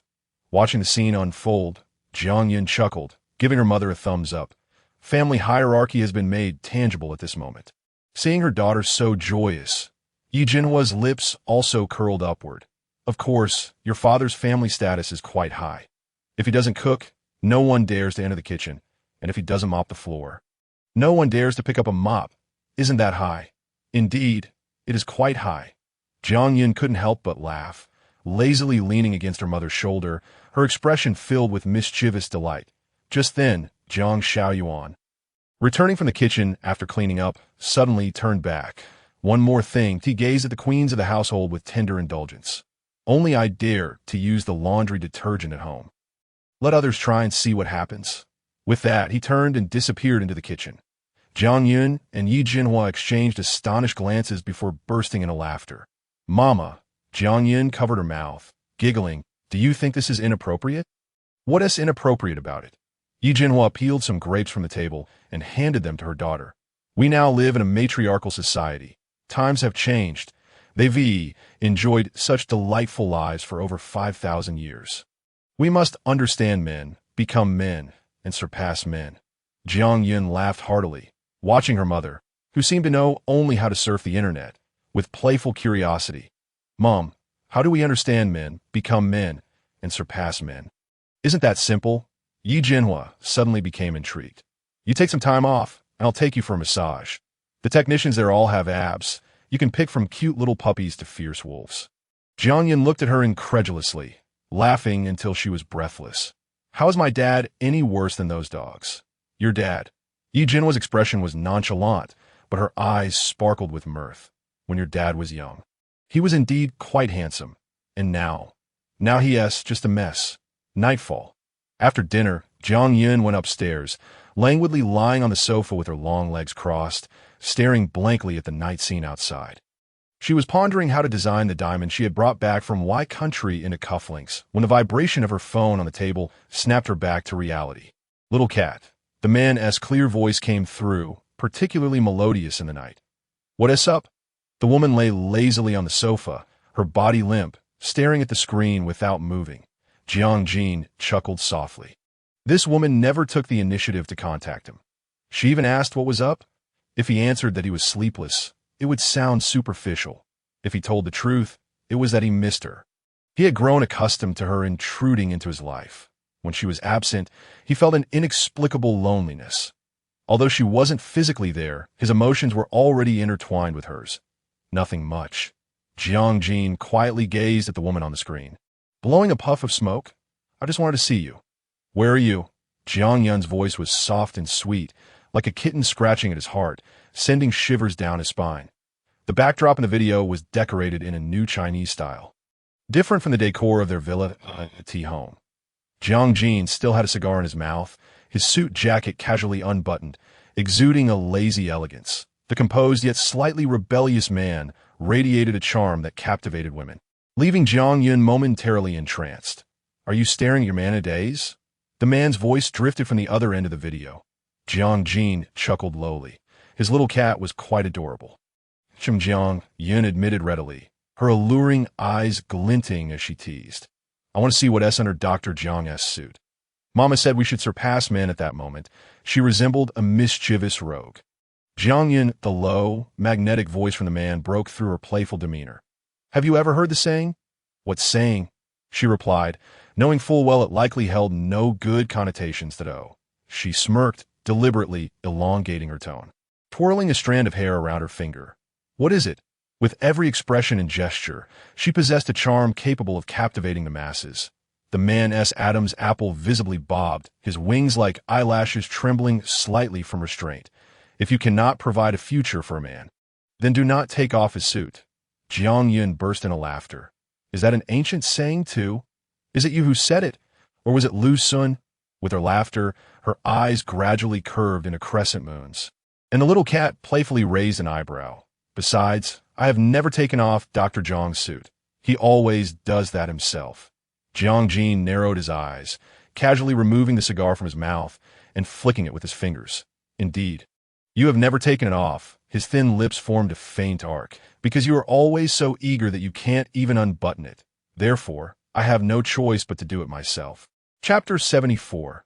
Aging and relaxation rascal, always bullying her. Jiang Yun's enchanting, cat-like eyes flashed with a hint of mischief as she leaned back on the sofa, her silky black hair cascading like mist over her shoulders. With a playful curl of her pink lips, she sweetly called out. Jiang her striking features, combined with her soft, alluring voice, conveyed an irresistible charm in the night. Suddenly, Jiang felt a tightness in his abdomen, an inexplicable irritation rising within him. The typically cold depths of his gaze now burned with intensity as he narrowed his eyes at this wicked woman. What are you up to? Wishing to ignite a spark, Jiang Yun thought to herself. She tilted her face upward, playfully tousling her long, wavy hair over her shoulder, beckoning the man on the screen closer. Come a little closer, Jiang's gaze fixed intently on her. His expression taut. If I come closer, will you kiss me? His clear voice, tinged with hoarseness, revealed the extent of his suppressed emotions. Jiang Yun's lips curved into a smile. MHM, receiving her affirmation. Jiang extinguished the cigar in his hand and, without a moment's hesitation, leaned in closer. Just then, the woman's lips curled into a mischievous smile as her delicate fingers tapped the screen to end the call. Let us see you bully me now. With a soft beep, the video call was terminated. Damn! Jiang cursed under his breath, immediately rising to his feet, restlessly running a hand through his short hair. He tossed his phone onto the bed and headed towards the bathroom in the first floor of the Nanyuan villa. Jiang donned a pristine white bathrobe, still damp from his recent shower, droplets of water clinging to the strands of hair on his forehead. Under the warm glow of the living room lights, he appeared less composed than usual, exuding an air of wild abandon. As he approached the bar counter to pour himself a glass of water, Shen Yuzhu's voice rang out. Didn't you just shower? Why wash again? Ignoring her, he tilted his head back and drained the glass in one go. Setting it down, he finally spoke. It's hot. Hot. Shen Yuzhu glanced skeptically at her winter plush loungewear, wondering if her son had lost his mind. Jiang Yanqing, seated on the sofa with an iPad, promptly came to his brother's defense. It is indeed quite warm. Being men, and with his girlfriend not around, it's the prime age for boundless energy. Men understand men. He knows his brother well. Is it really that hot? Shun Yuju began to doubt her own judgment. Taking out her phone to check the weather report, which clearly indicated Haiching 6C. Clenching her teeth, she placed her hands on her hips, glaring at her lying husband. I swear, you're getting old and losing your marbles. It's no wonder people say men are as reliable as pigs climbing trees. Forget it, Shin Yuju thought, unwilling to argue with them. She walked over to the coffee table and tapped her fingers on it. Jiang Yanqing immediately understood her cue, picking up the teapot and filling her cup. My lady, please enjoy your tea. Shun Yuju huffed. Now, that's more like it, of course. Jiang Yanqing's eyes gleamed with pride. Do you think I'm like my brother? Only good at irritating you. He continued to pour tea for his wife. I am different, my lady. I am your most loyal servant. Whatever you say, I will follow without question. Tea that moment. Jiang Jin approached them, his expression indifferent, picking up a steaming cup of tea from the table. Even coming down for a drink can make me a part of your play. Just coming down for a drink. And I'm already caught in your crossfire. Shin Yuju set down her teacup and shot him a glance. If you know that, why don't you go back upstairs? Are you planning to stay here and continue playing with us? If only you could bring Xiao Yun home, your father and I could join your play as well. Her son, at 30, had fully embraced the persona of an older man, yet his emotional maturity still lingered in kindergarten. Sighing, Jiang Jin tightened his bathrobe, his eyes betraying no emotion. I'm going upstairs. You two continue your play, but take it easy. He turned and ascended the stairs, his upright figure fading from their view. Whoever he takes after, his tongue is as sharp as a knife. Once their son left, Shin Yuju propped her feet on her husband's lap. Jiang Yanqing naturally began to massage her feet, letting out a soft sigh.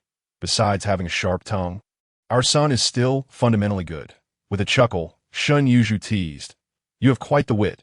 Her husband's words were truly like a mother pig wearing a bra, endless in variety that a torrential downpour enveloped Haiching, flooding the entire city. After leaving the old house, Lin Jiuer had no choice but to get into Ku Xiao Yuzi in the confined space of the vehicle. The silence was palpable, with only the sound of the windshield wipers occasionally breaking it. Noticing her unwilling expression, Xiaoyu took the initiative to break the silence. With such heavy rain, you don't want to ride with me. You'd rather have a pretty boy come and pick you up? Pretty boy? Who is that? Lin Jiuer raised an eyebrow, then frowned. Who don't want to pick me up?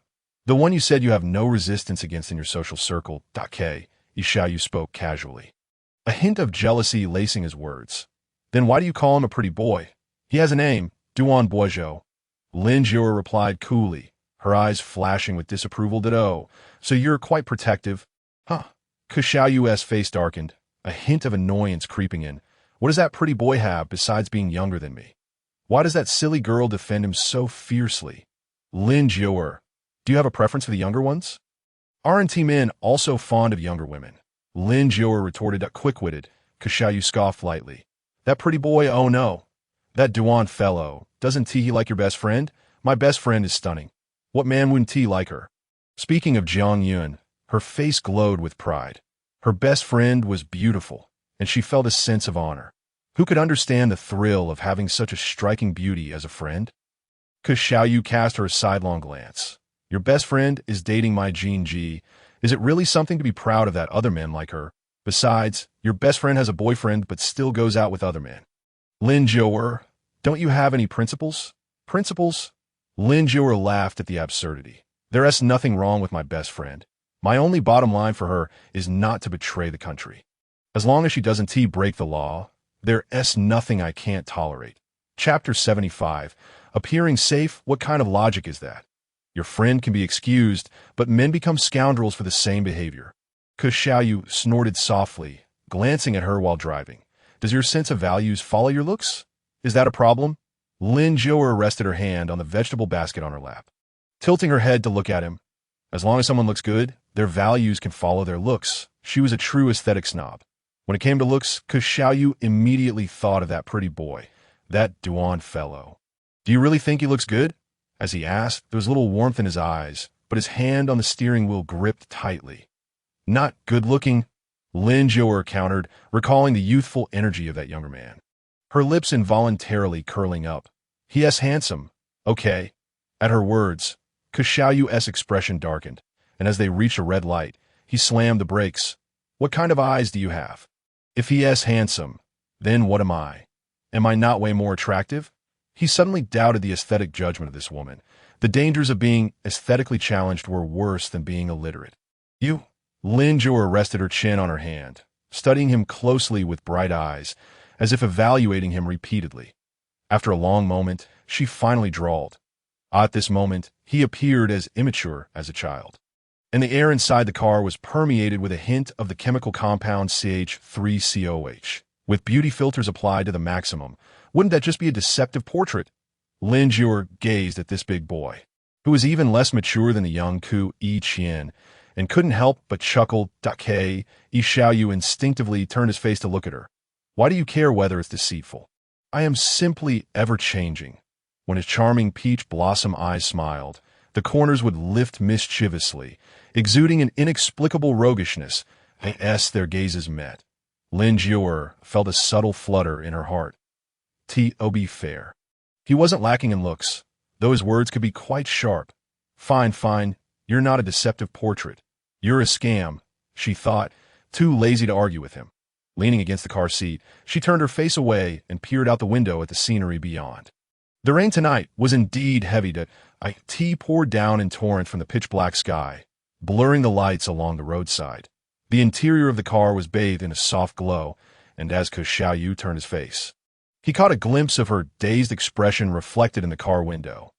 What was she thinking? Perhaps the silence in the car had lingered too long. Xiaoyu, whether intentionally or not, opened the conversation. Hey, what are you thinking about? Could it be that the person sitting in the passenger seat was still pondering that pretty boy? Why was he at odds with someone's surname Duan?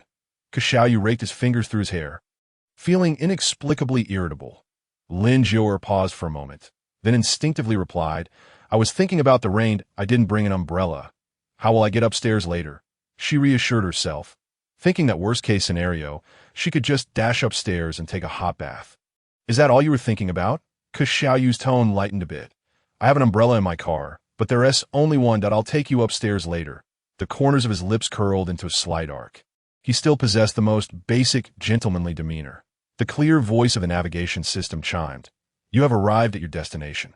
Accompanied by the alert, a stunning red McLaren glided gracefully like an elegant cheetah. Finally coming to a smooth halt at the entrance of the community. Stay put and wait for me, he instructed before dashing into the rain to retrieve the umbrella. The rain quickly soaked his gray printed hoodie and the strands of hair falling over his forehead. Once he unfurled the umbrella, he strode over to the passenger side and opened the door. Get out, Yi Xiaoyu, clad in casual attire with damp hair framing his forehead, radiated an undeniable arrogance, even in the rain. His tall silhouette moved through the heavy curtain of rain towards her, and inexplicable emotion struck her heart like a fleeting ray of light. Lin Jiang inhaled deeply, hesitated not, and stepped out of the car. As she nestled under the umbrella, Xiaoyu shifted it towards her, striving to shield her from the raindrops, and closely followed her side. The downpour showed no signs of abating, intensifying instead. The raindrops pattered against the umbrella, and in the rainy night, the two walked side by side. The tall figure, holding the umbrella, instinctively angled it towards the petite girl beside him, causing the rainwater to drip onto his gray hoodie.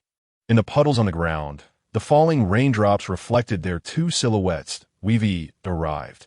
Lin Jiang spoke first, her tone softening. Upon reaching the awning, Xiaoyu closed the umbrella and wiped the rain from his hair. Finally responding slowly, I brought you to your doorstep. Want you invite me in for a moment? Lin Jiang raised her gaze, meeting his smirk. Is it really appropriate for a man and a woman to be alone together at this late hour? Especially considering the man before her was a notorious heartthrob, she was not one to be trifled with. What is inappropriate about it? To prevent you from getting drenched, look at my clothes and hair. They re-soaked, he said nonchalantly. You should take responsibility for me, Xiaoyu added, his tone serious yet playful. If recalling something, the curve of his lips deepened. Lin Jiang, or are you worried about what I might do to you? Not at all. As long as you're not worried, you look perfectly safe. What's there to be concerned about? Xiaoyu raised an eyebrow and grinned mischievously. Upon hearing this, Lin Jiao felt a surge of anger. Her cheeks flushing crimson. How vexing! What was she even getting sentimental about just now? This man's tongue was sharper than a toilet bowl's water. Chapter 76. The exit of adulthood inside the house. A bottle of essential oil rested on the table. As soon as one entered, a faint aroma of Zen tea wafted through the air, seemingly capable of instantly relaxing anyone. Lin Jiao resided in a cozy two-bedroom apartment, where every corner had been meticulously arranged. The living room featured a plush sofa adorned with various plush toys she had collected, revealing her as a girl with a heart full of youthful whimsy. "Please have a seat," Lin Jiao exhaled softly, her tone casual. With a height difference of 25 centimeters, she had to tilt her head upwards to meet his gaze. "Oh, you have a towel." Xiaoyu's damp hair was still dripping, and he felt uncomfortable from the rain-soaked clothes. "Just a moment," she replied and walked into her room, thinking she likely had a brand-new dry towel. Once she left, Xiaoyu settled down, surveying the modest apartment. Opposite the sofa, a large-screen television was surrounded by a few indoor plants, adding a touch of vitality to the space. Several artistic paintings adorned the walls. While not masterpieces, they were filled with the essence of life. Though small, it exuded warmth. Here, Lin Jiao returned with a light pink towel and handed it to him. Xiaoyu hesitated, not accepting it. "Is this one you've used? It's new. Do you think I would give you my used towel?"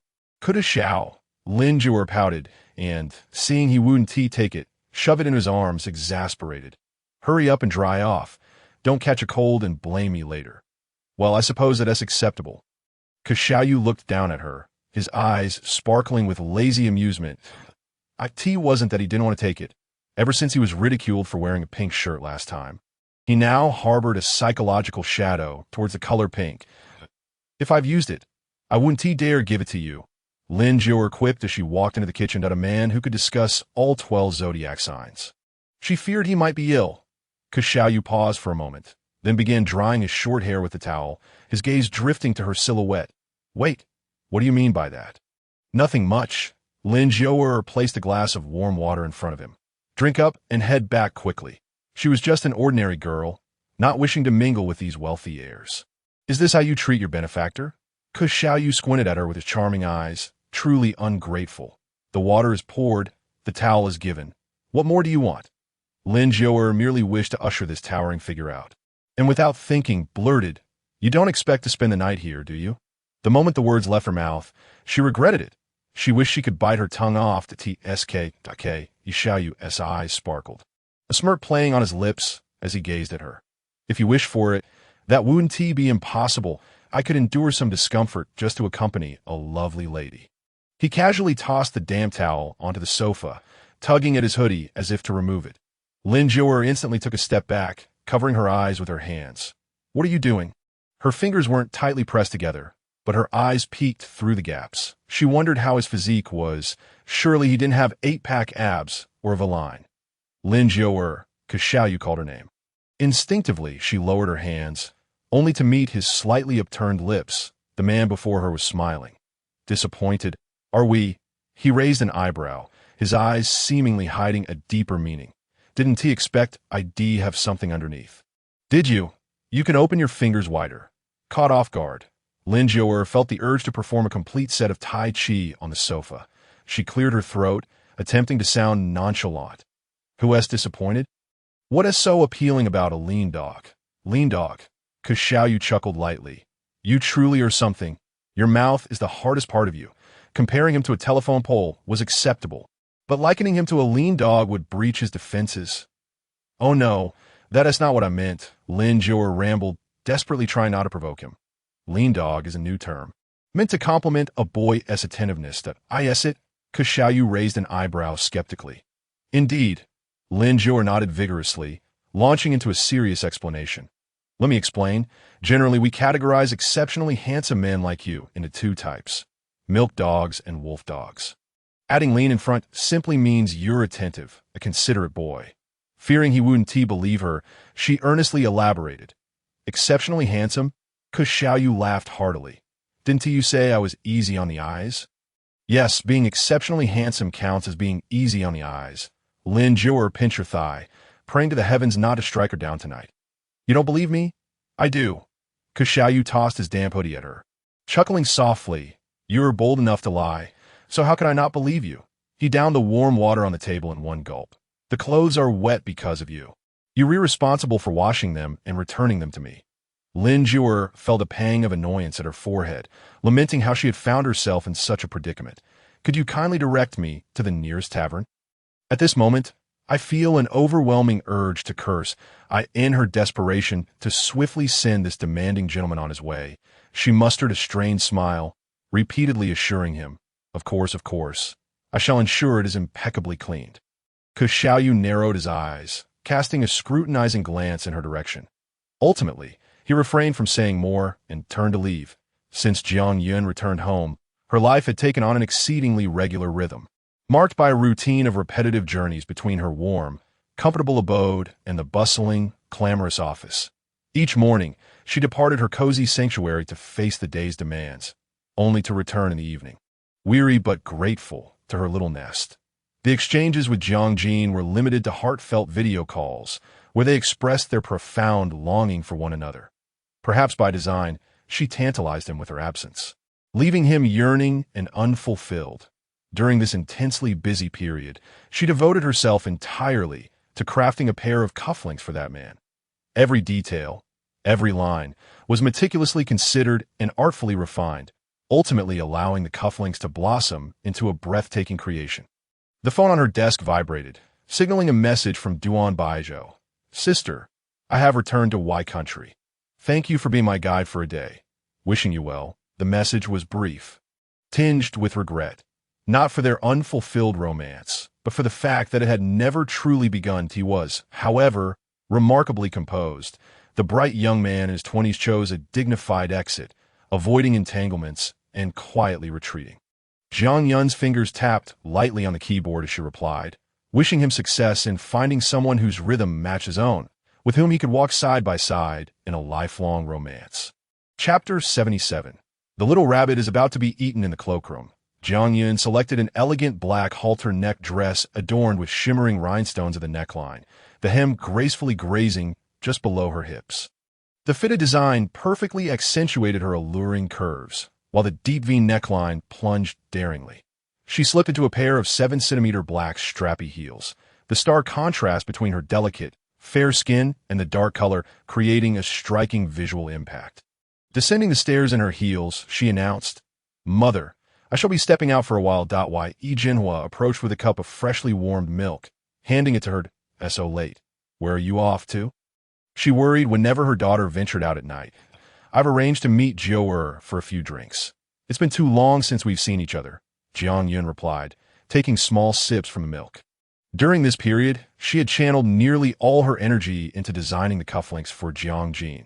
From the initial concept and sketching to continuous revisions and meticulous detailing, she had been hands-on throughout the entire process, never daring to slack off. Fortunately, her efforts bore fruit as the carefully crafted cufflinks had transformed into a stunning final product. Now, she finally had time to reconnect with her friends. Your mother will have the driver take you. You young ones should enjoy yourselves. It's not easy to find time to go out, so make sure to have fun, Yi Jinhua said, not one to dampen her daughter's spirits or intrude on her affairs. Thank you, Mother. Jiang Yun planted a kiss on her cheek and suggested, let us take a picture. I think my makeup turned out rather well today. Not a chance, Yi Jinhua chuckled, glancing at her daughter. Just look at your shoulders, and then look at mine, thick enough to withstand a Russian cannon. How can I compare to my daughter? My feet are not even that delicate. All right then, this week's dinner is canceled, she declared. Jiang Yun burst into laughter at her mother's teasing, her eyes sparkling with delight. Well, that's your fault. My mother is simply too good at giving birth. In truth, Yi Jinhua appeared far younger than her actual age. Even in her 50s, her skin remained fair and radiant. Just standing there, she exuded an air of elegance and grace. Casting a playful glance at her mischievous daughter, she admonished, You really know how to flatter. Don to you, complimenting yourself in such a roundabout way. Now hurry along. If you dawdle any longer, the wine in your glass will be fit for fish. Yi Jinhua handed her daughter a coat. Put this on. It's cold outside. Show off your figure indoors instead. T-Billow bar. Yun, over here. Lin Jiang waved to her. Amid the crowd, Jiang Yun instantly spotted her friend swaying gracefully. Those long, fair legs were strikingly beautiful. Drawing everyone's gaze, she glanced down at herself, feeling like a prepubescent schoolgirl in comparison. Sighing, she thought, how unfair it is to be compared to such beauty. If I were a man, I would be utterly envious. Lin Jiang slid the Manhattan she had ordered in front of her friend, her gaze fixed intently on Jiang Yun. This woman is truly irresistible to both men and women, she mused. Jiang Yun chuckled softly as she sank into the sofa. Lazily stretching her legs, Lin Jiang propped her chin on her hand, teasing, "Oh, don't. I'd end up relying on you. Save that opportunity for your Jiang gene. After all, orthopedic doctors have plenty of strength. The tools they use in surgery, bone hammers and bone clamps, require a fair bit of hand strength." Images of inappropriate scenarios flashed through Jiang Yun's mind, and she felt her earlobes blush shamefully beneath her long hair. Yun, what are you thinking about? Lin Jiang interjected, tilting her head with a mischievous smile. Hearing this, Jiang Yun paused momentarily in her movements. She nonchalantly raised her cocktail, taking a delicate sip before responding with utmost seriousness. Nothing at all. I asked that so. Lin Jiang questioned skeptically, her gaze lingering on her friend. Do you know what your face is revealing? Jiang Yun shot her a questioning glance. What? Lin Jiang smirked. It's saying, desire. Unfulfilled that you've been home for days. It's time to find your doctor and sort out those hormones. Jiang Yun playfully tossed a cushion at her friend, her face flushed with embarrassment that, oh, stop it. You're such a plastic friend, always making fun of me. Come on, stop joking about me. Tell me how your tutoring at the Ku family is going. Jiang Yun quickly diverted the topic, not wanting to be teased any further. Lin Jiang sighed. What can I say? I'm enduring it for a bit of pocket change. I've reached my limit dealing with that family as petty fees. My heart nearly stops every time. Friends together should spend 10 minutes gossiping about 100 people. She was determined to vent her frustrations. Jiang Yun chuckled softly, affectionately tucking a stray strand of hair behind Lin Jiang's ear. If it's that unbearable, you should quit. That I can support you if necessary. Really? Lin Jiang immediately clung to her arm, adopting a comical pose as if she were grasping onto a lifeline. When a man says he'll support me, I scoff, but when you say it, I believe it wholeheartedly. Jiang Yun took another sip of her cocktail, savoring the moment. Of course, if I have a meal, you'll have a bowl to wash. Overwhelmed with emotion, Lin Jiang immediately sprang from her friend's embrace. Then I suppose I'll just have to keep working hard, or my hands will be worn to the bone. As two individuals engaged in playful banter, a pair of keen eyes on the second floor fixated on the alluring curves of a certain lady. After evading him for so long, now that she was finally within sight, he certainly would not let her slip away again. Jiang Jin's gaze darkened. Resembling a cheetah determined to capture its prey, he possessed ample patience to indulge in this game with her. Jiang Yun, sensing something amiss, lifted her head towards the second floor. Inadvertently locking eyes with Jiang Jin, she froze, surprised by his unexpected presence. Under the dim lighting, Jiang Jin slightly raised an eyebrow and gestured with his wine glass. His deep-set eyes gradually ignited with intensity, his thin lips curling into a subtle smile that hinted at a lingering yearning. Jiang Yun supported her chin with her hand, sipping on a cocktail, her fair cheeks flushed a delicate pink from the effects of alcohol. She lifted her porcelain-like arm, raising her elegant wine glass, exuding an irresistible allure, as if conveying a silent message to him. Through the bustling crowd, her tipsy gaze shimmered with a captivating light, fixated on the man seated in the booth above. At that moment, the surrounding clamor seemed to fade away, leaving only the delicate connection between the two of them. Lin Jiang, noticing Jiang Yun's unusual demeanor, followed her gaze and spotted the familiar coolness in Jiang Jin's eyes now ablaze with warmth. With a mischievous glint, she leaned closer to Jiang Yun and whispered, "Oh no, the little white rabbit is about to be devoured." Chapter 78. The fish that took the bait. Upon hearing this, Jiang Yun's heart raced wildly. The intensity of his gaze was too scorching for her to bear, prompting her to turn away, fighting against her rising anxiety. The depths of his eyes held a spring-like glimmer, while a faint pink hue spread from her cheeks to her ears, radiating an indescribable charm out on the second floor. Jiang Jin's gaze darkened slightly, his prominent atoms apple-bobbing as he gradually withdrew his gaze. Pei Yin-chuan observed his mood keenly, raising an eyebrow with interest as he remarked, "It seems the couple knows how to have fun, drinking without sitting at the same table. What abstract game are you playing?" Jiang Jin maintained his aloof demeanor, lifting the glass in front of him with an undeniable aura. "Not sure about the abstraction, but you seem to be looking for a fight. Don't." Pei Yin-chuan smirked. "I'm a man. You can't pick a fight with me." Jiang Jin remained silent, picking up a cigar and lighting it. The bluish flame flickered along his defined jawline as his fingers, strikingly bony, held the cigar. He took a deep drag, lowering his gaze to search for that enchanting figure below. The woman stood out in the crowd with her cascading black curls, slender neck, and the alluring glimpse of her curves beneath a black dress. Resembling a captivating fox stepped out of a painting, every smile and frown was etched into his memory. "Miss, your beauty is off the charts. My nosebleed. Your trophy." "Wow, miss, with you around, does Disney still have princesses?" Naturally alluring, she drew the attention of several men surrounding her booth, who unabashedly expressed their admiration. "Oh." Pei Yin-chuan also poked his head up from upstairs, a slight smile gracing his lips. With so many vying for her attention, the wall might just come crumbling down to a S if relishing the spectacle. He added, "In this world, there are more wolves than there is meat. Walls are easily toppled."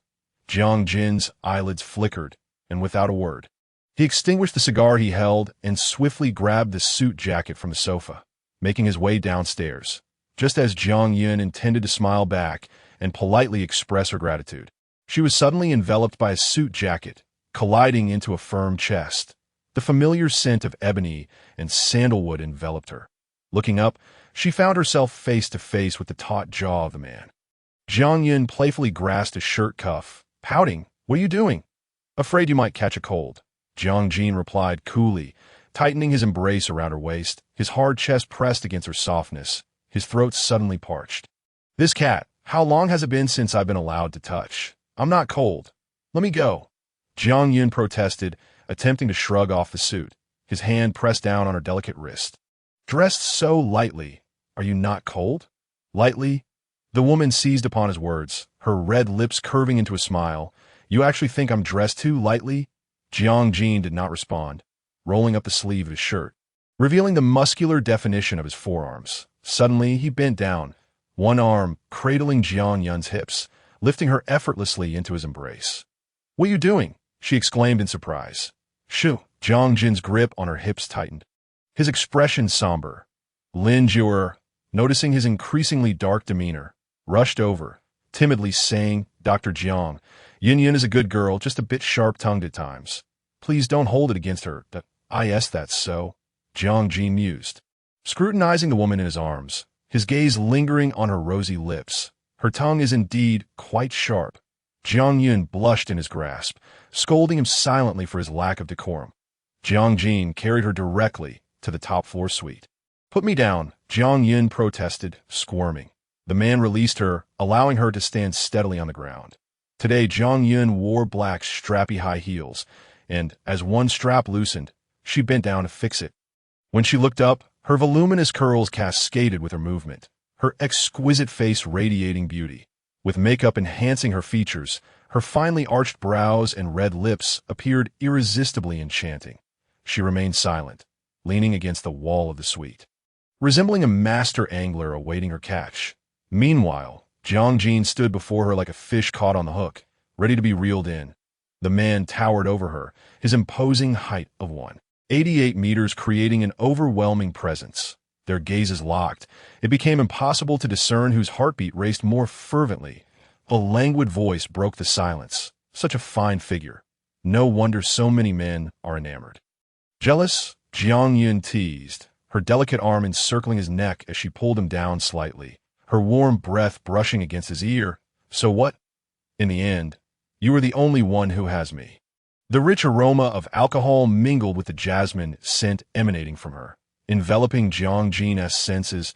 He firmly grasped her slender waist, his voice husky, so alluring.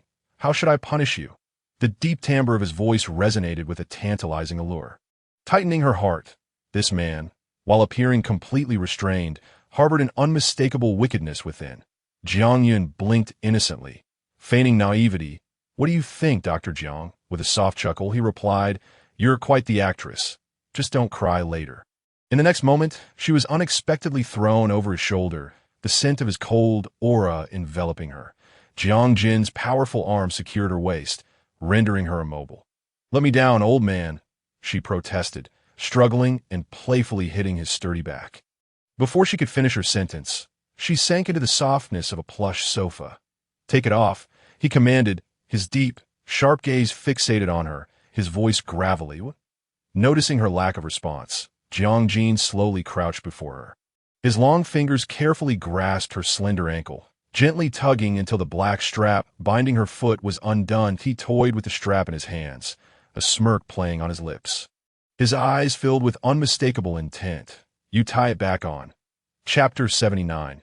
The desires governed by reason not called desire. His words seemed to weave through the air, intertwining with the atmosphere, gradually saturating the room.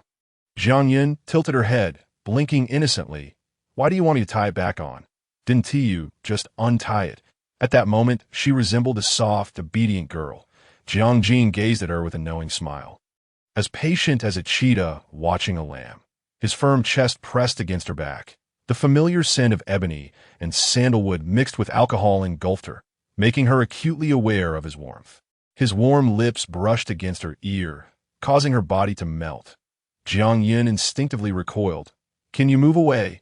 The heat radiating from him made her feel uncomfortably warm, prompting her to squirm in his embrace. Jiang Jin restrained her movements, chuckling softly in her ear. "So anxious. What are you doing?" "I need to head back soon," Jiang Yun protested, her delicate fingers clutching his cuff, her slightly intoxicated eyes sparkling with allure. "Head back." The man grasped her nape, turning her face towards him. "You need to have the strength to return." Jiang Yun was on the verge of cursing him a scoundrel in the next moment. Her crimson lips were silenced, the unspoken words lodged in her throat. The man, akin to a leopard, commenced his conquest of her heart. The intoxicating fragrance of alcohol mingled with the lingering scent of smoke in the air, igniting the sparks of passion deep within their souls. Affection surged forth, and yearning was articulated through their entwined lips. Jiang Yun's heart raced uncontrollably. She felt a profound resentment, wishing that Nuwa had fashioned women's hearts to be a tad more resilient. Moments later, the wall lamps in the suite were extinguished, and the drawn curtains enveloped the room in utter darkness. The leopard, lurking in the shadows of the night, savored the lamb, along with the exquisite beauty of untouched snow. Time slipped away, and soon the suite fell into tranquility. Jiang Yun, possessing a drinking capacity that could be likened to none, succumbed to slumber within the embrace of the man, having exhausted much of her energy. On the bed, her visage was serene. With her eyes closed, she appeared less alluring than usual, embodying a sense of tranquil innocence. Jiang Jin gazed at the woman nestled in his arms, contemplating lighting a cigar. Yet, upon recalling her presence, he extinguished the freshly lit crimson ember. Tonight, he intended to be a bit ruthless, especially after having just dismissed a younger brother and witnessing her surrounded by a multitude of men, igniting an unnamed flame of jealousy within him. Desires that could be restrained by reason were not desires at all. In love. He was far from noble. Rationality could not conquer possessiveness. Jiang Jin yearned to crush her and meld her into his very being. Permitting no other man to gaze upon her, his hand, resting gently on Jiang Yun's soft waist, squeezed her waistline softly. Noting her lack of response, Jiang Jin began to play, his distinctly knuckled fingers molding her rosy lips into an O.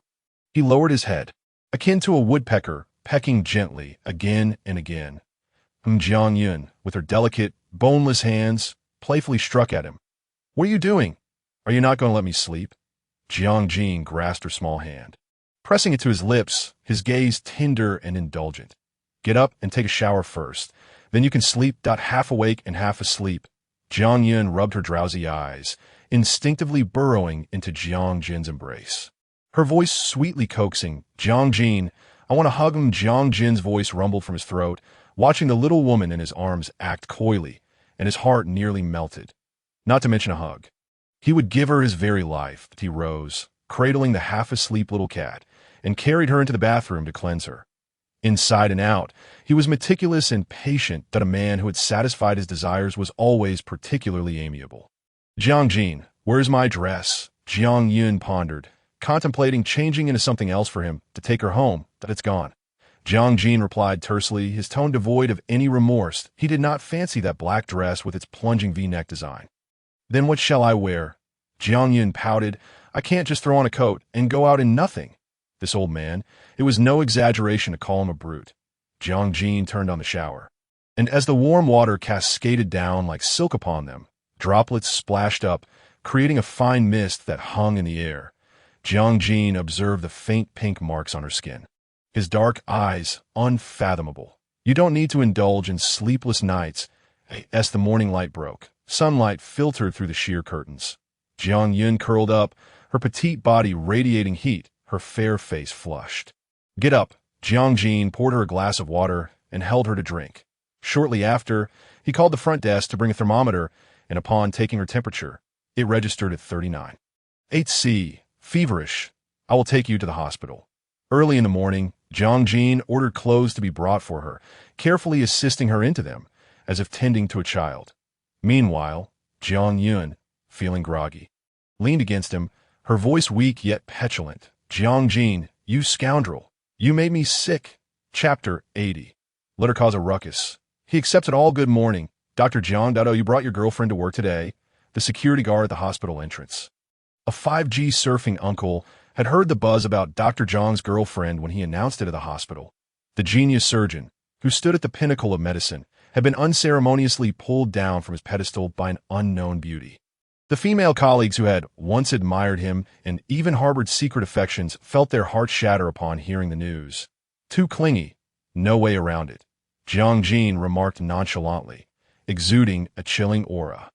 Jiang Yun coughed a few times, shooting him an irritated glance with her watery eyes. Did she choose to come to the hospital? This was all thanks to that dog of a man. The gossiping uncle in the security booth was eager to peek over to catch a glimpse of the woman curled up in the passenger seat.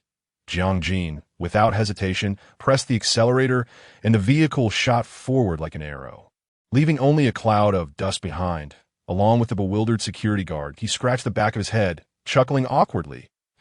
He drives really fast. In the VIP ward. Jiang laid her down on the bed and summoned a nurse to administer and for.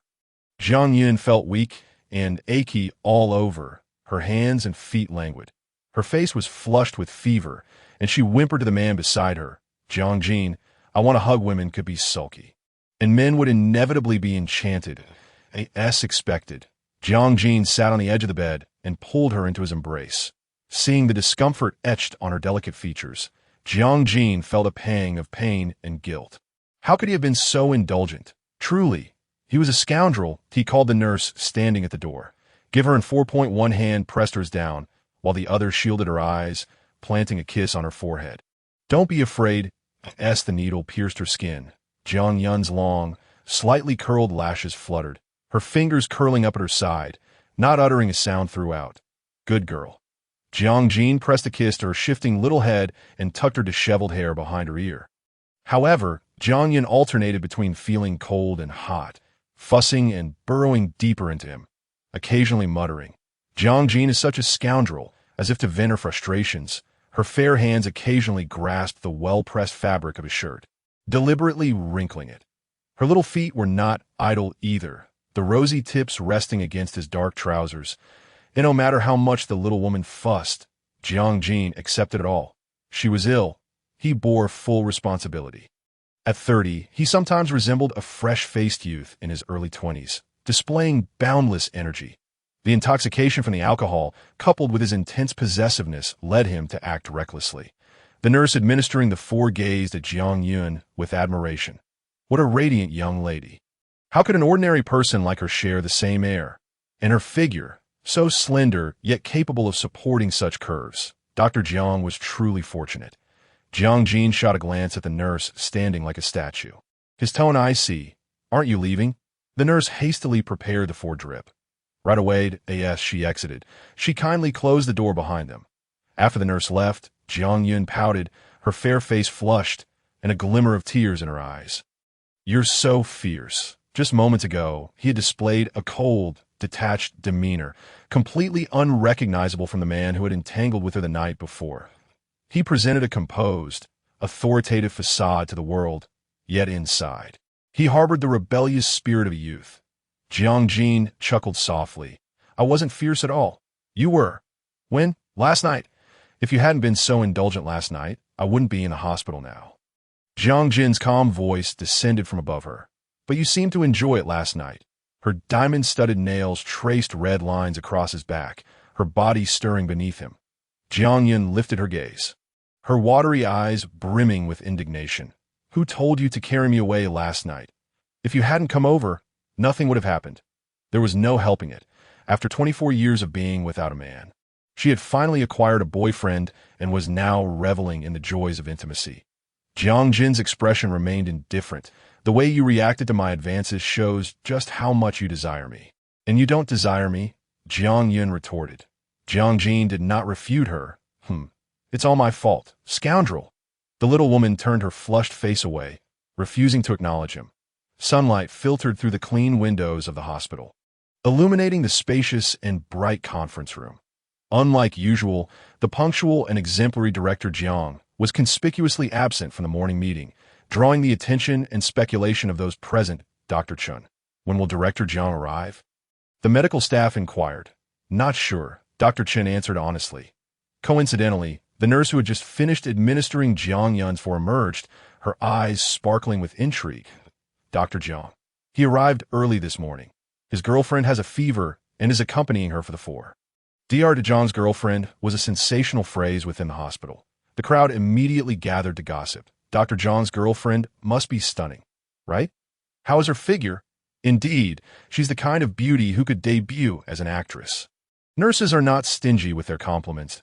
As for her figure, the mere thought of the alluring curves hidden beneath the clothing of the delicate woman nestled in Director Jiang's embrace is tantalizing enough to incite a sense of irreverence. Instantly, her cheeks flushed, and she cleared her throat twice. "If we're discussing figures, you ought to consult Dr. Jiang. After all, I've neither seen nor experienced it." A low, suppressed cough interrupted them. It was Chun Ling. Casting a cold glance at the gathering of onlookers, your workload not sufficient. Why is everyone so leisurely this early in the morning? Do you not have enough to keep you busy? Just a few trivial matters, and you still find it lacking?" The once gossipy crowd swiftly dispersed like startled birds. Chun Ling scoffed softly, reasoning that he was not so inquisitive, and turned to make his way to the VIP ward. After a couple of gentle knocks, the door opened slightly, and Chun Ling hid behind it. "Senior brother." "Hello, sister-in-law." Jiang furrowed his brow. "What is it?" Accustomed to his aloofness, Chun Ling was not overly surprised as he stepped inside. "Senior brother, just a reminder that there is a minimally invasive spinal surgery scheduled for this morning." "Hey, Fairy, do you remember me?" He waved at Jiang with a warm smile. Jiang, feeling drowsy and nestled in Jiang's arms, blinked her heavy eyelids. She managed a faint smile. "I remember. You are Jiang's junior."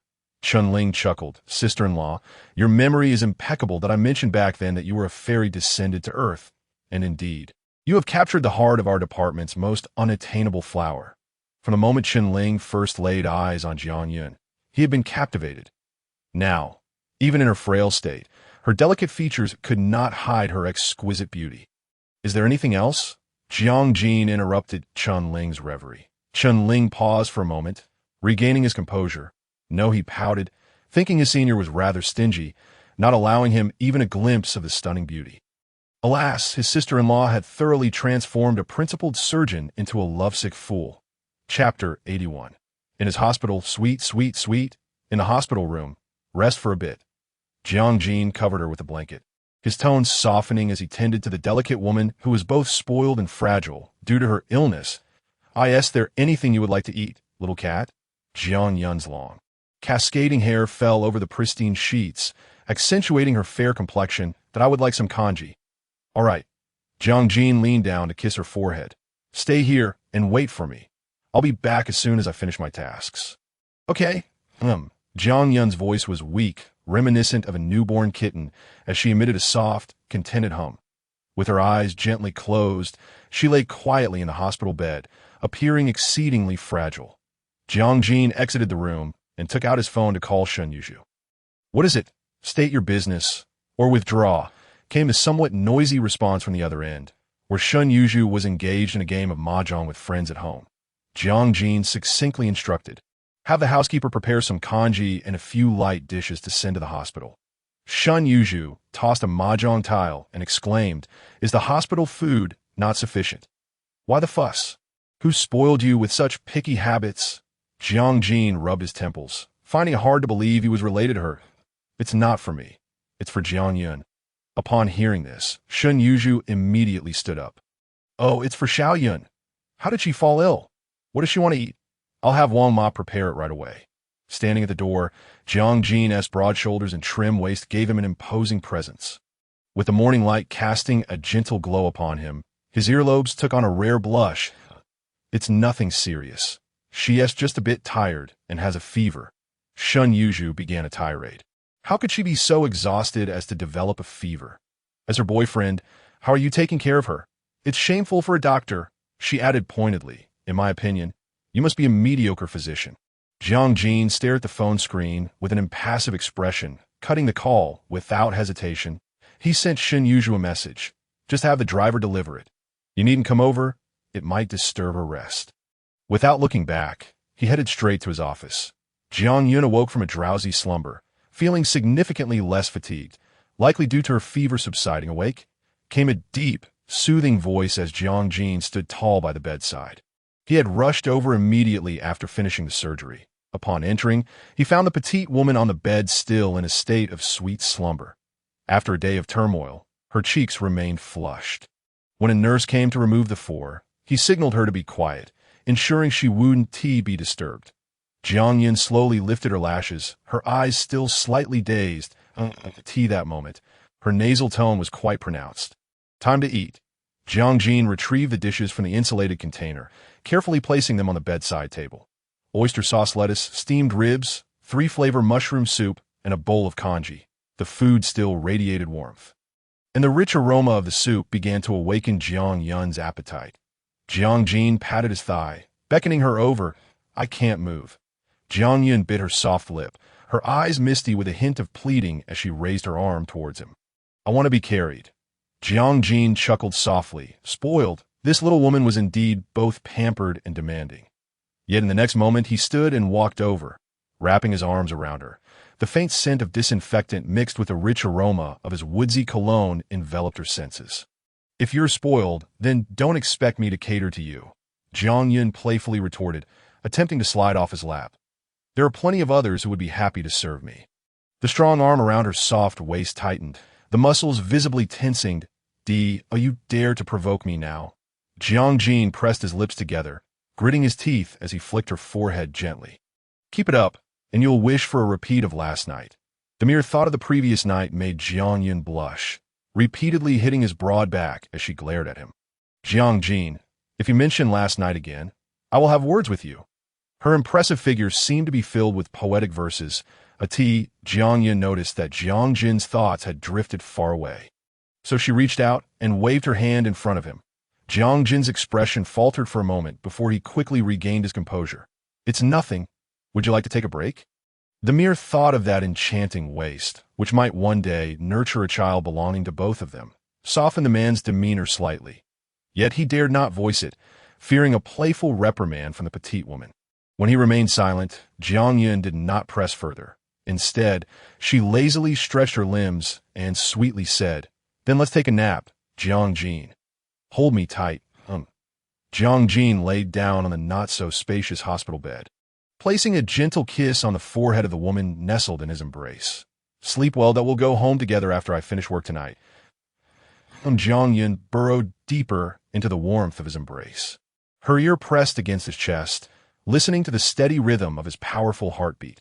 The faint scent of agarwood emanating from Jiang relaxed her further, and as she inhaled his familiar fragrance, the little woman gradually drifted into slumber. The man chuckled softly, tightening his arm around Jiang Yun's waist, resting his chin in the crook of her neck, in the tranquil single room of the hospital. The two embraced each other in sleep. When Jiang finished work, they returned to their shared home. Throughout the journey, Jiang Yun's body melted languidly against the man who indulgently wrapped his arms around her. In the throes of young love, one found solace in the other's embrace, while the other offered steadfast protection. Upon entering the house, as Jiang Yun prepared to crouch down and change her shoes at the entrance, Jiang promptly bent down before her. Grasping her delicate ankle to remove her flat shoes, he then retrieved a pair of plush slippers adorned with two adorable plush characters from his shoe cabinet. Their cuteness undeniable. Ah, how did you know I like this plush toy? Jiang Yun exclaimed, somewhat surprised as she recalled never mentioning it to him. Jiang glanced at the plush characters on the slippers. A hint of disdain in his expression. When I visited you before, your sofa was cluttered with these ugly things. Jiang Yun pouted, her lips forming a small frown. Where's the ugliness? They're so cute. It was rare for the sharp-tongued man to unwittingly reveal her preferences that a delicate beam of light seemed to pierce through her heart at that moment. Jiang, standing with his arms crossed at the entrance, raised an eyebrow teasingly. Do you want to change into some pajamas in the dressing room? Why change? This is comfortable, Jiang Yun replied, glancing down at her chic attire and finding his suggestion reasonable. She turned and walked towards the dressing room. The Italian-style dressing room featured a U-shaped walk-in design. In the bag display area, a tea-color glass cabinet was filled with an array of seasonal luxury handbags, shimmering under the embedded warm lights, drawing her gaze as if she were standing in a high-end boutique. When did you prepare all this? Jiang Yun felt an uncontrollable surge of joy, inhaling deeply as she slowly approached the glass cabinet. Do you like it? Jiang inquired, leaning casually against the doorway with his hands in his pockets, observing her through the large mirror in the dressing room, with a demeanor as calm as a gentle breeze. He showed no concern for his extravagant gesture. She's a woman. If she likes it, I buy it for her. Jiang Yun turned to face him, arching an eyebrow playfully. I do like it, but she wanted to express that it was too extravagant, making her feel like a wealthy lady. Jiang clicked his tongue, stepping forward to pull the petite woman into his embrace. If you like it, just keep it. Don't come to me with those unnecessary concerns. He had no intention of letting his gift to his woman be refused.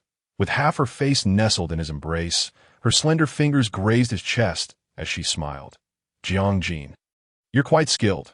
You set off fireworks in Haicheng for an entire night during your confession, then gave me a ring, and now this bag. You truly know how to charm a woman, since he was so adept at charming women. One had to wonder about his romantic history. Skilled? Jiang seized upon the key point in her words, fixing his gaze on her, with the corners of his mouth curling into a subtle smile. What does little cat mean? Are you feeling jealous? Who is jealous? Jiang Yun playfully pushed him away, her smile teasing. You claim to have never had a girlfriend. You must be lying. Never had one from her perspective. That man has probably had enough relationships to circle the globe. Jiang ruffled her hair, laughter radiating from him, his tone mischievous. What are you imagining? All my strength is spent on you. Observing the furious little woman, his mood brightened as it was finally her turn to feel jealous. Jiang Yun swatted away his hand from her head, her fair ears flushed crimson. You better stay away from me, her voice was soft and playful. Yet Jiang found himself utterly enchanted by it. He followed closely behind her, gently pressing Jiang Yun into his embrace, silently chuckling. You couldn't even find the way here the first time. And you still don't trust me? At 30, having just begun to savor the taste of intimacy, Jiang had completely let go of himself. No wonder this little cat was skeptical of him. You scoundrel! Shameless! Jiang Yun couldn't help but chide, lifting her leg to stomp on the man's pristine leather shoe. How could this older man say such things so casually? Jiang feigned a wince. Yet the adoration in his eyes was unmistakable. Jiang Yun, you owe me for my shoe. Look at what you've done to it.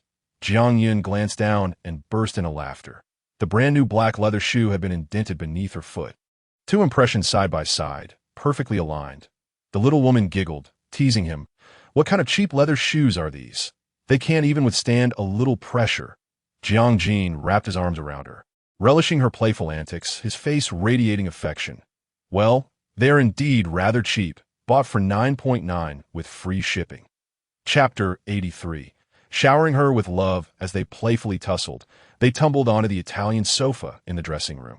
The warm lighting cast their silhouettes in the large floor mirror.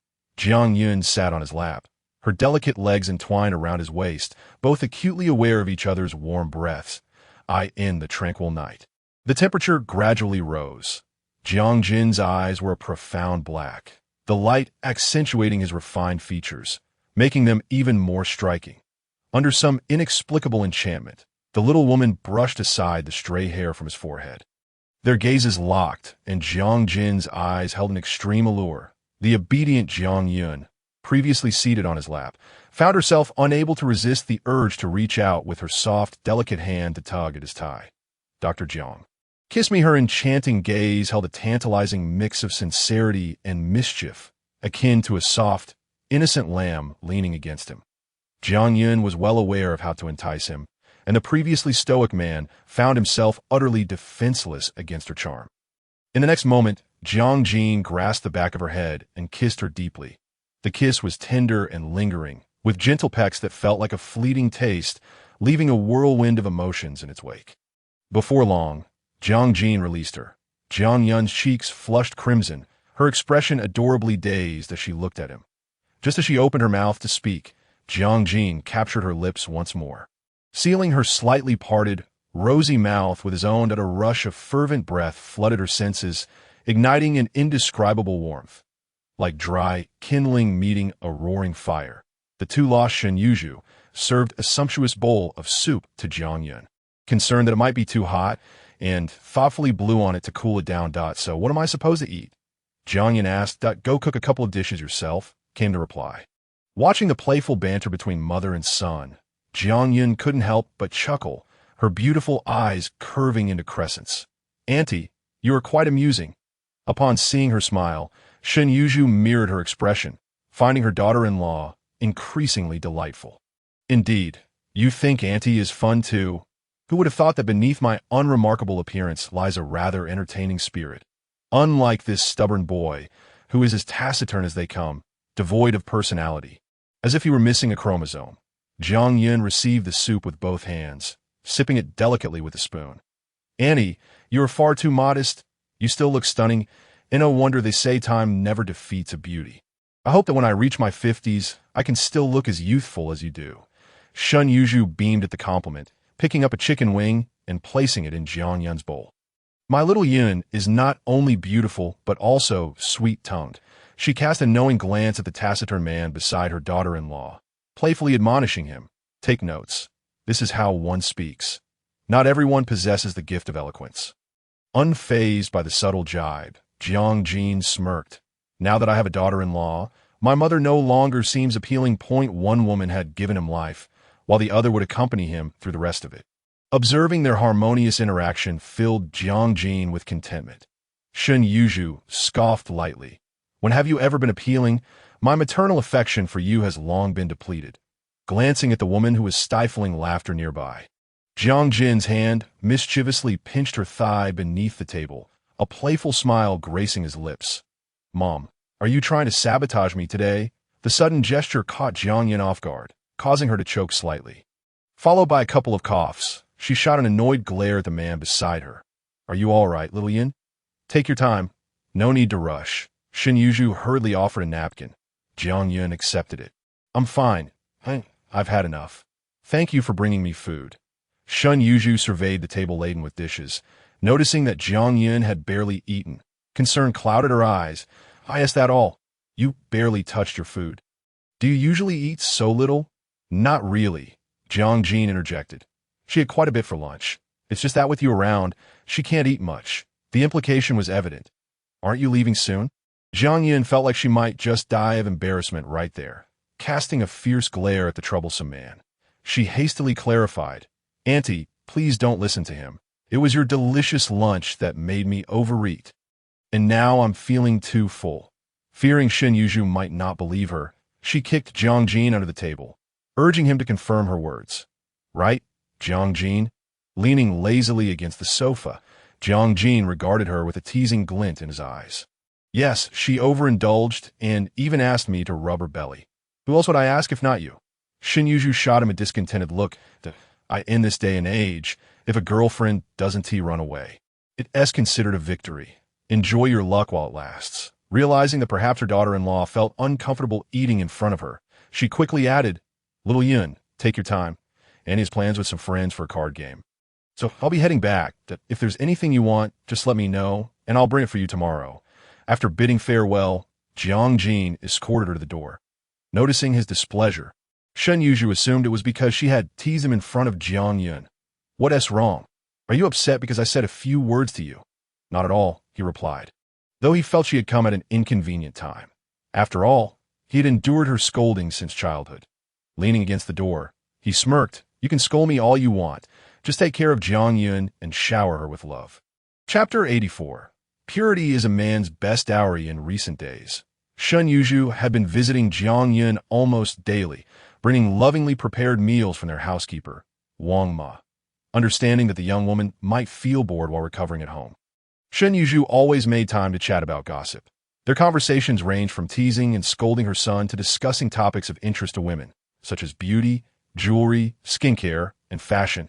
The two women shared a bond that knew no bounds. With Shen Yuzhu visiting frequently and monopolizing her precious daughter-in-law, Jiang often displayed signs of irritation, exclaiming, "Why don't you just move in together?" Shen Yuzhu would shoot him a glance and retort, "Do you think I want to see you? If not for the fact that you are my son, I would happily let the judge grant me custody of Jiang Yun." Their playful exchanges brought a smile to Jiang Yun's face as she watched them banter. During this time, perhaps due to her uplifted spirits and regulated diet, or perhaps because of Shen Yuzhu's company, Jiang Yun, who originally had a delicate face as small as a palm, gradually appeared to gain a bit of weight, making her already enchanting visage seem even more rounded and adorable. Jiang would often pinch her cheeks affectionately, and then the man, relishing the sight before him, teased Jiang Yun, chubby but not greasy. Fortunately, his daughter-in-law was recovering well, and Shen Yuzhu took the hint to leave. As soon as she departed, Jiang began to act foolishly. He effortlessly pulled the soft little woman onto his lap, his voice low and coaxing. "You've been feeling weak lately. Let me make it up to you today, all right?" Jiang Yun knew exactly what mischief was brewing in his mind and rolled her eyes. "Every day you eat as if you're in confinement. Isn't that enough?" She couldn't fathom why he insisted on eating her leftovers instead of joining her at the table. He would adamantly claim it was a way to promote the cherished virtue of thriftiness. Jiang narrowed his eyes, the dim light revealing a glimmer of wildness lurking within his dark gaze, ready to pounce at any moment. Sensing the impending danger, Jiang Yun, like a nimble little cat, slipped out of his grasp. Just as Jiang intended to rise and capture her again, an untimely phone call interrupted him, the caller being Pei Yinchuan of Billow Bar. "Are you coming or not?" he shouted, his voice echoing as if trying to pierce the heavens. The cacophony of loud music blared from the other end, assaulting Jiang's eardrums. He instinctively held the phone further away, his gaze lingering on the swaying figure of Jiang Yun. With a slim waist and ample hips, she had been well cared for recently, her previously delicate frame now appearing even more voluptuous. "No, I'm not coming," he replied, his throat feeling parched. Pei Yinchuan chuckled. "Oh, when did our Dr. Jiang become so clingy?" His usually aloof and indifferent friend now sounded like an impulsive young man in love. Unable to resist, he added a teasing remark. "Once a peacock spreads its feathers, it's different." Jiang smirked at the comment. "You're 31, I'm 30. Who are you calling old?" Ironically, he had stepped into a trap of his own making, as Pei Yinchuan grinned. "You're so good at dissing. It's ruining my mood." "Well, it seems all of you are part of the men's virtue class now. Tonight, I'll drink alone." Time flew by, and at 31, many of his friends had welcomed their second child, while he had yet to even secure a backup plan. Just as he had finally developed feelings for a young woman, she would occasionally tease him, calling him uncle, reminding him of their age gap. Jiang reclined on the sofa, languid and carefree. "I don't see you as unhappy. It seems more like your prospects are dim." His friend's words struck a chord, and Pei Yinchuan felt a slight bitterness mixed with the smoke he was inhaling. He frowned. What would make things better, now that his good friend was thriving in romance? Pei Yinchuan had no choice but to seek advice. As the saying goes, only by humbly seeking guidance can one achieve personal growth. He was ready to swallow his pride. One no. Jiang Jin's eyes sparkled with mischief. Why Jiang Yun, on the verge of rebellion, pressed her lips into an A shape with his hand and leaned down, pecking gently at her rosy cherry lips, reverently like a devotee of Tibetan Buddhism. Let go the petite woman in his embrace, playfully pushed him away. Jiang Jin tightened his embrace and chuckled softly. Not going anywhere, he tenderly played with her long, curly hair. Am I mistaken? Take care of your own pants. They're light ahead. Though the words may be crude, the reasoning is sound that if you can't manage that, how can a woman not flee? Chastity is indeed the finest dowry for us men. Where did such absurdity arise? One after another. Jiang Yun looked at him incredulously, her laughter like a flurry of blossoms. You old men speak like rascals. Chapter 85. Noble and celibate X scheming and reserved on a brisk winter morning. The world outside remained shrouded in darkness. After a hearty feast the previous night, the satisfied man rose early. Clad in a black coral fleece robe, standing before the bright stove to prepare breakfast, in a good mood, his efficiency naturally soared. Soon, 2 plates of toast sandwiches were ready. Point 1 was adorned with avocado mash, silky scrambled eggs, and shrimp, while the other featured bacon and chili fried eggs. The toast, retoasted to a crisp exterior yet soft interior, was sprinkled with chopped parsley, both savory and steaming on the dining table. The phone on the table vibrated, and Jiang Jin glanced at the caller ID. Suddenly chuckling softly to himself, he answered, lowering his voice instinctively. Is there something you need? Pei Yinchuan, who had been swindled out of money by his close friend the night before, wore a displeased expression as he consoled himself. At 31, it's the age to be tricked, he casually inquired. Where are you headed? Jiang Jin paused in pouring coffee and lazily replied, to the hospital. Why? On the other end, Pei Yinchuan feigned tension, dragging out his words. To the hospital? Kidney deficiency? At 30, are you not valuing your life? Don't you understand the principle of moderation? Jiang Jin chuckled in exasperation. You're the one with kidney deficiency. Internally, he scoffed. A single night could deplete 3 boxes? I could rise and scare you to death. Oh, right. I forgot you work at the hospital. My apologies. Pei Yinchuan smirked, but with Jiang the doctor's emotions so unstable. Can you really treat your patients? Can someone with issues heal others? Jiang Jin remained unfazed, slowly turning the coffee cup on the bar. Have you forgotten how you lost your 7-digit number? Don't prescribe for others when you're sick yourself. With that, he decisively ended the call, who needed unsolicited troubles first thing in the morning. In the bedroom, morning light streamed through the sheer curtains, casting a gentle glow upon the exquisite little face, enveloping it in a soft halo. Time to get up. Jiang Jin approached the bed, wrapping his arms around her waist and resting his chin atop her head. P.S. She had bathed, of course, washing up after leaving the kitchen before climbing into bed. So noisy. Jiang Yun, unwilling to engage, turned her back to him, mumbling, No, can't wake you. It seems I must resort to a trump card. There are countless ways to rouse a girlfriend, and he chose the most mischievous. Jiang Jin pinched her delicate face a tad harder, smirking, and whispered in her ear, If you don't get up now, I'll peek at your phone and see your chats with your best friend.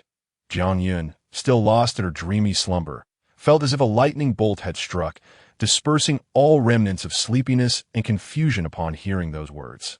Were the chats between best friends something one could casually inspect? Any single page could potentially be incriminating. Her previously closed eyes flew open, and her body sat up instinctively. What are you going to do? She frantically groped for her phone on the bedside table, clutching it tightly, her watery eyes still bearing traces of sleep. Jiang Jin chuckled. So anxious. Are you hiding a little white-faced boy behind my back? Just mentioning a phone had frightened her so. Jiang Yun pouted, casting a sidelong glance at the man. Serving him had already exhausted her, leaving no energy to care for anyone else. The previous night, she had beaten him, kicked him, and pleaded for mercy, none of which he had spared her from. All his fault. What are you thinking? Jiang Jin, seeing her adorably dazed, couldn't he help but pinch her cheek again. The delicate skin of the little woman was so tender that even a light touch left faint pink marks on her fair face. Ouch! Jiang Yun glared at him, half innocent and half fierce. Could you be gentler? You don't show any pity. Jiang Jin grinned at her words. How is it that you're so domineering? You asked me to be rough, and now you want me to be gentle. Is it that you want to take all the benefits? Jiang Yun, flustered and annoyed, repeatedly pounded her little fists against him. Are you sick? The force was akin to a tickle, and Jiang Jin allowed her to hit him. Chuckling softly, yes, I need your kind of medicine. The originally fuming little woman burst into laughter at his playful banter. Are you a quack? Can't you prescribe yourself some medicine? He adored her just like that, fiery and wild. Like a little feral cat, vibrant and lively. And no matter how willful or mischievous she was, he would embrace it all. Once she grew tired of her playful punches, Jiang Jin grasped her small hand, cradling it in his palm.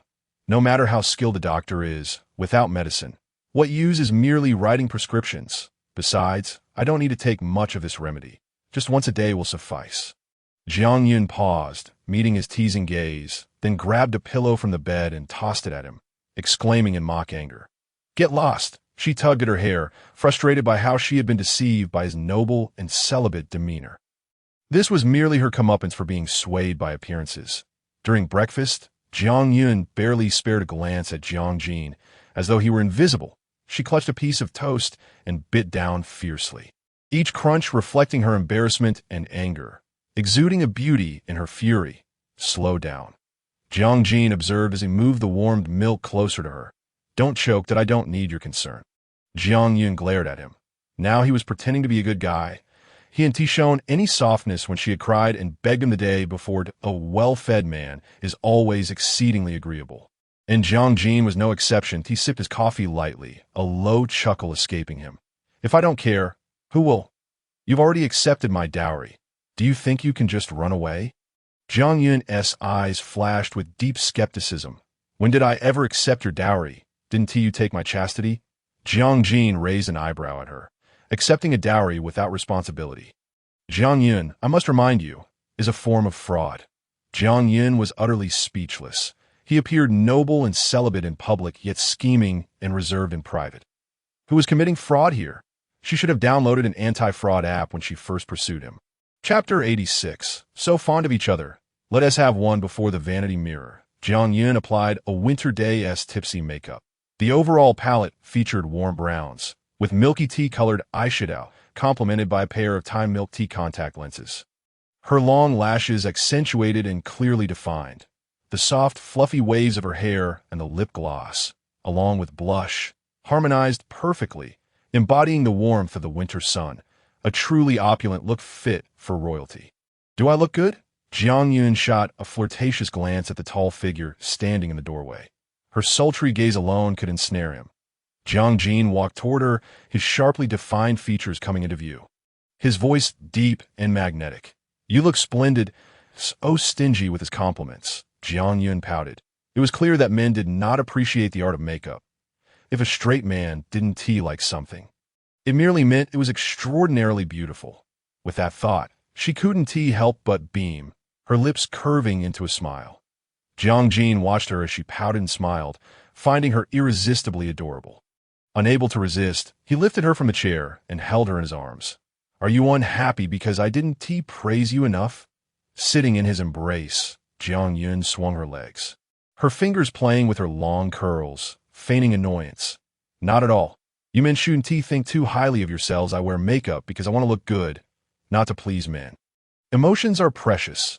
Pleasing oneself is the best form of self-care for a woman. Upon hearing this, Jiang Jin chuckled and tucked a stray lock of hair behind her ear.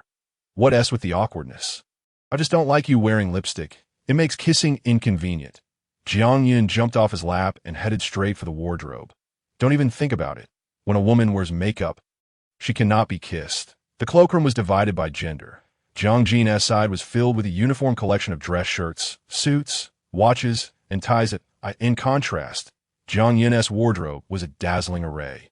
Showcasing various styles, she selected a navy double-faced wool coat from the glass cabinet, pairing it with a matching U-neck knitted short dress and the latest earrings from a designer brand, exuding the aura of a wealthy heiress. Are you ready yet? Jiang Yun twirled a lock of hair as she approached the man. Her beauty was breathtaking, captivating to the soul. Almost. Jiang Jin glanced at her, his hand pausing as he reached for a black tie. his fingers instead landing on a silk navy tied a smirk played at the corners of his mouth, perfectly coordinating with the little woman. Jiang Yun remained oblivious to his subtle intentions, accustomed to seeing him in a black tie, simply thinking that her gift of blue cufflinks matched perfectly with today's tie. Just wait. With a lingering remark, she departed with hurried strides, only to return with a light, effortless gait. Jiang Yun extracted a pair of sapphire blue cufflinks from the box and bent down to fasten them onto him. As she leaned, a few strands of her long, cascading hair tangled upon his shirt, carrying with them a delicate fragrance reminiscent of peach blossoms. All done, Jiang Yun announced as she straightened up. What do you think? The deep sapphire cufflinks adorned the impeccably tailored white shirt, exuding an air of elegance akin to that of their wearer.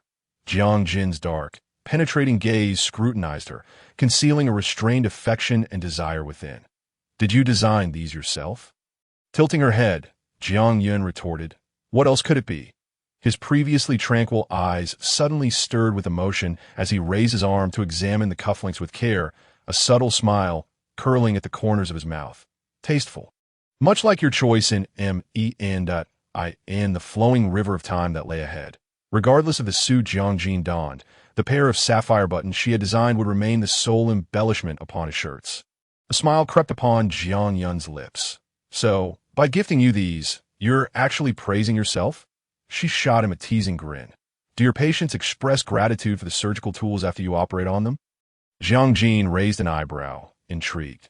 Not necessarily. He bit his lip, a playful glint in his eye. They might thank the bone hammer instead. The little woman erupted into laughter at his jest. They do seem quite adept at expressing their thanks. Time to go, Jiang Jin said, his features softening as he took her small hand and led her to the entrance. The towering man, standing at 188 centimeters, knelt before her with earnestness, deftly assisting her into her boots. His once clumsy movements had now transformed into a practiced grace. Jiang Yun playfully kicked at his solid shoulder, and the half-squatting man grasped her restless foot. Stop fidgeting and cooperate, did I refuse? She defiantly lifted her chin, challenging him with her gaze. Jiang Jin secured the boots, raising his eyes to meet hers, amusement sparkling in their depths. So mischievous. What debt do I owe you? Annoyed, Jiang Yun recalled her recent hospital visit and playfully shoved him, causing the unsuspecting man to topple backward onto the floor. This what you call domestic violence.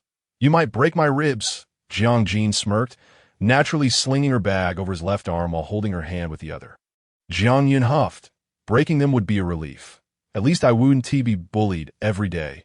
Who has ribs growing on their shoulders anyway? Besides, I didn't apply any force.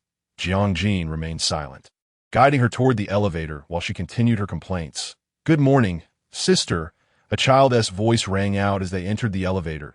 A plump 5- or 6-year-old boy, with a globe in hand, blinked up at Jiang Yun with wide eyes, his innocent smile illuminating his cherubic face at that moment.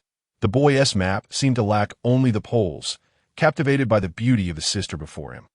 Jiang Yun smiled gently, bending down to greet him.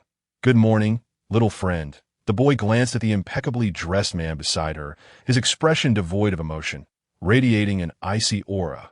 Nervously, he spoke in a voice so soft it was almost a whisper. Uncle. Good morning, Uncle. Jiang Jin's brow furrowed. It appeared he was the only man in the elevator. When met with silence, the boy's anxiety grew, his little hands nervously twisting his shirt. Jiang Yun, who had been stifling a laugh at the boy's discomfort, crouched to his level. Sorry, little brother, I forgot to mention that this uncle is a bit hard of hearing. Oh, the boy's face lit up with understanding, his mood lifting. I guess we need to use sign language with him. That's why he didn't respond earlier. Jiang Yun stifled a chuckle. You're quite the clever one. In her captivating, fox-like eyes, a soft maternal glow emerged, replaced by a tender affection. With a ding, the elevator doors opened. The boy, backpack slung over his shoulder, beamed with innocence. Sister, my mom is waiting for me. I have to go. Bye. Just as he stepped out, he paused, turning back to Jiang Jin to wave goodbye with sign language. He resolved to learn more signs so that he could communicate better with his uncle next time they met. Jiang Yun watched the child's retreating figure, her laughter bright and unrestrained, calling after him. Take care. Little brother. Turning back, she met Jiang Jin's contemplative gaze. He had been observing their interaction all along, his eyes softening as he regarded her, a hint of amusement dancing on his lips. You seem rather fond of him. Shall we have one of our own? Have one. Jiang Yin lifted her gaze to him, playfully tossing her long curls over her shoulder, her eyes shimmering with mischief. Dr. Jiang, are you suggesting that a child will elevate your status? Is that so? Jiang Jin replied, his expression a mix of amusement and intrigue. His rugged features, clad in a sharply tailored suit, exuded an air of maturity and gravitas. A lady's quilted bag hung from his left arm, incongruous with his masculine aura. Jiang Yun's eyes sparkled with mischief as she laughed lightly. Not a chance to deal you dare. If you do, I'll kick you out. Her delicate face flushed as she turned toward the parking garage. Glancing back, she noticed him still standing there, and she blinked. What are you waiting for? Come and open the door for the princess. Jiang Jin chuckled. He realized he had completely succumbed to this woman. Striding forward, he placed her bag in the back seat. Get in. Such compliance? Jiang Yun's lips involuntarily curled into a smile. Would you dare disobey? Jiang Jin's low laughter rumbled from his throat. If you don't behave. How can I elevate my status? He certainly did not wish to become a grandfather only to have children later in life, subject to endless teasing from his peers. Jiang Yun shot him an indignant look from the passenger seat. Her cheeks inexplicably flushed. Let whoever wants to have children do so. I'd like to have children with you. Jiang Jin chuckled softly, leaning down to plant a gentle kiss on her animated head. Securing her seatbelt, he then turned to the driver's seat. Jiang Yun rarely observed Jiang Jin driving. His hands, defined and strong, gripped the steering wheel with an air of authority and control. His navy silk tie and impeccably tailored suit painted the image of a distinguished and composed man at the peak of his career. Such a man in a position of power was difficult for any woman to resist. Jiang Jin, she called out. Yes? His Adam's apple bobbed as he responded, his voice deep and resonant. Has your passenger seat ever been occupied by another woman? She asked casually, her tone indifferent, as if the answer mattered little. Jiang Jin abruptly turned his head, her clear gaze colliding with his obsidian eyes. Time seemed to pause in that quiet moment of connection. And Jiang Yun instinctively held her breath, realizing she was more invested in this answer than she had anticipated. Jiang Jin tapped his fingers on the steering wheel, a curious glint in his eyes. What are you thinking about? Not receiving an answer, Jiang Yun averted her gaze, huffing slightly. If you choose not to answer, so be it. Noticing her sulky demeanor, Jiang Jin's eyes twinkled with a hint of amusement. This car is usually driven by the chauffeur. I can't say if any woman has ever occupied the passenger seat when he drives. However, when I'm the one driving, the only woman in the passenger seat is you. Thus, when she later inquired why he hadn't changed cars, he simply replied, no need to. There are too many memories belonging to us in this one. The tires sped along the road, the scenery outside becoming a blur. Jiang Yun cleared her throat, a smile creeping on her lips.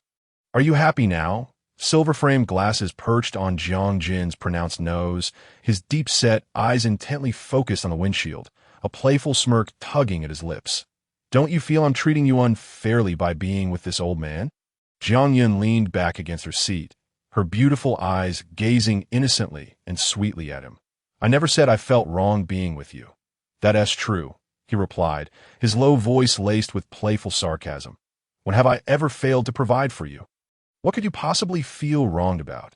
Sunlight streamed across Jiang Jin's sharply defined profile, suggesting he was in good spirits. Shut up. Jiang Yun glared at him, her enchanting eyes now tinged with a hint of shyness. All right, Jiang Jin acquiesced. The sleek black Maybach glided to a smooth stop before the expansive and even ground of Yalin Company. I'm off then. Jiang Yun began to rise, reaching across the center console for her bag in the back seat when a strong hand wrapped around her waist, pulling her into a sturdy embrace. The little woman found herself unexpectedly seated on his lap, Jiang Jin steadying her delicate waist protectively. And just like that, you're leaving, after I've played chauffeur. Shouldn't there be a reward? Jiang Yun lay upon him like a boneless figure, extending a hand to remove the silver-framed glasses perched on the man's nose. Dr. Jiang, what kind of reward do you desire? The woman's movements played out in slow motion within his profound gaze, the boundaries of time blurring in that moment, as if she were a mesmerizing enchantress. Jiang Jin's lips curled into a smirk, his ink-dark eyes lingering on her soft, delicate lips, the implication unmistakable. Jiang Yin understood and tilted her face upward, tossing her voluminous curls playfully, wild yet alluring. That I've applied lipstick. So no kissing, dear brother. Especially since she was fully made up. That made it even more off-limits. I'll compensate you. His voice was slightly husky. Jiang Yun's eyes twinkled mischievously as she scrunched her nose. Then just a little peck. She attempted to negotiate with the man. Hoping to keep it brief, Jiang Jin's sharp atoms apple rolled, his thin lips curving. Come here. He presented himself as the quintessential gentleman, ready to be playfully teased.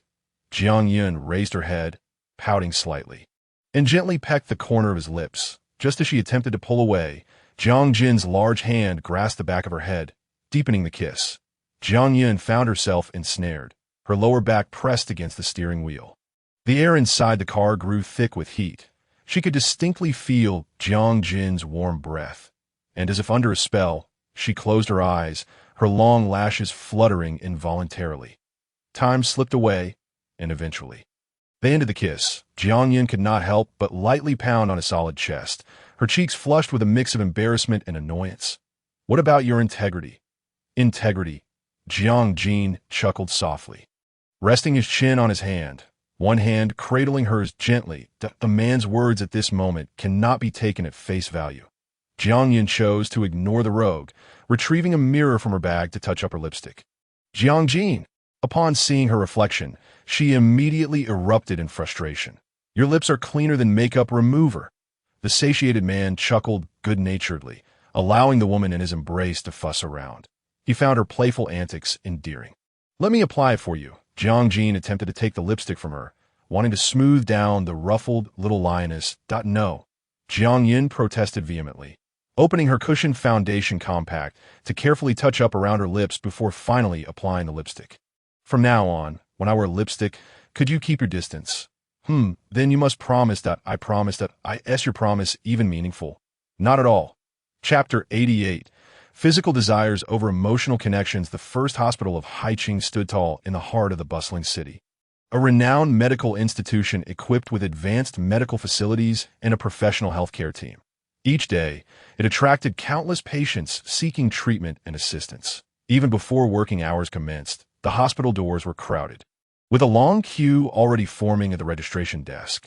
Just moments ago, the man who had been lost in a passionate kiss with his woman in the car transformed back into his usual composed self the instant he stepped into the hospital. Upon entering his office, a familiar voice reached his ears. Old Peacock has turned into a flamboyant peacock today. Pei Yinchuan lounged in his office chair, a faint smile playing on his lips, his cufflinks in place. Fully equipped, Jiang Jin cast him a casual glance, striding over to the coat rack to don his white coat. Here to seek my medical expertise. The faint scent of disinfectant filled the air, and his previously downturned lips lifted slightly. Pei Yinchuan rose, keenly observing his lips. Miss Zhang's lipstick is quite effective. It not only stains cups, but also clings to men's mouths. He added teasingly, I was waiting for you. Yet you were busy kissing. How outrageous. Why not seek out your little sister instead? Jiang Jin wiped his lips with his fingertip, the porcelain white skin tinged with a rosy hue. He cleared his throat, pretending nothing had happened. What would I want with her? I wouldn't know what to talk about. The mere mention of the topic irked Pei Yinchuan. Isn't that simple? Jiang Jin withdrew a wet tissue from his desk, methodically cleaning his hands. Just tell her, is the tender grass there? I'm the old cow. Pei Yinchuan shot him a cold glare.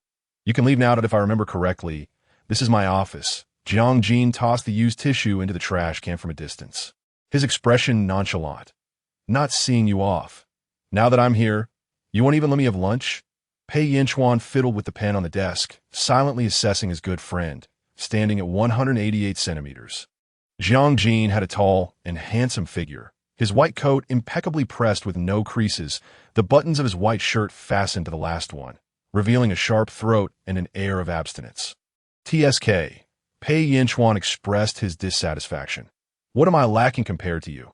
How can he win the heart of the beauty while I remain a lonely bachelor?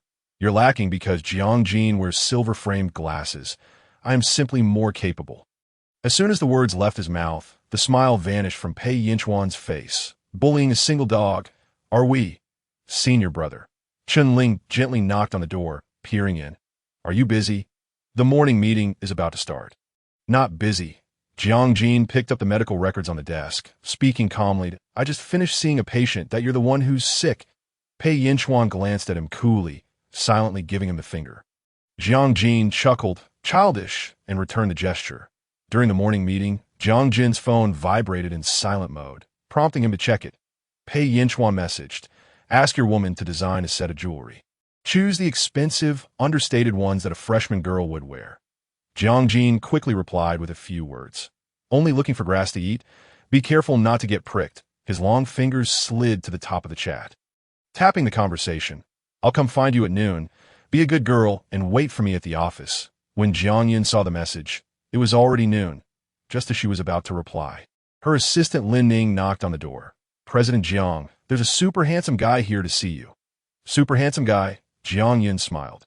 Let him in. When Jiang arrived, he was clad in his white coat, as if he had purposely waited until reaching this point to don it. The silver-framed glasses rested on his nose, the pristine uniform failing to conceal his powerfully masculine physique, the epitome of a refined rogue. Jiang crossed her legs, seated in her leather office chair, her gaze lingering on the meticulously buttoned shirt. Dr. Jiang, are you attempting to seduce me with this uniform? Jiang placed a lunchbox he held onto the desk. His voice deep and resonant. Come over and eat. When he was serious, he exuded a reassuring steadiness. You charming fox. Jiang chided playfully, swaying her figure as she moved to sit beside him. Aren't you busy today? Busy? Then why are you here? I miss you. Jiang ears flushed a soft pink as she tilted her head to look at him. How much do you miss me? Jiang lowered his gaze. Gripping her small hand and placing a kiss in the palm, I thought about you the moment we parted. He couldn't articulate just how much he missed her. He simply longed to see her, even though they had just met that morning. Jiang withdrew her hand, teasingly saying, how cheesy, yet you love it. Jiang teased her with a smile. Don't you love it? The little woman countered, I do. Jiang's gaze lingered on her, the depth in his eyes revealing. But I prefer to hear something else, especially when her sweet, soft voice was accompanied by a few playful interjections. What is it? Jiang soft fingers deftly undid the meticulously fastened buttons of his shirt. His alluring collarbone emerged. She couldn't help but marvel at the fact that when Yuhua fashioned this man, she must have put in considerable effort. Her manicured nails lightly grazed Jiang's Adam's apple, and he asked, is it beautiful? Beautiful. Jiang gently tugged at the sleeves of his white coat. Only allowed to be like this in front of me. When you're outside, the top two buttons must be fastened.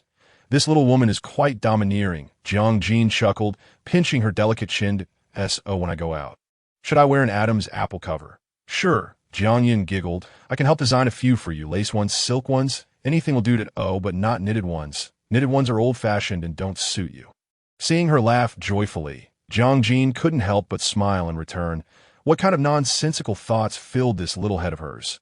Coming up with an Adam's apple cover. As if struck by a thought, he stared intently at the little woman before him, the smile in his eyes spreading. Then what will you wear? Will you change to lace or silk? I'll buy it for you. Upon hearing this, Jiang immediately ceased her laughter, pursing her lips and falling silent, as if transformed into a different person, the joviality of the previous moment gone. Jiang sat beside her, observing her sudden shift in mood, throwing a tantrum like a spoiled princess.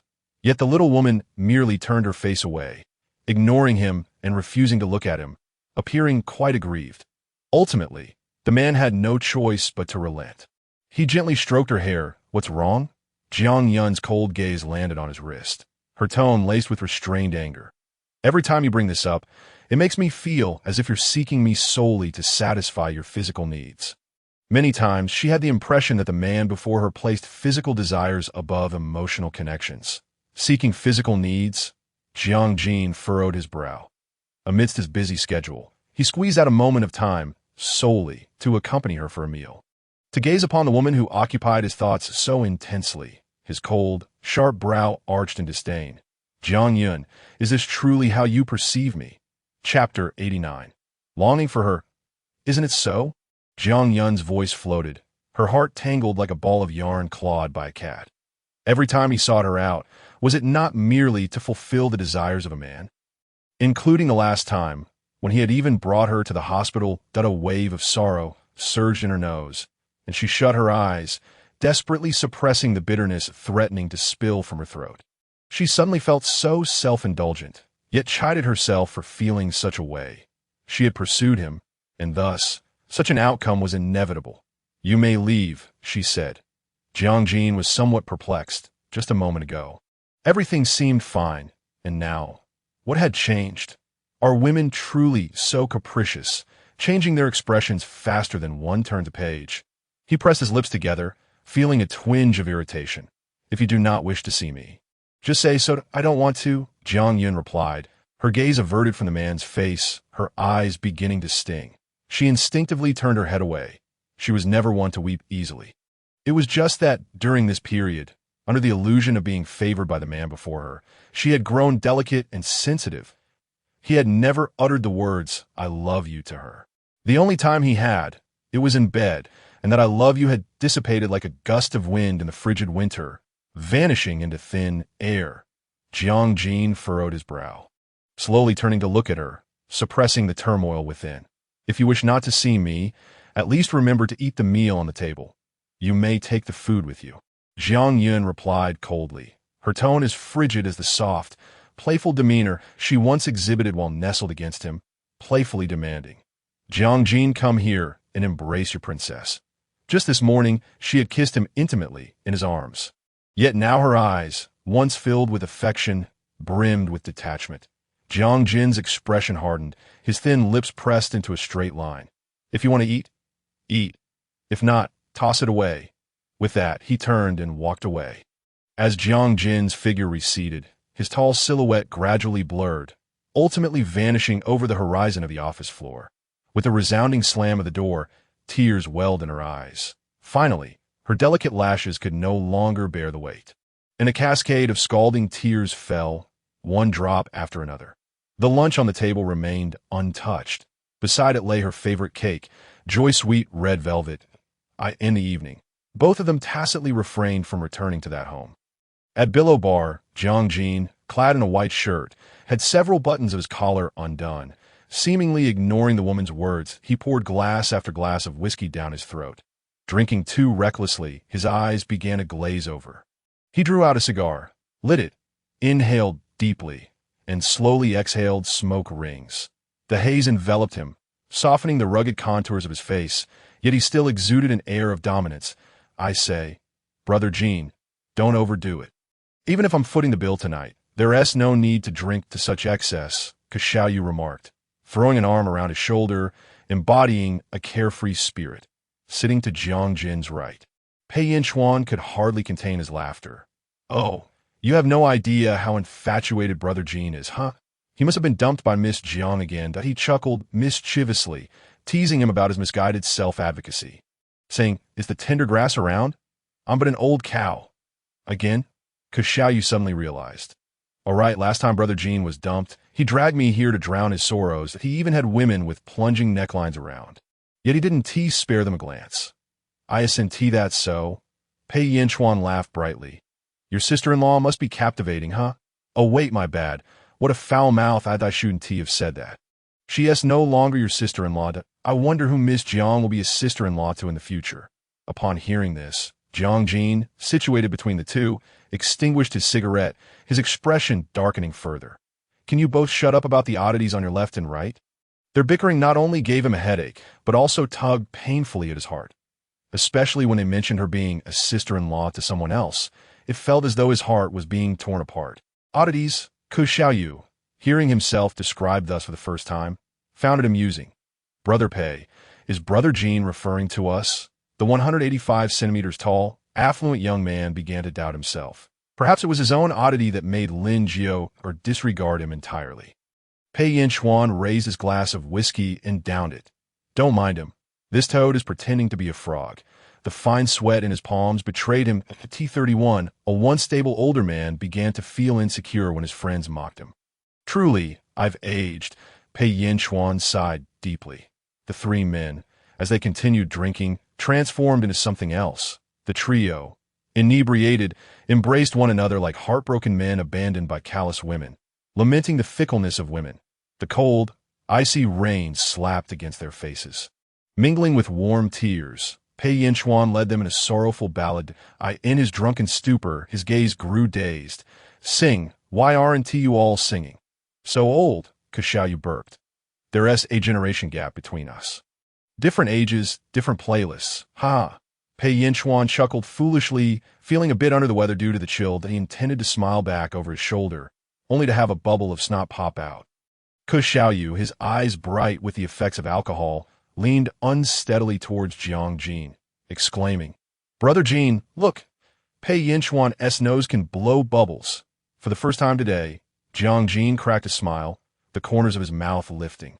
His eyes tinged with a hint of vibrant red. The three tall men, each standing at 185 centimeters with broad shoulders and narrow waists, created a ruckus like children by the time the gathering dispersed. It was already past midnight. High City had entered the depths of winter. Even a gentle breeze felt bone-chilling.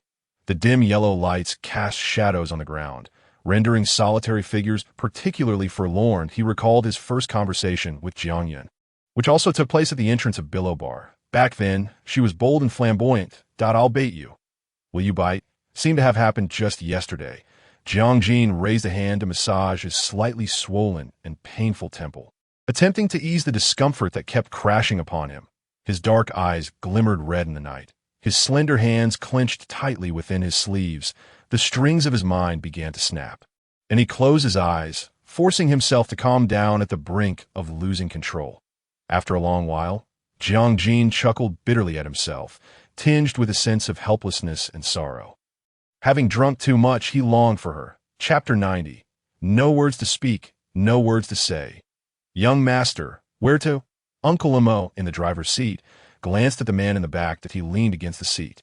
A few buttons of his shirt undone, exuding a casual air, the hint of tipsiness flushed his pale face with a faint crimson hue. His eyes, clouded by alcohol, appeared hazy. "Where do you think I should return to?" Uncle Imo smiled gently. "Naturally, to the place young master wishes to go." Jiang curled his lips. "You certainly know how to speak." Unlike the little woman in his heart, who frequently threw him disdainful looks. "Forget it." Jiang closed his eyes and rubbed his temples. "Let us go back to the Nanyuan villa." He did not wish to return to that cold abode, that a home without her could hardly be called home.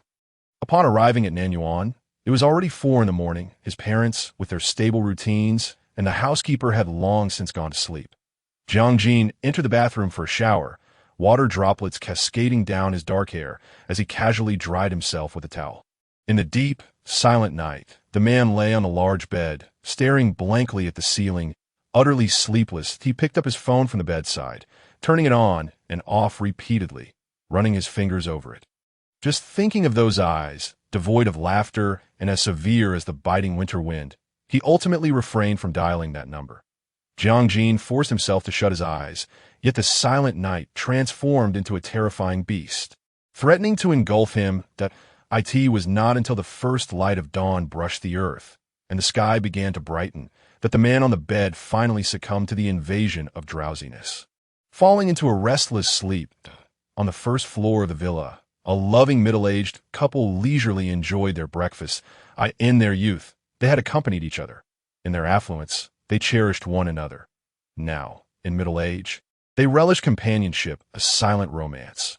Madame Wang Ma emerged from the kitchen with a bowl of freshly prepared bird's nest soup. "Young master returned last night." Shun Yuzhu paused, spoon in hand. "What did he come back for?" Her tone was tinged with disdain, prompting Wang Ma to feel a twinge of sympathy. "Madam, when the driver brought young master back last night, it was already 4 in the morning, that he was quite inebriated, which is rare for him. He must have something on his mind." "Oh dear." Shun Yuzhu waved her hand, signaling her to stop. "As long as he is not dead, it's fine to a nearly 2-meter tall man. How could he be so delicate?" Suddenly, a thought struck her, causing her heart to flutter with an ominous premonition. Jiang typically stayed in Zhonghai, returning home to accompany Xiao Yun after work. Had they quarreled? Shen Yuzhu felt a slight pang in her heart and spoke in a low voice. What an ungrateful child. The daughter-in-law they had at hand has slipped away, and she truly feels a deep sense of frustration. Upon noticing his wife's anger, Jiang Yanqing paused mid-action, his hand poised to serve food, and immediately inquired with concern, "What seems to be the matter?" "Thanks to your ungrateful son, my heart has grown as cold as winter," Shen Yuzhu replied, her voice tinged with anger. Unable to restrain her volume, "What's all this commotion about?" Jiang descended a few steps from his elevated position, his bathrobe loosely tied around him, with his eyes narrowed and still bearing traces of last night's intoxication. It was evident he had not fully recovered from his hangover. Shen Yuzhu shot him a glance, her typically smiling face now revealing a chilling ire. "I ask you, did you have a quarrel with Xiao Yun?" "Such a fuss." Jiang rubbed his temples, attempting to dispel the haze of alcohol. "What could I possibly argue about with her? She doesn't even care to bicker with your son. She simply threw a tantrum and declared, 'I don't wish to see you.' She initiated it. And if she chooses not to continue, that young lady can easily end it with a mere word." He felt quite aggrieved. Shen Yuzhu's gaze betrayed deep skepticism. "You truly did not argue?" "No," he replied. "I don't believe you." She pulled her phone from Jiang's grasp, attempting to unlock it. "Unless you call Xiao Yun someone with experience." Shen Yuzhu was not easily fooled by his words. Driven by personal feelings and genuinely fond of Jiang Yun, she wished to mend their relationship. "Mom," Jiang sighed in resignation, "I can handle my own affairs." "And how will you handle them?" "With cold indifference." Shen Yuzhu fretted for him. "If you remain aloof, your heart will grow cold, and she will no longer be yours. The men of the Jiang family have always been devoted to their wives. Why are you different?" Shen Yuzhu felt utterly helpless. The young ones thought that having a child would ease their concerns. Little did she realize that a single son had already left her utterly exhausted. "It's better to have fewer children, or perhaps none at all."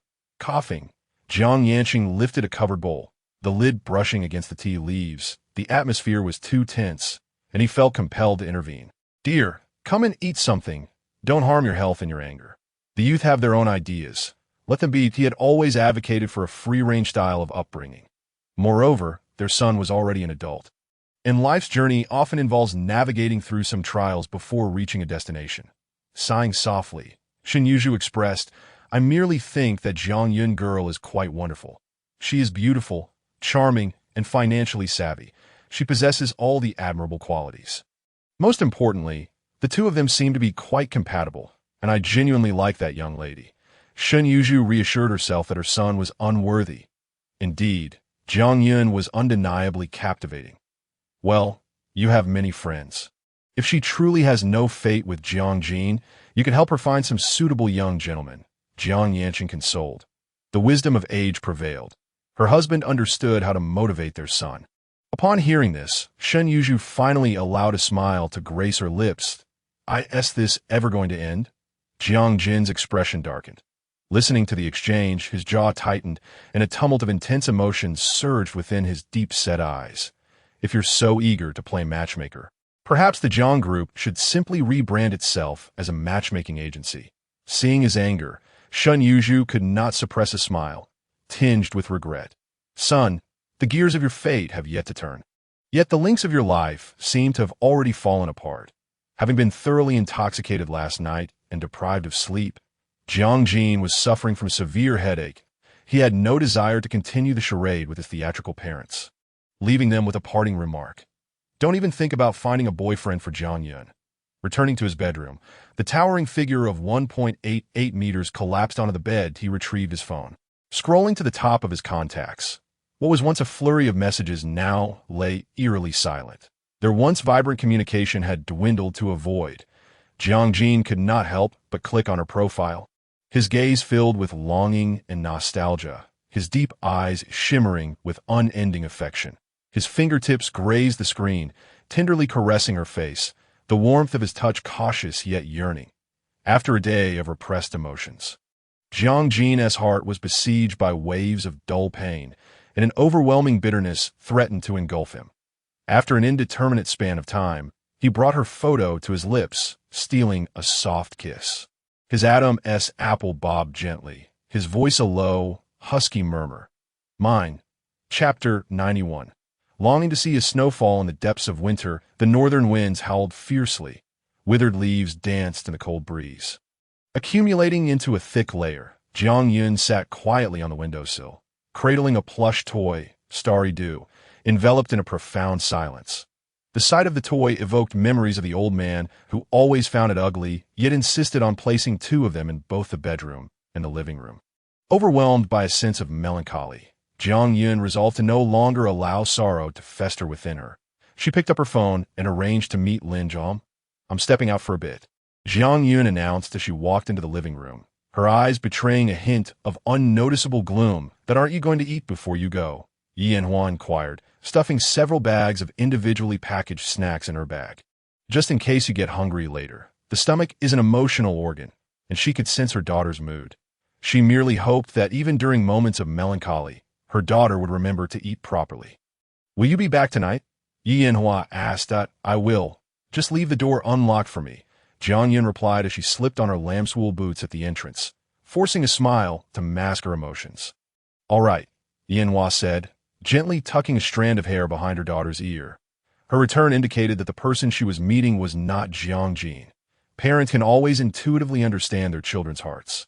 With a soft sigh, she thought, foolish girl, there's no need to pretend to be strong in front of your mother.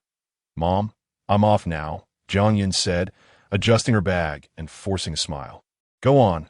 Have fun, Yanhua beamed, a smile gracing her face as a mother. She had never forgotten the original intention behind bringing her child into the world. From the moment Jiang arrived, Yanhua had wished for her to be safe and happy. A sentiment that remained unchanged. Jiang met Lin Jiang at a Japanese restaurant rich in Eastern charm. Upon entering, one could immediately sense the tranquility and warmth that enveloped the place. The design of the Japanese courtyard, complemented by soft lighting, created an ambience that allowed patrons to momentarily forget the city's clamor. The secret to preserving friendship, a taste of sake. The two friends called over a server and ordered several bottles of Yamadanashiki sake. Sipping leisurely, as the alcohol took effect, the two women began to speak candidly. Lin Jiang hiccuped, her cheeks flushed. You silly woman, what were you thinking? With such a handsome face as Dr. Jiang's, how could you possibly be angry? Jiang rested her chin on her hand, her eyes slightly dazed. Her red lips curled into a subtle smile, concealing a wild and untamed beauty. Handsome? What good does that do? As the effects of the alcohol kicked in, Lin Jiang grew bolder, laughing with abandon. Handsome is useful. What perfection! My dear sister, you've struck gold. Haven to you. Huh? Jiang tilted her head, pouting slightly. Please, I'm not that lucky. Mentioning the old man filled her with frustration. Sensing her discontent, Lin Jiang ceased her laughter. Yin, everything was fine between you and Dr. Jiang. Why did you argue? She was genuinely curious. How could one quarrel with such a handsome face? We didn't argue, Jiang replied, sipping slowly from her glass. It's a cold ward. In her inebriated state, her captivating eyes appeared blurred and ethereal, like an unfathomable spring, elusive and deep. There must be a reason, Lin Jiang said, her big eyes blinking. Already feeling the effects of the alcohol, the reason? Jiang placed her index finger on her red lips, signaling for silence. Not suitable for children. Her trailing voice was like the lingering notes of a fine perfume. Utterly captivating. Vixen. Lin Jiang blushed. Jiang's retort seemed to question her, yet it also appeared to be a self-inquiry. Perhaps he was indeed preoccupied, but in his heart, she likely held little significance. She quickly composed herself. Her voluminous curls cascading down her back like a silken waterfall, framing her flawless profile. Let us not speak of him anymore. Instead, spare some time for me, and let us indulge in a joyful outing together. All right, Lin Jiang readily agreed. But I must request a leave from my boss. Boss? Jiang's gaze betrayed an indescribable skepticism. Who is your boss? Ke Xiaoyu, Lin Jiang replied, a flicker of disdain crossing her features. The one who pays me. I assenti the boss? She sighed softly, reflecting upon her meager salary and her boss's lackluster qualities. He epitomized a product devoid of merit, lacking in virtue, refinement, and capability. Upon mentioning Ku Xiaoyu, Jiang Yun understood that a sly smile curved her red lips, imbued with deeper meaning. How does your boss treat you? Spending every day together. Have you ever harbored any romantic feelings for him? Lin Zhouer rolled her eyes in disdain. Romantic feelings? No, but murderous intent is abundant. Chapter 92. Mr. Jiang, in the early morning, sunlight streamed through the curtains, illuminating the woman's face, her long strands of hair cascading loosely. Jiang Yun rubbed her head, surveying the hazy room. Thankfully, she and T overindulged last night. Otherwise, she would be suffering from a headache now.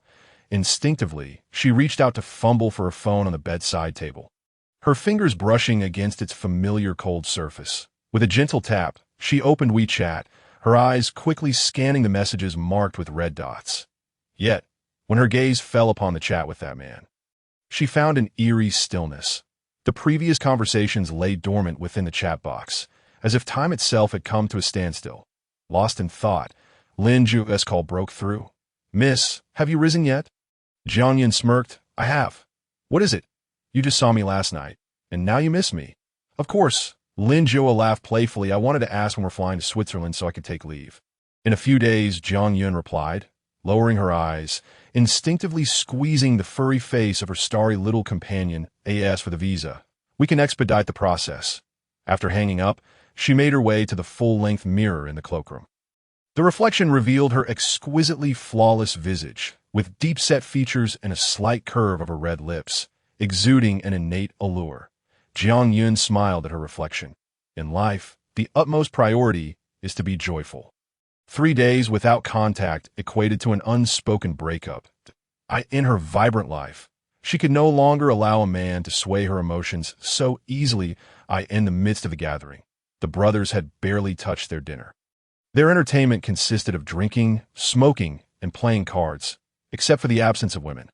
Pei Yinchuan sat at the mahjong table, a cigarette dangling from his lips. These gatherings happen daily. Aren't we nearing 30? Shouldn't you be learning English from elementary school teachers instead? No time. Cause shall you casually toss a tile? So busy. Has her teacher gone on a blind date? Pei Yinchuan leaned back lazily, a smirk playing on his lips. What nonsense are you spouting? Cause Xiaoyu pressed his lips together, applying some force to the tile in his hand. She's preparing to travel to Switzerland for a few days. Not everyone is like you. Chasing after blind dates. Those aged men with no prospects. Blind date? Cause Xiaoyu's tone turned icy, his nonchalant demeanor fading. Pei Yinchuan shook his head, laughing softly. What a ridiculous situation. You're taking hits while just lying there. Jiang Jin paused, his hand gripping a mahjong tile, then lifted a drink, his expression impassive as he spoke softly. Who is she going to Switzerland with? Eager to hear the name he had been yearning for. Yet a wave of unease washed over him. In the past couple of days without contact, he had filled his surgical schedule to the brim, leaving no room for even a second of free time. As evening approached, Jiang Jin transformed, eagerly joining his friends for smoking, drinking, and animated discussions. It seemed that only this fast-paced and exceedingly busy lifestyle could momentarily distract him from the indescribable anguish and torment within. Such a lifestyle served as a potent analgesic, briefly numbing his tormented heart. And no more. Jiang Jin pushed his tiles forward, the veins on his muscular arm subtly protruding. Let us call a night. Rising, he donned his coat draped over a chair. You all continue. I'm out. Watching Jiang Jin's retreating figure, Xiaoyu appeared bewildered. What is going on? It ended after just 2 minutes. Is he a quick exit? He summoned us for a gathering, and now he's the first to leave. A true quick exit? Pei Yinchuan chuckled, clearly entertained. You don't understand. She flees, he chases, typical of the domineering male protagonists in romance novels. Leaning casually against his chair, Xiaoyu responded nonchalantly. Such a storyline cannot unfold here. Why not? With Lin Zhouer's short legs, where could she possibly escape to? At 1 o'clock in the morning, the biting cold wind swept through. A sleek black Maybach came to a gradual stop at the entrance of the Jiang family villa. Jiang Jin stepped out, leaning against the car, his suit coat flung open, a cigar held delicately between his long fingers. His demeanor shrouded in an enigmatic gloom, he absent-mindedly fiddled with his phone before ultimately dialing a number. The woman, having toiled through the day, had barely touched her pillow before succumbing to a deep slumber, already lost in dreams. The sudden ringing pierced through the tranquil night like a sharp sword. She reached out to feel her bedside, not glancing at the caller ID, and groggily answered. "Hello," the familiar voice.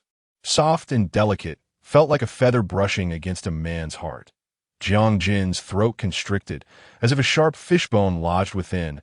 Opening his mouth yet uttering no sound, he struggled to swallow, forcing down the pain in his throat. But each breath felt like a knife's edge. "It's me, Jiang Jin." The man restrained the tumult of emotions within, his deep-set eyes already misty. The familiar voice jolted Jiang Yun awake, her heart tumultuous. She illuminated her screen to identify the caller, suppressing her emotions, and replied coldly, "What do you want?" Her frigid words sliced through the air like a biting wind, penetrating deep into his heart. The woman who once nestled within his embrace, sweetly and playfully affectionate, seemed to have vanished without a trace. An indescribable ache surged within Jiang Jin, a tumult that clawed at his throat. He gripped his phone tightly, suppressing the rising tide of emotions. His gaze fixated on a room on the second floor. "I'm downstairs at your place." Jiang Yun abruptly bolted upright from her bed, rushing to the window to peer out at the man below. The night was deep and dark, his tall figure leaning against the car. The 30-year-old man exuded an aura of maturity and gravity, a presence that commanded respect and made one hesitant to approach. His gaze was assertive and unwavering, fixated directly on her room. Their eyes met, and an inexplicable shiver coursed through Jiang Yun's body. What madness was he up to at this hour? She swiftly drew the curtains shut, biting her lip. "Do as you please, I'm going to sleep. Where you come from, return there. As you please." A flicker of amusement danced in the depths of his shadowy eyes. Jiang Jin's body trembled slightly, a low chuckle escaping his lips. "All right, then I shall come up and have your mother open the door." "You're insane." Jiang Yun could not help but curse, abruptly ending the call. She grabbed a coat from the cloakroom and draped it over herself before descending the stairs. The night was hazy, her silhouette swaying like a graceful apparition. The cold wind tousled her long curls, rendering her as beguiling as a fox. Jiang Jin inhaled deeply, attempting to suppress the tempest within. Before extinguishing his cigar with precision, Jiang Yun approached him. She tightened her coat around herself, lifting her face towards him. "Mr. Jiang, what brings you here?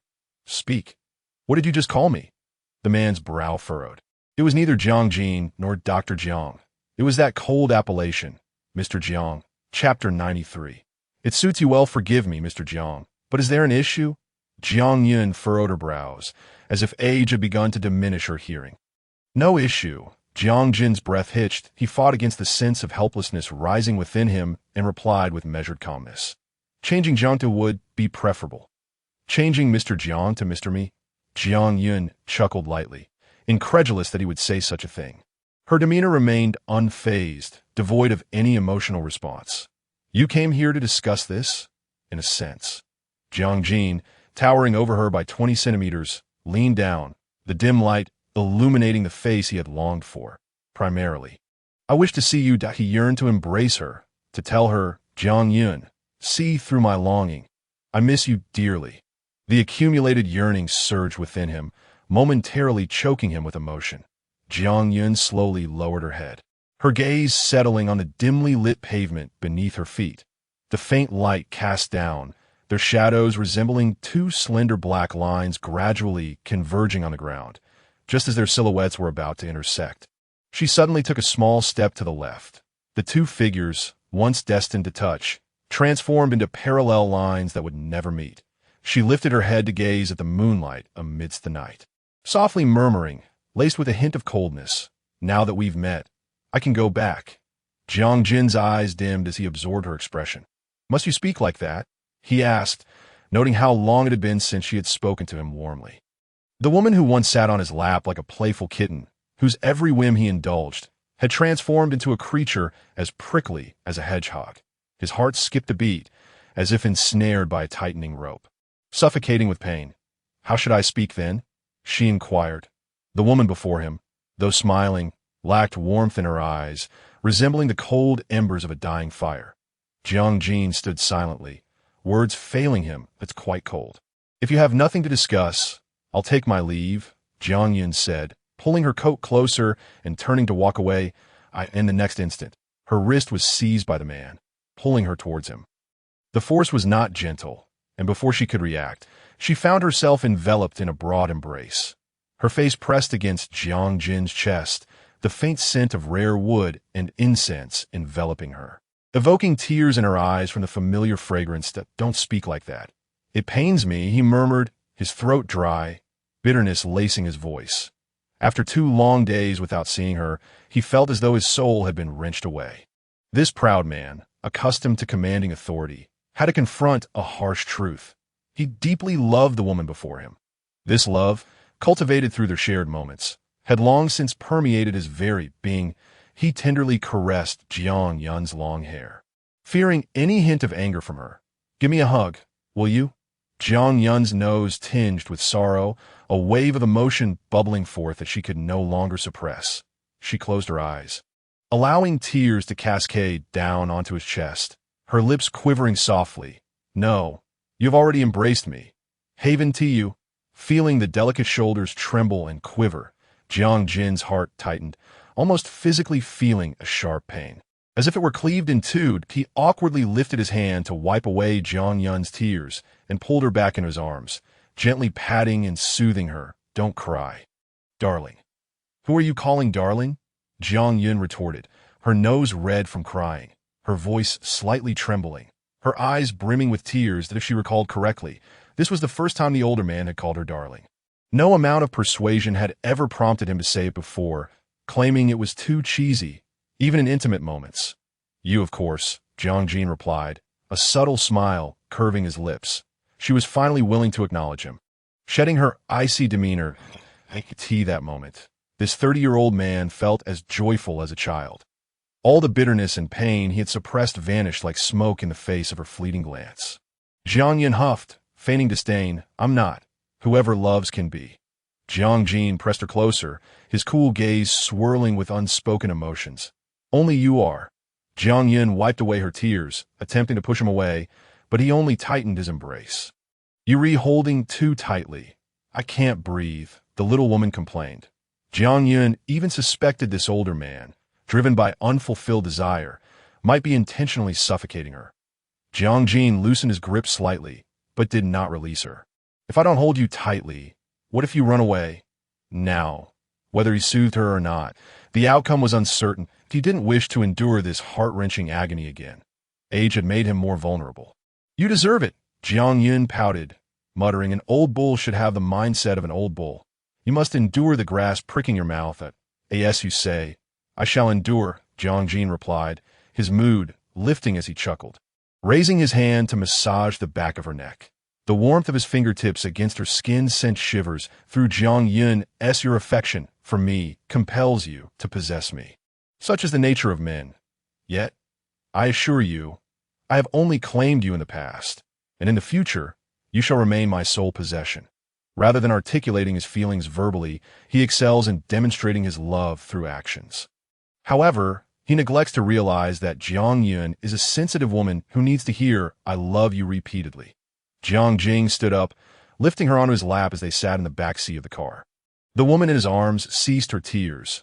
Jiang regained her composure, awkwardly using the back of her hand to wipe her tears. Her nose and eyes reddened, resembling a little rabbit, as the man spoke. The atmosphere within the silent vehicle became intensely still. Jiang remained calm, patiently soothing her, gently stroking her back, waiting for her to speak. Jiang let out a couple of soft sounds, deliberately burying her face in the man's chest, wiping away the remnants of her tears and runny nose on his tailored suit. Those tears and snot were shed for him. He must take responsibility. Observing her little antics, Jiang allowed her to vent her frustrations. What was a suit compared to her peace of mind? He would give anything for her to feel better. He leaned down to kiss the long hair of the little woman, chuckling softly. "Have you calmed down?" Jiang turned her head, attempting to evade his affection, and softly uttered, "If you truly love me, why did you only come to find me now?" If he loved her, how could he bear to stay away? How could one love another and refrain from reaching out? Jiang Jing's fingers tightened, a flicker of pain passing through his eyes. I thought you didn't want to see me. Her cold stare that day had been unbearably frosty. Devoid of warmth, he longed to contact her, truly, desperately wished to, yet he lacked the confidence, believing she did not wish to meet him. Deep love is marked by restraint, and love often accompanies feelings of inferiority. Jiang Yun glanced down at the dazzling pigeon blood ruby necklace around her neck. Even the diamonds set beside it were breathtakingly exquisite. Sitting on the man's lap, she swung her legs gently, tilting her head to look at him. Jiang Jing, you are quite adept at comforting women, but why couldn't you comfort me that day? Saying she didn't want to see him was merely a contradiction. Women often take pleasure in being contrary, always putting on a brave front while secretly shedding tears. Jiang Jing furrowed his brow, somewhat perplexed. So when you said you didn't want to see me, was that just in anger? What else could it be? The woman tilted her head, gazing at him. I'm sorry, he said. I fail to grasp your meaning. If Miss Jiang is willing, please express your thoughts directly to me. If you prefer not to, I can take more time to ponder your intentions. Jiang Yun raised her hand, smoothing her hair, her red lips blooming like a rose. How should I express it? Should I say, brother, come and comfort me? Jiang Jing swallowed hard, his throat working up and down. That is not out of the question. Jiang Yun, the man called her, his gaze deep, darker than the night outside. May I kiss you? He grasped the woman's chin, slowly lifting it, their noses nearly touching. No. Jiang Yun swiftly pushed his hand away. Don't even think about it. That if you truly love me, then please restrain yourself. All right, Jiang Jing conceded, not wanting to pressure her. Compared to losing a wife, enduring a little grievance was nothing. Jiang Yun casually tucked a stray hair behind her ear, arching an eyebrow slightly. I must return now, and for the next few days, do not seek me out. Why? The man's expression was one of profound distress. Jiang Yun adjusted her coat, preparing to exit the car. In a few days, I will be flying to Switzerland. If you come looking for me, I will 1 be here. Before going on a trip, my good mood must not be influenced by you. Understood, Jiang Jing replied readily. After Jiang Yun entered the villa, he gazed after her departing figure and made a phone call, a deep smile gracing his lips. Please apply for a flight route to Switzerland. Chapter 95. You give me butterflies following the application for a Swiss visa. Even expedited, it would take at least 5 days. Lin Zhouer continued her daily visits to the Ko family's old residence. The timeline rewinds to the day before Jiang Jing learned of Jiang Yun's trip to Switzerland. Although Haiqing's winter does not bring snow, it is a chill that penetrates to the bone. She donned an exceedingly thick down jacket, her feet securely planted in a pair of snow boots that appeared quite cumbersome. Wrapped from head to toe, Lin Zhouer resembled a dumpling, with even her neck encircled by a long scarf, leaving no gaps for the cold air to seep in. Aging, she could no longer be as carefree. Her current fashion philosophy revolved around warmth. Upon arriving at the Ko family's residence, 2 students were already seated, eagerly awaiting her arrival. Lin Zhouer's doll-like face was flushed from the cold, resembling a red plum blossoming in winter. Endearing to behold, Xiaoyu lounged lazily on the sofa, a smile curling on his lips as he watched her waddle in like a penguin. Oh, Teacher Lin, you look quite prosperous. His words dripped with playful sarcasm, embodying the essence of a carefree young master. Prosperous, my foot, Lin Zhouer thought, recognizing his jest about her weight, and shot him a sidelong glance. As women, we should focus on our own prosperity. What era was this, that such notions still held sway? Lin Zhouer set down her bag and sat down in front of him, her expression serious. Did you memorize the words I assigned you yesterday? Would I dare not memorize what Teacher Lin has commanded? Ko Xiaoyu replied leisurely, lazily crossing his legs, thoroughly enjoying the feeling of being under her supervision. All right, then I shall quiz you. Her gaze was fixed intently upon him, as if attempting to penetrate his expression to uncover his true thoughts. Seeing her scrutiny, Ko Xiaoyu remained unfazed, his elongated eyes meeting hers. Go ahead, quiz me. Lin Zhouer blinked, completely oblivious to the true meaning of his words. She casually selected several words from a pile of flashcards and showcased them to him. To her astonishment, he effortlessly recited them, albeit with a slightly Chinese accent. Lin Zhouer gazed at him in disbelief. Wow. Ko Xiaoyu, you're quite impressive now, aren't you? She turned her head, casting a skeptical glance at Ku Yiqian, who had been playing with a cat. The little boy immediately straightened up, his face innocent. Sister, didn't he help Uncle cheat? Though he too felt dubious about his uncle's sudden prowess, the Yi Xiaoyu noticed her expression and chuckled. You don't trust me? I have something even more impressive. Do you want to try? What? You name a word, and I will make a sentence. Lin Jiaoer's eyes reflected a profound skepticism. Are you sure? Yes, Xiaoyu leaned against the edge of the table, a smirk playing on his lips. He gazed at her, mischief and tenderness mingling in his eyes. His next move always a mystery. Lin Jiaoer quietly observed him, recognizing how rare it was to see Xiaoyu so earnest about studying. Thus she refrained from undermining his enthusiasm. Then I'll pick an easy one. Give me, and you can create a sentence with that.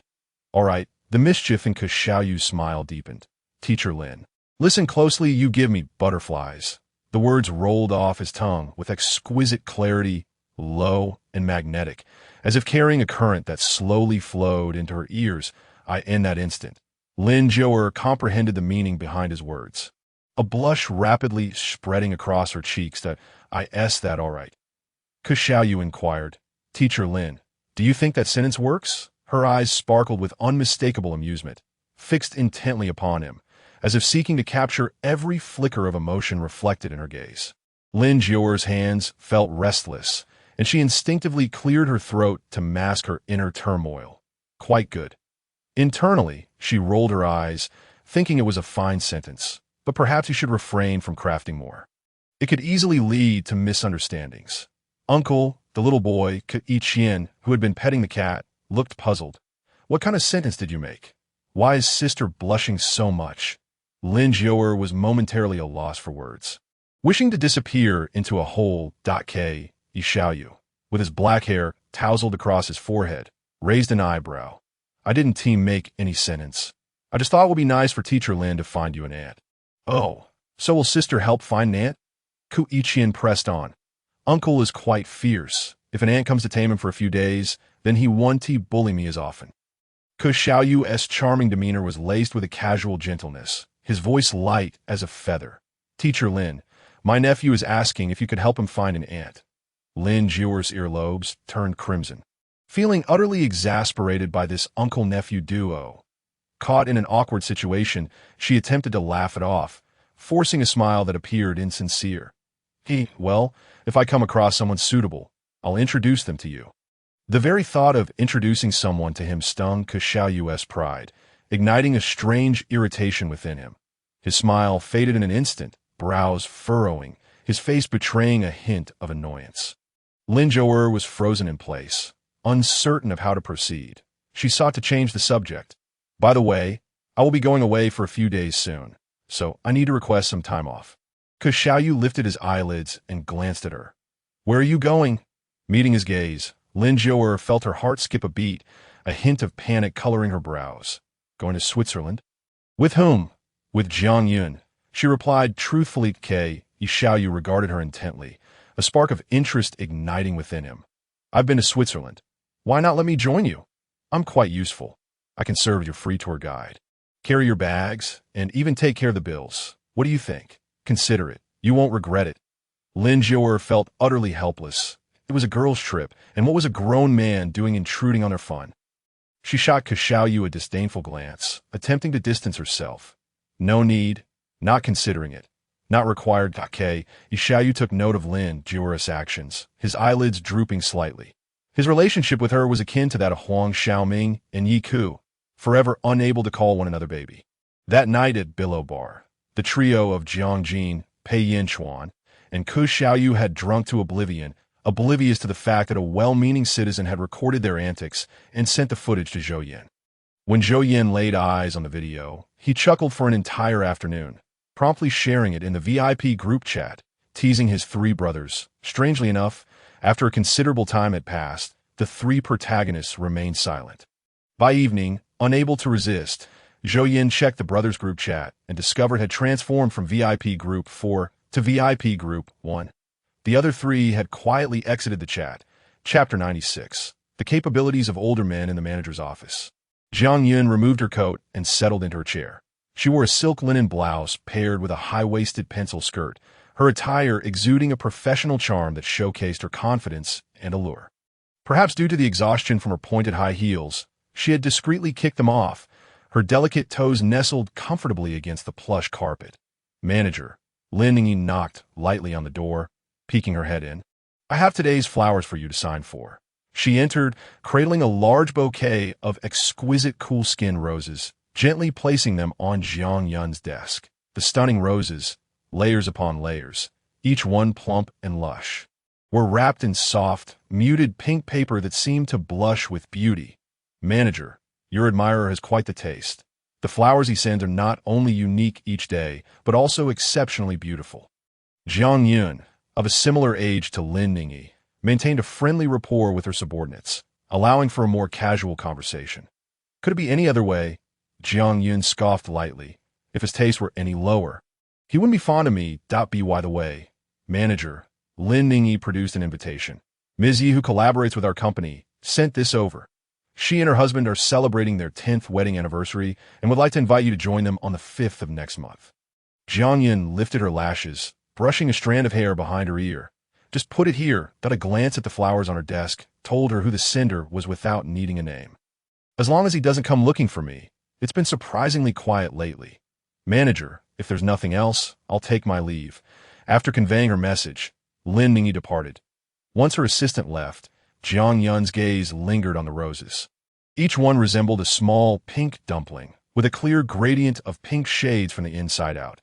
She picked up her phone, adjusted the angle, and snapped a photo before sending it. "Jiang, Doctor. Jiang is truly extravagant. Unfortunately, my temple is too small that if he sends more, I simply won't have room to tea that moment." Jiang Jin was in the midst of a morning meeting, and as per usual, he typically refrained from checking his phone at that time. When his phone lit up on the conference table, he instinctively glanced over, noticing a pinned chat window. The usually aloof expression on his face softened momentarily with an imperceptible smile. His colleagues exchanged glances, surprised to see the usually stoic director Jiang smiling. Jiang Jin expressionlessly picked up his phone, his long fingers swiftly gliding across the screen. "Jin, if it weren't extravagant, how could I make you happy?" After replying, he refocused on the case being projected in the conference room, appearing utterly serious as if that brief distraction had never occurred. The message he sent sank into silence, receiving no further replies.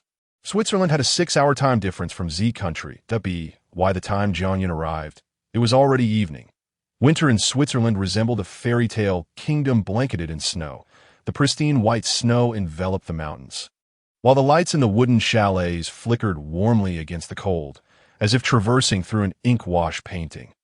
Lin Zhou'er could hardly contain her excitement, her expression a mix of nervousness and thrill. "Yunner, what a celestial realm this is. The last time I was this close to Switzerland was when I was eating Swiss rolls." Jiang Yun couldn't help but chuckle. "You really have a way with words." Countless people claimed this place was beautiful, but only by being there could one truly feel its magnificence. Even after visiting many countries, Jiang Yun felt that every mountain and lake in Switzerland spoke of nature's poetry and tenderness, a romance that penetrated the soul. After a long flight, they finally arrived at their destination, Lucerne. The journey was no easy feat. The arduous hours of travel left them utterly drained, as if all their strength had been siphoned away. At that moment, they couldn't even muster the motivation to venture out for food. The two friends exchanged knowing smiles, silently deciding to call for room service to address their hunger. After a sumptuous meal, the two women showered and sprawled on the bed. The room was warm with heating, and Jiang Yun donned a delicate camisole, revealing a hint of her shoulder and smooth thighs, her long hair cascading down her back, creating an alluring silhouette. Lin Zhou'er stared in awe. "With a figure like that and a face like yours, your older man must be quite enamored," she mused. "If I'm as captivated, imagine how he must feel." Jiang Yun, feeling exposed under her friend's unabashed gaze, draped a shawl over her chest and flirtatiously tossed her hair. "It's not just about being enamored. It's like he's perpetually hungry." Lin Zhou'er shifted to lie on her friend's beautiful legs, mischievously asking, "Is he the type who can go through multiple rounds?" Jiang Yun's skin was smooth and delicate, making Lin Zhou'er feel as if she were in paradise. Jiang Yun's shoulder tensed momentarily. Her heart racing. You underestimate him. How intriguing, Lin Jior exclaimed, suddenly interested. Older men are quite capable, huh? I knew I wasn't wrong about him. Your friend's romantic life seems promising. Jiang Yun huffed softly. Yes, he's capable, but his girlfriend has been taken away. She had never expected that the impeccably dressed, refined older man could be so playful. Suddenly, Lin Jior froze, as if struck by lightning. The one who had been lounging comfortably immediately sat up. OMG. If he's this exceptional, how many can he handle? She glanced at Jiang Yun with pity. Yunner, you're so lucky, but it's a shame your petite frame might not withstand it. The thought of Jiang Jin's nearly 6-foot height was daunting. Shut up. Jiang Yun grabbed a pillow from the bed and covered her friend's face, her cheeks flushed. You little innocent thing, are you pretending to be naive? Not at all. Lin Jior giggled. Just a little over $9 for this. The two women playfully wrestled on the bed, laughing and sweating. Exhausted from their playful antics, they leaned against each other. Suddenly, Lin Jior appeared puzzled. Wait, it shouldn't be like this. Your older man is already 30. Given his status, he must have countless admirers. Why is he still so hungry? Jiang Yun swung her legs lazily, sipping on a cup of peach-flavored yogurt. He's never had a girlfriend. You must be joking. Lin Jior exclaimed, incredulous. At 30, still a virgin. Is he saving himself for you? Well, Jiang Yun swallowed her yogurt. Funny enough, that's what Jiang Jin said. He also mentioned that chastity is the best dowry a man can have. How amusing. Lin Jior gave her a thumbs up, pride radiating from her. You're quite the catch, sister. You've managed to reel in a pure-hearted, innocent brother. I bow to your skills. Chapter 97. Cross-border pursuit of love after a night of undisturbed sleep. The two women woke naturally and enjoyed breakfast at the hotel before heading out. Lucerne, also known as Luzerne, is renowned for its unforgettable lakes and mountains. Walking is the best way to explore this romantic city, as there are numerous attractions to visit. Medieval buildings, rich museums. Lin Jior took out her phone, activated the camera, and adjusted the angle until the lens was perfectly aligned with her. Jiang Yun, clad in a pristine white coat, wore a matching strapless dress underneath that a gentle breeze wafted across the lake's surface, causing her long hair to sway gracefully. She flashed a charming smile at the camera while two little white swans glided across the backdrop. Just look at her. Her beauty is undeniable. Even a casual snapshot turns out stunningly. Lin Jior opened the gallery, eagerly awaiting compliments. Indeed, she was breathtaking. Jiang Yun smirked. Unlike Lin Jior, she spoke of the scenery. Lake Lucerne truly has the power to make one forget their troubles, immersing them entirely in the moment. Not receiving the praise she had hoped for, Lin Jior mumbled, You woman, don't provide enough emotional value. I've captured you looking so splendid, yet you can't even spare a few kind words for the photographer. Jiang Yun puffed out her cheeks in complaint, her round face resembling a little bun, which made Lin Jior chuckle involuntarily. Menopause, perhaps? Or maybe some hormonal imbalance. I've told you, being single for too long isn't good. Find a boyfriend to help regulate youth. A man is the best remedy for hormonal balance. Lin Jior felt her ears flush with embarrassment at the teasing, biting her lip with a smile. I see you've truly learned well from Jiang Jin. With all that exchanging of saliva, you become quite the schemer yourself. What's this? Jiang Yun suddenly turned her head, her lips curving unconsciously. Envious? She was stunningly beautiful, her features as delicate as ink on snow, and her smile as refreshing as spring breezes melting winter's chill. Envious? Lin Jior grinned mischievously, but couldn't resist raising her phone to capture Jiang Yun's image. What's there to envy about being sent to the hospital? With that, she took off running, leaving Jiang Yun in a state of bewilderment. After a playful scuffle, the two reconciled and found a Swiss restaurant in Lucerne. Restaurant Schiff, situated by the river, offered the perfect setting to enjoy delicious food while admiring the scenery. A truly delightful experience. They ordered beef cheek, mashed potatoes, and some local delicacies recommended by the waiter. Great photographer, send me the photos, will you? Jiang Yun flashed a charming smile at Lin Jior as they waited for their meals.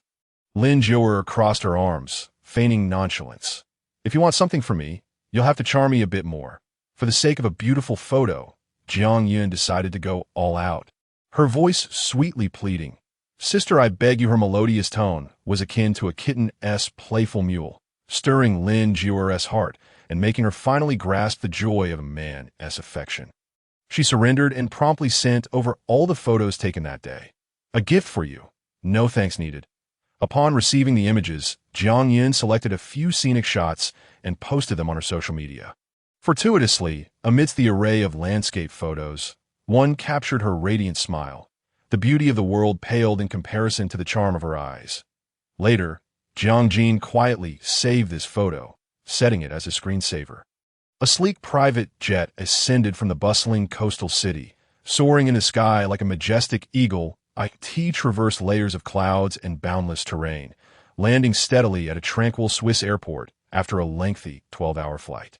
As evening fell, Lucerne was graced with a snowfall, the dim lights intertwined with falling snowflakes, casting an even more enchanting spell over this romantic city. "Yun Yun, it's snowing in our city." The two girls from the coastal city had never witnessed snowflakes dancing in the air. This sudden heavy snowfall was undeniably a gift for them. Jiang Yun and Lin Jia reveled in their joy, as if time had halted, rendering everything else insignificant. Only the happiness brought by the swirling snow felt truly real. The two, frolicking in the snow, remained oblivious to a black Rolls-Royce that had quietly pulled up at the hotel entrance. The vehicle itself was unremarkable. What caught their attention was the Z Country license plate. "Yin Yin, look! A Z Country license plate. It's one of our compatriots." Lin Jia tapped Jiang Yun's shoulder, urging her to turn around. The warmth felt upon unexpectedly encountering a fellow countryman in a foreign land was profoundly moving. Jiang Yun turned to find Jiang Jin, his steady and noble face partially revealed as the window of the black Rolls-Royce lowered. Their gazes locked, and Jiang Yun was ensnared by his deep, ink-like eyes. The man gazed at her from a distance, emotions swirling within his eyes. In this quiet, prolonged exchange, he remained silent, his expression inscrutable. "Wow," Lin Jia whispered in Jiang Yun's ear. "Dr. Jiang is pursuing cross-border love." Her friend's words pulled Jiang Yun back to reality, her nails curling slightly as she involuntarily held her breath. Jiang Jin opened the car door, and with a soft creak, he rose gracefully from within. Clad in a black coat, he seemed to merge with the deep night, emanating an air of cold aloofness. Lin Jia chirped again in her ear. "Your older man seems quite clingy." The distance between the three was not far. And upon hearing this, Jiang Jin's brows furrowed slightly. Lin Jia chuckled, hastily correcting herself. "I'm in a good man, standing in the snow." Jiang Jin's sharply defined features bore a hint of detachment and indifference. "I'm only 30. I am not deaf yet." She wished she could take back her last words. Finding an excuse, she tactfully excused herself. The hotel toilet is clogged. I'll go fix it. You two take your time." Leaving Jiang Yun behind, Lin Jia made a hasty exit. Snowflakes cascaded from the dim sky, clinging to Jiang Jin's black coat. The man, now mere inches away, leaned down to gaze at her in the midst of the swirling snow. Perhaps his eyes burned too brightly, or maybe the night was too intoxicating. Jiang Yun couldn't help but break the silence first. "What brings you here? Aren't you busy?" "Not busy," Jiang Jin replied. Just a few words belied the whirlwind of activity that had kept him spinning like a top. "Are you here on business?" Jiang Yun nodded. A gust of wind blew, and fluffy snowflakes danced down upon her cascading curls. The clusters of white snow intertwined with Jiang Yun's hair, creating a magical chemistry, making her appear like a fairy amidst the snow. In the cold of winter's deep night, Jiang Jin reached out to brush the snow from her hair. The driver, ever perceptive, exited the car and offered an umbrella. Jiang Jin took it and stepped forward to hold it over her, shielding her from the falling snow. The flurry slid off the edge of the umbrella as Jiang Yun looked up, their gazes meeting in the hazy night. "Not for business." The man tilted the umbrella slightly towards her. "I came to see you." Jiang Jin's words were simple and straightforward, encapsulating the essence of his journey from the operating room directly to the private jet. Enduring 12 hours of flight just to arrive in the city where she was, he didn't tell her that even with a distance of 7,596 kilometers between them, He would still board a plane for this love. High mountains and long roads would not deter him from pursuing her. Even at 7,596 kilometers apart, no mountains or seas could impede his yearning for her. Love knows no distance. Mountains and seas can be traversed. Under the night sky, Jiang Jin's throat moved slightly. Jiang Yun tilted her head back, gazing into his stormy eyes, her heart pounding as if struck heavily.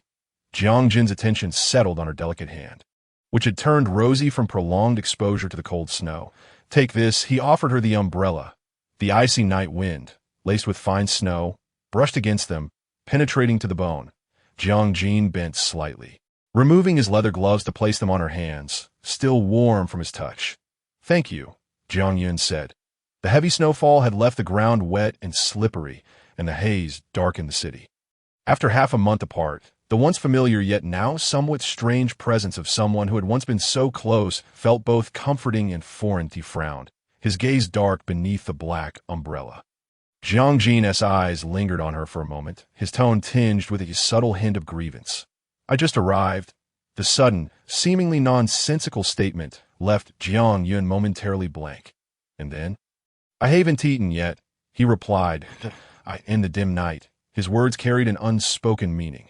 Jiang Yun fell silent, tentatively suggesting, shall I take you out for a meal? All right. Jiang Jin's thin lips curved into a smile, finally breaking the cold demeanor he had worn all day on the streets of Switzerland at midnight. The Lin Jiuer cast a fleeting glance at him before resuming her order, in stark contrast to Ke Xiaoyu's carefree demeanor. Jiang Jin exuded a sense of composure. His face remained expressionless as he lifted the thermos in front of him to pour a cup of hot water for Jiang Yun, moving with an undeniable aura. Drink. Oh, Jiang Yun, seated beside him, picked up the steaming cup of tea from the table and sipped it delicately. Jin. The bar owner approached with keen interest, observing how he tended to the petite woman beside him. Aren't you going to introduce her? Your little wife? It turned out that this formidable man, radiating an air of authority, was indeed attentive to others. Little wife? Upon hearing this, Jiang Yun felt a slight warmth rise to her cheeks and replied in a soft, melodic voice, No, not a little wife? Then it seems our good brother is pining for unrequited love. The bar owner raised an eyebrow, casting a playful glance at Jiang Jin. If not, perhaps we should dig a little deeper. Jiang Jin turned his head, his gaze turning cold. Humph, so stingy. The bar owner, familiar with Jiang Jin and comfortable in his presence, pulled up a chair and sat down beside them. Tea least the beauty is friendly. He poured himself more tea. You know, he's always like this, so frigid that any woman who sees him from 10 meters away would surely freeze to death. Jiang Yun couldn't help but chuckle at his words. Taking a sip from her cocktail, yes, that's so. Then are there many women pursuing him? The bar owner pondered for a moment before decisively stating, I can't recall if there are many, but you're the only one I've seen. As the two engaged in lively conversation, Jiang Jin seemed to be left out. By the way, beautiful, you haven't introduced yourself yet. What should I call you? Jiang Yun smiled, her already exquisite features becoming even more radiant. I am Jiang Yun. And you? He is Wei Sai, like the Wei-in sanitary napkin, a chilling voice interjected. Seeing the two of them laughing and chatting, a hint of displeasure flickered across Jiang Jin's typically stoic face. Wei Sai stared at him, chuckling lightly. Yes, that how you introduce your brothers? The Wei-in sanitary napkin wouldn't suffice without the set at the end. The vinegar brewed in China has even reached Switzerland. Jiang Jin cast him a languid glance. Aren't you busy with something? Am I? Wei Sai tilted his head, meeting Jiang Jin's gaze. After 3 seconds of silence, the bar owner stood up. About that, I'm quite busy. You two carry on. Just call me if you need anything.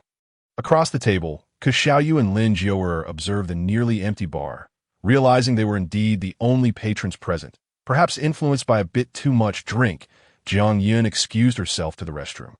Not long after, Jiang Jin followed suit. Ke Xiaoyu watched their departing figures, snacking on sunflower seeds. His dark, charming eyes turned to Lin Jiuer, his voice teasing. Looks like your best friend is about to get taken care of. Feeling a bit tipsy, Jiang Yun emerged from the restroom only to be suddenly enveloped by a strong arm, forcefully pulling her into a private booth. The atmosphere in the small space grew tense. Jiang Yun's body froze as the familiar scent of ebony would envelop her. The dim lighting heightened her trepidation, and her soft voice trembled slightly. Jiang Jin, is that you? The man's jaw tightened, his deep-set eyes swirling with overwhelming emotion. In the darkness, Jiang Jin grasped her chin, his voice low and deliberate as he whispered into her ear, "You smiled so happily at another man. Jiang Yun, do you think I'm dead?" Chapter 99. Snowfall. Love surged in the dimly lit booth. Jiang Jin gazed down at her, his face just a breath away from hers, poised to capture her lips, speak. His hand, still gripping her chin, slowly lifted, his fingertips grazing her skin. His voice rich with temptation, compelling her to meet his gaze in the shadows. Jiang Yun tilted her face upward, her tousled curls spilling over his arm. "What do you want me to say?" "Your friend came over to greet me. It would be rude to ignore him. And what about your courtesy towards me?" Jiang Jin's dark eyes deepened with intensity as he scoffed, "I don't see you smiling at me." A man in his 30s, suddenly awkward and fidgety, resembled a child denied his favorite candy. Jiang Yun regarded him quietly, extending her slender fingers to tug at his sleeve, her tone gentle, as if coaxing a child. "Then let me smile at you now, all right, baby Jiang?" Her playful teasing had always worked wonders on Jiang Jin. Even the slightest flutter of her eyes or a simple gesture could quickly soften his icy demeanor. A faint smile tugged at Jiang Jin's lips. As if recalling a pleasant thought, he chuckled softly. "Since you call me baby, does that mean baby gets to drink?" Jiang Yun playfully scolded. "You're insane." Her legs began to kick playfully in his embrace. Jiang Jin seized her delicate leg, his gaze darkening slightly. "Where do you think you're kicking? Do you want me to become childless? That would be just fine." Jiang Yun laughed uncontrollably, shaking in his arms. "It would save the world from your mischief." Beneath her cashmere coat, she wore a strapless dress that accentuated her delicate figure. Despite her slenderness, she had curves that were undeniable. Jiang Jin remained silent, his fingers drumming lightly on the armrest of the sofa, a mysterious smile playing on his lips. "You dare wish for my childlessness. Tonight, I'll make sure you bear one for me, that I in the thick darkness." The atmosphere grew charged with intimacy. Before Jiang Yun could react, he wrapped his arms around her waist. Their bodies pressed together, he leaned down, their noses nearly touching, their breaths mingling in the air.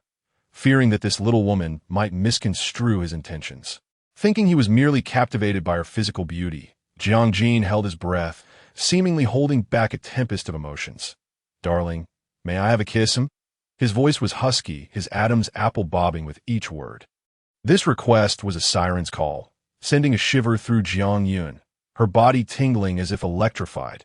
The attraction within her was undeniable. She reached up to grasp Jiang Jin's shoulder, tilting her head to kiss his sharp jawline. Her initiative was the answer he sought. With her consent, he held the back of her head, one hand cradling her waist, and kissed her. Having only tasted passion at 30, Jiang Jin finally surrendered himself completely. He released her only when her soft lips were slightly swollen. The lipstick faded, her eyes glistening with unshed tears, appearing utterly besieged. Jiang Yun playfully punched him on the shoulder. "What happened to just a kiss?" "My lips are practically swollen like sausages that ate tea this moment." Jiang Jin was especially easygoing, allowing her playful hits. His temper softened as he reverently kissed her small fists. "Just one kiss, but mine is a bit different and lasts a little longer." He gently rubbed her small hands, patiently coaxing. "Darling, take a look at Xiao Jiang." "Jiang Jin, you better get lost." By the time they returned, Xiaoyu and Lin Jiaoer had finished a plate of sunflower seeds, and the small dishes on the table were nearly empty. "Did you take so long in the restroom? We almost thought you fell in and needed rescuing." In the dim light, snowflakes fluttered through the air as the wind howled past, transforming the delicate snow into fluffy down feathers that fell gracefully. Jiang Jin alighted from the vehicle, opened an umbrella, and held it above his head, wrapping his arm around the petite woman beside him. The two strolled along the streets of Lucerne, leaving behind a trail of varying depths of footprints upon the pristine white ground. The winds of Switzerland howled, each gust colder than the last. Jiang Yun instinctively shrank her neck, prompting the man to draw her closer, attempting to shield her from the biting chill. Standing before her, Jiang Jin, with broad shoulders and a narrow waist, possessed an upright posture, his chiseled features partially obscured by the night. with his chin slightly raised, revealing a sharp Adam's apple marked by vibrant bite marks. Jiang Yun rose on her toes, gripping the collar of his coat, her amber eyes shimmering with a glint of mischief. "Brother, kiss me." The long-handled black umbrella slipped from the man's grasp and fell into the snow, as under the cloak of night. Their fervent kiss consumed their reason, plunging them into a profound abyss of desire in the icy expanse. Amidst the swirling snow, their lips met, overwhelming affection intertwining them. Time lost its meaning as Jiang whispered softly in her ear, "Shall we go back?" Jiang Yun nestled weakly in his embrace, her hair slightly disheveled, her red lips parting. "Are you after tender grass again?" The man chuckled softly. "And will you grant me some?" Chapter 100. Hot Springs. The petite woman nestled in Jiang Yun's arms immediately pushed him away. Her delicate brows tinged with annoyance as her long boots thudded heavily upon his pristine leather shoes. Jiang Yun glared at him, her long black curls cascading down to her waist, exuding the charm of an angry beauty. "Could you refrain from panting so loudly while speaking?" "It's rather misleading." "Misleading about what?" Jiang leaned languidly against the wall, a teasing tone in his voice. "Darling, have you changed?" The delicate snow had fallen throughout the night, coating their coats with a layer of white. Jiang Yun reached up to pat her shoulder, her slender fingers pressing against her wind-tousled hair. "Change how? You've become wicked." The man lowered his head, articulating each word. "But I like it. He wouldn't mind if she became a little more wicked." Jiang Yun felt a wave of embarrassment wash over her, stomping her foot in frustration. The quiet snow-covered ground trembled with the disturbance, sending flurries of snowflakes into the air. Some playful snowflakes landed squarely on her exquisite lambswool boots. Upon touching the warm surface of her boots, the snowflakes melted rapidly into droplets. "They're wet," Jiang remarked. Just as Jiang Yun was about to express her irritation, he strode over with an unstoppable momentum. The man extended an arm, firmly wrapping it around her slender waist, lifting her effortlessly into his embrace. "What are you sulking about?" Jiang voice was magnetic and smooth, drifting into her ear. "I said your shoes are wet. So I must carry you." He flicked her forehead lightly. "What are you thinking about, naughty girl?" The snowflakes settled on the man's neatly cropped hair as Jiang playfully brushed them away, teasing him. "Jiang, you're already graying at 30, no need to worry," he replied. "Gray hair can still take care of you." Jiang held her securely in his left arm while his right hand sheltered them with a black umbrella. His tailored trousers encasing his long legs, each step resonating with stability and strength in the snowy night. By the time they returned to the hotel, it was already past midnight. Jiang was coaxed and persuaded into the room by him. Jiang reasoning was that it was too late, and returning would disturb Lin Jor's rest. As a man, he didn't need beauty sleep and could afford to disrupt others. The luxurious Regenstock in Switzerland belonged to the pinnacle of fairy tale hotels. Here, one could indulge in the warm comfort of hot springs while admiring the towering snow-capped mountains in the distance. At a glance, the shimmering glassy lake resembled a vast mirror, reflecting the surrounding beauty. "Shall we soak in the hot springs?" he inquired. In the stillness of the early morning at 3 o'clock, the world seemed to have fallen into slumber. The man's invitation to the woman was unmistakably suggestive. Jiang met his gaze, her alluring eyes fluttering. At this hour, a man and a woman soaking in the hot springs. Jiang, you could be a bit more obvious with your hints. The man squinted slightly, leaning against the hotel wall. He had shed his coat, revealing a meticulously tailored shirt and trousers, the top buttons fastened with precision, exuding an air of restrained elegance. No hints at all. Jiang rolled up his sleeves, the veins on his arms subtly visible. "I've carried you all the way here, seeking a little benefit, merely soaking in the hot springs. Is that too much to ask?" His striking features, combined with his exceptional height, drew Jiang gaze irresistibly. With naturally deep-set brows and eyes, a high nose, and thin lips, this man seemed destined to shine. "It could be arranged," she replied, playfully tousling her curls, "but without a swimsuit." "I have prepared one." Jiang's voice was pleasantly deep, his eyes carrying an alluring darkness. When Jiang emerged in her swimsuit, Jiang was momentarily taken aback, his gaze growing deeper than before. The pure black one-piece hugged her curvaceous figure as though it had been tailored just for her. The neckline perfectly showcased her fair collarbone and elongated neck, exuding an elegant grace akin to that of swan. The delicate straps rested gently on her rounded shoulders, adding a touch of softness. The waist's intricate design revealed her slender waist, contrasting charmingly with her ample curves.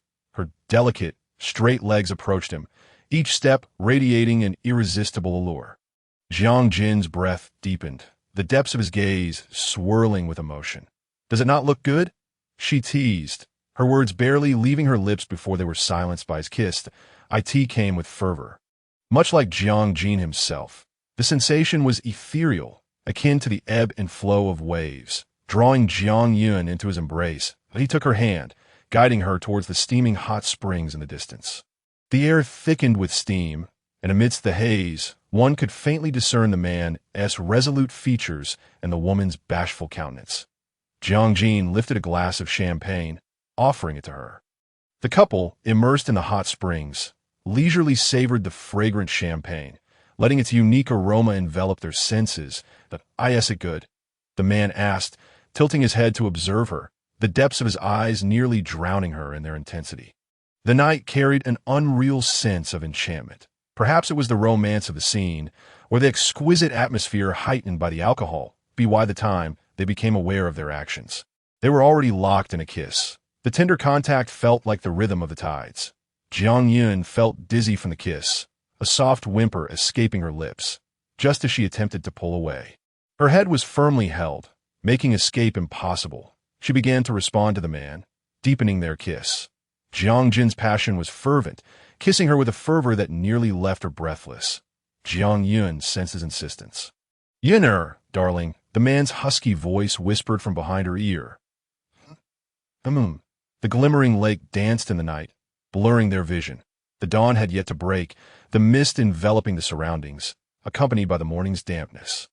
Jiang held the slumbering woman tightly in his arms, her fair visage serene, with delicate lashes resting peacefully shut, lost in sweet dreams. He occasionally planted gentle kisses on her smooth cheek, chuckling softly. "Darling." Uve worked hard.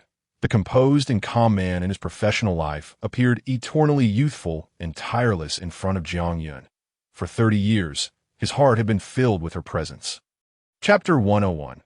Are you crazy? Throughout the morning, Jiang received numerous calls, all from the hospital to avoid disturbing the slumbering woman in the room. He stepped into the living area, lowering his voice in the tranquil room. Jiang slowly opened her eyes, her vision hazy as she noticed the empty space beside her. Instinctively, she reached out, feeling the warmth left by the man's body on the plush bed, indicating he had not been up long. Jiang called out, pushing the door open to find him standing by the floor-to-ceiling window, engaged in a phone call, his dark hair tousled, dressed in a sleek black suit. Perhaps not entirely formal, as the top 2 buttons of his shirt were undone. Listening to the reports from the other end of the line, his voice was steady and subdued, exuding the charm of a mature man. Realizing she was present, Jiang turned to face her, their eyes locking, his gaze settling on her bare feet. "Let's put a pause on this," he said, ending the call, and striding towards her, he lifted her effortlessly, his warm palm enveloping her delicate feet. Feeling the chill against his palm, he furrowed his brow. "Why aren't you wearing shoes?" Jiang was aware of her preference for being barefoot. Hence, in both their residences, soft carpets lined the floors. "Are you very busy?" As Jiang awoke, she found him engaged in a phone call. "Not busy," he remarked nonchalantly. "Your wife has run off. What work remains?" His fingers, delineated by well-defined joints, gently pressed against her lower back. The inquiry elicited a surge of irritation from Jiang. "What benefits are you talking about? Merely soaking in a hot spring feels like a farce. I might as well be falling apart by the bones." She tossed an empty box, originally containing 8 pieces, at Jiang with a playful pout. "Have you lost your mind?" He lowered his head, affectionately brushing his nose against hers, not denying her accusation. "Going a bit crazy. If this continued," he joked, "he might as well become a monk." Jiang tucked a stray strand of hair behind her ear, fixing him with a frosty glare. Her crimson lips parted slightly, uttering a single word. "Leave. Very well. Jiang replied, ever the embodiment of audacity. Leave into the snow? I haven't tried that yet. Moments earlier, while on the phone by the floor-to-ceiling windows, he had exuded an air of aloof authority, but now, before her, he transformed into a roguish, carefree young master. Jiang harbored doubts about whether he suffered from a split personality. Their breakfast was enjoyed within the confines of their room, courtesy of the hotel's room service.